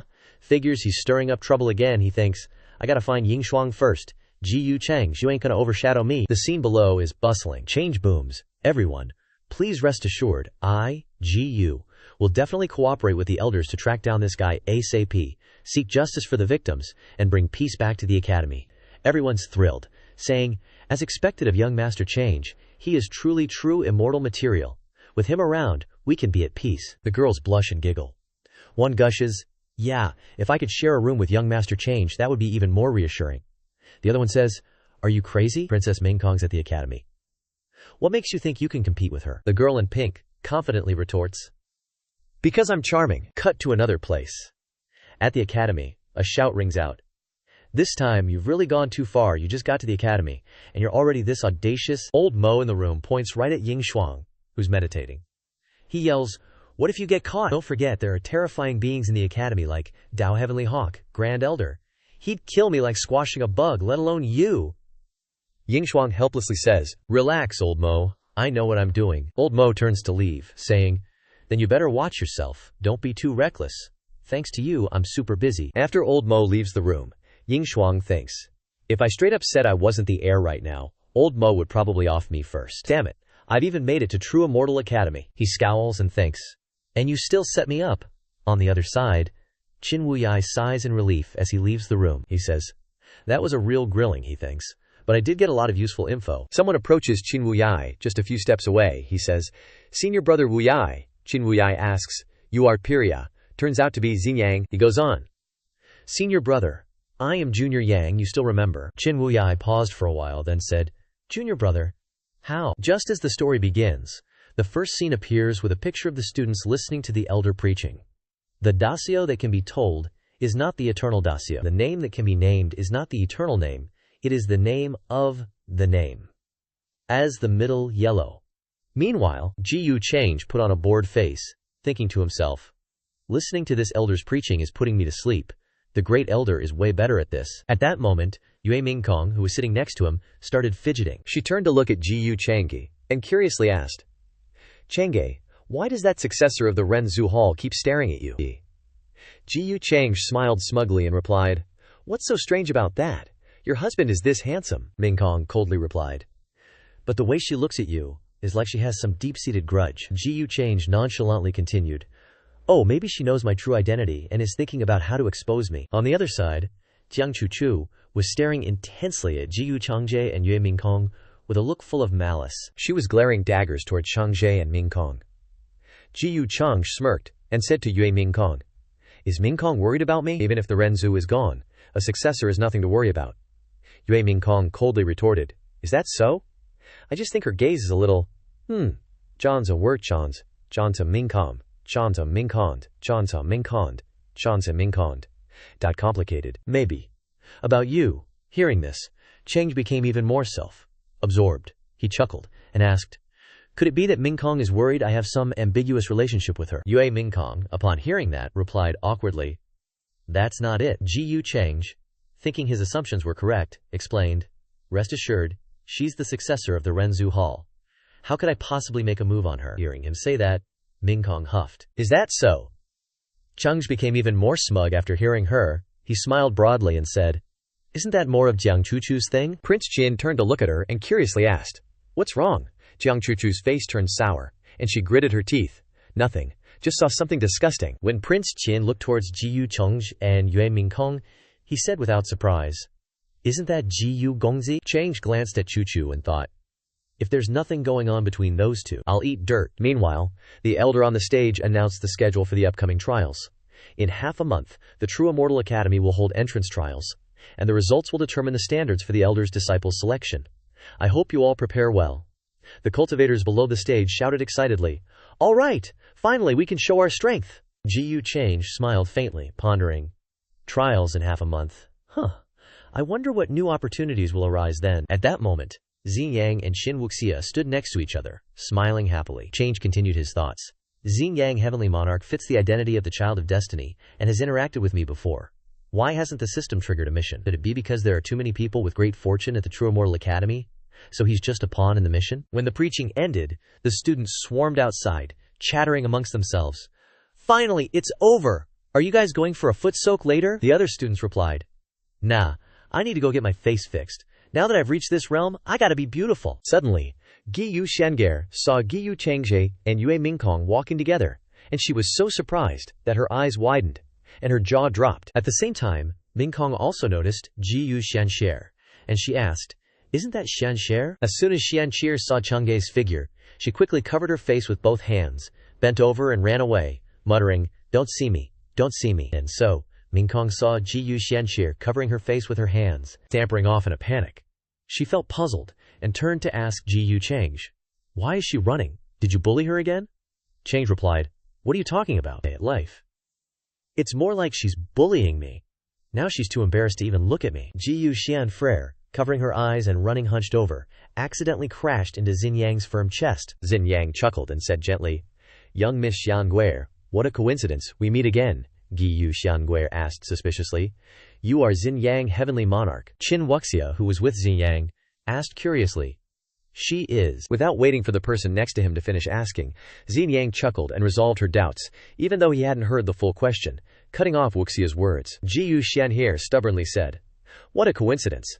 So many cultivators gathered to listen to the elder's preaching, and it just so happens that Zi Yang, Heavenly Monarch, and I meet. You think I'm going to say that, huh? Hearing these words, Zi Yang calmly replied, I really did coincidentally meet young Miss Xianhe. Just a greeting, that's all.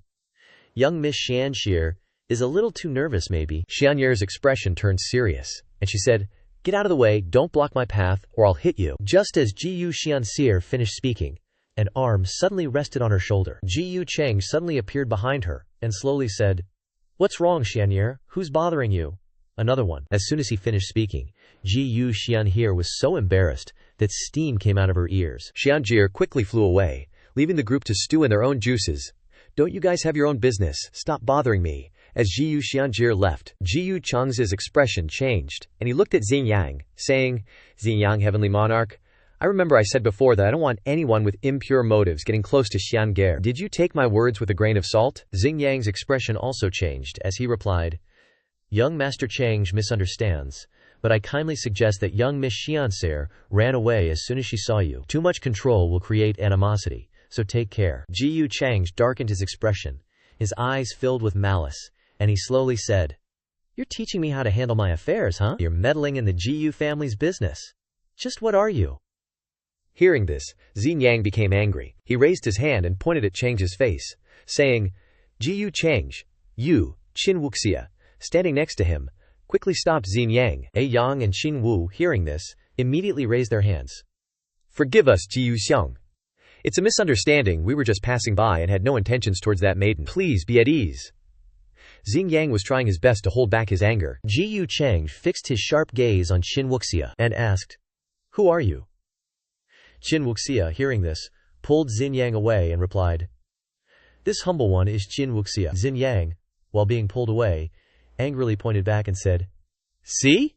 This guy's personality is just like junior sister. Jiyu Cheng chuckled, his gaze profound, thinking, So, it's you. System notification, the son of Luch, has returned to the grand senior brother who came back to the heavenly palace from the 9 heavens realm. A fellow disciple, worried, blurted out to his master, Master, grand senior brother has been missing for so long, surely it's more bad than good.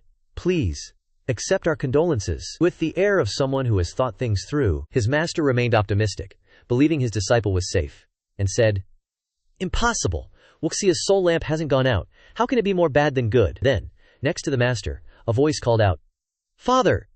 Seeing this, the master exclaimed, This master will wait here until Wuxia returns. Tang Wan sobbed, tears running down her cheeks, whispering, Wuxia, Ge. Just then, one of the master's disciples pointed towards Dao Xian and loudly said, Master, we still have Dao Xian Shime. Hearing this, the master looked towards Dao Xian, proudly replying, Dao Xian has never disappointed me, and neither has Wuxia. As for Dao Xian, she stood on the edge of the roof, thoughtfully waiting for something. Suddenly, the sky gradually turned a purple hue, spreading all around. Within the purple mist, gigantic fireballs appeared, continuously falling towards the master and his 2 disciples. Seeing this, they exclaimed in shock. What?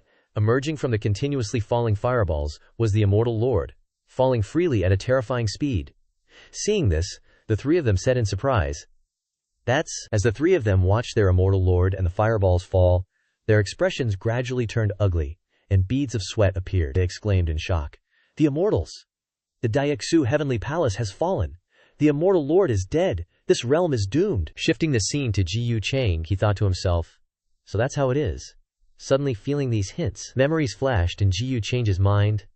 This is just a clip taken from deep within my memories. Perhaps the system itself has a great connection with the Devil Master. So the final boss of that forbidden era is the Devil Master. The flow of time collapses. All the realms dare not retain my name. Jiyu Cheng revealed a sinister smile, his eyes flashing with a mysterious and cold purple light. More memories flashed in Jiyu Cheng's mind.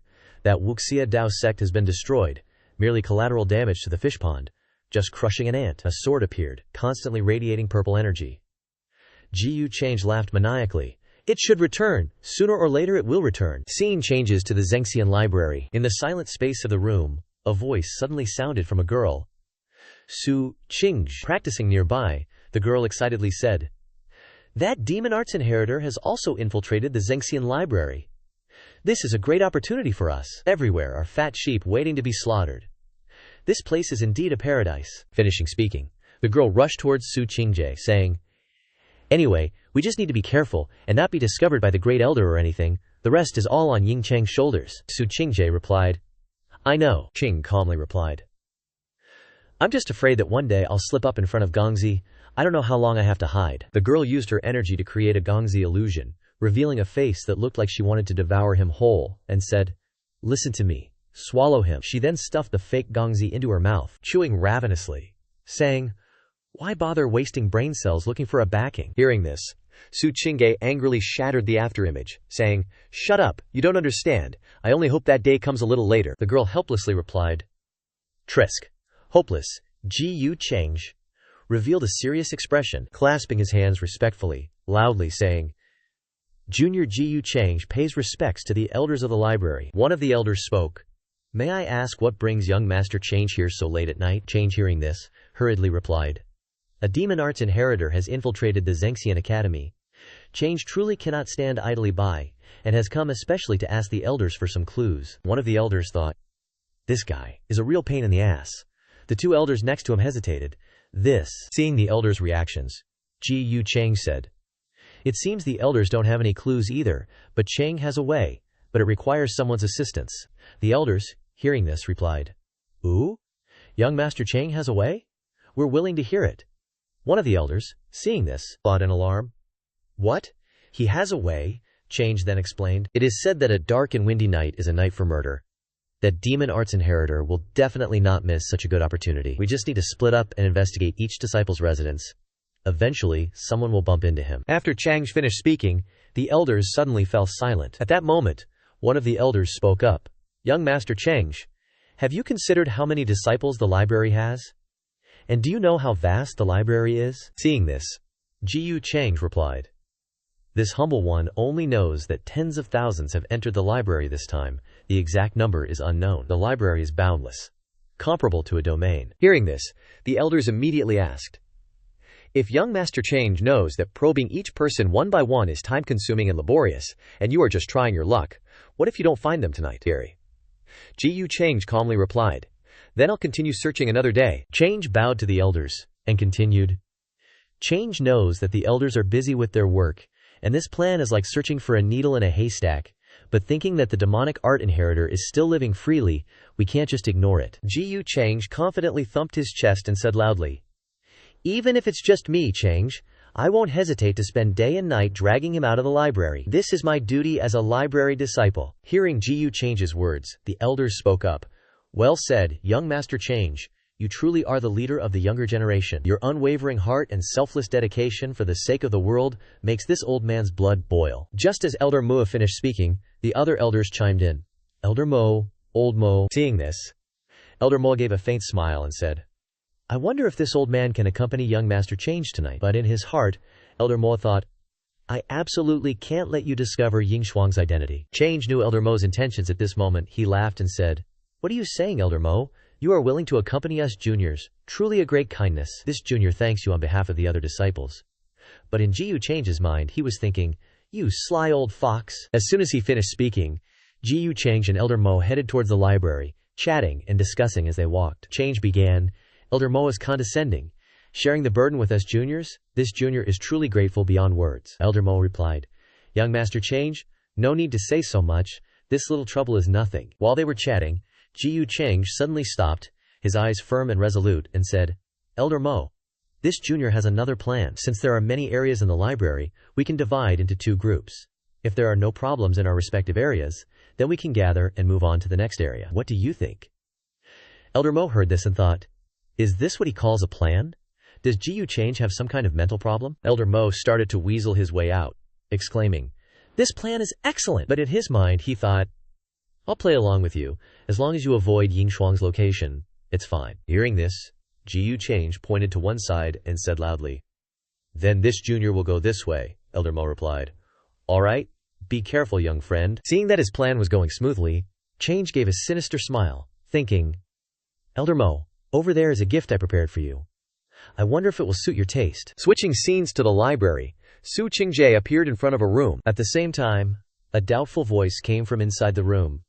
"Who is it?" Ching pretended to cough a few times. "Cough, cough, senior brother. It's me, Chen Yu. Are you asleep? Can I come in and sit for a while?" The senior brother replied, "Chen Yu, junior sister, it's so late already."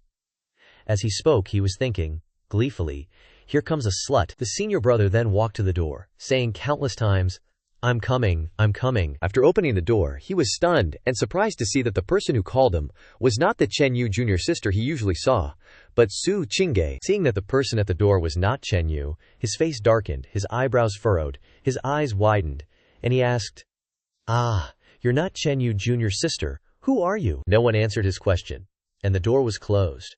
From inside, a terrified scream was heard. "You, what do you want to do?"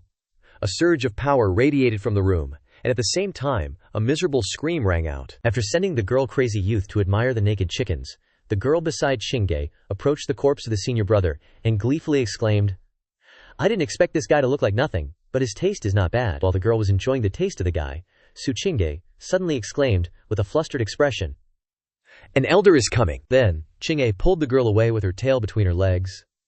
The girl looked back regretfully at her meal and said, "How disappointing, I haven't finished eating yet." Immediately, Elder Mo appeared, along with a pillar of blue light shooting straight into the sky. Su Qing was therefore flustered and said, "It's over, my identity has been exposed." The figure beside her continued, "Damn it, he's even a supreme." Elder Ma said in surprise, "What is this? Why is there another demonic art inheritor?" He wondered. No, that's not right.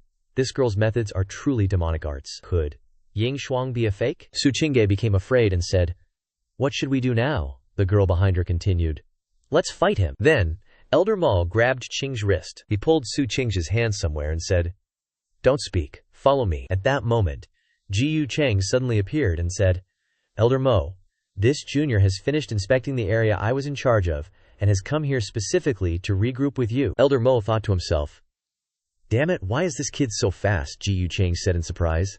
"Qing, why are you here?" Seeing Ching's face became flustered. "It's over. The most complicated situation has occurred." Right then, Ji Yu Cheng's expression changed as he said, "Hold on. It seems a disciple has been attacked by someone using the demonic art of inheritance." Old Mo turned to look at the room behind him, thinking worriedly, "Should I silence Ji Yu Cheng to keep this quiet?" Chingay asked curiously, "What exactly happened?" Chingay hesitated before replying, "Young master? Mikasium.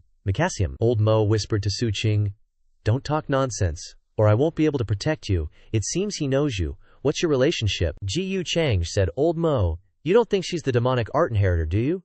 She's my maid. I, Ji Yu Cheng, can swear on my Dabio heart that she's definitely not the demonic art inheritor." Old Mo frowned, thinking, "So that's how it is?" Su Qing's face fell, and she whispered, Young master, I'm sorry, the truth is." Old Mo turned to Chang and asked, "Young Master Chang, I must ask, what is the meaning of this?" Old Ma continued, "I encountered the demonic art inheritor and even exchanged blows with him, but this girl just happened to be passing by, so I wanted to ensure her safety and get her out of here." "Are you implying that I'm harming innocent people?" His words stunned Su Qing. Ji Yu Cheng's face turned cold as he replied frankly, "Oh, could it be that you mistakenly identified Qing as the demonic art inheritor?" As soon as he finished speaking, Old Mo became enraged and released a massive amount of green energy, shouting, "Outrageous! Do you take me for a fool? Watch your tone when speaking to an elder." Ji Yu Cheng, seeing this, angrily retorted, "This concerns my Qing, even if it's Elder Mo. This junior can only be impolite." He then unleashed a golden light towards Old Mott. The two sources of power clashed, baring their fangs and claws, neither willing to be outdone. Seeing this, tears welled up in Su Qing's eyes as she quietly whispered, "Young master." The girl beside her remained expressionless and hastily said, "So touched? Humans like him don't do anything without benefit. He might just be acting." System notification. Qing's goodwill towards the demonic art inheritor has increased.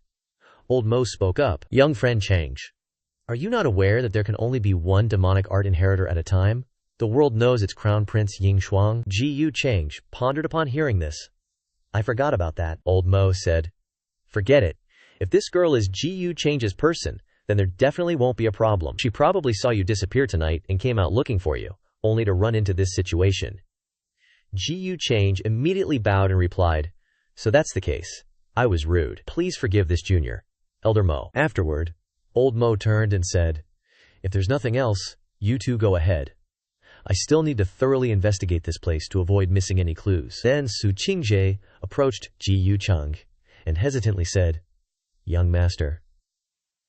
And Old Mo thought to himself, "No wonder I couldn't detect any demonic art aura from that kid Ying Shuang.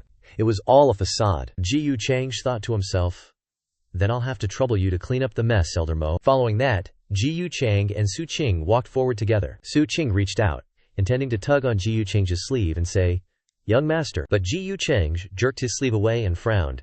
He appeared very displeased, causing Su Qing to become dejected. She hesitated and said, "I'm sorry, young master. I shouldn't have." Ji Yu Cheng crossed his arms and asked, "So now you want to explain, Su Qing? I trusted you in vain. How much are you hiding from me?" Qing lowered her head and hesitantly replied, I'm sorry, young master. The reason I appeared here tonight was because... Ji Yucheng glared at her with an angry expression. Su Qingke continued to stutter. It was because... A moment later, Su Qing took out a box and exclaimed with a worried expression, "Previously, I obtained a mysterious box at the auction. Now, actually, this box is related to the Upper Realm's 7 apocalyptic treasures. But I didn't tell you, young master. I shouldn't have hidden it." Ji Yucheng, hearing this, curiously asked, 7 apocalyptic treasures? Suddenly, Ji Yucheng started laughing. Well done, Su Qing. You never mentioned this before. Those words made Su Qing even more worried, and she stammered, "Young master." Ji Yucheng turned and walked away, saying, "Forget it. Take care of yourself. I've tolerated these things enough. I don't know how much longer I can be patient. For Wei. If you cause any more trouble, don't blame me for throwing you back to the lower realm." Tears streamed down Su Qing's cheeks, slowly falling. Hearing that, she could only reply in a sad tone, "Yes." Ji Yucheng mused. Next, Elder Mo will definitely secretly contact Su Qing. As long as I pay attention to Su Qing's direction and movements, I can grasp the situation of the demonic art organization. Yingshuang, this time, no one will protect you. Let me see what value you can create before you die. A clear blue sky appeared, and a voice echoed. This demonic art successor is truly arrogant, repeatedly causing the deaths of 2 heavenly talents, someone exclaimed. And this is still within the True Immortal Academy. And many people have gathered at the True Immortal Academy, someone said. Unexpectedly, Yingshuang and that demonic art organization are not only evil but also audacious. Yingshuang, hearing this, became teary-eyed and pursed his lips tightly. Then someone came up to Ying Chang and shouted, "Don't worry, brothers, if these guys dare to intrude into the True Immortal Academy to cause trouble, they won't be able to escape even if they grow wings. When the time comes, won't we be able to skin them alive? They're the ones who should be crying." Ying Chang couldn't hold back his tears anymore and burst into sobs. He frowned and muttered to himself, "Tell me about it." Wang Ziqin stood next to Jiang Chuchu and said, "Chuchu, this is the best chance for you to catch him. Remember, isn't your talent the ability to reverse time? If you can find a clue, you might be able to find the hiding identity of that demonic art inheritor." Jiang Chuchu lowered her head, holding a token in her hand, and looked at Wang Ziqin, who asked, when she saw this, "I'm talking to you. Are you listening? Why have you been staring blankly at this broken token lately? Why does it have Ji Yucheng's scent on it?" Jiang Chuchu frowned and retorted angrily, "Are you too free? Why are you suddenly caring about the demonic art inheritor now? Weren't you ignoring it?" Then, Wang Ziqin stood up, spread her arms, and exclaimed, "What? What do you mean I'm too free? As a successor of the Human Ancestor Hall, I want to restore peace to the world. What's wrong with that?" Jiang Chuchu sat cultivating and replied casually, "Then go find them yourself. Don't disturb my cultivation. The elders in the academy can't do anything, so what can I do?" A second later, Wang Ziqin leaned in close to Jiang Chuchu's ear and said, "You've changed. You're not the Chuchu baby I know anymore. Now you don't even look for the reincarnated human race. You ignore the impending disaster, and you're standing by and watching the demonic art inheritor." Wang Ziqin covered her mouth, widened her eyes, and then she said, "Don't tell me you're too obsessed with Ji Yucheng to focus on the Saintess's responsibilities anymore. What stage are you at? Have you?" Jiang Chuchu glanced at her and asked, "Obsessed with what? What are you getting at?" Wang Ziqin clapped her hands repeatedly and stuttered, "It's just..." Jiang Chuchu was still puzzled at this point. After seeing Ziqin's next actions, Chuchu suddenly realized the meaning of those actions. She suddenly got so angry that her eyes turned red, and she glared at Wang Ziqin, looking really scary. Then, Jiang Chuchu shouted, "Wang Ziqin, stop right there." As soon as she finished speaking, she unleashed a palm strike, creating a fierce green light. Wang Ziqin ran forward quickly and shouted back, "Why are you turning on me? It's your own fault for not being receptive." Jiang Chuchu chased after Wang Ziqin while unleashing palm strikes. She was furious as she yelled, "Not being receptive is your excuse for this? Today I'll teach you a lesson properly for the Human Ancestor Hall." Suddenly, a voice rang out in the sky. "I wonder where Saintess Ziqin is." Wang Ziqin and Jiang Chuchu stopped in their tracks. Wang Ziqin wondered, "Ji Yucheng? How did he know I was here?" Jiang Chuchu replied, "My cave dwelling is very close. What's so strange about that?" She closed her eyes and continued, "If he wants to find you, then go see what's up," Wang Ziqin asked. "Aren't you coming with me?" Jiang Chuchu retorted, not interested. Ji Yucheng said happily, "Saintess Ziqin, it's been a while. You look more vibrant than ever." Wang Ziqin flew up and asked, Spare me the pleasantries, what brings you here? Ji Yu Jixiong, Ji Yu Changge then replied. Recently, the demonic art inheritor in the academy has been very arrogant. I thought that since Saintess was attacked before, I have a few speculations in my mind, and I want to report them to Wang Ziqin. Wang Ziqin asked in surprise, "Oh, do you have a clue about the demonic art inheritor?" He replied, "It's just speculation, there's no evidence yet, but thinking about it, we should still be careful." Ji Yu Changge frowned and continued. Now 2 disciples in the academy have been attacked, and they're quite far apart. Combining that with the fact that Saintess Ziqin was attacked by a mysterious great saint realm expert before, I suspect that the demonic art inheritor is using the long-lost heart demon seed technique. Wang Ziqin asked in confusion. Heart demon seed technique? Is that the method that can control other people's minds and also cast one's own divine powers on them? Ji Yu Changge replied. That's right. In that case, the enemies in the dark may be more than we think, and the danger may even be ranked in the top 10. Then, Wang Ziqin frowned and asked, That makes sense. Do you have any suspects? Ji Yu Changge replied, Not yet, but it doesn't hurt to be careful. I hope Saintess Ziqin will be more cautious. After all, the enemy is in the dark, and I'm in the open. Wang Ziqin pointed to herself, and thought to herself, Is he worried about me? Then, Wang Ziqin asked, Why don't you come in and sit for a while? Chu Chu is here too.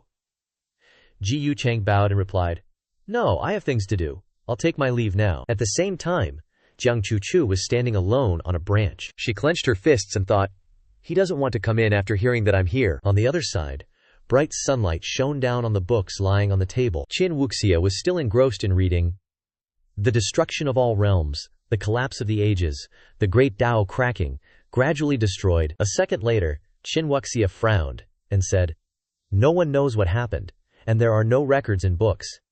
Even reincarnation hinders memories. This is the era I lived in, which has been called the Forbidden Era. He closed his eyes and continued. Now Xiang has reincarnated. Little sister has also reincarnated, and Shizun and she must have reincarnated too. I will definitely find everyone. Suddenly Qin Wuxia noticed something was wrong, so he turned around and hesitated. That is, he looked out the window and shouted.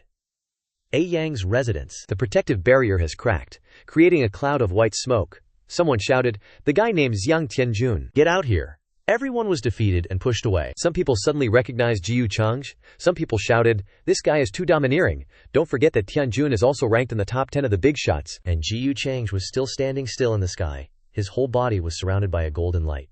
Ji Yu Changge said, Top 10? If I'm not happy, this true immortal academy will only have the top 9 left.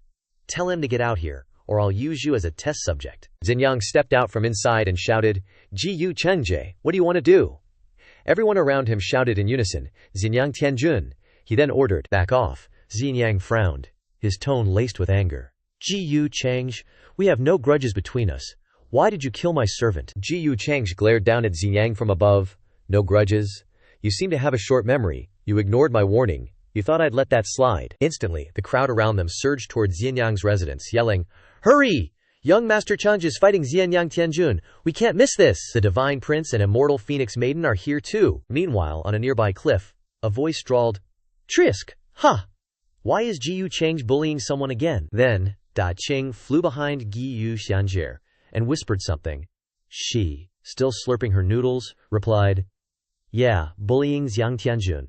Whatever, that's fine then. Ji Yu Xianjie kept eating her noodles nonchalantly, muttering, That Ji Yu Changge even told me to stay away from men. She thought to herself, Should I go join the fun? Outside Xiang's residence, a huge crowd was gathering, and someone commented, Oh, didn't expect the Immortal Phoenix Maiden to enjoy a good show like this? Down it. And the Divine Prince too, right? Being 10th rankers, they must want to see how deep that Ji Yu Changge really is. Xinjiang soared into the air with a purple glow, demanding, What, Ji Yu Changge? You want to control everything in the academy? Fair lady sought by noble man, by innocent and virtuous junior sisters who I want to pursue. What's wrong with that? You want to control even that? Ji Yu Changge replied nonchalantly. A noble man can seek, sure, but what kind of trash are you to deserve her? Hearing this, Xiang gritted his teeth and frowned, retorting angrily. You, show some respect, and don't be so ignorant. Someone suddenly realized. So that's it. I heard that last time, Xiang Tianjun got a little handsy with Ji Yu Xianjie outside the Shangmen cave, and young Master Changge didn't say anything. No wonder he's acting like this today. Another disciple chimed in. Who knew young Master Changge cared so much about his little sister? Suddenly, the Divine Prince spoke up.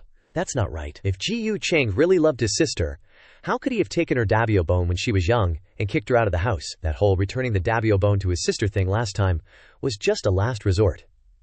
The immortal Phoenix Maiden then replied, "You mean he wants to use this to his advantage? Now, claiming justice for his sister is just a cover? The reality is that he wants to suppress Xiang Tianjun only." The divine prince frowned, saying, "Who knows, that guy's never up to any good anyway." At the same time, Ji Yu Cheng stepped forward with a red aura, stating, "I've told you before, respect can't be given by others." He brushed past Xinjiang, asking, "Why don't you get it?"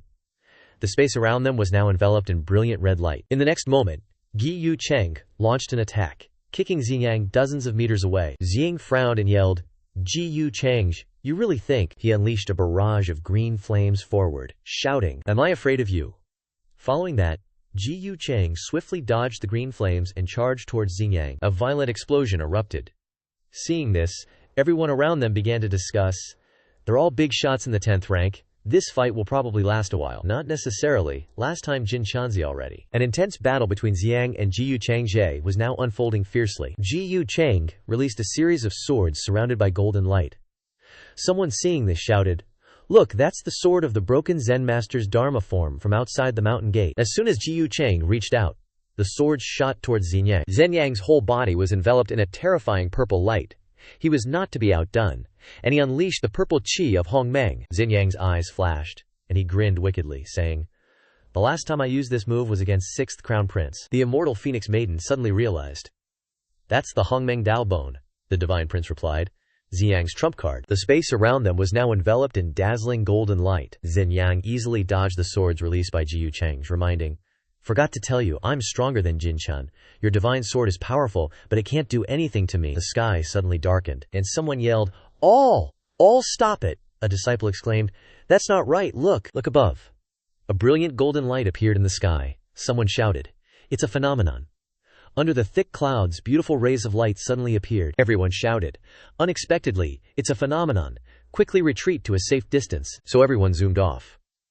The godly prince was still scratching his head, wondering, so what realm is Ji Yu Cheng really in? The immortal Phoenix Maiden just looked up at the sky, all quiet and mysterious. Seeing this, Xinjiang started sweating bullets. He looked so shocked his eyes almost popped out. He stammered, "There's no way you're just a saint." Ji Yu Cheng held out his hand, looking super menacing, and said, "Oops, forgot to mention, you're no different from Jin Chanzi to me." Ji Yu Cheng's eyes lit up. He said softly, "Go." The next second, a golden dragon appeared and was about to unleash an attack on Xinjiang. Seeing this, he threw up his hands in defense and started freaking out, yelling, "Crap, Hongmeng purple energy." All defenses up. Immediately, the dragon spat out a red beam that blasted through Xinjiang's shield towards the mansion, making everything shatter. The system chimed in. Guide Daddio fruit consumed. Quo 1. Xinjiang lay still on the ground, completely wrecked. Everything around him was a mess. Surrounded by white smoke, Xinjiang was coughing like crazy, covered in injuries with blood all over his mouth. He struggled to sit up and said, "If my immortal Dabio heavenly eye wasn't in backlash, I wouldn't be this messed up." Ji Yu Cheng retorted, "Losers always make excuses." Then, Ji Yu Cheng slowly walked forward and said, "Your physique isn't bad. It's just a shame you were born at the wrong time." Just as he finished speaking, Qin Wuxia jumped down hard and shouted, stopping him, "Hold it!" Qin Wuxia stood up and said, "Ji Yu Cheng, Xinjiang has paid enough. Are you planning to burn him to death?" Xinjiang stammered, "Senior brother," Qin Wuxia continued. "Besides, we really didn't mean to offend your younger sister. Let's just stop here." Ji Yu Cheng looked ahead with a sharp gaze, then hesitated. "You." Immediately Ji Yu Cheng stood right in front of Qin Wuxia and asked, "What's up, you want to lie down too?" He frowned and said, "You." The godly prince chimed in, "Weird, how does that Xinjiang know the ancients who woke up in that strange stone? They seem pretty close." The immortal Phoenix Maiden replied, "Whatever the case, their feud with Ji Yu Cheng is over." The next second, Ji Yu Cheng turned to leave and said, "Fine, I'll give you a lesson today. If there's a next time, I'll cripple both of you completely." Qin Wuxia watched him walk away, clenching his fists, while Xinjiang knelt on the ground, silent. The system announced, "Child of Destiny Qin Wuxia protects his junior brother from humiliation. Luch 2x. Fellow disciple attacked. Qin Wuxia fails to rescue him in time. Luch 2. Then, Ji Yu Cheng stood in front of everyone and bowed, then yelled, "I apologize for the commotion today." The godly prince replied, Gu bro had a reason to help his sister. Understandable. I was just passing by, and suddenly remembered, I have some unfinished business, I'll take my leave first. The immortal Phoenix Maiden also said goodbye. So the godly prince and the immortal Phoenix Maiden left together. He said, "This Gu change is too strong, we need to redefine his strength," she replied. He might still be hiding something. Everyone had left, and Gu change just gave a faint smile. At the same time, Qin Wuxia helped Xin Yang up and asked worriedly, "Ah Yang, how are you?" "Xin, your brother, Ji Yu Cheng, is evil-minded. Little junior sister's memories haven't recovered yet, and she's so innocent. I used the immortal Dakio Heavenly Eye to investigate. Little junior sister will definitely be harmed by him." Qin Wuxia frowned and said softly, "I know you're doing it for the good of little junior sister, but you were too hasty this time. In my eyes, a person like Ji Yu Chengje is far scarier than any magic successor." Xin Yang replied, "Senior brother, I know he's not simple." But before he could finish, Qin Wuxia interrupted him. "The magic successor at least won't be like him, waving the flag of righteousness while secretly stabbing people in the back, occasionally bullying the weak for an excuse. His evil is hidden beneath his hypocrisy." Hearing this, Xin Yang coughed and asked a series of questions. "Then what should we do? We can't just watch little junior sister jump into the fire pit. In terms of strength, senior brother, you can't beat him either?" Qin Wuxia held out his hand and replied, "It won't be easy for me to beat him, but don't worry," he continued. "It's rumored that there's a reincarnation lake in the undying heaven that can make people remember all kinds of past lives. If we let junior sister recover her past life memories, things will be much easier." Then, Qin Wuxia put his hand on Zhang's shoulder and said confidently, "I'll set off to the undying heaven immediately, and I should be back in a month at most. Take care of yourself, and don't get into any more conflicts with him." He replied, "Okay, I'll listen to senior brother." Immediately, Qin Wuxia flew away with a green light. Xin Yang sat on a rock. Xin Yang was bruised all over. He rested his head on his hand and said, "Ji Yu Changsh, just wait until my immortal Tao Heavenly Eye recovers away.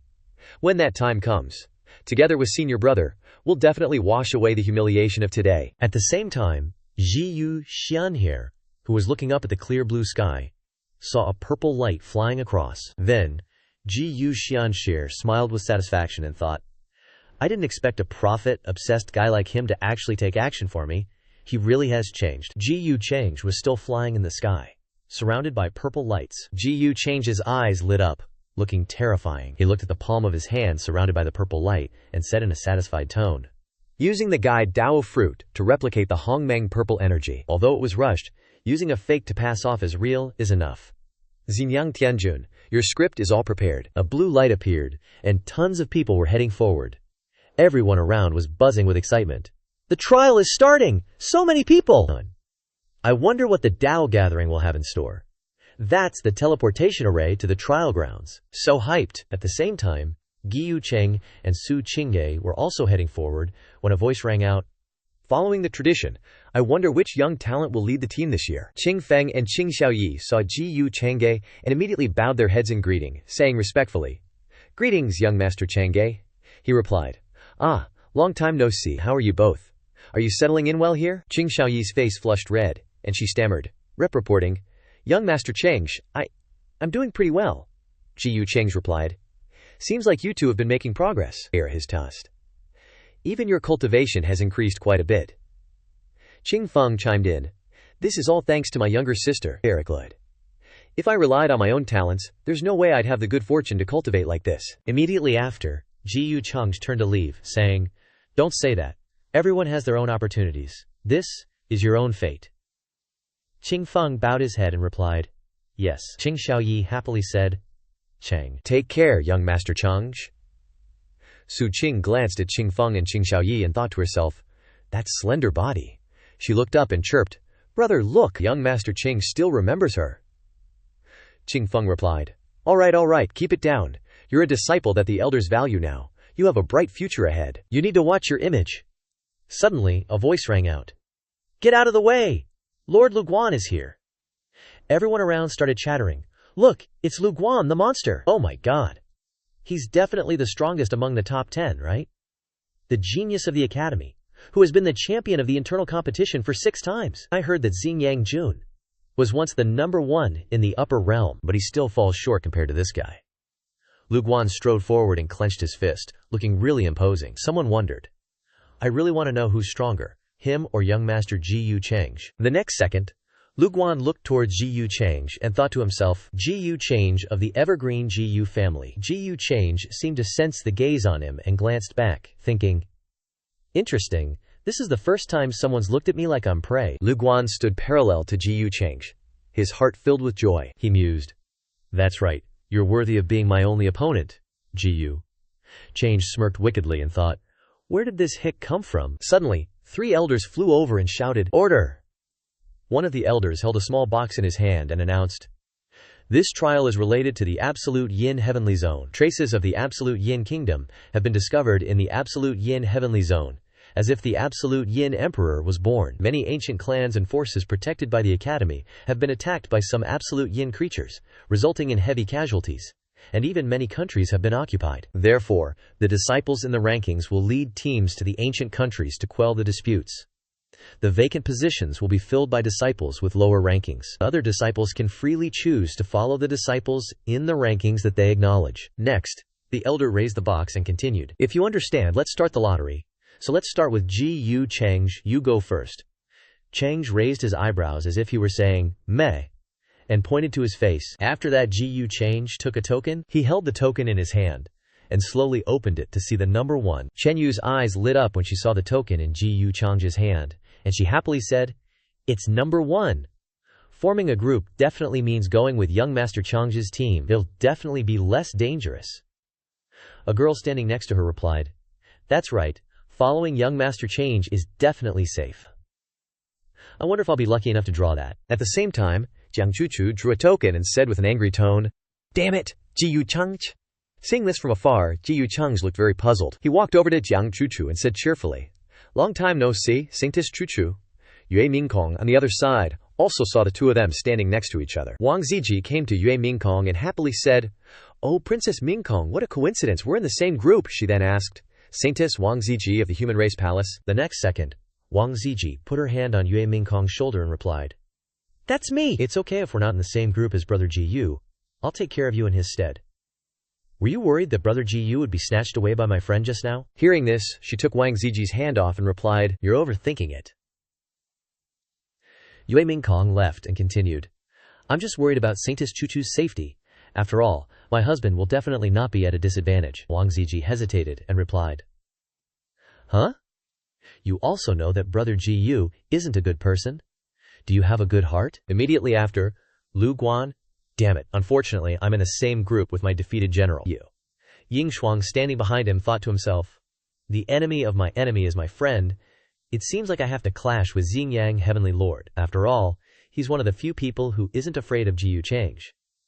Xingyang covered his nose and thought, luckily I didn't draw Ji Yu Changge. Next, an elder raised his hand and shouted, all right, since there aren't enough disciples in the rankings, the Academy has decided to promote the most capable person among the pre-ranking disciples to lead a team. He continued, Xianxie, you have to perform well, Ji Yu.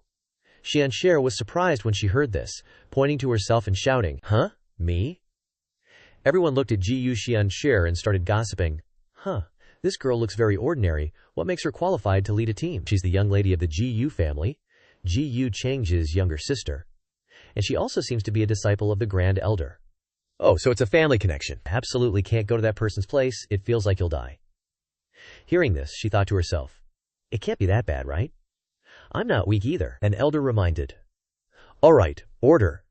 Other disciples, quickly form groups and prepare to set off. A door appeared, along with a dazzling blue light. The ancient Vermilion Bird Kingdom expedition team, last time it was thanks to Wang Ziji for finding the absolute yin origin, and this time it's thanks to this woman. Ji Yu Changge glanced at Jiang Chuchu, who was standing next to him with her arms crossed. The people behind them mused, if they can follow young Master Changge, they have to find an opportunity to seduce him. The girl in his heart cursed him, you irresponsible scumbag. In the position of the ancient Black Tortoise Kingdom expedition team, everyone had different thoughts in their hearts. Some are scolding a bunch of good-for-nothings, while others are wondering, strange, why hasn't Mo Lao come looking for me lately? Even at my peak I wasn't a match for Lu Guanwang. I wonder if he managed to subdue Ji Yu Changge. In the White Tiger Ancient Kingdom expedition team, everyone lined up in a long queue. Wang Zikong thought, so soft, Someone is truly blessed. Whispers filled the air. She arrived today. So it turns out Princess Mingkong is in the top 10 too, huh? Yeah, Princess Mingkong is so humble. Yue Mingkong frowned when someone touched her. She spoke up, reminding them, Esteemed Saintess, please have some self-respect. The girl who had touched her said, Oh, sorry, I'm used to touching Chuchu. Mingkong pondered, assessing the girl. Clearly a woman, yet acting so boorishly.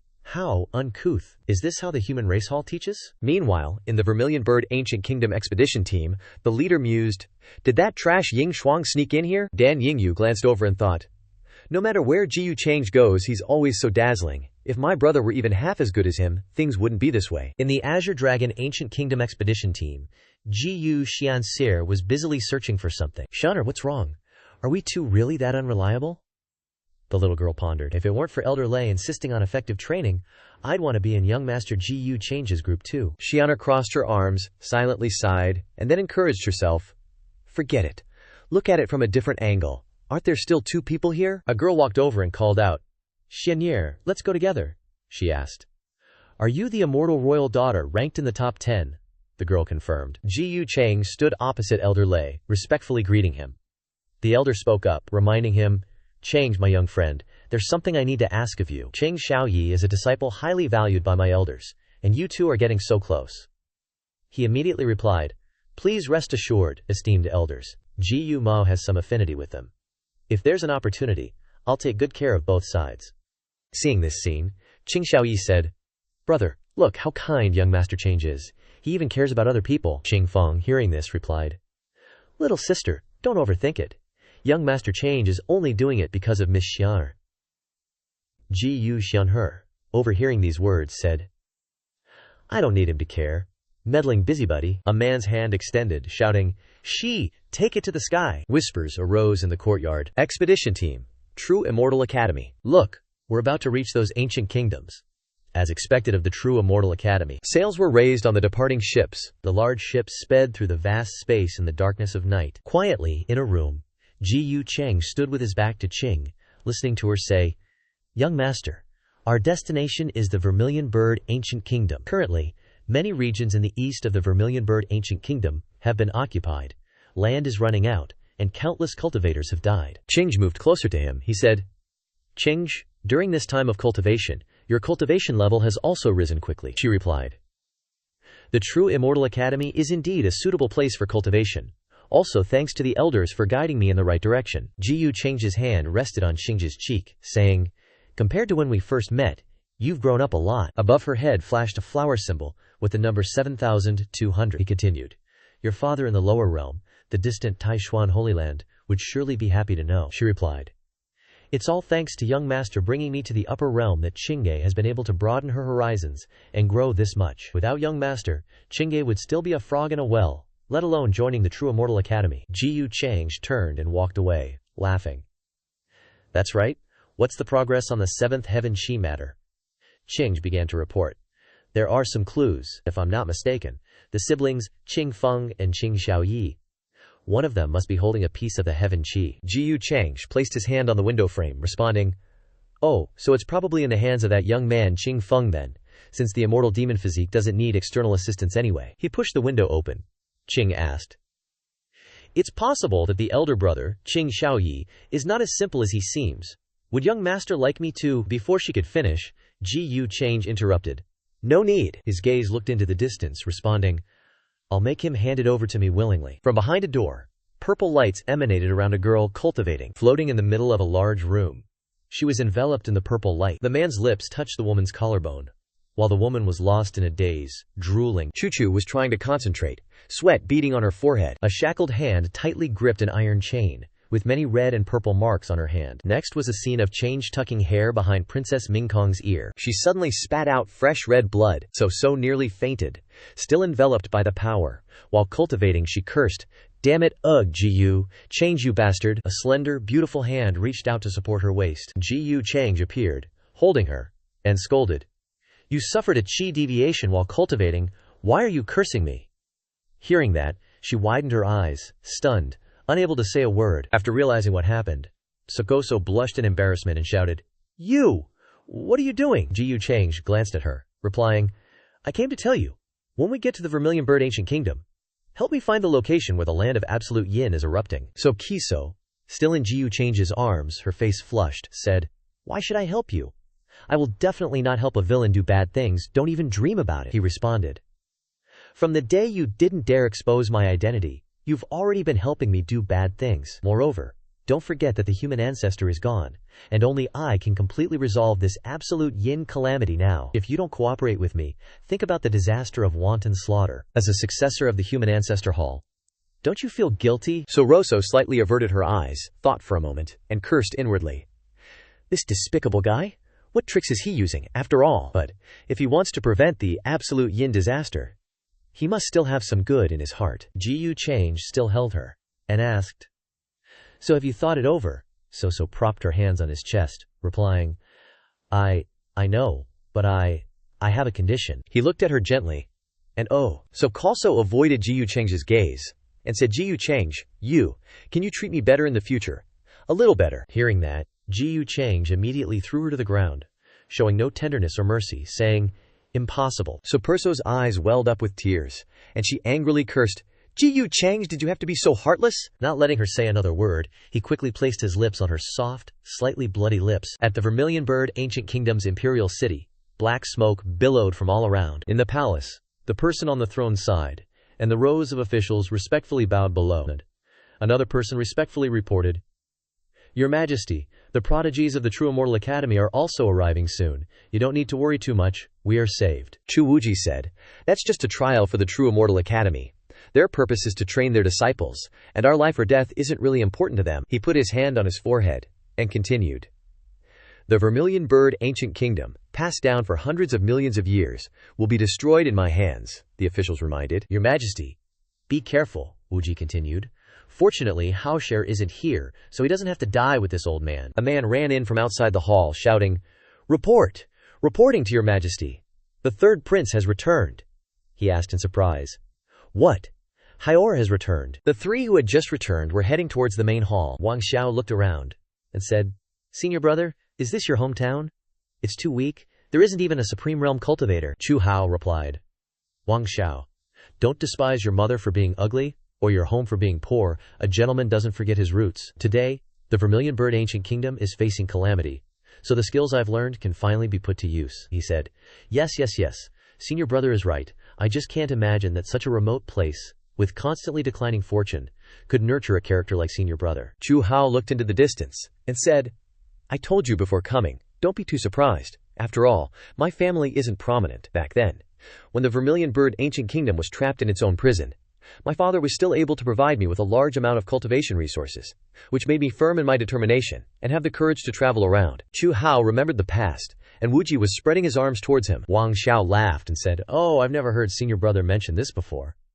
Qingxuan said, "The great senior brother's father must be an extraordinary figure." Chu Hao reminded, "So when you meet my father later, don't be pretentious." As soon as he finished speaking, Chu Wuji and the officials walked out, and he called out, "Hao Fair, it's really you." Hao. Chu Hao knelt at his feet, saying, "Father, Hao has returned." He helped him up, saying, Quickly stand up, Hao doesn't need to kneel." Wang Xiao said disdainfully. "Just a lower realm emperor," Qingxuan reminded. "Do you think the great senior brother can't hear you?" Wang Xiao glanced, and continued, "Stupid, so what if he hears? Senior brother won't mind. The backing of the Supreme Cavern Heaven can't leave me to support me. No matter how great senior brother is, what can he do?" Qingxuan angrily said, "You," then secretly cursed. "This guy's character and upbringing are completely incomparable to the great senior brother." A ship from the sky gradually landed in the sunset sky. Chu Hao asked, "Father, that is, this Vermilion Bird Ancient Kingdom, I thought it would have some connection with the Vermilion Bird race, but I didn't expect it to be considered a broken little country. Wasting my time. I was really looking forward to it." This Vermilion Bird Ancient Kingdom, the strongest of you, is probably at the Great Saint Realm, right? No wonder most of the country has collapsed. Chu Wuji looked at the sky and said, "It should be the prodigies of the True Immortal Academy who have arrived. The Academy promised to help us resolve this calamity." Chu Hao said, "Just sending young prodigies here?" Wuji sighed helplessly. Wang Xiao showed off his knowledge and said, "It's said that this generation of the Academy has a large number of talents, and prodigies are emerging one after another. It can be said to be a golden age. I wonder who is stronger or weaker compared to the disciples of our supreme cavern heaven. Qing Xuan also continued. It is rumored that each academy disciple is not bad. Especially those on the top 10 list are extremely powerful. Su Hao angrily said. The true immortal academy, the life and death of the vermilion bird ancient kingdom, are fundamentally unimportant to him. He thought, if I have enough strength, I need to seclude myself and quickly break through to the supreme realm. Chu Wuji instructed. However, you don't need to come with me to welcome these prodigies. I know your temperament. You might even cause a conflict. You all should go rest. Qing Xuan said, doesn't senior brother like these prodigies? Wang Zhao replied, senior brother is arrogant. He definitely doesn't like this group of prodigies. Qing Xuan scolded, shut up. Su Hao turned around and walked away, saying, all right, let's go in first. Wang Xiao followed behind, agreeing. Okay, senior brother. Qing Xuan suddenly sensed something, thinking to herself. Strange. Why do I feel such a familiar sensation from that ancient ship? The ship flew close to the ground just as dusk was falling. Change clutched her chest and exclaimed. Change glanced at the stats above her head and asked, what's wrong? Are you feeling unwell? She replied, no, it's nothing. His eyes froze. Could it be that Su Qing's destiny questline is being triggered? Does this little girl from the lower realm want to become a favored daughter of destiny now? Qingj kept her hand on her chest, wondering, why do I have such a strange feeling? The surrounding people buzzed. Saintess Chu Chu has arrived. Did Saintess Chu Chu rest well last night? I was in the cave next door and heard you cultivating until dawn. Chang Ye, hearing this, said, it seems you rested well. We're troubling Saintess Chu Chu to lend a hand in this trial. Jiang Chu Chu remained silent, unable to say a word. Everyone took turns chiming in. That's right, we're troubling the Saintess. The inheritor of the Renzu Hall surely has many methods for dealing with the absolute yin beings. She calmly replied, young Master Chang's strength is immense. With him here, I'm afraid I won't have a chance to intervene. Change casually said. What are you saying? Saintess Chu Chu is too modest. Ji Yu has experienced your depths many times. Hearing this, Chu Chu stumbled slightly. Murmurs arose around them. Young Master Cheng Jie and Saintess Chu Chu have fought many times? Really? It sounds like they haven't determined a victor yet. The Renzu Hall Saintess is truly unfathomable. One girl, as if discovering something, secretly covered her mouth with her hands. In truth, thinking to himself, are these people really so simple? Chu Chu angrily thought. Why are all the people around me so shameless? A foot stepped lightly through the air. Chu Wuji and the officials began to salute. He said, I am the current ruler of the Vermilion Bird Ancient Kingdom. Greetings to the prodigies of the True Immortal Academy. You've traveled far, so you must be tired. The officials exchanged glances, thinking, we absolutely cannot offend these young people. Chang Jie, Qing Jie, Chu Chu, and the others were still suspended in midair. He said, King Chu doesn't need to be so formal. Ji Yu didn't encounter any floods or beasts on the way here. Moreover, the inheritor of the Renzu Hall is co-leading the group with Ji Yu. Are you still not at ease with the character of the Renzu Hall's inheritor? Hearing this, Chu Chu thought, you truly don't waste any opportunity to promote the Renzu Hall's reputation. Change secretly assessed. Unexpectedly, this small kingdom is full of destined ones. Is that Chi Luck child Chu Wuji? Wondering, the Ji Yu family has good relations with the Renzu Hall. After a pause, he said, could it be that you are? Then he respectfully bowed his head and said, greetings, young Master Cheng. A hand supported Wuji's hands, saying, hey, King doesn't need to be so polite. Cheng smiled cheerfully, saying, I'm troubling you this time to train. I hope King Chu doesn't mind, he said. What are you saying, young Master Cheng? Your name is like thunder in my ears. With you taking action, my Vermilion Bird Ancient Kingdom is secured. Chu Chu watched the two of them chatting happily, thinking, fake! Who is better at pretending than you? The two over there continued to talk and laugh, and the atmosphere of harmony spread. Wuji said, I've already arranged your accommodations. Please, go rest. Change replied. Thank you, King. Wuji added, I didn't expect you to be so approachable, truly jade-like in its purity, like a spark in the dark night. The crescent moon was already high above the treetops. Change was sitting, saying, he has shown incredible talent since he was young, but the resources of the Vermilion Bird Ancient Kingdom are too lacking to nurture him. He had no choice but to travel to a foreign land and roam the world, joining a sect. In the blink of an eye, 100 years have passed. I wonder what his cultivation is now. The corner of Chang's mouth curled into a faint smile. To think a small bird could swallow a dragon. The third prince's luck is enough to rival Jiang Yang's. Could it be that those ancient experts can also transmigrate? Jiang Chu Chu is quick. She's already found the absolute yin eruption pool. It seems she doesn't want to meet me. Then, He stood up and asked, "Has Su Qingge taken action?" The subordinate said, "Yes, master." Change walked towards the door. System. Is Su Qingge's quest related to her background? The system reported, "Yes. It seems I need to pay attention to Su Qing's direction. Before that, I'll just swallow all the dragon veins of this Vermilion Bird Kingdom to break through to the Great Saint Realm." Outside the palace, the lights illuminated the courtyard brilliantly. Chu Wuji laughed loudly, saying, "How, I didn't expect the young master of the Jiyu family and the inheritor of the Renzu Hall to come to our kingdom. We're saved, we're saved!" Wang Xiao secretly criticized. "What a dilapidated royal palace." Chu Hao said, "The people that father mentioned, I've also heard of them. They are righteous people who hate evil. Now, not only does the Jiyu family and the Supreme Beginning Divine Sect stand behind them, but also the inheritor of the Tao Heavenly Palace." He praised once again. "That's right, but they don't have the slightest arrogance. Very similar to you. If Hao were born in the same era as him, you might even become friends." Qing Xuan looked around, thinking, that strange feeling is getting stronger and stronger. Then, Qing Xuan said to Chu Hao, "Senior brother, you all talk first. I'm going out for a stroll." He agreed. "Although it's safe in Vermilion Bird City, you still need to be careful." Qing Xuan shot out, replying, "I know." Wang Xiao, seeing this, called out, "Where is this junior sister going? Let me go with you." Wu Ji said, "However, have your junior brother and sister follow them." Chang Jie said, "The Ji family and the Wang family are extraordinary, so nothing will happen. Especially Wang Xiao." Wang Xiao ran out and asked, "Where is he?" He's like, "I can't believe that Ji Qingxuan dared to ditch me." Wang Xiao asked, "Did Xuan Lao see Ji Qingxuan?" The old guy replied, "Young master, please allow this old one to use my divine sense." He glanced around and said, "Someone is emitting a light somewhere." He said, "There." Wang Xiao looked and said, "It's her. Why is she changing clothes?" Qingge's figure flew across the rooftops in the dark. Wang Xiao smirked and said, "I felt something strange as soon as I arrived in Vermilion Bird City. Now she's acting all shady. There's definitely something fishy going on. Follow her." Qing Jie and Qing Xuan stood facing each other in the courtyard of a closed residence. Both of them said in unison, "So it's you," Qing Jie exclaimed. "Little sister," Qing Xuan also called out. "Big sister," in surprise. Qing stepped closer and asked, "Qing Xuan, is mother doing well?" Qing Xuan hesitated and explained, "Mother is under house arrest by the family, after all. Her elopement back then caused the Jing family to lose face. If it weren't for my talent, I might have been implicated." The two girls stood side by side.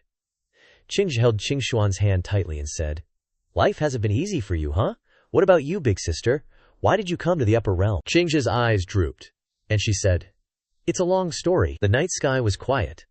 The crescent moon was high in the sky. Qing Xuan said, "So that's how it is. Big sister had such a strange encounter. I only thought about the family's importance. Otherwise, I wouldn't have any reason to exist." Qing Xuan looked up at the sky, dreaming, "I also want to live a life like big sister's. Even though it's just as a maid, I would still be free." This time, Qing's eyes were a little sad. She said, "Qing Xuan, how about we switch identities? We look so alike that others won't notice the difference." Qing Xuan asked blankly, "Huh, can we do that? Won't it be obvious?" Qing Zhe took out a talisman from her person and said, "This is an ancient aura, concealing talisman. As long as we are careful, it will be fine," Qing Xuan said. "Big sister, this." Qing pressed the talisman to Qing Xuan's chest and continued, "Next, I will tell you all the details of my contact with Gongzi. As long as you don't let him notice anything unusual, it will be considered that you've fulfilled a little of your wish." Qing Xuan stammered. Then I will also tell you about my situation." A figure standing behind Qing Jie said, "As expected of big sister Su Qingjie, do you even scheme against your own little sister?" Qing Jie said to herself, "Shut up. Switching identities with Qing Xuan can help me escape suspicion from Gongzi, and it will also be convenient for us to act." A loud laugh rang out. "That's right, that's right. As the heir to demonic arts, you don't need to care about the absolute Ying calamity. Devouring all the talented prodigies is your responsibility." In the quiet night with a starry sky, Qing Jie took Qing Xuan's hand and said, "That's right, Qing Xuan. You absolutely must not try to outsmart Gongzi, okay? No one will be able to save you then." She replied, "Okay, I remember." Qing agreed with her. Both bodies began to swap with each other. Qing Jie, in Qing Xuan's form, said, "Now we have become each other." On the way back, Qing Xuan, in Qing Ge's identity, thought, Ji Yu Cheng also doesn't know what his and senior brother's strength is like that is worth looking forward to. On the way, a man blocked Qing Xuan's path. In her heart, she called out Wang Xiao's name. Wang Xiao said, "Junior sister, what are you doing out in the middle of the night? Come and chat with senior brother." Qing brushed past Wang Xiao as if she had never known him, saying, "I'm talking to you." Qing Xuan. Wang Xiao was a little annoyed when Qingjie didn't respond, warning, "Out of respect for senior brother, I call you junior sister, but you don't seem to care at all. Don't forget that old ancestor in the Ji family." She sensed the touch from him. Qingjie cursed, "Where did this pervert come from? Are you out of your mind? Do you know who I belong to?" Qingjie kicked Wang Xiao straight in the stomach, sending his feet flying off the ground. Wang Xiao clutched his stomach, cursing, You, Ji Qingxuan, are you crazy? How dare you attack me? What kind of status do you have? Can the Ji family protect you?" Qingjie rushed towards Wang Xiao, thinking, "I've wanted to do this for a long time." He panicked and cursed, "This crazy woman, are you really going to send me to meet my ancestors?" "Xuan Lao, save me." A palm appeared and sent Qingjie flying backward. He said, "Ji Gunyang, do you know what you are doing?" After standing firm, Qingjie covered her nose and said, "Great Saint Realm? For such disrespect towards me. If Gongzi finds out, even if you are in the Great Saint Realm, you will not escape death." Xuan Lao glanced at Wang Xiao, asking doubtfully, "Gongzi, what does Ji Gunyang mean?" Wang Xiao interrupted, "Don't listen to her nonsense. She's crazy. Suppress her immediately, and then let me teach her a lesson." Xuan Lao seemed to realize something, and said, "I know, young master. You've offended Miss Ji." The quiet night suddenly lit up with a streak of fire. Chu Hao, standing next to Chu Wuji, said, "This aura, father, I'll go see what's going on." His father agreed. "Hao where? Go quickly." From inside the great hall, Chu Hao shot out. He pondered. "A great Saint Realm expert, who is causing trouble in the city." Cheng stood on the roof, watching the streak of light fly by.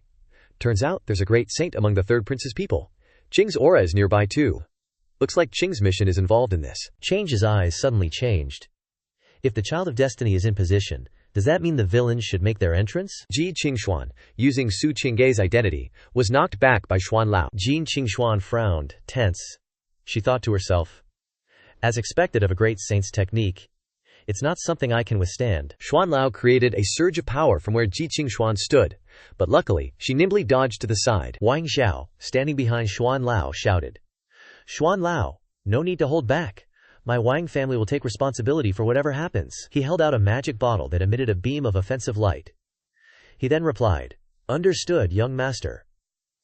The bottle, manipulated by Xuan Lao, flew towards Ji Qingxuan. It grew bigger, and Ji Qingxuan quickly flew backwards. Chu Hao flew over from afar, shouting, "Stop!" Wang Xiao's eyes widened in shock upon hearing the voice. Chu Hao quickly flew over and caught Ji Qingxuan. He used his magic to block Xuan Lao's magic bottle, and loudly asked, "Junior brother, what are you guys doing?" The magic bottle disappeared.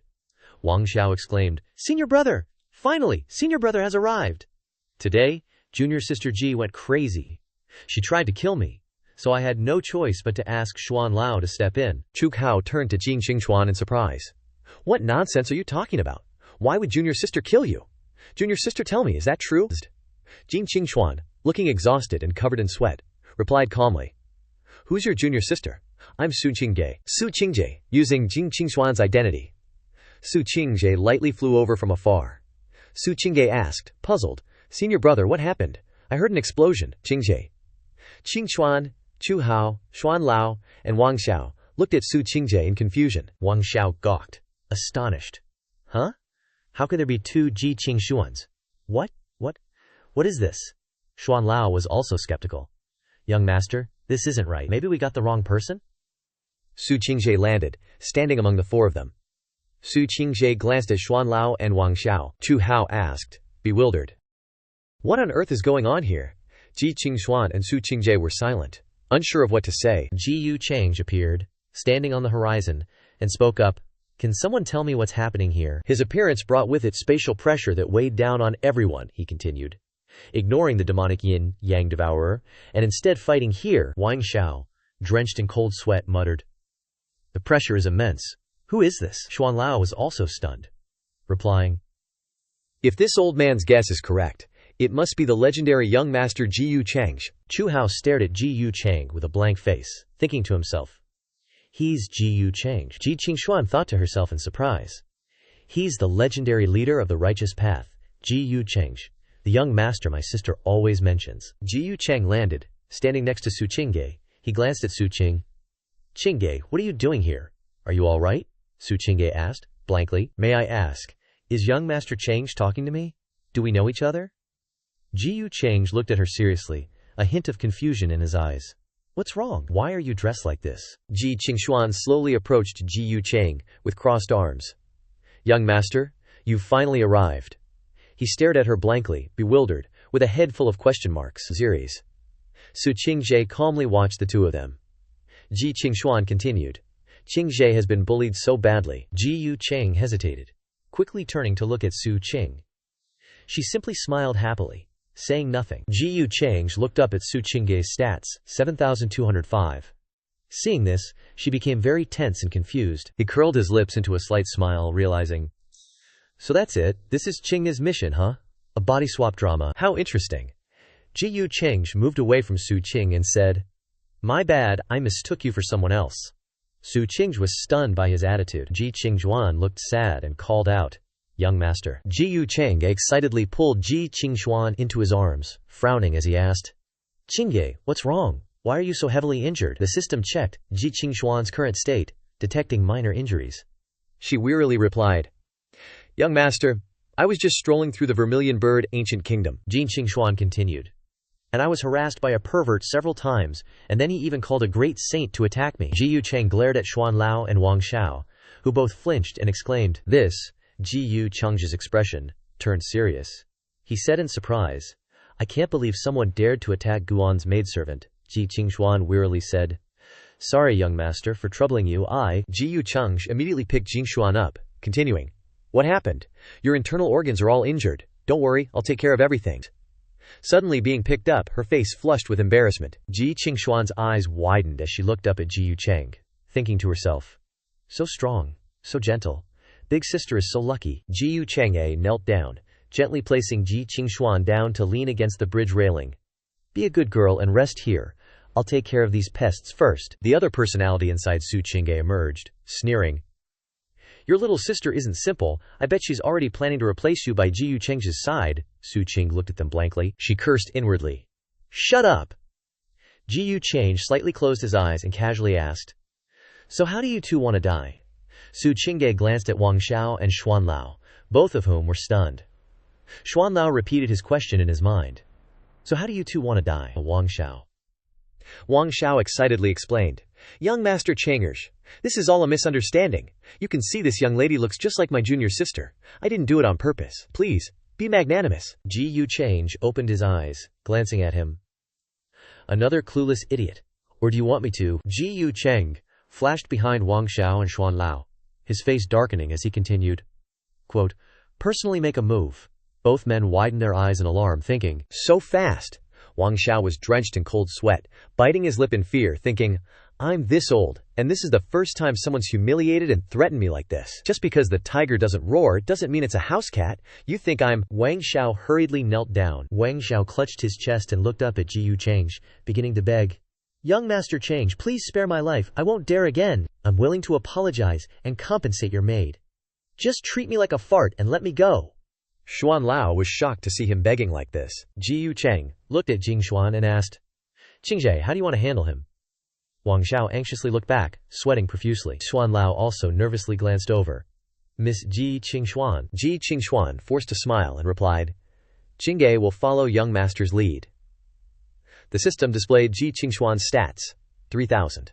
She thought to herself, retracting her previous thought, This man is terrifying. I absolutely can't let him know I'm a fake. Ji Chang, with a frighteningly serious expression, glanced down at Wang Xiao and said, All right, if that's the case, then I'll kill him. Wang Xiao quickly pointed at Xuan Lao, shouting in a panic, No, it wasn't me, young Master Chang.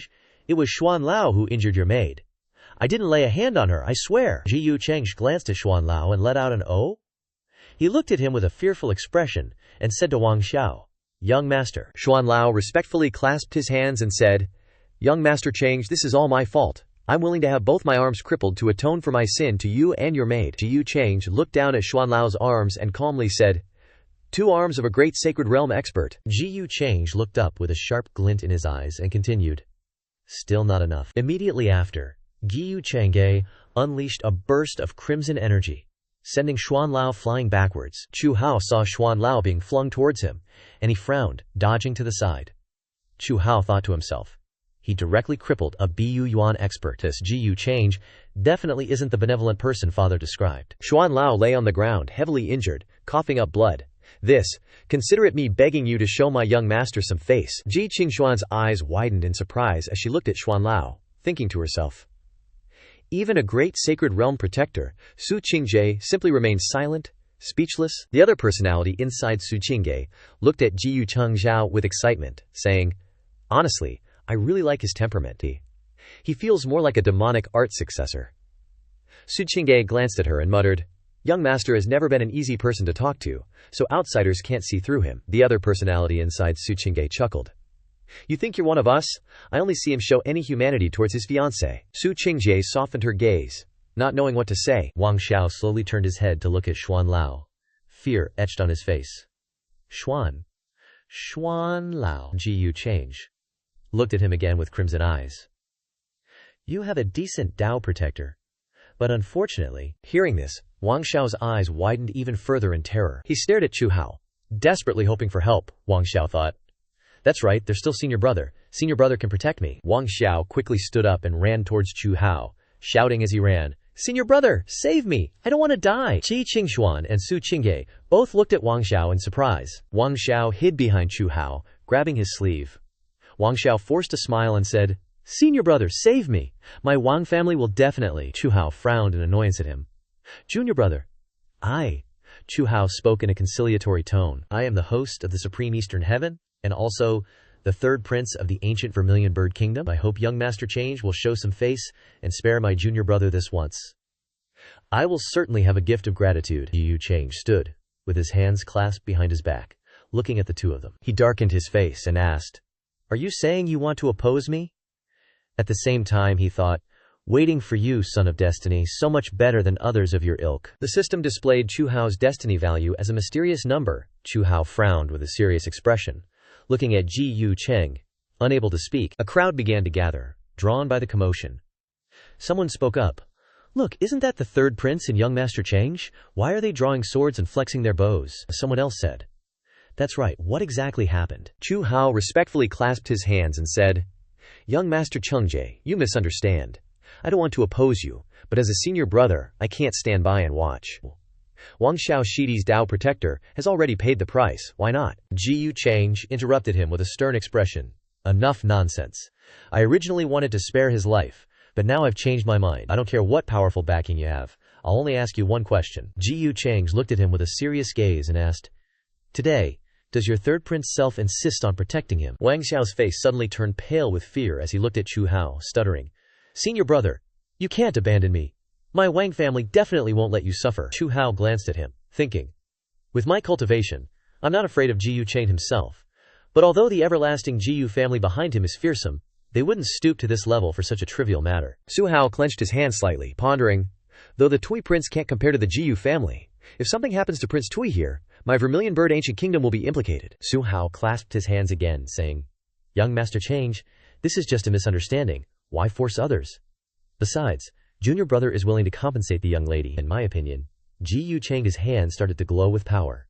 He interrupted, shielding a leecher, abusing their family's power to bully others. In my opinion. Su Hao frowned sternly. Ji Yu Chang quickly raised his hand, unleashing several slashes of demonic power, attacking Su Hao and loudly saying, you deserve a beating too. Su Hao immediately raised his hand, creating a water barrier to block it. Faint smoke rising from Su Hao's hand. He frowned seriously, asking, Ji Yu Chang, as a ranked disciple of the True Immortal Academy, are you going to bully others like this, disregarding their lives? Without the longevity Ji Yu family, how would you have your current power and status? How can you understand how I, a figure from a lower realm small kingdom, reached this point? Ji Yu Chang thought, no wonder you're not afraid of my power, this kid's realm is higher than mine. He lightly smiled. Third prince is quite the talker. Smoke rose from the collision. Ji Yu Chang spread his arms, casually saying, right now, the absolute yin beings are rampaging through the Vermilion Bird Ancient Kingdom, the people can't live. As Combe. Our True Immortal Academy came to rescue them, yet you're opposing me for a guy who bullied my maid? Seems this junior brother of yours is quite helpful on your path to becoming a Dako, huh? At least, Su Hao felt guilty. Lowering his head nervously, Wang Xiao looked around, surprised. Ji Yu Chang's concluded. He's more important than the desperate commoners. The crowd grew. Everyone shocked. They whispered, What did the third prince's junior brother do? He harassed and beat young Master Cheng's maid. But why is the third prince? Who knows?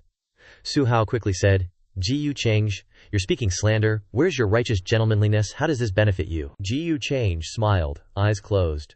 Righteous gentlemanliness is a term of endearment from my friends. I've never claimed it myself. All right. If third prince is so blind to right and wrong, he opened his eyes, smiling. Then invite the Vermilion Bird Kingdom Lord here. Let him judge this matter. Hearing about the Kingdom Lord, Su Hao angrily unleashed his power, a green aura radiating from him. He shouted, What do you want? The space was enveloped in a transparent green circle, with lightning bolts striking. Ji Yu Cheng. Su Hao yelled, Ji Yu Cheng, how dare you? He stood calmly, a beam of green light shooting up, layers of transparent circles enveloping the space. Someone shouted, Quasi-Supreme. Someone exclaimed, My God, the third prince is a quasi-supreme. Unbelievable. Back then, when he left the capital, he was only someone else said. The third prince is a monster. Genius doesn't describe him. Unbelievable. Wang Xiao, seeing the power, turned pale, tears welling up. Big senior brother is a quasi-supreme. Great. I'm saved. Su Qingje, seeing Su Hao's power, thought nervously. I've never heard of anyone reaching the supreme realm at such a young age. Big senior brother is a quasi-supreme. No wonder the Supreme Grotto values him. Su Hao sternly said, Ji Yu Cheng, protecting my junior brother is my personal matter. It has nothing to do with the Vermilion Bird Ancient Kingdom. If you want to touch my father, then Ji Yu Cheng raised his hand, smiling. Quasi-supreme. Is that it? Is that your best? Ji Yu Cheng's thought. Interesting. Then he snapped his fingers. Everyone looked up, exclaiming, That is. The people on the stage looked up nervously. Someone said, That's what young Master Cheng used in the Absolute Yin Land. Someone recognized it, shouting, The Supreme Seal. Right, it is. Ji Yu Cheng's magic weapon, the Supreme Seal, appeared in the sky, so huge it made the water ripple violently. Su Hao looked in disbelief, gritting his teeth. Supreme Chi, is this the power gap? Damn it. The Supreme Seal overwhelmed Su Hao's current power. Ji Yu Cheng mocked. What's wrong? Not attacking. Su Hao was speechless. Two people brought the Kingdom Lord. The purple-haired one urged. Hurry! He asked. Howard, what's going on? He shouted. Father! Ji Yu Cheng turned to them, annoyed. Messing around. I told you to invite the Kingdom Lord. Who told you to be disrespectful? Release him! He clasped his hands, respectfully asking, Ji Yu Cheng. Young Master Cheng this is. He smiled, eyes closed. Just inviting the Vermilion Bird Kingdom Lord to watch the show, don't worry. Wang Xiao sweated, dazed. Big senior brother, if something happens to me, my clan won't spare the Vermilion Bird Ancient Kingdom. You know my uncle. Su Hao clenched his fists, hesitating.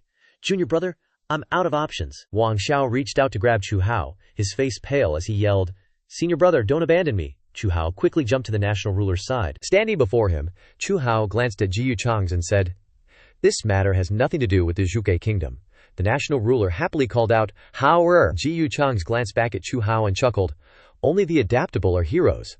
The third prince is quite clever. Then Ji Yu Cheng looked directly at Wang Xiao thinking, No rush, I'll take some of your fortune first before dealing with you. Gotta have an appetizer first. System. Display Wang Xiao's fortune. 250. He was stunned. Wang Xiao stammered. Why? Why is it like this? The sky returned to peace, blue and light. The sun slowly set, creating a beautiful sunset over the Zhuge Ancient Kingdom's imperial city. The national ruler spoke. I foolishly thought he was mild-mannered back then. Turns out, that was just a facade. Only, Howard, you were too impulsive today, having offended Ji Yu Cheng. It'll be hard to protect Wang Xiao. Chu Hao looked at him and replied, Father, you're right. I didn't think things through. Su Qing stood behind them, observing their conversation. The national ruler suddenly became overjoyed, tears welling up. Luckily, Howard, you've reached the quasi-supreme level today. Perhaps one day, our Zhuge kingdom will prosper thanks to you. By then, we won't even fear Ji Yu Cheng. Su Qingge watched them and thought to herself, You all have no idea how terrifying this young master is. Su Qing raised her hand, feigning sadness as she wiped away tears, and said self-reproachfully, Senior brother, this is all my fault. If I hadn't gone out in the middle of the night, senior brother Wang Xiao wouldn't have. Chu Hao turned to look at his junior sister. It's not your fault. Wang Xiao was already flawed, and no one can do anything about Ji Yu Cheng's strength. But that woman's appearance resembles yours. Do you know why? Su Qingge looked blankly at Chu Hao and replied, I don't know. But back then, when my mother went to the lower realm, Perhaps she left the palace because of some strange feeling. Chu Hao stroked his chin thoughtfully and replied, "So that's how it is." From outside, a subordinate ran in, kneeling respectfully to report. Reporting, national ruler. Miss Wan is outside the hall requesting an audience with the third prince. Su Qingge tilted her head, looking at Chu Hao in surprise, and asked, "Wan Shui?"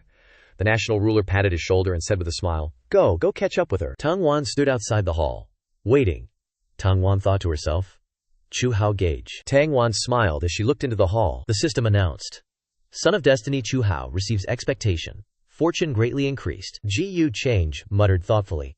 Sitting cross-legged in a room, he smiled as he looked at the system panel before him, thinking, So, because of facing me, he unintentionally revealed his cultivation, becoming the youngest quasi-supreme that everyone praises, huh? Gu Change looked serious but still maintained his smile, thinking, This is truly the first time I've met someone whose fortune increased after getting beaten by me. Damn it, but this makes it even more interesting. Gu Chengge, Master Ji Qingshuan, approached and asked, Jingge, how's your injury? At the same time he thought, how should I deal with this little girl? Her fortune is already knocking on my door. System. Ji Qingshuan's current fortune is 3,000. Zhan Qingshuan happily replied, It's recovered. Thank you for young master's concern. Ji Yu Chang asked with a smile, Why do you look like that girl from yesterday? This is because of her. Should I kill her? Ji Qingshuan looked at him in surprise. Kill her? Perhaps she's my twin sister I've never met. My mother was already pregnant when she was taken back to the upper realm. Ji Yu Chengge continued. A sister, huh? Aren't you going to get to know her? Ji Qingshuan calmly replied. Her senior brother was rude to you because of Chengge. You wouldn't mind if I still went to get to know my family, right? He said. Why would I mind? I'm not that petty. Zhang Qingshuan smiled gently.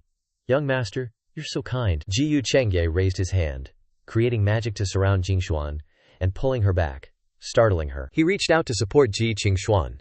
Ji Yu Changji looked at her with affection, Hing, and asked, What makes me kind? Ji Qingshuan was in his arms with a bewildered expression. She thought in a panic. What do I do? Elder sister never taught me this situation. Ji Qingshuan, sweating all over, staring blankly at him, said nothing more. Ji Yu Cheng then kissed Ji Qingshuan on the lips, surprising her. He raised his hand, creating a stream of air then. Ji Yu Cheng held her tightly, kissing passionately.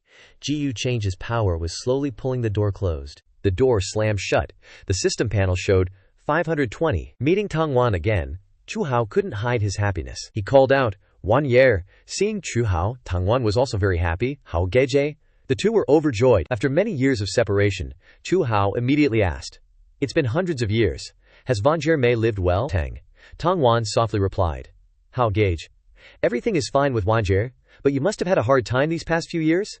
Chu Hao didn't want Tang Wan to worry, so he said, I'm pretty good too.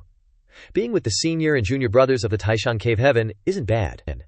My master is very good to me. Tang Wan leaned into Chu Hao's arms and said, My Hao Gage is the most radiant person wherever he is.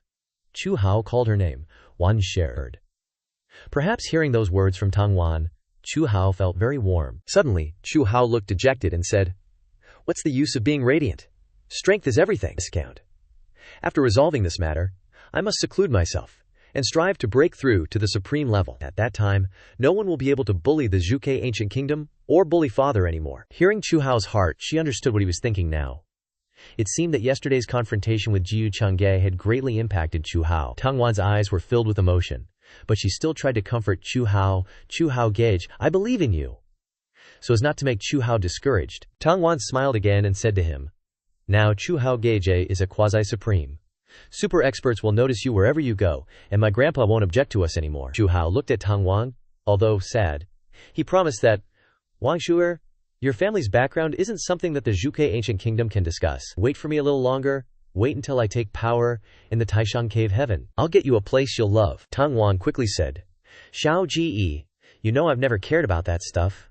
Besides, you're always so considerate of others. That's why Ji Yu Change messes with you like this. Xiao Hao denied. Nah, Ji Yu Change isn't some simple dude. Hearing Xiao Hao sounding a bit submissive towards Ji Yu Changye, Tang Wan looked displeased and said, How? Ji, you don't need to be so wary of him. I've heard Ji Yu Chang's been acting all high and mighty, making enemies left and right. like Ziyang Tianjun, who's also a disciple. If we want to deal with him, we can start from that angle. In the ancient Vermilion Bird Kingdom, Su Qing stood high up, looking far away with a pensive expression. She asked, "Has young master left the ancient Vermilion Bird Kingdom already?" Ji Qingshuan replied, "Yeah? Does Big Sis want to leave too?" Su Qingge turned around and continued, "I want to use this chance to visit mother at the Ji family in your form." Ji Qingshuan nodded in agreement. "That's a good idea, it's just that the family doesn't exactly welcome me, so please be careful, Big Sis." Hearing Qingshuan say that, Su Qing stepped forward and took her hand reassuringly. "You don't need to worry about me. Besides, you haven't revealed anything in front of the young master these past few days, right?" Qingshuan replied, "Probably not. The young master's still as nice to me as ever. Except for one thing." Qingshui asked curiously, What is it?" Qingshuan leaned close to her ear and whispered, "The young master." Qing looked a little surprised after hearing that. She stepped back and asked, "What did you say?" Seeing Qingshuan said, "Big Sis, I'm sorry, did I?" Su Qingge turned her face away, feeling hurt but still said, "It's okay. It's not your fault." Seeing Qingge so sad, Qingshuan quickly asked, "Big Sis, you too haven't?" Qing thought sadly. "Why is young master treating me like this?" Closing her eyes, she remembered the fun moments with the young master. "Haha, I think that guy just likes playing hard to get. He doesn't seem to be into girls who throw themselves at him." King secretly guessed that the young master might have already found out. At the Sacred Spirit Ancient City, Yin Mei angrily asked, "What kind of service is this? You can't even dig up one piece of intel?" The two serving girls lowered their heads and replied, "Please calm your anger, miss." Ji Yu Chang sat behind her leisurely, sipping his tea as he said, "Forget it, Yin Mei. No need to investigate anymore." Hearing Ji Yu Chang's voice, Yin Mei instantly switched from an angry demeanor to a gentle one, saying, "Master." Ji Yu Chang continued, "I already know who's helping Xiao Hao from behind. The Wandao Commerce League knows everything. There's no hiding any news from them, of course. Of course, it's also because someone from your own Wandao Commerce League is involved." Yin Mei replied, "With me here, there's still someone in our league who's blind enough to go against Master." Ji Yu Chang calmly continued, "At the ancient Vermilion Bird Kingdom, I already investigated. Xiao Hao used to have a childhood sweetheart named Tang Wan, and this Tang Wan isn't from the Commerce League. You know her, right? Do you know this person?" Yin Mei lightly touched Ji Yu Chang's shoulder to confirm, "Of course. She started working at the Commerce League a few hundred years ago and has some tricks up her sleeve. Her grandpa is the leader of a branch of our Commerce League, so she has some influence within the league." Ji Yu Chang asked, "The leader of a branch of the Wandao Commerce League, huh? Not a small force at all." Yin Mei then revealed her plan. "Master, Tang Wan has a younger brother named Tang Tian. The Tang family spoils him rotten, and he's usually arrogant, overbearing, and completely dissolute. We can start with him." Ji Yu Chang seemed pleased to hear that. He gently put down his teacup and praised, "As expected, it's a good thing you brew tea so well." Yin Mei happily said, "If master likes it, I'll brew it for you every day." Over on Tang Tian's side, a tall, muscular man was carrying a female cultivator over his shoulder. He happily said, "Young master, the female cultivator we just bought should be enough for you to play with for a while." The young man walking beside him looked listless, with dark circles under his eyes like he hadn't slept in days. He sighed, "It's not that interesting anymore. I've already played with the human race." Tang Tian was now craving something new. "If I could get a few spirit race girls, or even some demon race beauties, that would be amazing. Especially that famous fox demon queen from the demon realm. She must be juicy." As soon as the shopkeeper saw Tang Tian approaching, she rushed out to greet him. "Oh my, isn't that young Master Tang? Come in, come in. Our Drunken Immortal Pavilion recently got a new batch of goods. Why don't you take a look, young master?" Tang Tian looked annoyed when he saw her, saying, "It's just you again, fatty old woman? Your lousy Drunken Immortal Pavilion never has any good stuff. It's not even as good as the slave girls I buy." The shopkeeper ran over and whispered in Tang Tian's ear, "Young Master Tang, you don't know, but this time, the Drunken Immortal Pavilion brought back a banished nine-tailed sky fox." Tang Tian's eyes lit up, and he quickly asked, "Really? That high and mighty nine-tailed sky fox got banished?" The shopkeeper continued to entice him, pulling Tang Tian inside as she spoke. "Young master, rest assured, it's definitely real. I wouldn't dare lie to you. Come on in." Tang Tian, tempted by the news of someone new, gave in and followed her inside, waving his hand to tell his henchmen not to follow. He relented and said, "Hee, all right then. Today, this young master will meet that nine-tailed sky fox." At that moment, a maidservant of Yin Mei's, with her limbs bound and a rag stuffed in her mouth to prevent her from screaming, looked up when she heard voices. Tang Tian entered the room and saw that there was indeed a nine-tailed skyfox on the bed. He exclaimed with joy, "Tisk, tisk, the shopkeeper didn't lie to me. Didn't lie to me." Tang Tian laughed as he took off his coat, continuing, "I always hear my sister say your race always rides roughshod over the Tang family. Especially Yin Mei. I can't touch her, so today I'll ride on you to vent my anger." After saying those indecent words, Tang Tian had already stripped naked. He ignored the maidservant's pitiful cries and ran over. He laughed and said, "Young master's here?" Before he could even touch a hair on the maidservant's head, Yin Mei burst open the door and angrily shouted, "Tang Tian!" Hearing someone call his name, Tang Tian jumped in fright and asked, "Who is it?" Yin Mei looked at the shopkeeper and coldly asked, "Shopkeeper, what's going on?" The shopkeeper immediately changed her attitude, tearfully explaining, "Goddesses, please forgive me. It was all young Master Tang's orders. He told me to give him a room. How would I know young Master Tang would be so audacious?" Tang Tian turned around to look at her, saying in fear, "Yin Mei, not that fatty old woman. What do you mean?" The maidservant then dropped her act, letting out a light puff. As the rag in her mouth fell out, Tang Tian was utterly shocked by the sight. The maidservant tearfully accused, "Miss, you're finally here. Please save me. Tang Tian is despicable and shameless. He actually dared to knock me unconscious and bring me here. He wanted to." Tang Tian was speechless as he heard the maidservant's accusations. He couldn't say a word in his defense. Yin Mei was furious, as if she was ready to unleash a barrage of attacks on the despicable man. She asked, "In broad daylight, you dare to lay a hand on my maidservant? Does the Tang family even respect the vicious Skyfox clan?" Tang Tian blankly replied, I was tricked." Yin Mei forcefully tied up Tang Tian and made him kneel before her. Ji Yu Cheng was also present beside her. Yin Mei questioned him. "Yin Mei, you wanted to deal with my grandpa and my sister, didn't you?" Tang Tian immediately denied, "No, I didn't participate in anything of the myriad Dao commerce. Why are you arresting me?" Yin Mei irritably said, "What nonsense are you spouting? The evidence is clear, and you still want to weasel your way out of it?" Ji Yu Cheng, standing beside her, added, "Heavenly Maiden Yin Mei, where did this obscene guy come from to offend your maidservant? Why not just beat him up?" While comforting Yin Mei, Chang Zhe summoned an object that could be used to punish Tang Tian.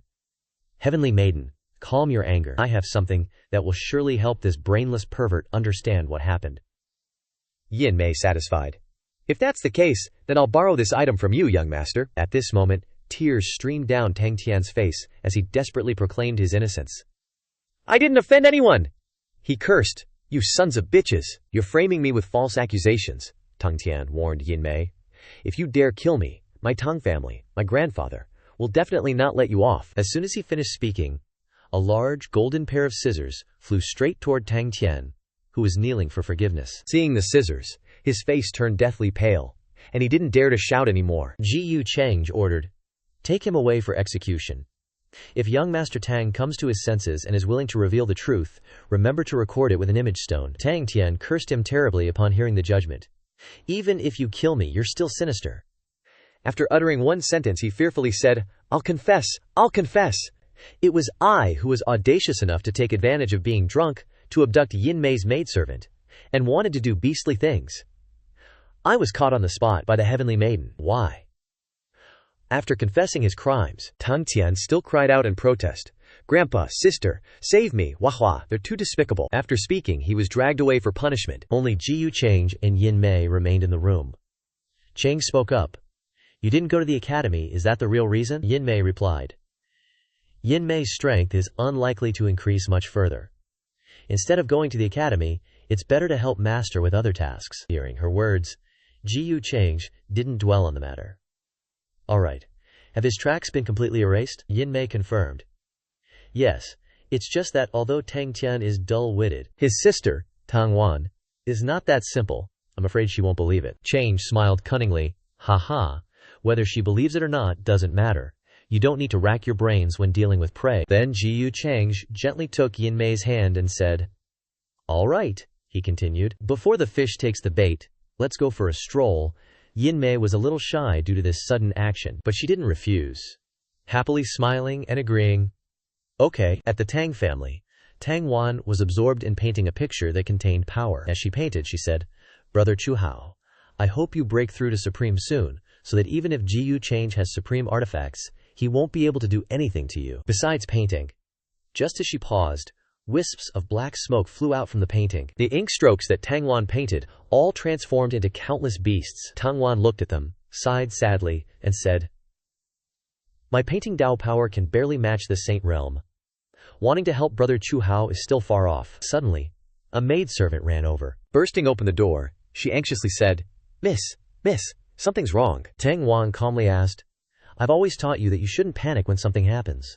What kind of decorum is this, being so flustered? Calm down."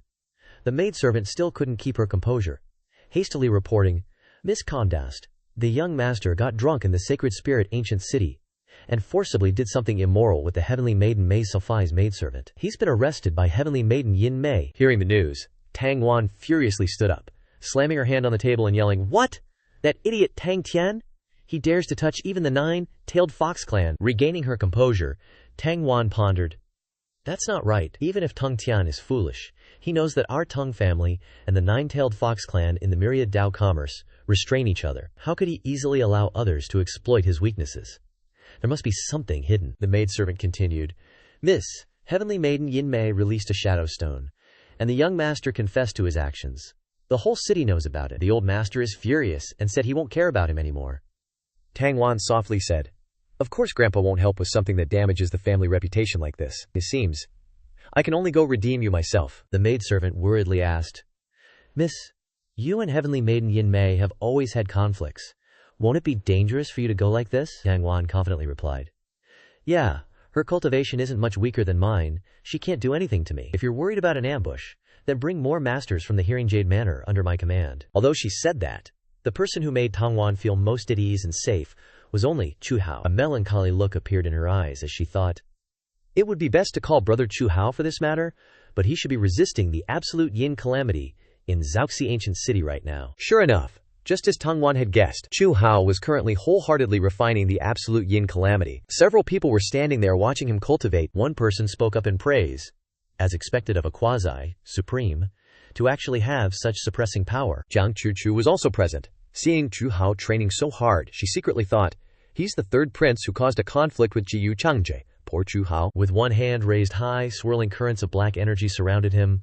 He stood in the center, a dazzling focal point. Suddenly, Chu Hao frowned and said, "Weird, why has my right eye been twitching these past few days?" On Tang Wan's side, she had already arrived at Yin Mei's place, striding in and saying, "Yin Mei, I didn't expect you to resort to such tactics. I really overestimated your integrity." Seeing Tang Wan appear, Yin Mei politely asked, "Wanji, how have you been?" Tang Wan didn't beat around the bush and went straight to the point, "Where's my brother?" Yin Mei slowly approached and said, "Wanji, don't worry, Tang Tian is doing just fine." Tang Wan guessed correctly. There was definitely something fishy going on, she said. "As expected, my stupid brother was schemed against by you. Just tell me what you want." Yin Mei didn't hold back, replying, "Wanji, you're so understanding. In that case, I'll make a small request. I want control of Nine Ancient City in your hands." Tang Wan said expressionlessly, "Yin Mei, aren't you being a little too greedy? Don't you think such a demand is excessive?" Yin Mei chuckled and replied, "Oh dear, if Wan Zhouji doesn't intend to save her brother, why waste time talking to me?" Tang Wan also wanted to make a demand. "Nine Ancient City, huh? It's not like I can't agree, but I want to see my brother safe and sound first." Yin Mei said, "I'm afraid you'll have to meet someone." Tang Wan wondered. "What do you mean?" Yin Mei said cautiously. "Please take a look, Gigi." Tang Wan looked towards the gate in the direction Yin Mei pointed. Waiting for the person she had to meet, a tall, imposing male figure appeared, slowly walking towards her, and that person was none other than Ji Yu Changzhe. He appeared with an air of mystery, giving Tang Wan a faint smile. The one who appeared was none other than Ji Yu Changzhe. Seeing this, Tang Wan was a little surprised and stepped back. She shouted, "Ji Yu Changzhe!" Ji Yu Changzhe's sudden appearance startled the young lady, but he calmly said, "Oh, so you do know me. But Ji Yu suggests you put down the jade talisman. After all, no news can escape from this sealed space." Ji Yu Changzhe asked with a sharp gaze, "You wouldn't want anything to happen to your brother, would you?" Tang Wan asked in a panic, "Why are you here? Shouldn't you be at Vermilion Bird Ancient City fighting against the absolute yin living beings?" Ji Yu Changzhe replied nonchalantly, "Oh, do you think that's important to me?" His face filled with sinister intent, he continued, "All you need to know is that no one can save you today." Hearing Ji Yu Changzhe's threat, Tang Wan said angrily, So this was all your scheme. Why? Ji Yu Chang said, summoning his slave mark. Why are you asking why I know about your relationship with Chu Hao? Or why I know you want to help him resist me? You. Yin Mei, listening from the side, secretly guessed the truth. Ji Yu Chang continued. You have your spies. I have mine. Chu Hao offended me. So of course, I have to investigate everything about him. Which of course includes you, his childhood sweetheart. Tang Wan was terrified. What do you want to do? The Tang family knows I came here today. If anything happens to me, you won't get away with it. Ji Yu Chang didn't flinch, but stealthily appeared right behind Tang Wan, adding a threat. I see you've been scared silly, using the Tang family to threaten me? The Tang family is nothing. Tang Wan trembled even more. After hearing this, she couldn't believe what she had just heard. But not letting Ji Yu Chang achieve his goal, Tang Wan immediately took action. She resolutely said, I'll fight you to the death. Tang Wan's strength was indeed no match for Ji Yu Chang's, even if she used painting Dao power to fight back. Ji Yu Chang had already reached the supreme level, so he only lightly used Heart Demon transformation to defeat Tang Wan, sending her flying. Ji Yu Chang stood calmly in place, saying, logically speaking, we have no grudge against each other, but you want to secretly help Chu Hao against me, so don't blame me for this. Tang Wan was hit by Ji Yu Chang's blow and couldn't fight back, only able to endure the attack. Seeing Tang Wan falling freely, Yin Mei seized the opportunity to use her tail to rush forward to bind Tang Wan. Tang Wan's hands were tightly tied by the foxtail, and even Yin Mei's feet were impossible to escape. Tang Wan's hands and feet were tied by Yin Mei's foxtail. Unable to break free, she shouted angrily, Yin Mei, let me go! Yin Mei didn't answer but dragged Tang Wan down to the ground with a strong impact.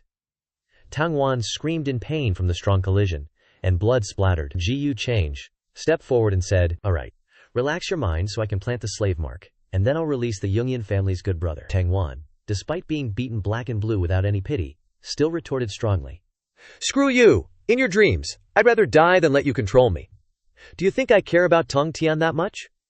Ji Yu Chang said calmly. Fine, then I'll plant the slave mark on your brother and help him increase his strength. Then I'll let him return to the Tang family to lay low until he personally kills his parents, grandpa, and all his relatives. Tang Wan cursed. You are a dead dog. Despicable and shameless. Ji Yu Chang still didn't care. He gave Tang Wan a choice. I'm just giving an example. There are many ways to destroy your Tang family. Either sacrifice yourself to save your entire clan, or you plan to commit suicide and then take the entire clan with you. You don't have much time to think. Tang Wan, as if foreseeing her fate, said with teary eyes, I want you to swear on your Dao heart to agree to one request of mine. Ji Yu Chang listened silently. Tang Wan reluctantly said her wish. Don't harm Chu Hao Gage's life. Saying these words, Tang Wan shed tears full of love for Chu Hao. Even when she was about to be taken over by Ji Yu Chang, she still remembered Chu Hao with a heart full of love. Hao Ge, I'm sorry, Wan Cher has tried her best. Ji Yu Chang, hearing Tang Wan's request, smirked and said, although you're in no position to make demands of me, I'm feeling merciful, so I'll grant it. Ji Yu Chang, I swear today on my Dao heart that if I break this oath, my Dao heart will collapse. I'll suffer chi deviation and be struck by lightning and wiped off the face of the earth. Having said that, Ji Yu Chang immediately used the slave seal to take control of Tang Wan. Chu Hao, this surprise is finally ready for you. Tang Wan had now become Ji Yu Chang's person. She slumped to the ground and called out, Master! Ji Yu Chang said, you don't need to worry too much. As long as Chu Hao doesn't come provoking me and is content being a sparrow prince, I won't touch him. Tang Wan obediently replied, yes. Hearing Ji Yu Chang's reassurance, she felt relieved. Acceptance is just great. Ji Yu Chang chuckled. This Tang Wan is a disciple of the World's End Dao sect. I remember that woman. And Xin Wuya, interesting. Two top sons of fortune fighting over a woman, watching the drama unfold from the sidelines. How wonderful is that? Yin Mei softly asked, Master, how should we deal with Tang Tian? Ji Yu Chang smiled and said, return him to the Tang family? After all, we are people of our word. Alright, I should go back and deal with the remaining calamity of absolute yin. I'll leave things to you. With that, Ji Yu Chang flew away. Yin Mei respectfully said, farewell, master. Tang Wan knelt there, silent, wondering. She also calls him master? After Ji Yu Chang left, Tang Wan also stood up and questioned, Yin Mei, you and him. What's the relationship between you two? Were you also implanted with a slave seal? Yin Mei replied shyly. What kind of relationship could there be? I'm master's servant. Plus I don't have a slave seal. She lightly flicked her tail. Tang Wan was stunned. How can that be? You're the heavenly daughter of the Nine. Tailed celestial fox clan, how can you say something like that? Aren't you ashamed? Yin Mei gently smiled and explained. Ashamed? Master's future achievements are beyond your imagination. What's wrong with being his servant? Besides, I'm very happy when he takes the time to visit me. Ji Yu Cheng had already returned to the ancient kingdom of Vermilion Bird. Seeing Ji Yu Cheng's return, Ji Qingxuan quickly greeted him. Young master, you're back? Ji Yu Cheng responded, Has anything happened in the ancient kingdom of Vermilion Bird these past few days? Qingxuan reported, Nothing. The ancient kingdom of Vermilion Bird is very peaceful. The geniuses in the academy are also doing their best to eliminate the calamity of absolute yin. But I heard something happened in the ancient kingdom of Black Tortoise. Ji Yu Cheng was surprised. Oh? The ancient kingdom of Black Tortoise? Qingxuan explained. It's said that the origins of many geniuses have been devoured, almost completely gone. It must be the successor of demonic arts among them. After listening, Ji Yu Cheng pictured the people Qingxuan mentioned. Has He Qing gone to the ancient kingdom of Black Tortoise? It seems like he's targeting Zi Yang, Heavenly Monarch, and has some conflict with me. He smirked slightly. This little bit of intention is a bit adorable. Leaving the stream of thoughts, Ji Yu Cheng casually walked inside and said to Qingxuan, That's really dangerous. I hope Zi Yang, Heavenly Monarch, and the others on the side of the ancient kingdom of Black Tortoise are all safe and sound. Seeing Ji Yu Cheng so concerned, Qingxuan praised, Young master is so kind-hearted. At Chu Hao's place, he had finished refining the calamity of absolute yin and returned home. Seeing Chu Hao, his father excitedly ran over and called out, Hao, are you all right? Chu Hao politely greeted, Father, your majesty. Being both happy and worried, he said, The absolute yin living beings outside the city have all been resolved. Fortunately, there was Hao Mirpuri. Otherwise, the ancient kingdom of Vermilion Bird would have. Chu Hao humbly replied, Father is too kind. This is what I should do. The crisis has been temporarily resolved. Suddenly, someone reported. Reporting to your majesty, just now, the other entrances were also resolved by the geniuses of the True Immortal Academy risking their lives. The king angrily said, HMPH, they're simply doing it for trial points. Even without them, Hao Sir could have resolved this calamity alone. Chu Hao hurriedly dissuaded, Father, please calm down. But based on the current progress, Ji Yu Cheng isn't eliminating as many absolute yin living beings as I am. I wonder what tricks he's playing. The king was still a little annoyed and said, HMPH, isn't that right? He's not putting in the effort. Not mentioning Ji Yu Cheng anymore, the king asked again, How, where's your junior sister Ji? I haven't seen her lately. Chu Hao replied, Junior sister Ji. She said she had something important to do and left earlier. The king suddenly laughed loudly. That's right. Miss Tang Wan has arrived, and is waiting for you in the Imperial Garden. Hearing that Tang Wan had come to visit him, Chu Hao was overjoyed and said, Wan Chair? When did she arrive? The king urged, Go! She's in the Imperial Garden. In the Imperial Garden, Chu Hao and Tang Wan were strolling together on the bridge. What a peaceful and romantic scene. Suddenly, Chu Hao spoke, Wan Garde, why do you have time to come here today? Tang Wan looked sad, and replied, I haven't been too busy lately. I suddenly remembered something I wanted to discuss with brother Chu Hao. Chu Hao wondered, Huh? What is it? Tang Wan thought for a moment. Her face was full of emotions. Her eyes drooped down, and just a glance could feel the faint sorrow. Suddenly, she turned to Chu Hao with a panicked expression. Wang Clear knows brother Chu Hao has some conflict with Ji Yu Cheng, but his methods are cruel, and his sharpness is too strong. Brother Chu Hao, if we can endure, we should endure. Chu Hao grabbed Tang Wan's hand. He asked in confusion, Wang Jie, why do you say that? Did you suffer any grievances? Tang Wan quickly denied, No. How could Wang Jie suffer grievances? She threw herself into Chu Hao's arms and said loudly, Brother Chu Hao, you must believe me. You must not become enemies with Ji Yu Cheng, otherwise he will deal with you. One Fear really doesn't want anything to happen, promise me, okay? Chu Hao felt a little sad. Just the day before, Tang Wan had been encouraging him to quickly reach the Supreme Realm so that Ji Yu Cheng wouldn't have the opportunity to threaten him. But now she was advising him not to provoke Ji Yu Cheng. He softly replied, Okay. But his heart was full of thoughts. Why is Wanner mentioning Ji Yu Cheng for no reason, and even wants me to be careful of him? What happened? At this time, Tang Wan also felt relieved and said, That's good. The two gave each other a warm hug. This hug might heal Tang Wan, and her worries and fears for Chu Hao would gradually disappear. But before that happy scene, under the water, two swans, as symbols for Tang Wan and Chu Hao, were swimming. What's even more worth noting is that a swan was controlled by a snake with its body and venom. heralding a tragedy that would soon come. In a kinda desolate spot, Jiang Chuchu's sitting alone on a rock, practicing her chi cultivation. Feeling a bit sorry for herself, she thinks. TCH. Leaving me alone again. He wants me to find Jiang Chuchu and use a treasure to find Ji Yu Cheng's whereabouts at Yinyu restaurant. Change is at the table, ready to chow down when, BAM! The treasure Jiang Chuchu used to scry stuff out kinda appears right there with him, along with her shout, Ji Yu Cheng! Where the heck are you lazing around?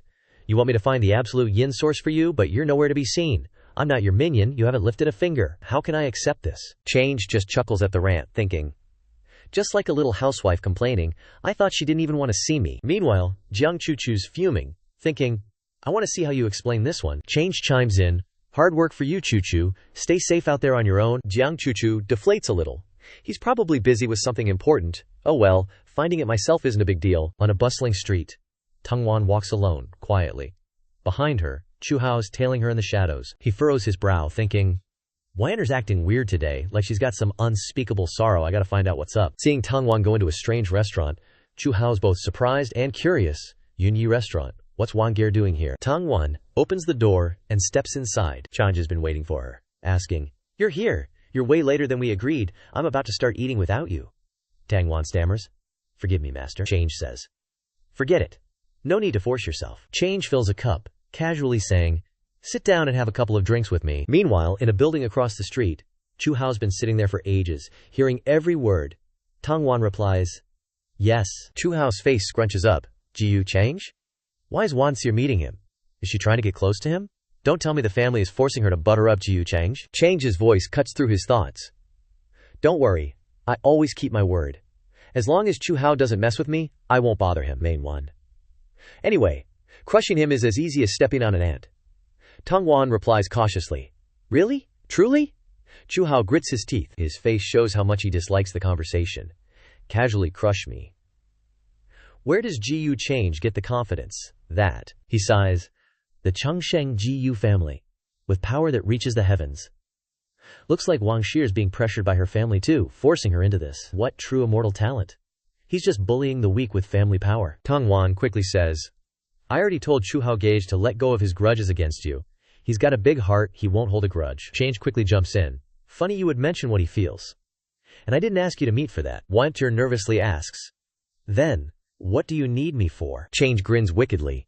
I think you're kinda hot. I'm wondering if I need another bed warmer. Across the street, Chu Hao's seething. He clenches his fists, cursing silently. Overbearing bastard, I want to chop you into 1,000,000 pieces, grind you to dust, burn your bones to ash, and obliterate your soul. Chu Hao turns. He ducks back to the door to continue listening. Tungwan answers, Don't joke around. If you were interested, you'd have already made a move. Why wait until now? Change is silent for a moment, then replies, Who's joking? My neck's stiff. Come rub it for me. Hearing that, Tungwan stands up, walking over as she says, Okay, I got it. She thinks to herself. Why is he so moody? Chang's known Chu Hao's been eavesdropping for ages. He can't help but think. He's really calm. Chu Hao's about to explode. Wanger's not the type of girl to be reckless. If I rashly barge in, I'll just make things worse for her. Damn you, Ji Yu Change. I'll remember this humiliation. One day I'll make you regret this. He turns and leaves. Change senses Chu Hao leaving. He glances over, seeing there's nothing left to rile up. Cheng says, Alright, you can go. It's getting late. Tungwan's stunned by the sudden change. Change looks across at the building, smiling cryptically, thinking, So patient. He even blended in with the weeds. If that's the case, I'll change the menu first. Ziyang Tianjun has been jumping around long enough. At this moment, in the Xuanwu ancient kingdom, Lord Lu Guan floated above, saying to Ying Shuang, Ji Yu Cheng is the heir of demonic arts. As for evidence, Ying Shuang, standing below, hesitated. Saying it isn't enough, how can I believe you? I don't have evidence, but he definitely can't be separated from this, no mistake. Trust me, and expose him with me, Lord Lu Guan said with disdain. What's being spread about your identity, don't you know? Ying Shuang hurriedly explained, I really am not. Xiang Tianjun already chased the heir of demonic arts out of the city. Maybe I'm the one who did it wrong? Lord Lu Guan slowly descended, continuing, Ying Shuang, Ji Yu Cheng, is leading the team in the distant Zhaoxi ancient kingdom. If he's the heir of demonic arts, how could he be here fighting Xinjiang? Ying Shuang stood there, still trying to defend himself. This how he does it? I don't know. But that guy has a lot of tricks. He can pretend. He can act. Lord Luguan raised his hand towards Ying Shuang's chest. Ying Shuang was stunned, his face starting to change color. You? What do you want to do? Lord Luguan said coldly. What exactly are your identities? Having multiple identities is none of my business, but right now, you're too weak. You're not qualified to talk to me. Go back and cultivate diligently, then grow up. When you can stir up my fighting spirit, then you can talk to me. A ray of light flashed from his palm, followed by a scream. Ying Shuang was sent flying out of the gate by Lord Luguan's palm strike. He thought angrily, unwillingly. His methods are terrifying. This Lord Luguan is a monster too, he muttered in confusion. This was Ying Shuang's thought as he walked down the street, the air of demonic arts rampaging in the Xuanwu kingdom. 8 out of 10. It's Jiyu Changge. Xiang Tianjun is already being targeted by Jiyu Changge. 9 deaths and 1 life. Can't rely on him. Lord Luguan's methods are heaven-reaching. If I can find a way to convince him to join forces with me, even Jiyu Changge wouldn't be without a chance of losing. Suddenly, he stopped, as if realizing something. Ying Shuang immediately looked behind him and thought to himself, that's Ying Mei. To run into her here, it must be fate. Even though my situation is like this right now. But wasn't I once just a stable boy? How can I be equal to her? Moreover, Miss Yin Mei was once saved by that Jiyu Changge. She probably doesn't know his true colors yet. I have to remind her. Once I expose that deceitful villain Jiyu Changge, I'll be with her. At this time, in the Qinglong ancient kingdom, Jiyu Xianxie was sitting inside, cultivating. She opened a book, starting to study the diamond imperishable body. After I cultivate this, who knows, I might turn into a fierce woman with dazzling radiance. She imagined herself becoming a fierce woman with bulging muscles, then sighed helplessly. Suddenly there was a tremor. Jiyu Xianxie quickly jumped up, panicked. What's going on? Who are those two fighting outside? Without hesitation, she immediately rushed outside. In the sky, a person in black clothes was floating above. Jiyu Xianxie shouted their names. Qing Feng, Qing Xiaoyi. She angrily ordered. Who are you? Release her now. The black-clad person didn't move an inch. Jiyu Xianxie repeated. Are you deaf? Then she began to unleash her cultivation techniques. Then, after a command, I told you to release her. With that, she swung a trick towards him. He smiled cunningly and grunted, then also launched a move to block the attack. Jiyu Xianxie thought to herself below. Strange, this time the power is clearly great, but it didn't injure me. She stood there helplessly, watching him disappear into the air. Damn it. If I had paid attention sooner, and used more kinds of ultimate skills, I definitely could have kept him. The immortal royal sister called from behind. Xianxie, little sister, I'm late. What happened here? Jiyu Xianxie quickly replied. Jiyu Di attacked. Qing Xiaoyi was kidnapped. Qing Feng. She ran over and sat down next to Qing Feng, continuously calling his name. Qing Feng, what's wrong? The immortal royal sister went over to comfort her. Calm down, he can still be saved. Jiyu Xianxie looked at the small bottle in front of Qing Feng's chest that was emitting a green smoke and wondered, could it be this strange bottle that helped him withstand the fatal wound? The immortal royal sister spoke. This matter must be quickly reported to the academy. Qing Xiaoyi is a treasure of the elders. Why would someone come to kidnap her? Jiyu Xianxie asked upon hearing this. Is it because of the immortal demon body?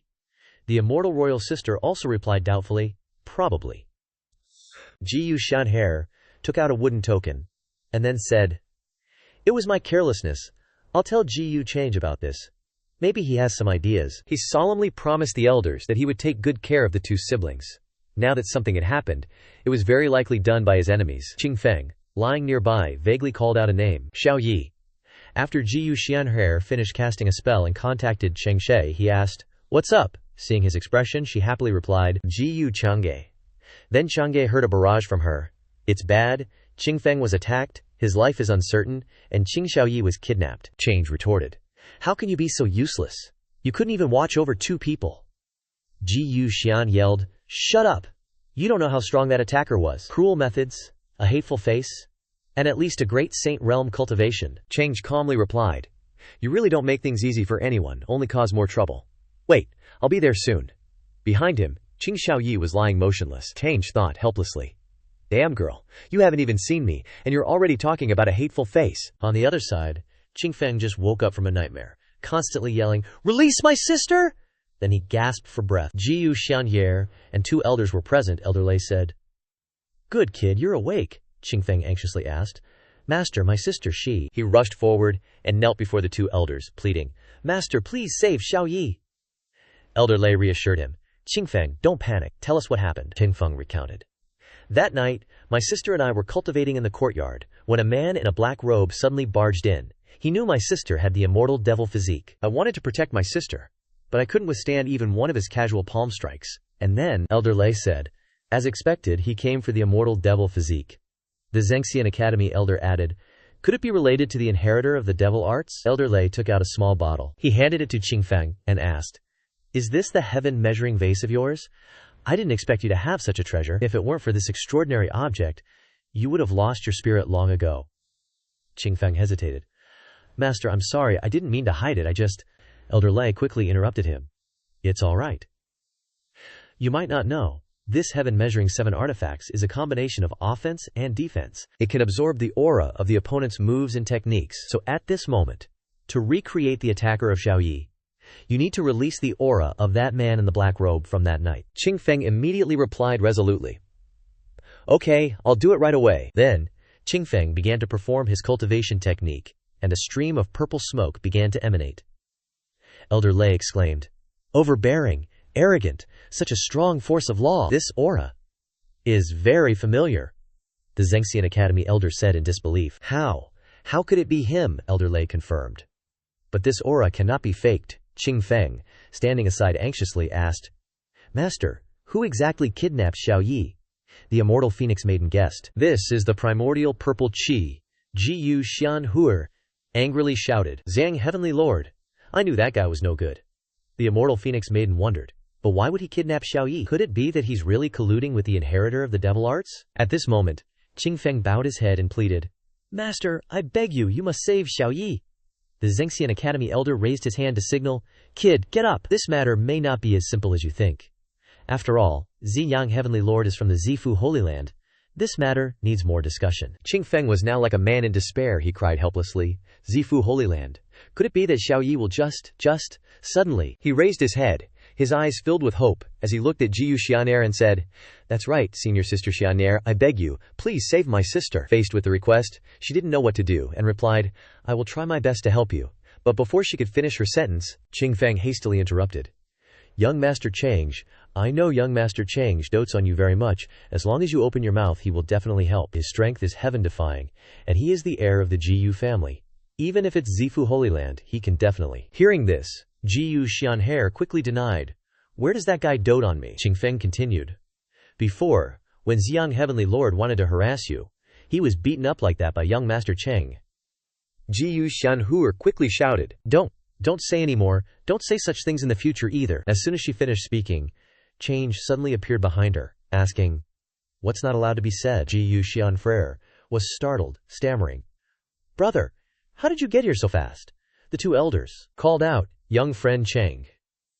The immortal phoenix maiden thought to herself, arriving so urgently, it seems that he really cares about this junior sister. The matter of digging out the bones to return to her sister. Today, it seems that it may not be fake. Qingfeng was overjoyed when he saw him, and exclaimed, Young Master Change! Before he could finish speaking, Change interrupted him. I heard everything from her. As a senior sister, and a leader who failed to watch over them, she can hardly escape the blame. And as her elder brother, I am naturally not without involvement. The act of placing his hand on her head made Jiyu Xianxir think to herself, Why does it feel like I'm being treated like a child? Elder Lei asked, The matter just now, young friend, you heard everything? Change replied, Yes, I just heard a little. The elders are concerned about the power of Zifu Holy Land, and are a little troubled. You can leave this matter to me. I will definitely investigate the truth. Elder Lei felt relieved upon hearing this. Young Master Change is so understanding and righteous, it really makes this old man ashamed. Change also politely replied, What are you saying, elders? Behind you, you represent the Academy, and the Academy borrows the power of Zifu Holy Land. It's really difficult to have both. At this moment, Qingfeng quickly pleaded, Young Master Chengge, if you can save Xiaoyi, the Qing family will never be able to repay you. Take this heaven-measuring vase as repayment to you. Change was furious upon hearing this. What are you doing? Do you take Jiyu as such a person? To this. As if I'm doing this because of your vase? Keep it for yourself. It should be more useful to you. Qingfeng lowered his head and quickly explained. Young master, please don't misunderstand.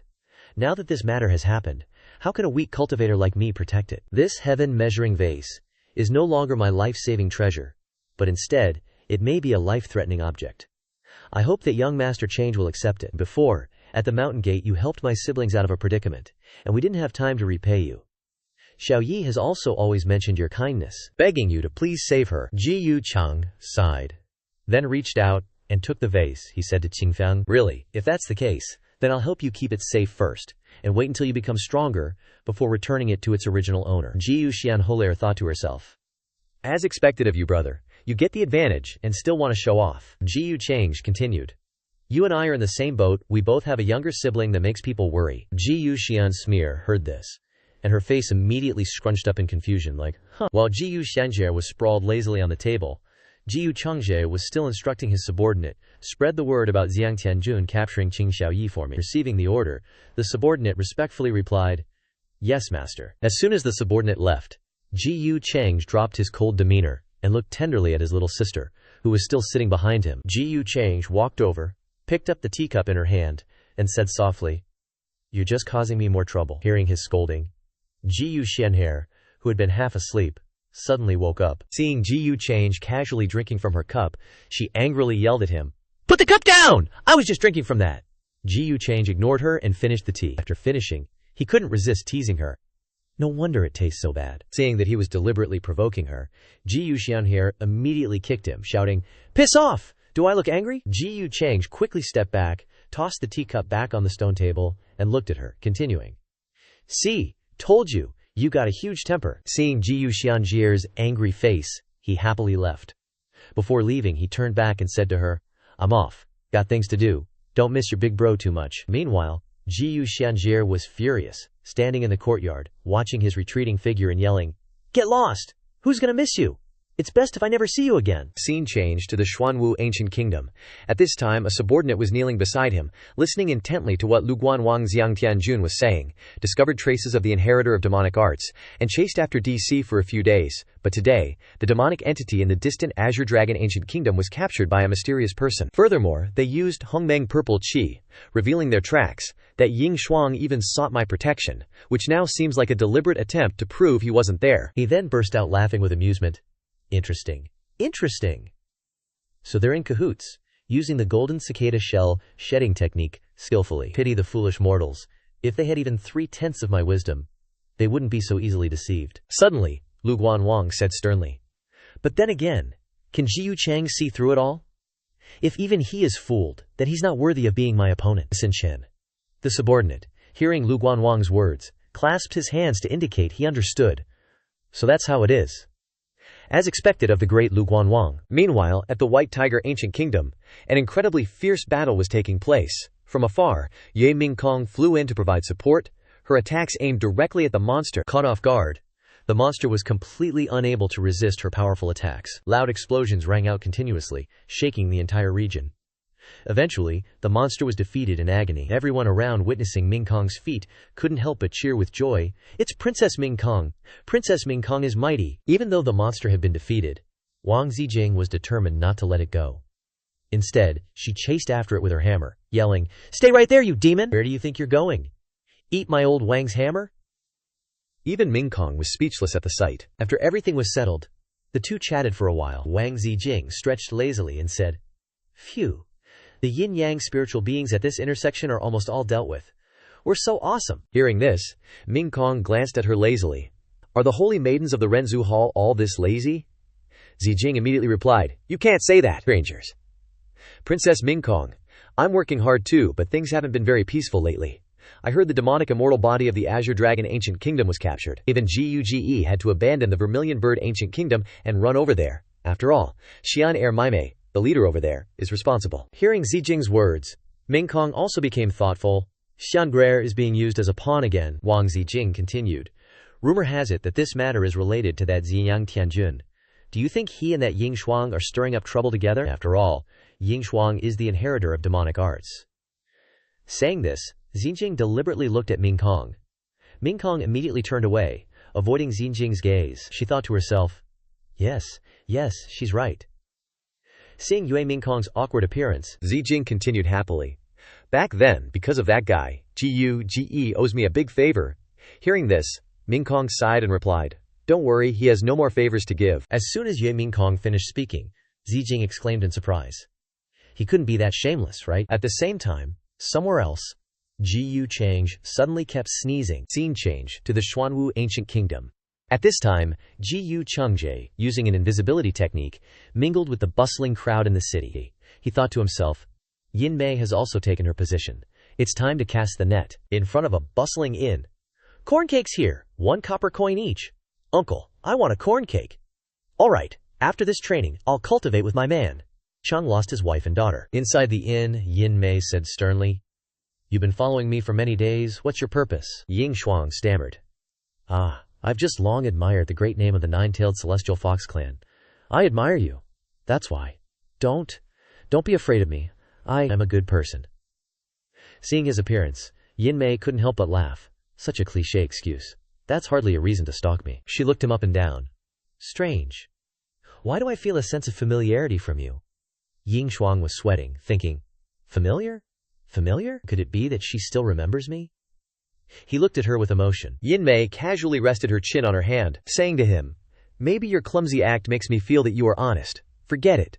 What is it you're looking for me for? In front of this appearance, Ying Shuang was even more moved. She not only doesn't blame my rude behavior, but also speaks to me so gently, so no matter what happens, I will protect her, Mir. Finally, he decided to be clear with her. Yin Mei, Celestial Fox, actually. I have something I want to tell you. Yin Mei asked in surprise. What is it? He looked firmly into her eyes and said, I know it may be difficult for you to accept right away, but you must believe absolutely that I won't harm you. Out of concern for your safety, I want to tell you about a secret. About the identity of the inheritor of demonic arts. Yin Mei replied, I know, it's Tianhuangzi. Hearing this, Ying Shuang spat out all the tea he had just drunk. He tried to explain to her. Turns out Ying Shuang was framed. The real demonic art inheritor is someone else.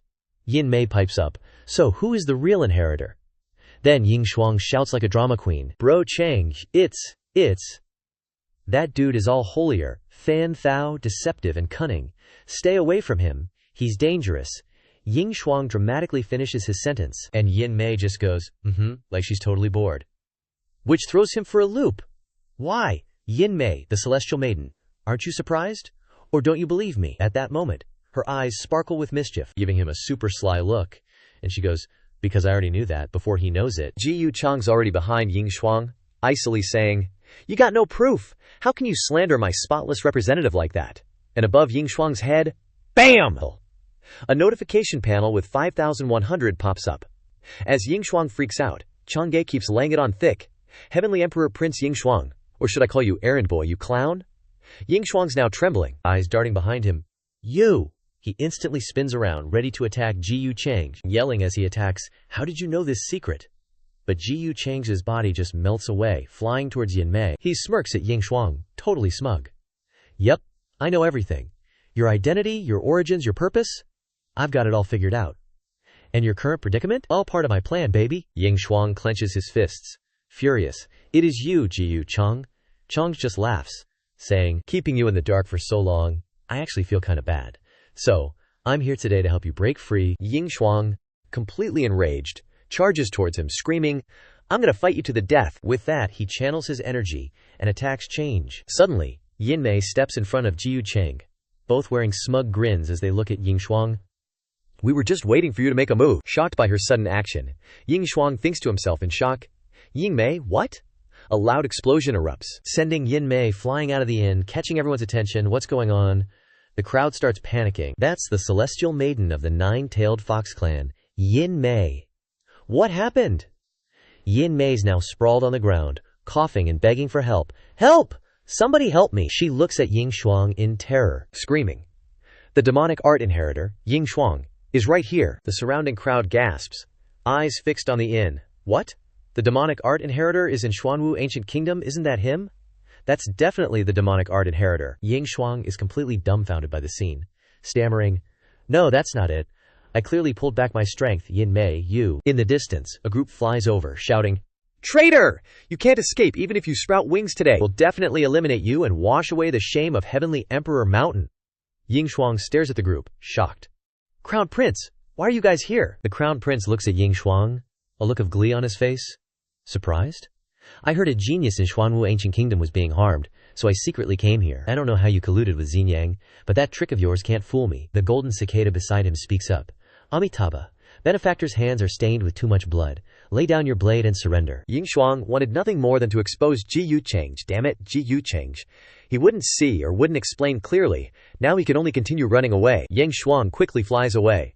The crown prince immediately chases after him. Traitor, where do you think you're going? At this moment, Golden Cicada runs to inquire, Miss Yin Mei, are you all right? Yin Mei weakly replies, Fortunately, I reacted quickly.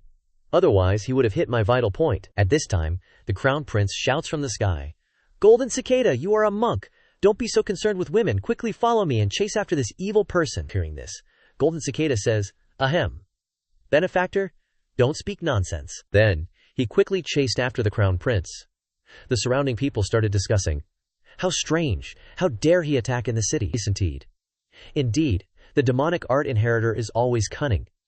Why is he acting so upright? At this moment, Ying Yu looked at Ying Shuang's back with great worry, thinking in her heart, Brother. And Yin Mei, hearing the people's discussions, also had some feelings. Looks like not everyone is stupid. But then a sly smile gradually bloomed on her lips. Ji Yucheng then walked over from behind, feigning surprise. What happened here? The demonic art inheritor appeared? Hearing his voice, Ying Yu was a little surprised. Young Master Ji Yu. The people in the city also shouted, Young Master Change! Young Master Change is here! Yin Mei looked at him while coughing. Senior Brother Change. Seeing Yin Mei's appearance surprised Ying Yu somewhat. Wasn't she just fine? Ji Yu Change quickly approached Yin Mei, asking worriedly, Junior Sister Yin Mei, this injury is... Yin Mei hugged her wound and replied weakly, I was injured by the demonic art inheritor just now. Thank you for your concern, Senior Brother. I'll be fine after a few days of rest. The two acted in perfect harmony, while Ying Yu was still stunned. Looking at the two, the man next to him spoke. Young Master Change, that guy ran out of the city after being injured. Hearing this, Ji Yucheng's face darkened and he scolded. Cunning methods? He's still in Xuanwu Kingdom after all. Then, he immediately reassured Yin Mei, Junior Sister Yin Mei, rest assured, I will definitely seek justice for you. Hearing these words from Change, she couldn't help but sigh at his acting skills. But then she also spoke in cooperation. Thank you, Senior Brother. Change stepped forward and said loudly and firmly, Everyone, rest assured, Ji Yu is here from a great distance to catch this evil person. I will bring him to justice. As soon as he finished speaking, everyone around cheered in unison. That's great! Young Master Change must catch the demonic art inheritor. That's right. The three people on today's list are all gathered here. Even if the demonic art inheritor sprouts wings, he will not be able to escape. At this time, the Crown Prince and Golden Cicada were still chasing Ying Shuang hard. The Crown Prince shouted angrily, Ying Shuang, stop for me! Golden Cicada also said, Amitabha, benefactor, stop struggling in vain. So these three are hauling ass, one running and two chasing Ain, and they finally bolt out of the Xuanwu ancient kingdom. Ying Shuang is sprinting for his life, trying to outrun them, and at the same time trying to explain, How many times do I have to say it? I'm not some demon art inheritor. Are you brain dead? What kind of idiot are you? Shen Huangzi gets pissed and yells, Insolent! Traitor! You gonna tie yourself up or what? Seeing he can't talk any sense into Shen Huangzi, Ying Shuang's thinking up another plan. Gotta find a safe hole to hide in, pronto. Ji Yucheng's gotta be lurking nearby, can't get tangled up. Just then, out of nowhere, Ji Yucheng pops up right in Ying Shuang's path. He shouts, Ying Shuang, you ain't getting away. Ying Shuang sees him and blurts out, all surprised, Ji Yucheng. Before he can even blink, Cheng sends him flying with a single palm strike. While Ying Shuang's caught totally off guard, a sneaky wisp of demonic energy slips into his body. Now Ying Shuang's totally surrounded. He glares at Chengji, fuming. You're a two-faced little sneak. You call yourself the best of the younger generation? I spit on that. Shen Huangzi's looking at Chengji a little suspicious, wondering why Chengji got there so fast. Jin Chan chimes in, trying to play peacemaker. Benefactor, don't be so stubborn. But Ji Yucheng still playing his part. Brother Ying. Things have come this far. No need for more excuses. Ying Shuang's eyes are now swimming in rage and disappointment. He clenches his teeth, glaring at Shen Huangzi and Jin Chan, and says, You morons! You're being led around by the nose.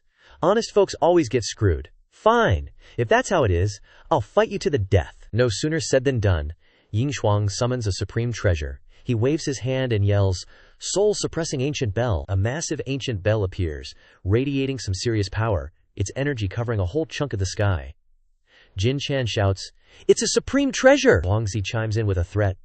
You think one supreme treasure can stop me? While the three of them are struggling against the bell's power, Ying Shuang uses the chance to bail. Shen Huangzi watches him go and shouts, "Coward!" does a fake move and runs away. Change chimes in helpfully. "You two, I'll handle this thing. You guys chase after him." As soon as he says it, he turns around, trying to hide the sneaky grin creeping across his face. In his head, he's practically cheering, "Yes, run right towards it." Jin Chan doesn't suspect a thing, and even thanks. "Ji Yu Cheng? Many thanks, young Master Cheng." Shen Huangzi is already celebrating his soon-to-be victory. "You're said." He sneers at Chang'e, thinking, "What an idiot. Once I catch Ying Shuang, your reputation as the light of the emperor will be mine." Change keeps up the act, all concerned. "Hurry, don't let him get away." And off they go. Hot on Ying Shuang's trail, Shen Huangzi turns to Jin Chan and hatches a plan. That traitors run into the area where the calamity of absolute yin is breaking out. There's a ton of absolute yin energy hiding ahead. How about we split up? Jin Chan agrees. Good idea. Shen Huangzi, be careful. Shen Huangzi's already patting himself on the back. He thinks, Ying Shuang has the aura of my Heavenly Emperor Mountain's cultivation method on him. He ain't escaping my tracking at this distance. This accomplishment is mine. All mine. A little later, the other cultivators finally catch up to Ji Yu Chang. It's young Master Change. One of them sees the scene and yells, "It's the Heavenly Emperor Mountain's soul suppressing ancient bell." Young Master Change is using his own supreme treasure to hold it back. Hearing that, a cultivator immediately asks him, "Young Master Changji, where's the demon art inheritor?" Changji says, "All strained, everyone. That demon art inheritor escaped into the depths of the absolute yin land. I'm going to assist Shen Huangzi and Jin Chan. You all don't need to risk yourselves." The surrounding cultivators all shout in unison, "Young Master Change, you must catch him." And just then, Yin Mei's group arrives. Yin Mei asks, "Senior Brother Change, where did they go?"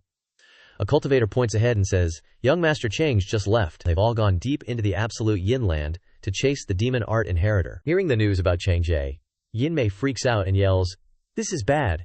They've definitely fallen into a trap." Seeing Yin Mei so worried, everyone's surprised. Ying Yu is a bit confused and asks, What do you mean by that, Heavenly Maiden Yin Mei?" Yin Mei looks terrified and explains, all hesitant, "The demon art inheritor's been hiding for so long. Why did he suddenly show up and attack me?" Thinking back, maybe I wasn't his target, but young Master Change and the others. No sooner has Yin Mei said this, Ying Yu exclaims in shock, "You're saying he deliberately showed himself to lure the prodigies on the list into the absolute yin land?" Another cultivator's jaw drops. "What?" The cultivator next to him says, all stammering, "This." Yin Mei sees their reactions and says with a sigh, "I can't rule out that possibility." The person next to her says angrily, "That's right, don't forget there's a whole organization of demon art inheritors backing him. They've definitely set up an ambush deep inside the absolute yin land." Yin Mei looks up at the two supreme treasures still battling and looks super worried. Young Master Change's supreme treasure has been left outside. It's definitely dangerous inside. Seeing her worried, the other cultivators start to freak out too. "Oh no! He definitely wants to wipe out all the heavenly geniuses in one fell swoop." Seeing that everyone's starting to believe her, Yin Mei keeps up the act, tears welling up in her eyes, all self-blaming. "It's all my fault." She looks all miserable and attempts to rushes forward. "No, I have to go find Senior Brother Change. Last time, he got injured in his essence to save me." Ying Yu sees Yin Mei's reckless action and gets a shock, trying to stop her. "Heavenly Maiden Yin Mei, you can't go. Anyone with a lower ranking on the list would just cause trouble." Ying Yu and the person beside her quickly grab her by the arms, trying to talk her out of it. "Miss, what the Heavenly Emperor's daughter says is right." Yin Mei's tears are streaming down her face now. She sounds all broken. But what should we do now? If something happens to Senior Brother Change, I'll just go with him." Ying Yu looks at her, all worried, and says, "Young Master Change and the others aren't careless people.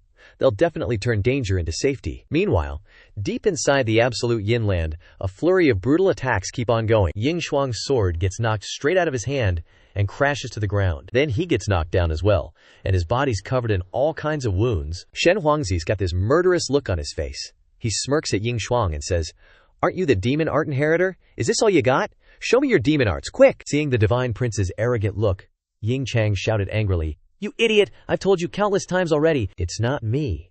The divine prince slowly approached Ying Chang, saying as he walked, "That day, everyone knew you tried to harm Ying Yu. What's with all the excuses from a traitor like you?" Ying Chang fearfully retreated. "I didn't. She's my sister. How could I really want to hurt her? Hearing Ying Chang's words, the Divine Prince immediately retorted. Then how do you explain colluding with the demonic art air organization and running around like a rat after injuring Ji Yu Chang? Ying Chang desperately tried to salvage the situation. Those were all Chang's schemes. That's why I say he's the demonic art heir, he's the mastermind. It was all his design. The Divine Prince remained highly suspicious of Ying Chang, advancing while disdainfully saying, "Oh? Where's the proof?" Seeing the murderous aura emanating from the Divine Prince's long spear, Ying Chang cried out in fear. Even though I don't have proof, Ji Yu Chang is involved every time something happens. Don't you find that strange? He's a hypocrite. You've all been fooled by him. As Ying Chang finished speaking, the Divine Prince began to harbor some doubts. Suddenly, a familiar voice echoed from afar, drawing the attention of both of them. "Finally found you guys." Ji Yu Chang slowly approached the Divine Prince, feigning surprise. "Divine Prince hasn't made a move yet?" Hearing this, the Divine Prince replied, "Ji Yu Chang, how did you find your way here?" Glancing at Chang, he thought to himself, could what Ying Chang said be true? Chang calmly responded, "Just lucky, I guess." As soon as he saw Chang appear, Ying Chang immediately spoke up. "Ji Yu Chang, what do you want to let this go? We have no grudge, no animosity. Must you push me to the brink?" As Ying Chang finished speaking, Chang sneered. "Ying Xiang, have you forgotten your identity? A demonic art heir and a righteous cultivator like me are opposing forces. Wouldn't the world be at peace if I eliminated you?" With that, he glared at Ying Chang with eyes full of murderous intent. Suddenly, a surge of demonic energy erupted from Ying Chang, surprising even himself as he exclaimed, "What? What is this?" Meanwhile, the Divine Prince stared at him in shock. "Demonic energy? So it really is you!" Standing behind, Ji Yu Chang said with great satisfaction, "Ying Xiang, it's come to this. There's no use in denying it." Still in a panic, Ying Chang tried to explain. "No, it's not mine. You. What did you do?" At this point, the Divine Prince completely disregarded Ying Chang's words. He turned to Changzhe and said softly, "Ji Yu Chang, step back. I'll take his life." Hearing this, Chang just simply glanced at him without a word. Then, he flashed a fake smile and replied, "As you wish, Divine Prince." Ying Chang looked at the two of them in fear, stammering, You guys." Meanwhile, the Divine Prince was gradually approaching him. "Ying Chang, it's come to this. Don't blame me for being ruthless." Suddenly, the Divine Prince was attacked from behind. He looked down in astonishment. The Divine Prince was in immense pain as he looked at the hand piercing through his chest, weakly saying, "Ji Yu Chang, you." He glared at Chang angrily, struggling to speak. "What are you doing?" Ji Yu Chang smiled sinisterly at the Divine Prince, whispering, "He's right. Never turn your back on the demonic art heir." Ji Yu Chang kicked the Divine Prince to the ground. He fell hard, he thought. If the golden cicada is not here, then it will be easier to handle. If he does not handle 3 people at the same time, he is afraid that some accident will happen. Ying Chang said in fear, "I told you, you didn't believe me," he said to Ji Yu Chang. "Now, only by joining forces do we have a sliver of hope. Hurry, what life-saving treasures do you have? Take them out." The wounded Divine Prince clutched his chest and said to Ji Yu Chang, "Bastard! You think you can kill me with a sneak attack?" The Divine Prince seemed to be summoning a strange Buddha body. He used his magic to summon the Divine Imperial Lamp, its red light engulfing the lamp. Behind him, Ying Chang said, "Supreme treasure. Great." Ji Yu Chang was surprised. He took out his bottle and said to the two, "Your Tianhuang mountain is rich. Each of you has a supreme treasure," he said. "Then I'll gladly accept it." With that, he used the bottle to suck in the Divine Imperial Lamp from the Divine Prince. The two were utterly shocked. The Divine Prince bitterly said, "That's mine. Give it back." As he spoke, he grabbed his halberd, preparing to charge forward. Ji Yu Chang also grabbed his halberd, saying, "You're not using your halberd like that." Ji Yu Chang grabbed the halberd and jumped forward, charging at the Divine Prince. He slammed down hard on the halberd in the Divine Prince's hand. The ground split open, and souls crawled out from the cracks. After Ji Yu Chang's strike, the Divine Prince couldn't take it anymore. With that one hit, the Divine Prince and Ying Chang were terrified. The Divine Prince said to Ji Yu Chang, "Never thought I'd lose to you, hiding so damn deep, Chang." Ji Yu Chang replied, "What's with the Heavenly Emperor Mountain, Heavenly Emperor Prince? If I were just a stable boy, wouldn't that be better? At least I wouldn't be dead. One of you doesn't know your limits, the other's just delusional. You're just wasting spiritual energy by existing." System notification. Congratulations, host, for obtaining 30,000 destiny points, killing a son of destiny, triggering the drop of a Chi Luck treasure, rule drop, and Zen Dao treasure body. The Qi luck item was awarded to him. After defeating the Divine Prince, he said, "This reward is perfectly suited for that stable boy's lucky break." Ji Yu Cheng picked up the sword from the ground and said, "This sword still has Ying Cheng's aura on it." He wondered, "Where should I toss this?" Jin Chan suddenly appeared. He flew in the air, thinking, "I can't even see a shadow over here, so the demonic arts inheritor must be with the Divine Prince." Although this absolute yin qi can block most auras, the occasional fluctuation is making me uneasy. Jin Chan flew towards the lightning and said, "Judging from this faint sensation, Ji Yu Cheng must have entered as well. Are they fighting? Amitabha?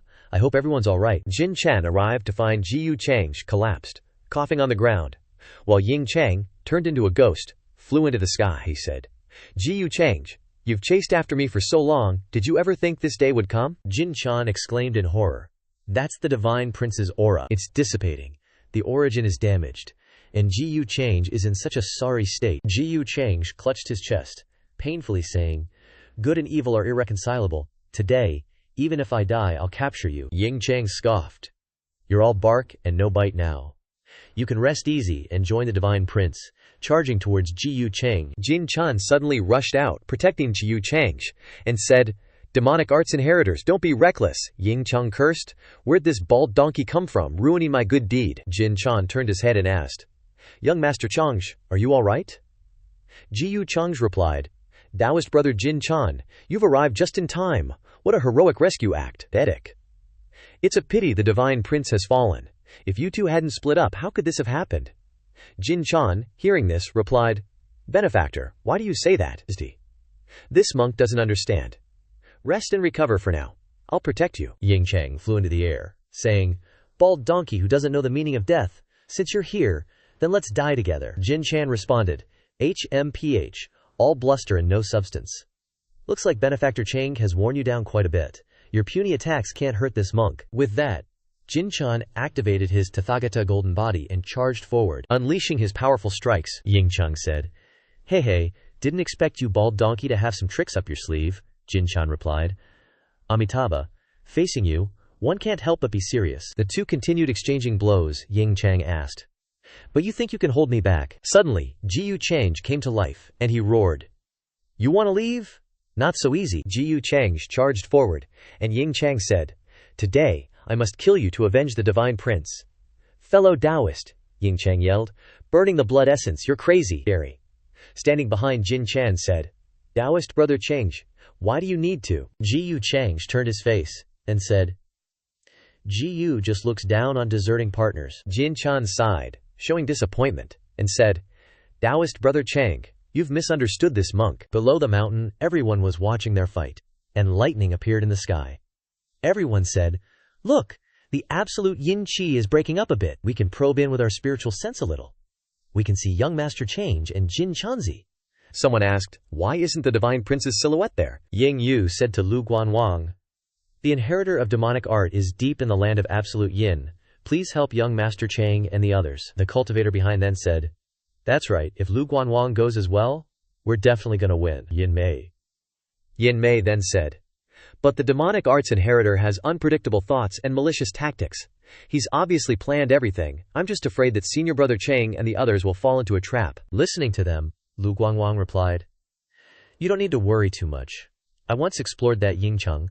The three of them on the list are enough to catch him. If they fail even with this kind of opportunity, it just proves their cultivation hasn't reached the level to complete. With the strength of those three, I don't think the demonic arts inheritor has a chance of escaping." Unless, hearing that, Yin Mei asked, "Unless what?" Ying Yu said, "The battle is ending," Lu Guangwang replied, "unless they disagree with each other." Hearing that answer, she thought they were destined to be incompatible. Ji Yu Cheng and Jin Chan walked out of the battle, and everyone cheered. "They're out! They're out! It's young Master Cheng and Jin Chanzi." Heavens! Why is young Master Cheng so badly injured? Where's the Divine Prince? Jin Chan and Ji Yu Chenge were spiritless, and Ji Yu Cheng said, "Ji Yu apologizes to you fellow Taoists for trusting." Ji Yu Cheng said, "Ji Yu has disappointed everyone. That inheritor of demonic arts has succeeded. Ji Yu has tried his best." Everyone was surprised and asked, "What? How could this be? Could it be that the three people on the list weren't able to catch him? Is that guy that powerful?" Ying Yu asked Ji Yu Gongzi, "Where is the Divine Prince?" Ji Yu Cheng At a loss for words, said HMPH, ask Jinchan Daoxiong. Jinchan said to everyone, Amitabha, the divine prince has already perished, but the exact circumstances are unclear to this humble monk. Hearing Jinchan's words, everyone asked, what exactly happened? Why is it unclear? Weren't you together? Jiyu Chengje said, I believe some things are better left unknown, like how Jinchan Daoxiong left the divine prince to face danger alone. Everyone exclaimed in surprise. What? Jinchan replied, Amitabha, this humble monk shouldn't have separated from the divine prince. But I hope young Master Chang's doesn't maliciously speculate about this humble monk. Everyone started to suspect. Sure enough, something must have happened between Jinchan and the divine prince. No wonder he suffered the least injuries. Speaking of which, young Master Chang was heavily injured, and the divine prince even perished. But great Master Jinchan took out his Buddha elixir and said to Ji Yu Changji, young Master Chang faced a powerful enemy and didn't hesitate to burn his origin. This humble monk greatly admires that. Here, this is a holy Buddha elixir from Buddha Mountain. It's very good for young Master Chang's injuries. Ji Yu Changji replied to him. Ji Yu doesn't have the good fortune to enjoy this Buddha elixir from Jinchan Daoxiong. You should keep it. After all, no one knows if Daoxiong encounters another demonic art successor next time, whether he will show mercy or not. Everyone was surprised after hearing him, and asked young Master Chang, what does that mean? Is Jinchan feeling guilty? Ying Yu was silent. Then she suddenly bowed to Ji Yu Chang and said, young Master Chang, please seek justice for my golden phoenix mountain. Ji Yu Chang, feeling helpless, said after listening, Ji Yu is unable to do so. He continued. The demonic arts successor's scheme succeeded this time. Ji Yu has tried his best and now needs to recuperate. Everyone take care, please be careful. Then, Yin Mei led Ji Yu Chang away. She said to Ji Yu Chang, Ji Yu Gongzi, Yin Mei will escort you back to recuperate. He replied. Then I'll trouble you, Tianu. Meanwhile, Lu Guanwang realized that this Ji Yu Changji was a real man, and that this Buddhist was untrustworthy. Ying Yu bowed to Jinchan again and said, I hope that Jinchan Fuzi will give Heavenly Phoenix Mountain justice. Lu Guanwang thought HMPH, the divine prince, didn't die unjustly. If I were as strong and smart as me, how would he end up like that? Jinchan started to leave and said, Amitabha, please restrain your grief. Everyone asked him, what do you mean by restrain your grief? Yes, this is too irresponsible. Jinchan was at a loss for words. He sighed and said, human hearts are unpredictable. Why is Daoxiong Chengje so eager to seek fame? Chu Hao angrily threw a bottle on the ground and cursed. Damn it. He wondered, how is Ji Yu Chang's luck so good? Not only was he not in the Vermilion Bird Ancient Kingdom, but he also didn't die at the hands of the demonic arts successor. At this moment, an old man stood behind him and said, Hao, don't be angry. He was Bai Yang from Taishan Cave Heaven. He said to Chu Hao, if you're discriminating, then Ji Yu Changje is even younger than you. Why does Heger need to compare himself with a junior? After hearing him, he sighed and said, Shishu doesn't know that Ji Yu Changge is an arrogant and conceited person who is unscrupulous in his methods. Bai Yang said, Hao Gower, don't be impatient. Looking at the world, it seems that no one has better talent than you, even if his background is scary. After you become enlightened, the rest of the gifted talents in this world will just be fleeting clouds. Chu Shao was surprised and wondered, and then he continued. The old man came here specially from Taishan Cave Heaven to urge you to calm down and don't let trivial matters disrupt your Dao heart. Chu Hao replied. I understand the reasoning, Shishu said. I'm just angry that even Wang Guer was. The story shifts to a scene of Tong Wan, and she murmured to herself. She is the soldier dissolving reincarnation injury into heaven as expected, just like Ah Yang predicted junior sister has also reincarnated. Wankir Chin Wuxia appears, holding a mysterious bottle, thinking. A bottle of 9 deaths and 1 life taken from the lake of reincarnation should be enough for junior sister and me. It's great. In the past life, I owed junior sister, but luckily, I still have a chance to make it up in this life. Chin Wuxia gripped the bottle tightly, thinking to himself. It's just that I still don't know anything about junior sister. This can't be rushed. The most important thing right now is to go to the Xuanwu ancient kingdom first. We will reunite sooner or later. Wait for me, Wan Sher. Tong Wan felt like someone was following her. She turned around, thinking, why do I have a strange feeling? Then she thought, forget it, it doesn't matter. I should still think of ways to help big brother Chu Hao. At this time, Jiang Chuchu was facing a monster, and she suddenly felt uneasy. Great Saint Realm. The huge monster rushed over. Suddenly, a sledgehammer came and sent it flying. The monster was crushed to the ground by the sledgehammer, and at the same time, a huge bell appeared on the top of the mountain. Jiang Chuchu was surprised. 2 supreme artifacts. The bell grew bigger and bigger. The bell fell and crushed the monster to death. Ji Chang's walked over and said, "You can't even deal with a great saint realm. You're really weak." Jiang Chu was surprised by his appearance. Ji Chang was like, "Why didn't you run if you couldn't win? You're a holy maiden of the human ancestor hall. How can you be so dense?" Jiang Chu retorted, "You're scolding me again. I didn't want you to come save me. I just wanted to tell you that I found the absolute yin source. Whether you come or not is up to you." Ji Chang pinched her nose and said, "If I hadn't come, the human ancestor hall would probably only have one holy maiden left." Ji Chang was about to leave, telling her, "All right, I'll go handle this. You just wait here peacefully. TCH, I'm helping you before my injuries are even healed. My heart truly contains the whole world." Then he summoned a black hole, stepped in, and dipped out. Jiang Chu yelled, "You're just walking in like that. Hey, be careful." A ship was floating in the sky. That old Nam's Shinadi and 2 headless bodyguards were standing by. Ji Chang was surprised, huh? They can pass through the Absolute Yin land? They must be from the Absolute Yin Royal Court. Those old geezers at the True Immortal Academy weren't wrong. This Absolute Yin calamity is definitely related to the Absolute Yin Royal Court. There's even a quasi-supreme corpse with a complete origin, preserving both the Absolute Yin energy and immortal energy. Ji Chang floated in the sky, looking down. A look of reminiscence flashed in his eyes. Remembering what Ming Kong had said, Ji Chang was laying on his Gigi's lap, saying, "I heard some news. People from the Absolute Yin Royal Court are secretly searching for the ancient reincarnation, Heavenly Venerate, and his inheritor. Their goal is probably to establish the Absolute Yin reincarnation." Ji Chang asked again. "That's it," she said. "That's all. The information I got from my previous life is only this much. Whether Ao Yeling had contact with the people of the Absolute Yin Royal Court, I have no way of knowing. Because after that, I was killed by you." Back to the story, Ji Chang said, "Now that Ye Ling is dead, isn't that inheritor me? I'll try it out for now." Then, he took out his supreme treasure, the weight. The Shidi noticed his presence. He turned his head and ordered his guards, "Quick, hold it." The 2 guards desperately tried to hold the giant weight that was slowly falling. Suddenly, a beam of light pierced one of their stomachs. Ji Chang charged towards the Shidi with his sword. Ha! Surprised, he asked, "Outsider, what do you want?" After hearing that, he immediately asked, "What do you think?" he screamed. "Huang, Gigi, save me." Old Nam rushed over. She kicked him into the air. Then, she asked, "Daring to sneak in here alone?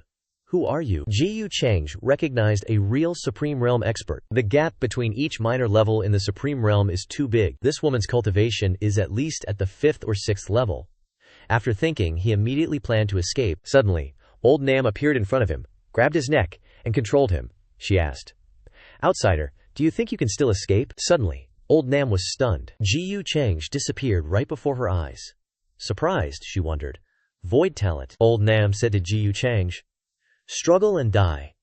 Then she summoned a dark hand to grab him. Suddenly, Ji Chang picked up his halberd to counterattack. He poked the hand with his halberd, neutralizing her attack. Old Nam surprisedly asked him, "Reincarnation divine power, what's your relationship with the ancient reincarnation Heavenly Venerate?" "It really worked," Ji Chang responded. "What's it to you?" Jia Nan asked. "The whereabouts of the ancient reincarnation Heavenly Lord are unknown, but throughout the world only he can use the reincarnation divine power, so you are his successor." Ji Chang said, "Actually, I obtained the inheritance from the ancient reincarnation Heavenly Lord, so you can consider me a successor." Hearing this, she continued, "In that case, we have no reason to fight. After all, the purpose of my trip is to find his successor." Jia Nan felt that this halberd had boundless punitive energy, extremely terrifying. It seems using force to capture him wouldn't be wise. Jia Nan lowered her voice and said to Ji Chang, "I am the eldest princess of the Absolute Yin Imperial Court, Jia Nan. Reincarnation divine power successor. Can we make a deal?" Ji Chang. She continued, "My clan will soon need reincarnation divine power to create a reincarnation platform, and only you can do this. The Absolute Yin Imperial Court can grant you one wish, even if it's to destroy a great Tao Orthodox sect." Ji Chang thought, "So she's the eldest princess, truly a big fish. Destroy an external Orthodox sect? That's quite a boast." He then responded, "Jia Nan, your offer is interesting, but words are just words. How can I trust you? Shouldn't the eldest princess offer some benefits in advance?" Jia Nan gradually approached, asking, "What do you want?" Ji Chang said, "Absolute Yin source, how much of that do you have?" She was surprised, and asked, "Absolute Yin source? Why?" Jia Nan continued, "You're very strange. Ordinary external cultivators avoid the absolute yin source like the plague, afraid of being devoured by it. I also have a very scarce amount of it, but if you want it, go ahead and take it. Just don't let it devour you before the deal is done, okay? Gu Change replied, all right. As for other matters, don't bother the eldest princess. He thought. The effects of this purple grandeur fortune are really not bad. This is the first time I'm enjoying the protagonist's treatment. Jia Nan handed Gu Change a spatial talisman, saying, this is a spatial talisman. Once my clan has finished creating the reincarnation platform, I will use this to inform you. Change took the object Jia Nan offered and examined it carefully, then said, indeed, it is a communication device, forged from the beast bones of a void beast. Suddenly he noticed something unusual, and thought to himself, they've left something extra on it, probably to conveniently monitor me. Change turned to leave. In that case, I'll take my leave. Jia Nan bid farewell. All right, have a safe journey. Afterwards, Jia Nan returned. As soon as she landed, she was warmly greeted by her junior brother. Big sis, you're back. Jia Nan simply grunted in response. She brushed past him, not forgetting to say to her junior brother, remember, the human race man from just now is a guest of our clan. In the future, if you encounter him, you are not allowed to provoke him. Jia Nan's junior brother obediently replied, yes, I understand. Big sis suddenly. Jia Nan realized something and pondered. He was actually able to detect the wisp of divine sense I left on the spatial talisman, and even seal it. This person, although only at the great saint realm, his methods are no less than those of a supreme being. After Ji Cheng returned from the spatial rift, Jiang Chuchu immediately rushed over to ask, Ji Cheng, are you all right? Seeing Ji Cheng's pale face, Chuchu worriedly asked, what's wrong? Ji Cheng remained expressionless. He stood up, grabbed Jiang Chuchu's arm, and wrapped his arm around her waist, saying, the saintess of the human ancestral hall is actually concerned about a devil like me? I'm truly honored. Chuchu stammered shyly, I'm not. Don't talk nonsense. Change brought his face close to Chuchu's and said, Chuchu, the absolute yin disaster here has been resolved by me. Don't you have anything to say? Chuchu shyly turned her face away, stammering, what do you want me to say? Thank you. Change smirked. I spent so much effort resolving the disaster, and all the credit goes to you? You just want to send me away with a thank you? You're trying to get away with highway robbery? Jiang Chuchu blushed with embarrassment. Then what do you want? Changje said. Shh. Chuchu closed her eyes tightly after hearing this. Suddenly, she realized the unusual silence and felt confused. After opening her eyes, she saw that there was no one around anymore. Ji Cheng soared into the sky. He laughed loudly. You wouldn't really expect me to do anything to you, would you? Chuchu angrily said. Change continued. I'm leaving now. I still need to return to the Black Tortoise Ancient Kingdom to recover from my injuries. Chuchu clenched her fists, reminding herself, Jiang Chuchu, he is a devil. Don't fall deeper and deeper. A few days later, in the Black Tortoise Ancient Kingdom, Ji Change was greeted by two elders who came to inquire about his condition. Young friend Change, how is your body? Ji Shang Hair also quickly ran over, calling out, Ji Change. Change politely responded, Change, thanks the two elders for their concern. Shan Rare hastily ran over and grabbed Change's hand to examine him. I heard in the Azure Dragon Ancient Kingdom that you were injured to the point of damaging your origin. How are you now? I'm sorry, it's all because I casually agreed to help, that's why. Ji Change teased. Your brother is already dead. What's standing in front of you now is a puppet. Shan Sher was dejected. She irritably said, You're always like this. The elder of the True Immortal Academy laughed loudly. As expected of young friend Change, he's almost fully recovered from an injury that affected his origin in such a short amount of time. Change humbly replied, It was just luck. Qingfeng saw Chang'e and immediately knelt down to apologize. Young Master Chang'e, I'm truly sorry. If it weren't for Xiao Yi's matter, you wouldn't have had to confront the demonic art successor because of that. The immortal Phoenix Maiden stuttered behind him. Qingfeng. Change quickly knelt down to help Qingfeng up, saying, Young man, why do you say that? In my life, a righteous person, I will definitely be irreconcilable with the demonic art successor. You don't need to. Qingfeng stammered. But, Change frowned. It's just a pity that this confrontation didn't allow me to discover Xiao Yi's whereabouts. I am indeed a bit ashamed. Elder Yanjiang sighed. Young friend Chang. Don't be hasty. The demonic art successor is a great enemy of the world, not someone who can be dealt with overnight. Change turned to ask the two elders. Elders, now that things have come to this, does the Academy know where the demonic art successor is? The elder of the True Immortal Academy stroked his beard and sighed. There is no news for the time being. Currently, Heavenly Emperor Mountain and Buddha Mountain are fighting, And the academy is also trying to mediate, so we are extremely busy." Elder Yungan added, "That's right." Jin Chanzi was indeed a bit suspicious at the time. No wonder Heavenly Emperor Mountain won't let go. It's just that the situation has developed to this extent, which is indeed a bit beyond expectations. Ji Yu Chang jolted in surprise. "What? Why are they still fighting?" Ji Yu Xianxir crossed her arms and huffed. "Isn't it because of what other people are saying now? Everyone's spreading rumors that Jin Chanzi is putting on a righteous act, indirectly causing Shen Huangzi to fall from grace." Ji Yu Chang sighed dramatically. "Seriously? That's so messed up. I mean, I had my reservations about Dao brother Jin Chanzi's actions, but nobody's perfect, right? He probably had his own struggles back then." Ji Yu Chang turned around and declared, "The urgent thing is to find the inheritor of demonic arts to eliminate and rescue Zhao Yi. If I want to find the inheritor of demonic arts, the only clue at the moment is Ziyang Tianjun." Ji Yu Chang stroked his chin thoughtfully. "But I've been chilling in the Xuanwu ancient kingdom for days and haven't gotten a single peep about Ziyang Tianjun, probably forced by the situation." "Huh. You're hiding it all so cleverly." Qing Feng sighed. "We can only start from Qing Feng's mansion." Narrowing his eyes, he chuckled. "Ziyang Tianjun is their future. What are insignificant figures like me and Junior's sister, even if we have amazing talent? Even if the academy values us, aren't we just fish on the chopping block, waiting to be carved up?" The two elders behind Qing Feng coughed awkwardly after hearing him say that. In a vintage reception room, Ji Yu Chang said to Zion, "I've heard about Saintess Zion's great name for a long time. Now that I've finally met you, you're indeed mesmerizingly beautiful." Zion humbly replied, "Young Master Change is joking. You are the dragon among men. Being invited by you is a blessing 3 lifetimes over." "I wonder, what brings young Master Change to Zion?" Ji Yu Chang smirked. "Why don't you take a guess, Saintess?" Zion responded. "With all the rumors lately, I know young Master Chang is looking for Ziyang's whereabouts. But in reality, the Zifu doesn't know where he is either." Ji Yu Chang looked at Zion and said, "If Ji Yu wanted to find him, I'd have a million ways to do it. No need to bother Saintess Zion." Ziyang Tianjun's collusion with the inheritor of demonic arts is an undeniable fact. Ji Yu doesn't believe Zifu would really do something as stupid as secretly harboring him, digging its own grave. Zion was surprised. Digging its own grave? When Yingshuang's identity was exposed before, Tianhuang Mountain was met with angry backlash and had to clearly state its position to calm things down. With such a precedent, does Zifu not understand the severity of the situation? Zion closed her eyes, feigning helplessness. But Zion is just a saintess, with a small voice and little influence. I don't have the authority to decide Zifu's policies.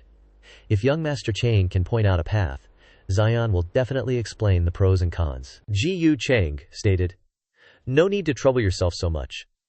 If Saintess Ziyan is truly worried about Zifu's future, then just stay here for the time being." Ziyan was taken aback and exclaimed, "What?" Ji Yu Chang calmly said, "Saintess doesn't need to worry. Ji Yu is a righteous person. I'm sure you've heard that. I'll just tell everyone outside that you've been placed under house arrest by me." Zion was confused. "House arrest? What do you mean?" Ji Yu Chang glanced at Zion and smirked. "Don't rush, Saintess. You'll know soon enough," he thought to himself.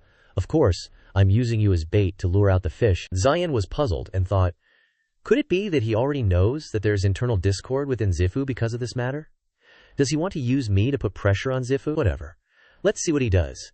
He wouldn't dare do anything to me anyway. As dusk fell, people were buzzing somewhere. Something big happened. Ji Yu Chang captured the Saintess of Zifu, and there are also Zifu cultivators in Xuanwu City. Another person chimed in. Really? What's he planning? Someone else said, looks like young Master Change is willing to pay any price to find out the whereabouts of Ziyang Tianjun. Lu Guanwang commented. So this is Ji Yu Change's plan. How green? A red-haired guy questioned. Lord Lu Guanwang. What do you mean? The purple-haired guy chimed in. Are you saying Ji Yu Change's actions aren't ideal? Lu Guanwang chuckled. I need you guys to use your brains more often. Zifu's power isn't small. Even if Ji Yu Chang captures that woman, he wouldn't dare do anything to her. It's just a simple threat. And that Ziyang Tianjun, although he's not as good as me, is still a rare genius. If he can break through this time and stand firm again, he'll definitely achieve even greater heights. He elaborated. Zifu still has great ambitions, planning to expand. And Ziyang Tianjun is their hope. So, if you don't act decisively, Zifu won't easily give up. Therefore, Ji Yu Chang didn't see through this and acted hastily by capturing someone. Remember, when doing things, you not only have to be brave, but also think deeply. The other three nodded in agreement, expressing their admiration. as expected of Lord Lu Guanwang. Elsewhere, Agu told Danyang, "Your Highness, both princes are now." Danyang sighed. "You must be sober." She looked up at the sky and said, Gu Gongzi sent a message saying that Xiang Tianjun colluded with the inheritor of demonic arts to frame Shen Huangzi, and Zifu is shielding Xiang Tianjun, deliberately opposing my Tianhuang mountain. This is unacceptable. At this moment, in the sky, Jiu Xianxie was riding Da Qing at full speed, arms crossed and looking cold. She said, "It's all because I'm useless that I couldn't protect Xiao Yi. I also want to use my own strength to find Xiang Tianjun. I can't always rely on that guy." Suddenly, Da Qing said something to Xianjie. Her eyes widened.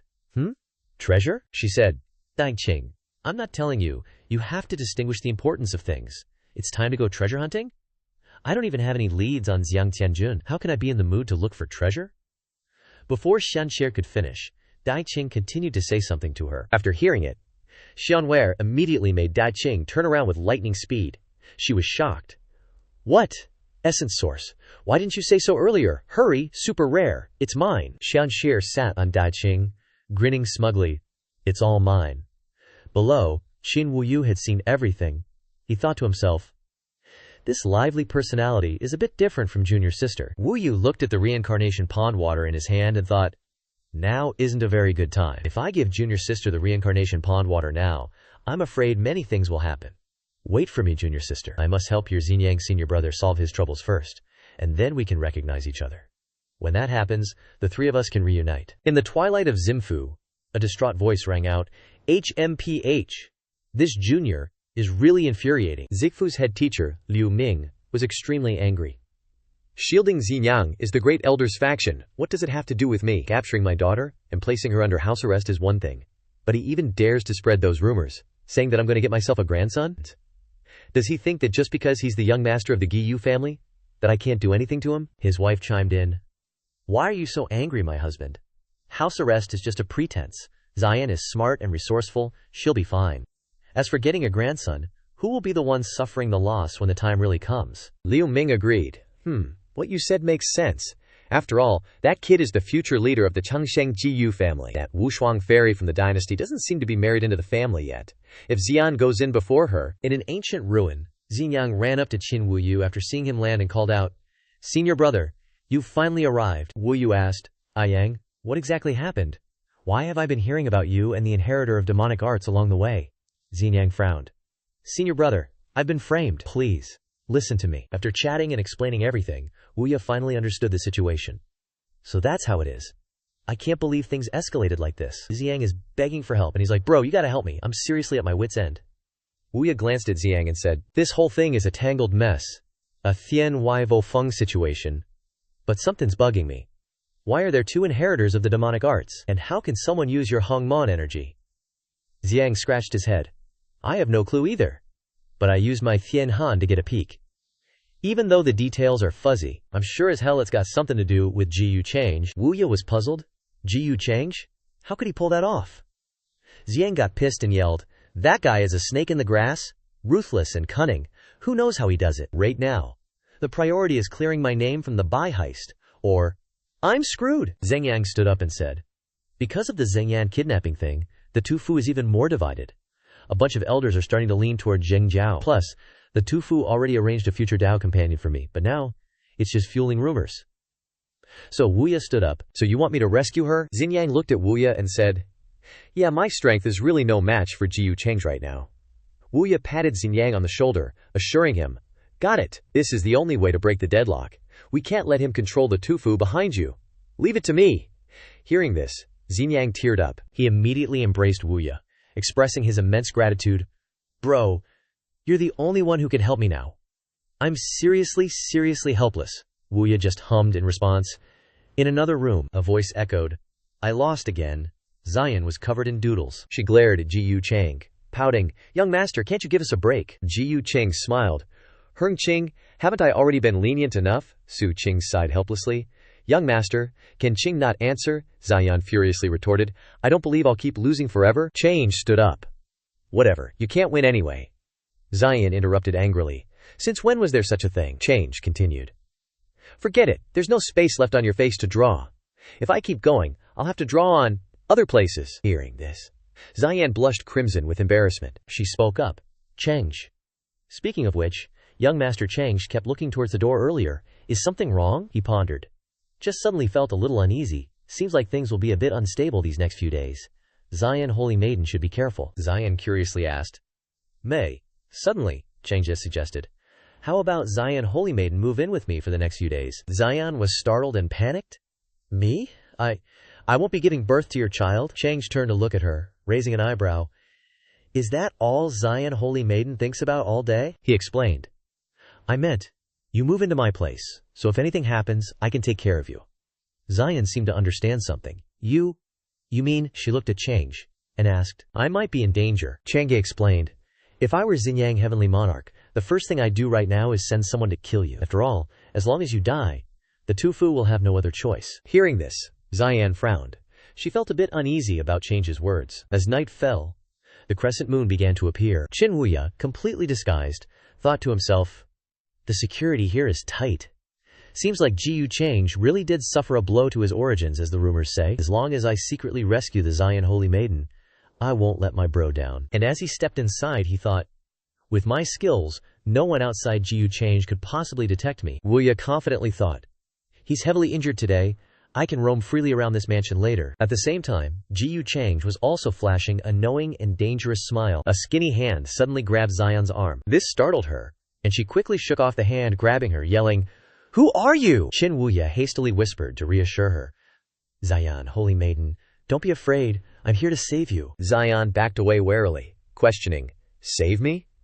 You weren't sent here by Xinjiang Heavenly Monarch, were you? Qin Wuya sternly explained. That's right. Xinjiang brother asked me to come save you. Hurry and follow me. This place isn't safe. The man behind him quickly pointed and shouted. Stop! Who are you? How dare you grab the Holy Maiden's hand? What are you trying to do? Ziyan, still skeptical, asked again. Are you sure? He asked you. To save me? Not to see me? Qin Wuya asked, confused.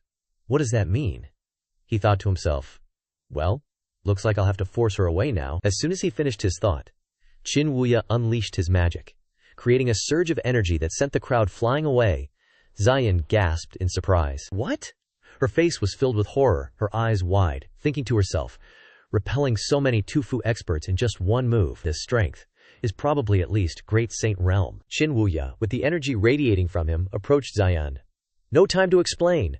Sorry for the offense. Ziyan was paralyzed by his power, unable to move, only able to think.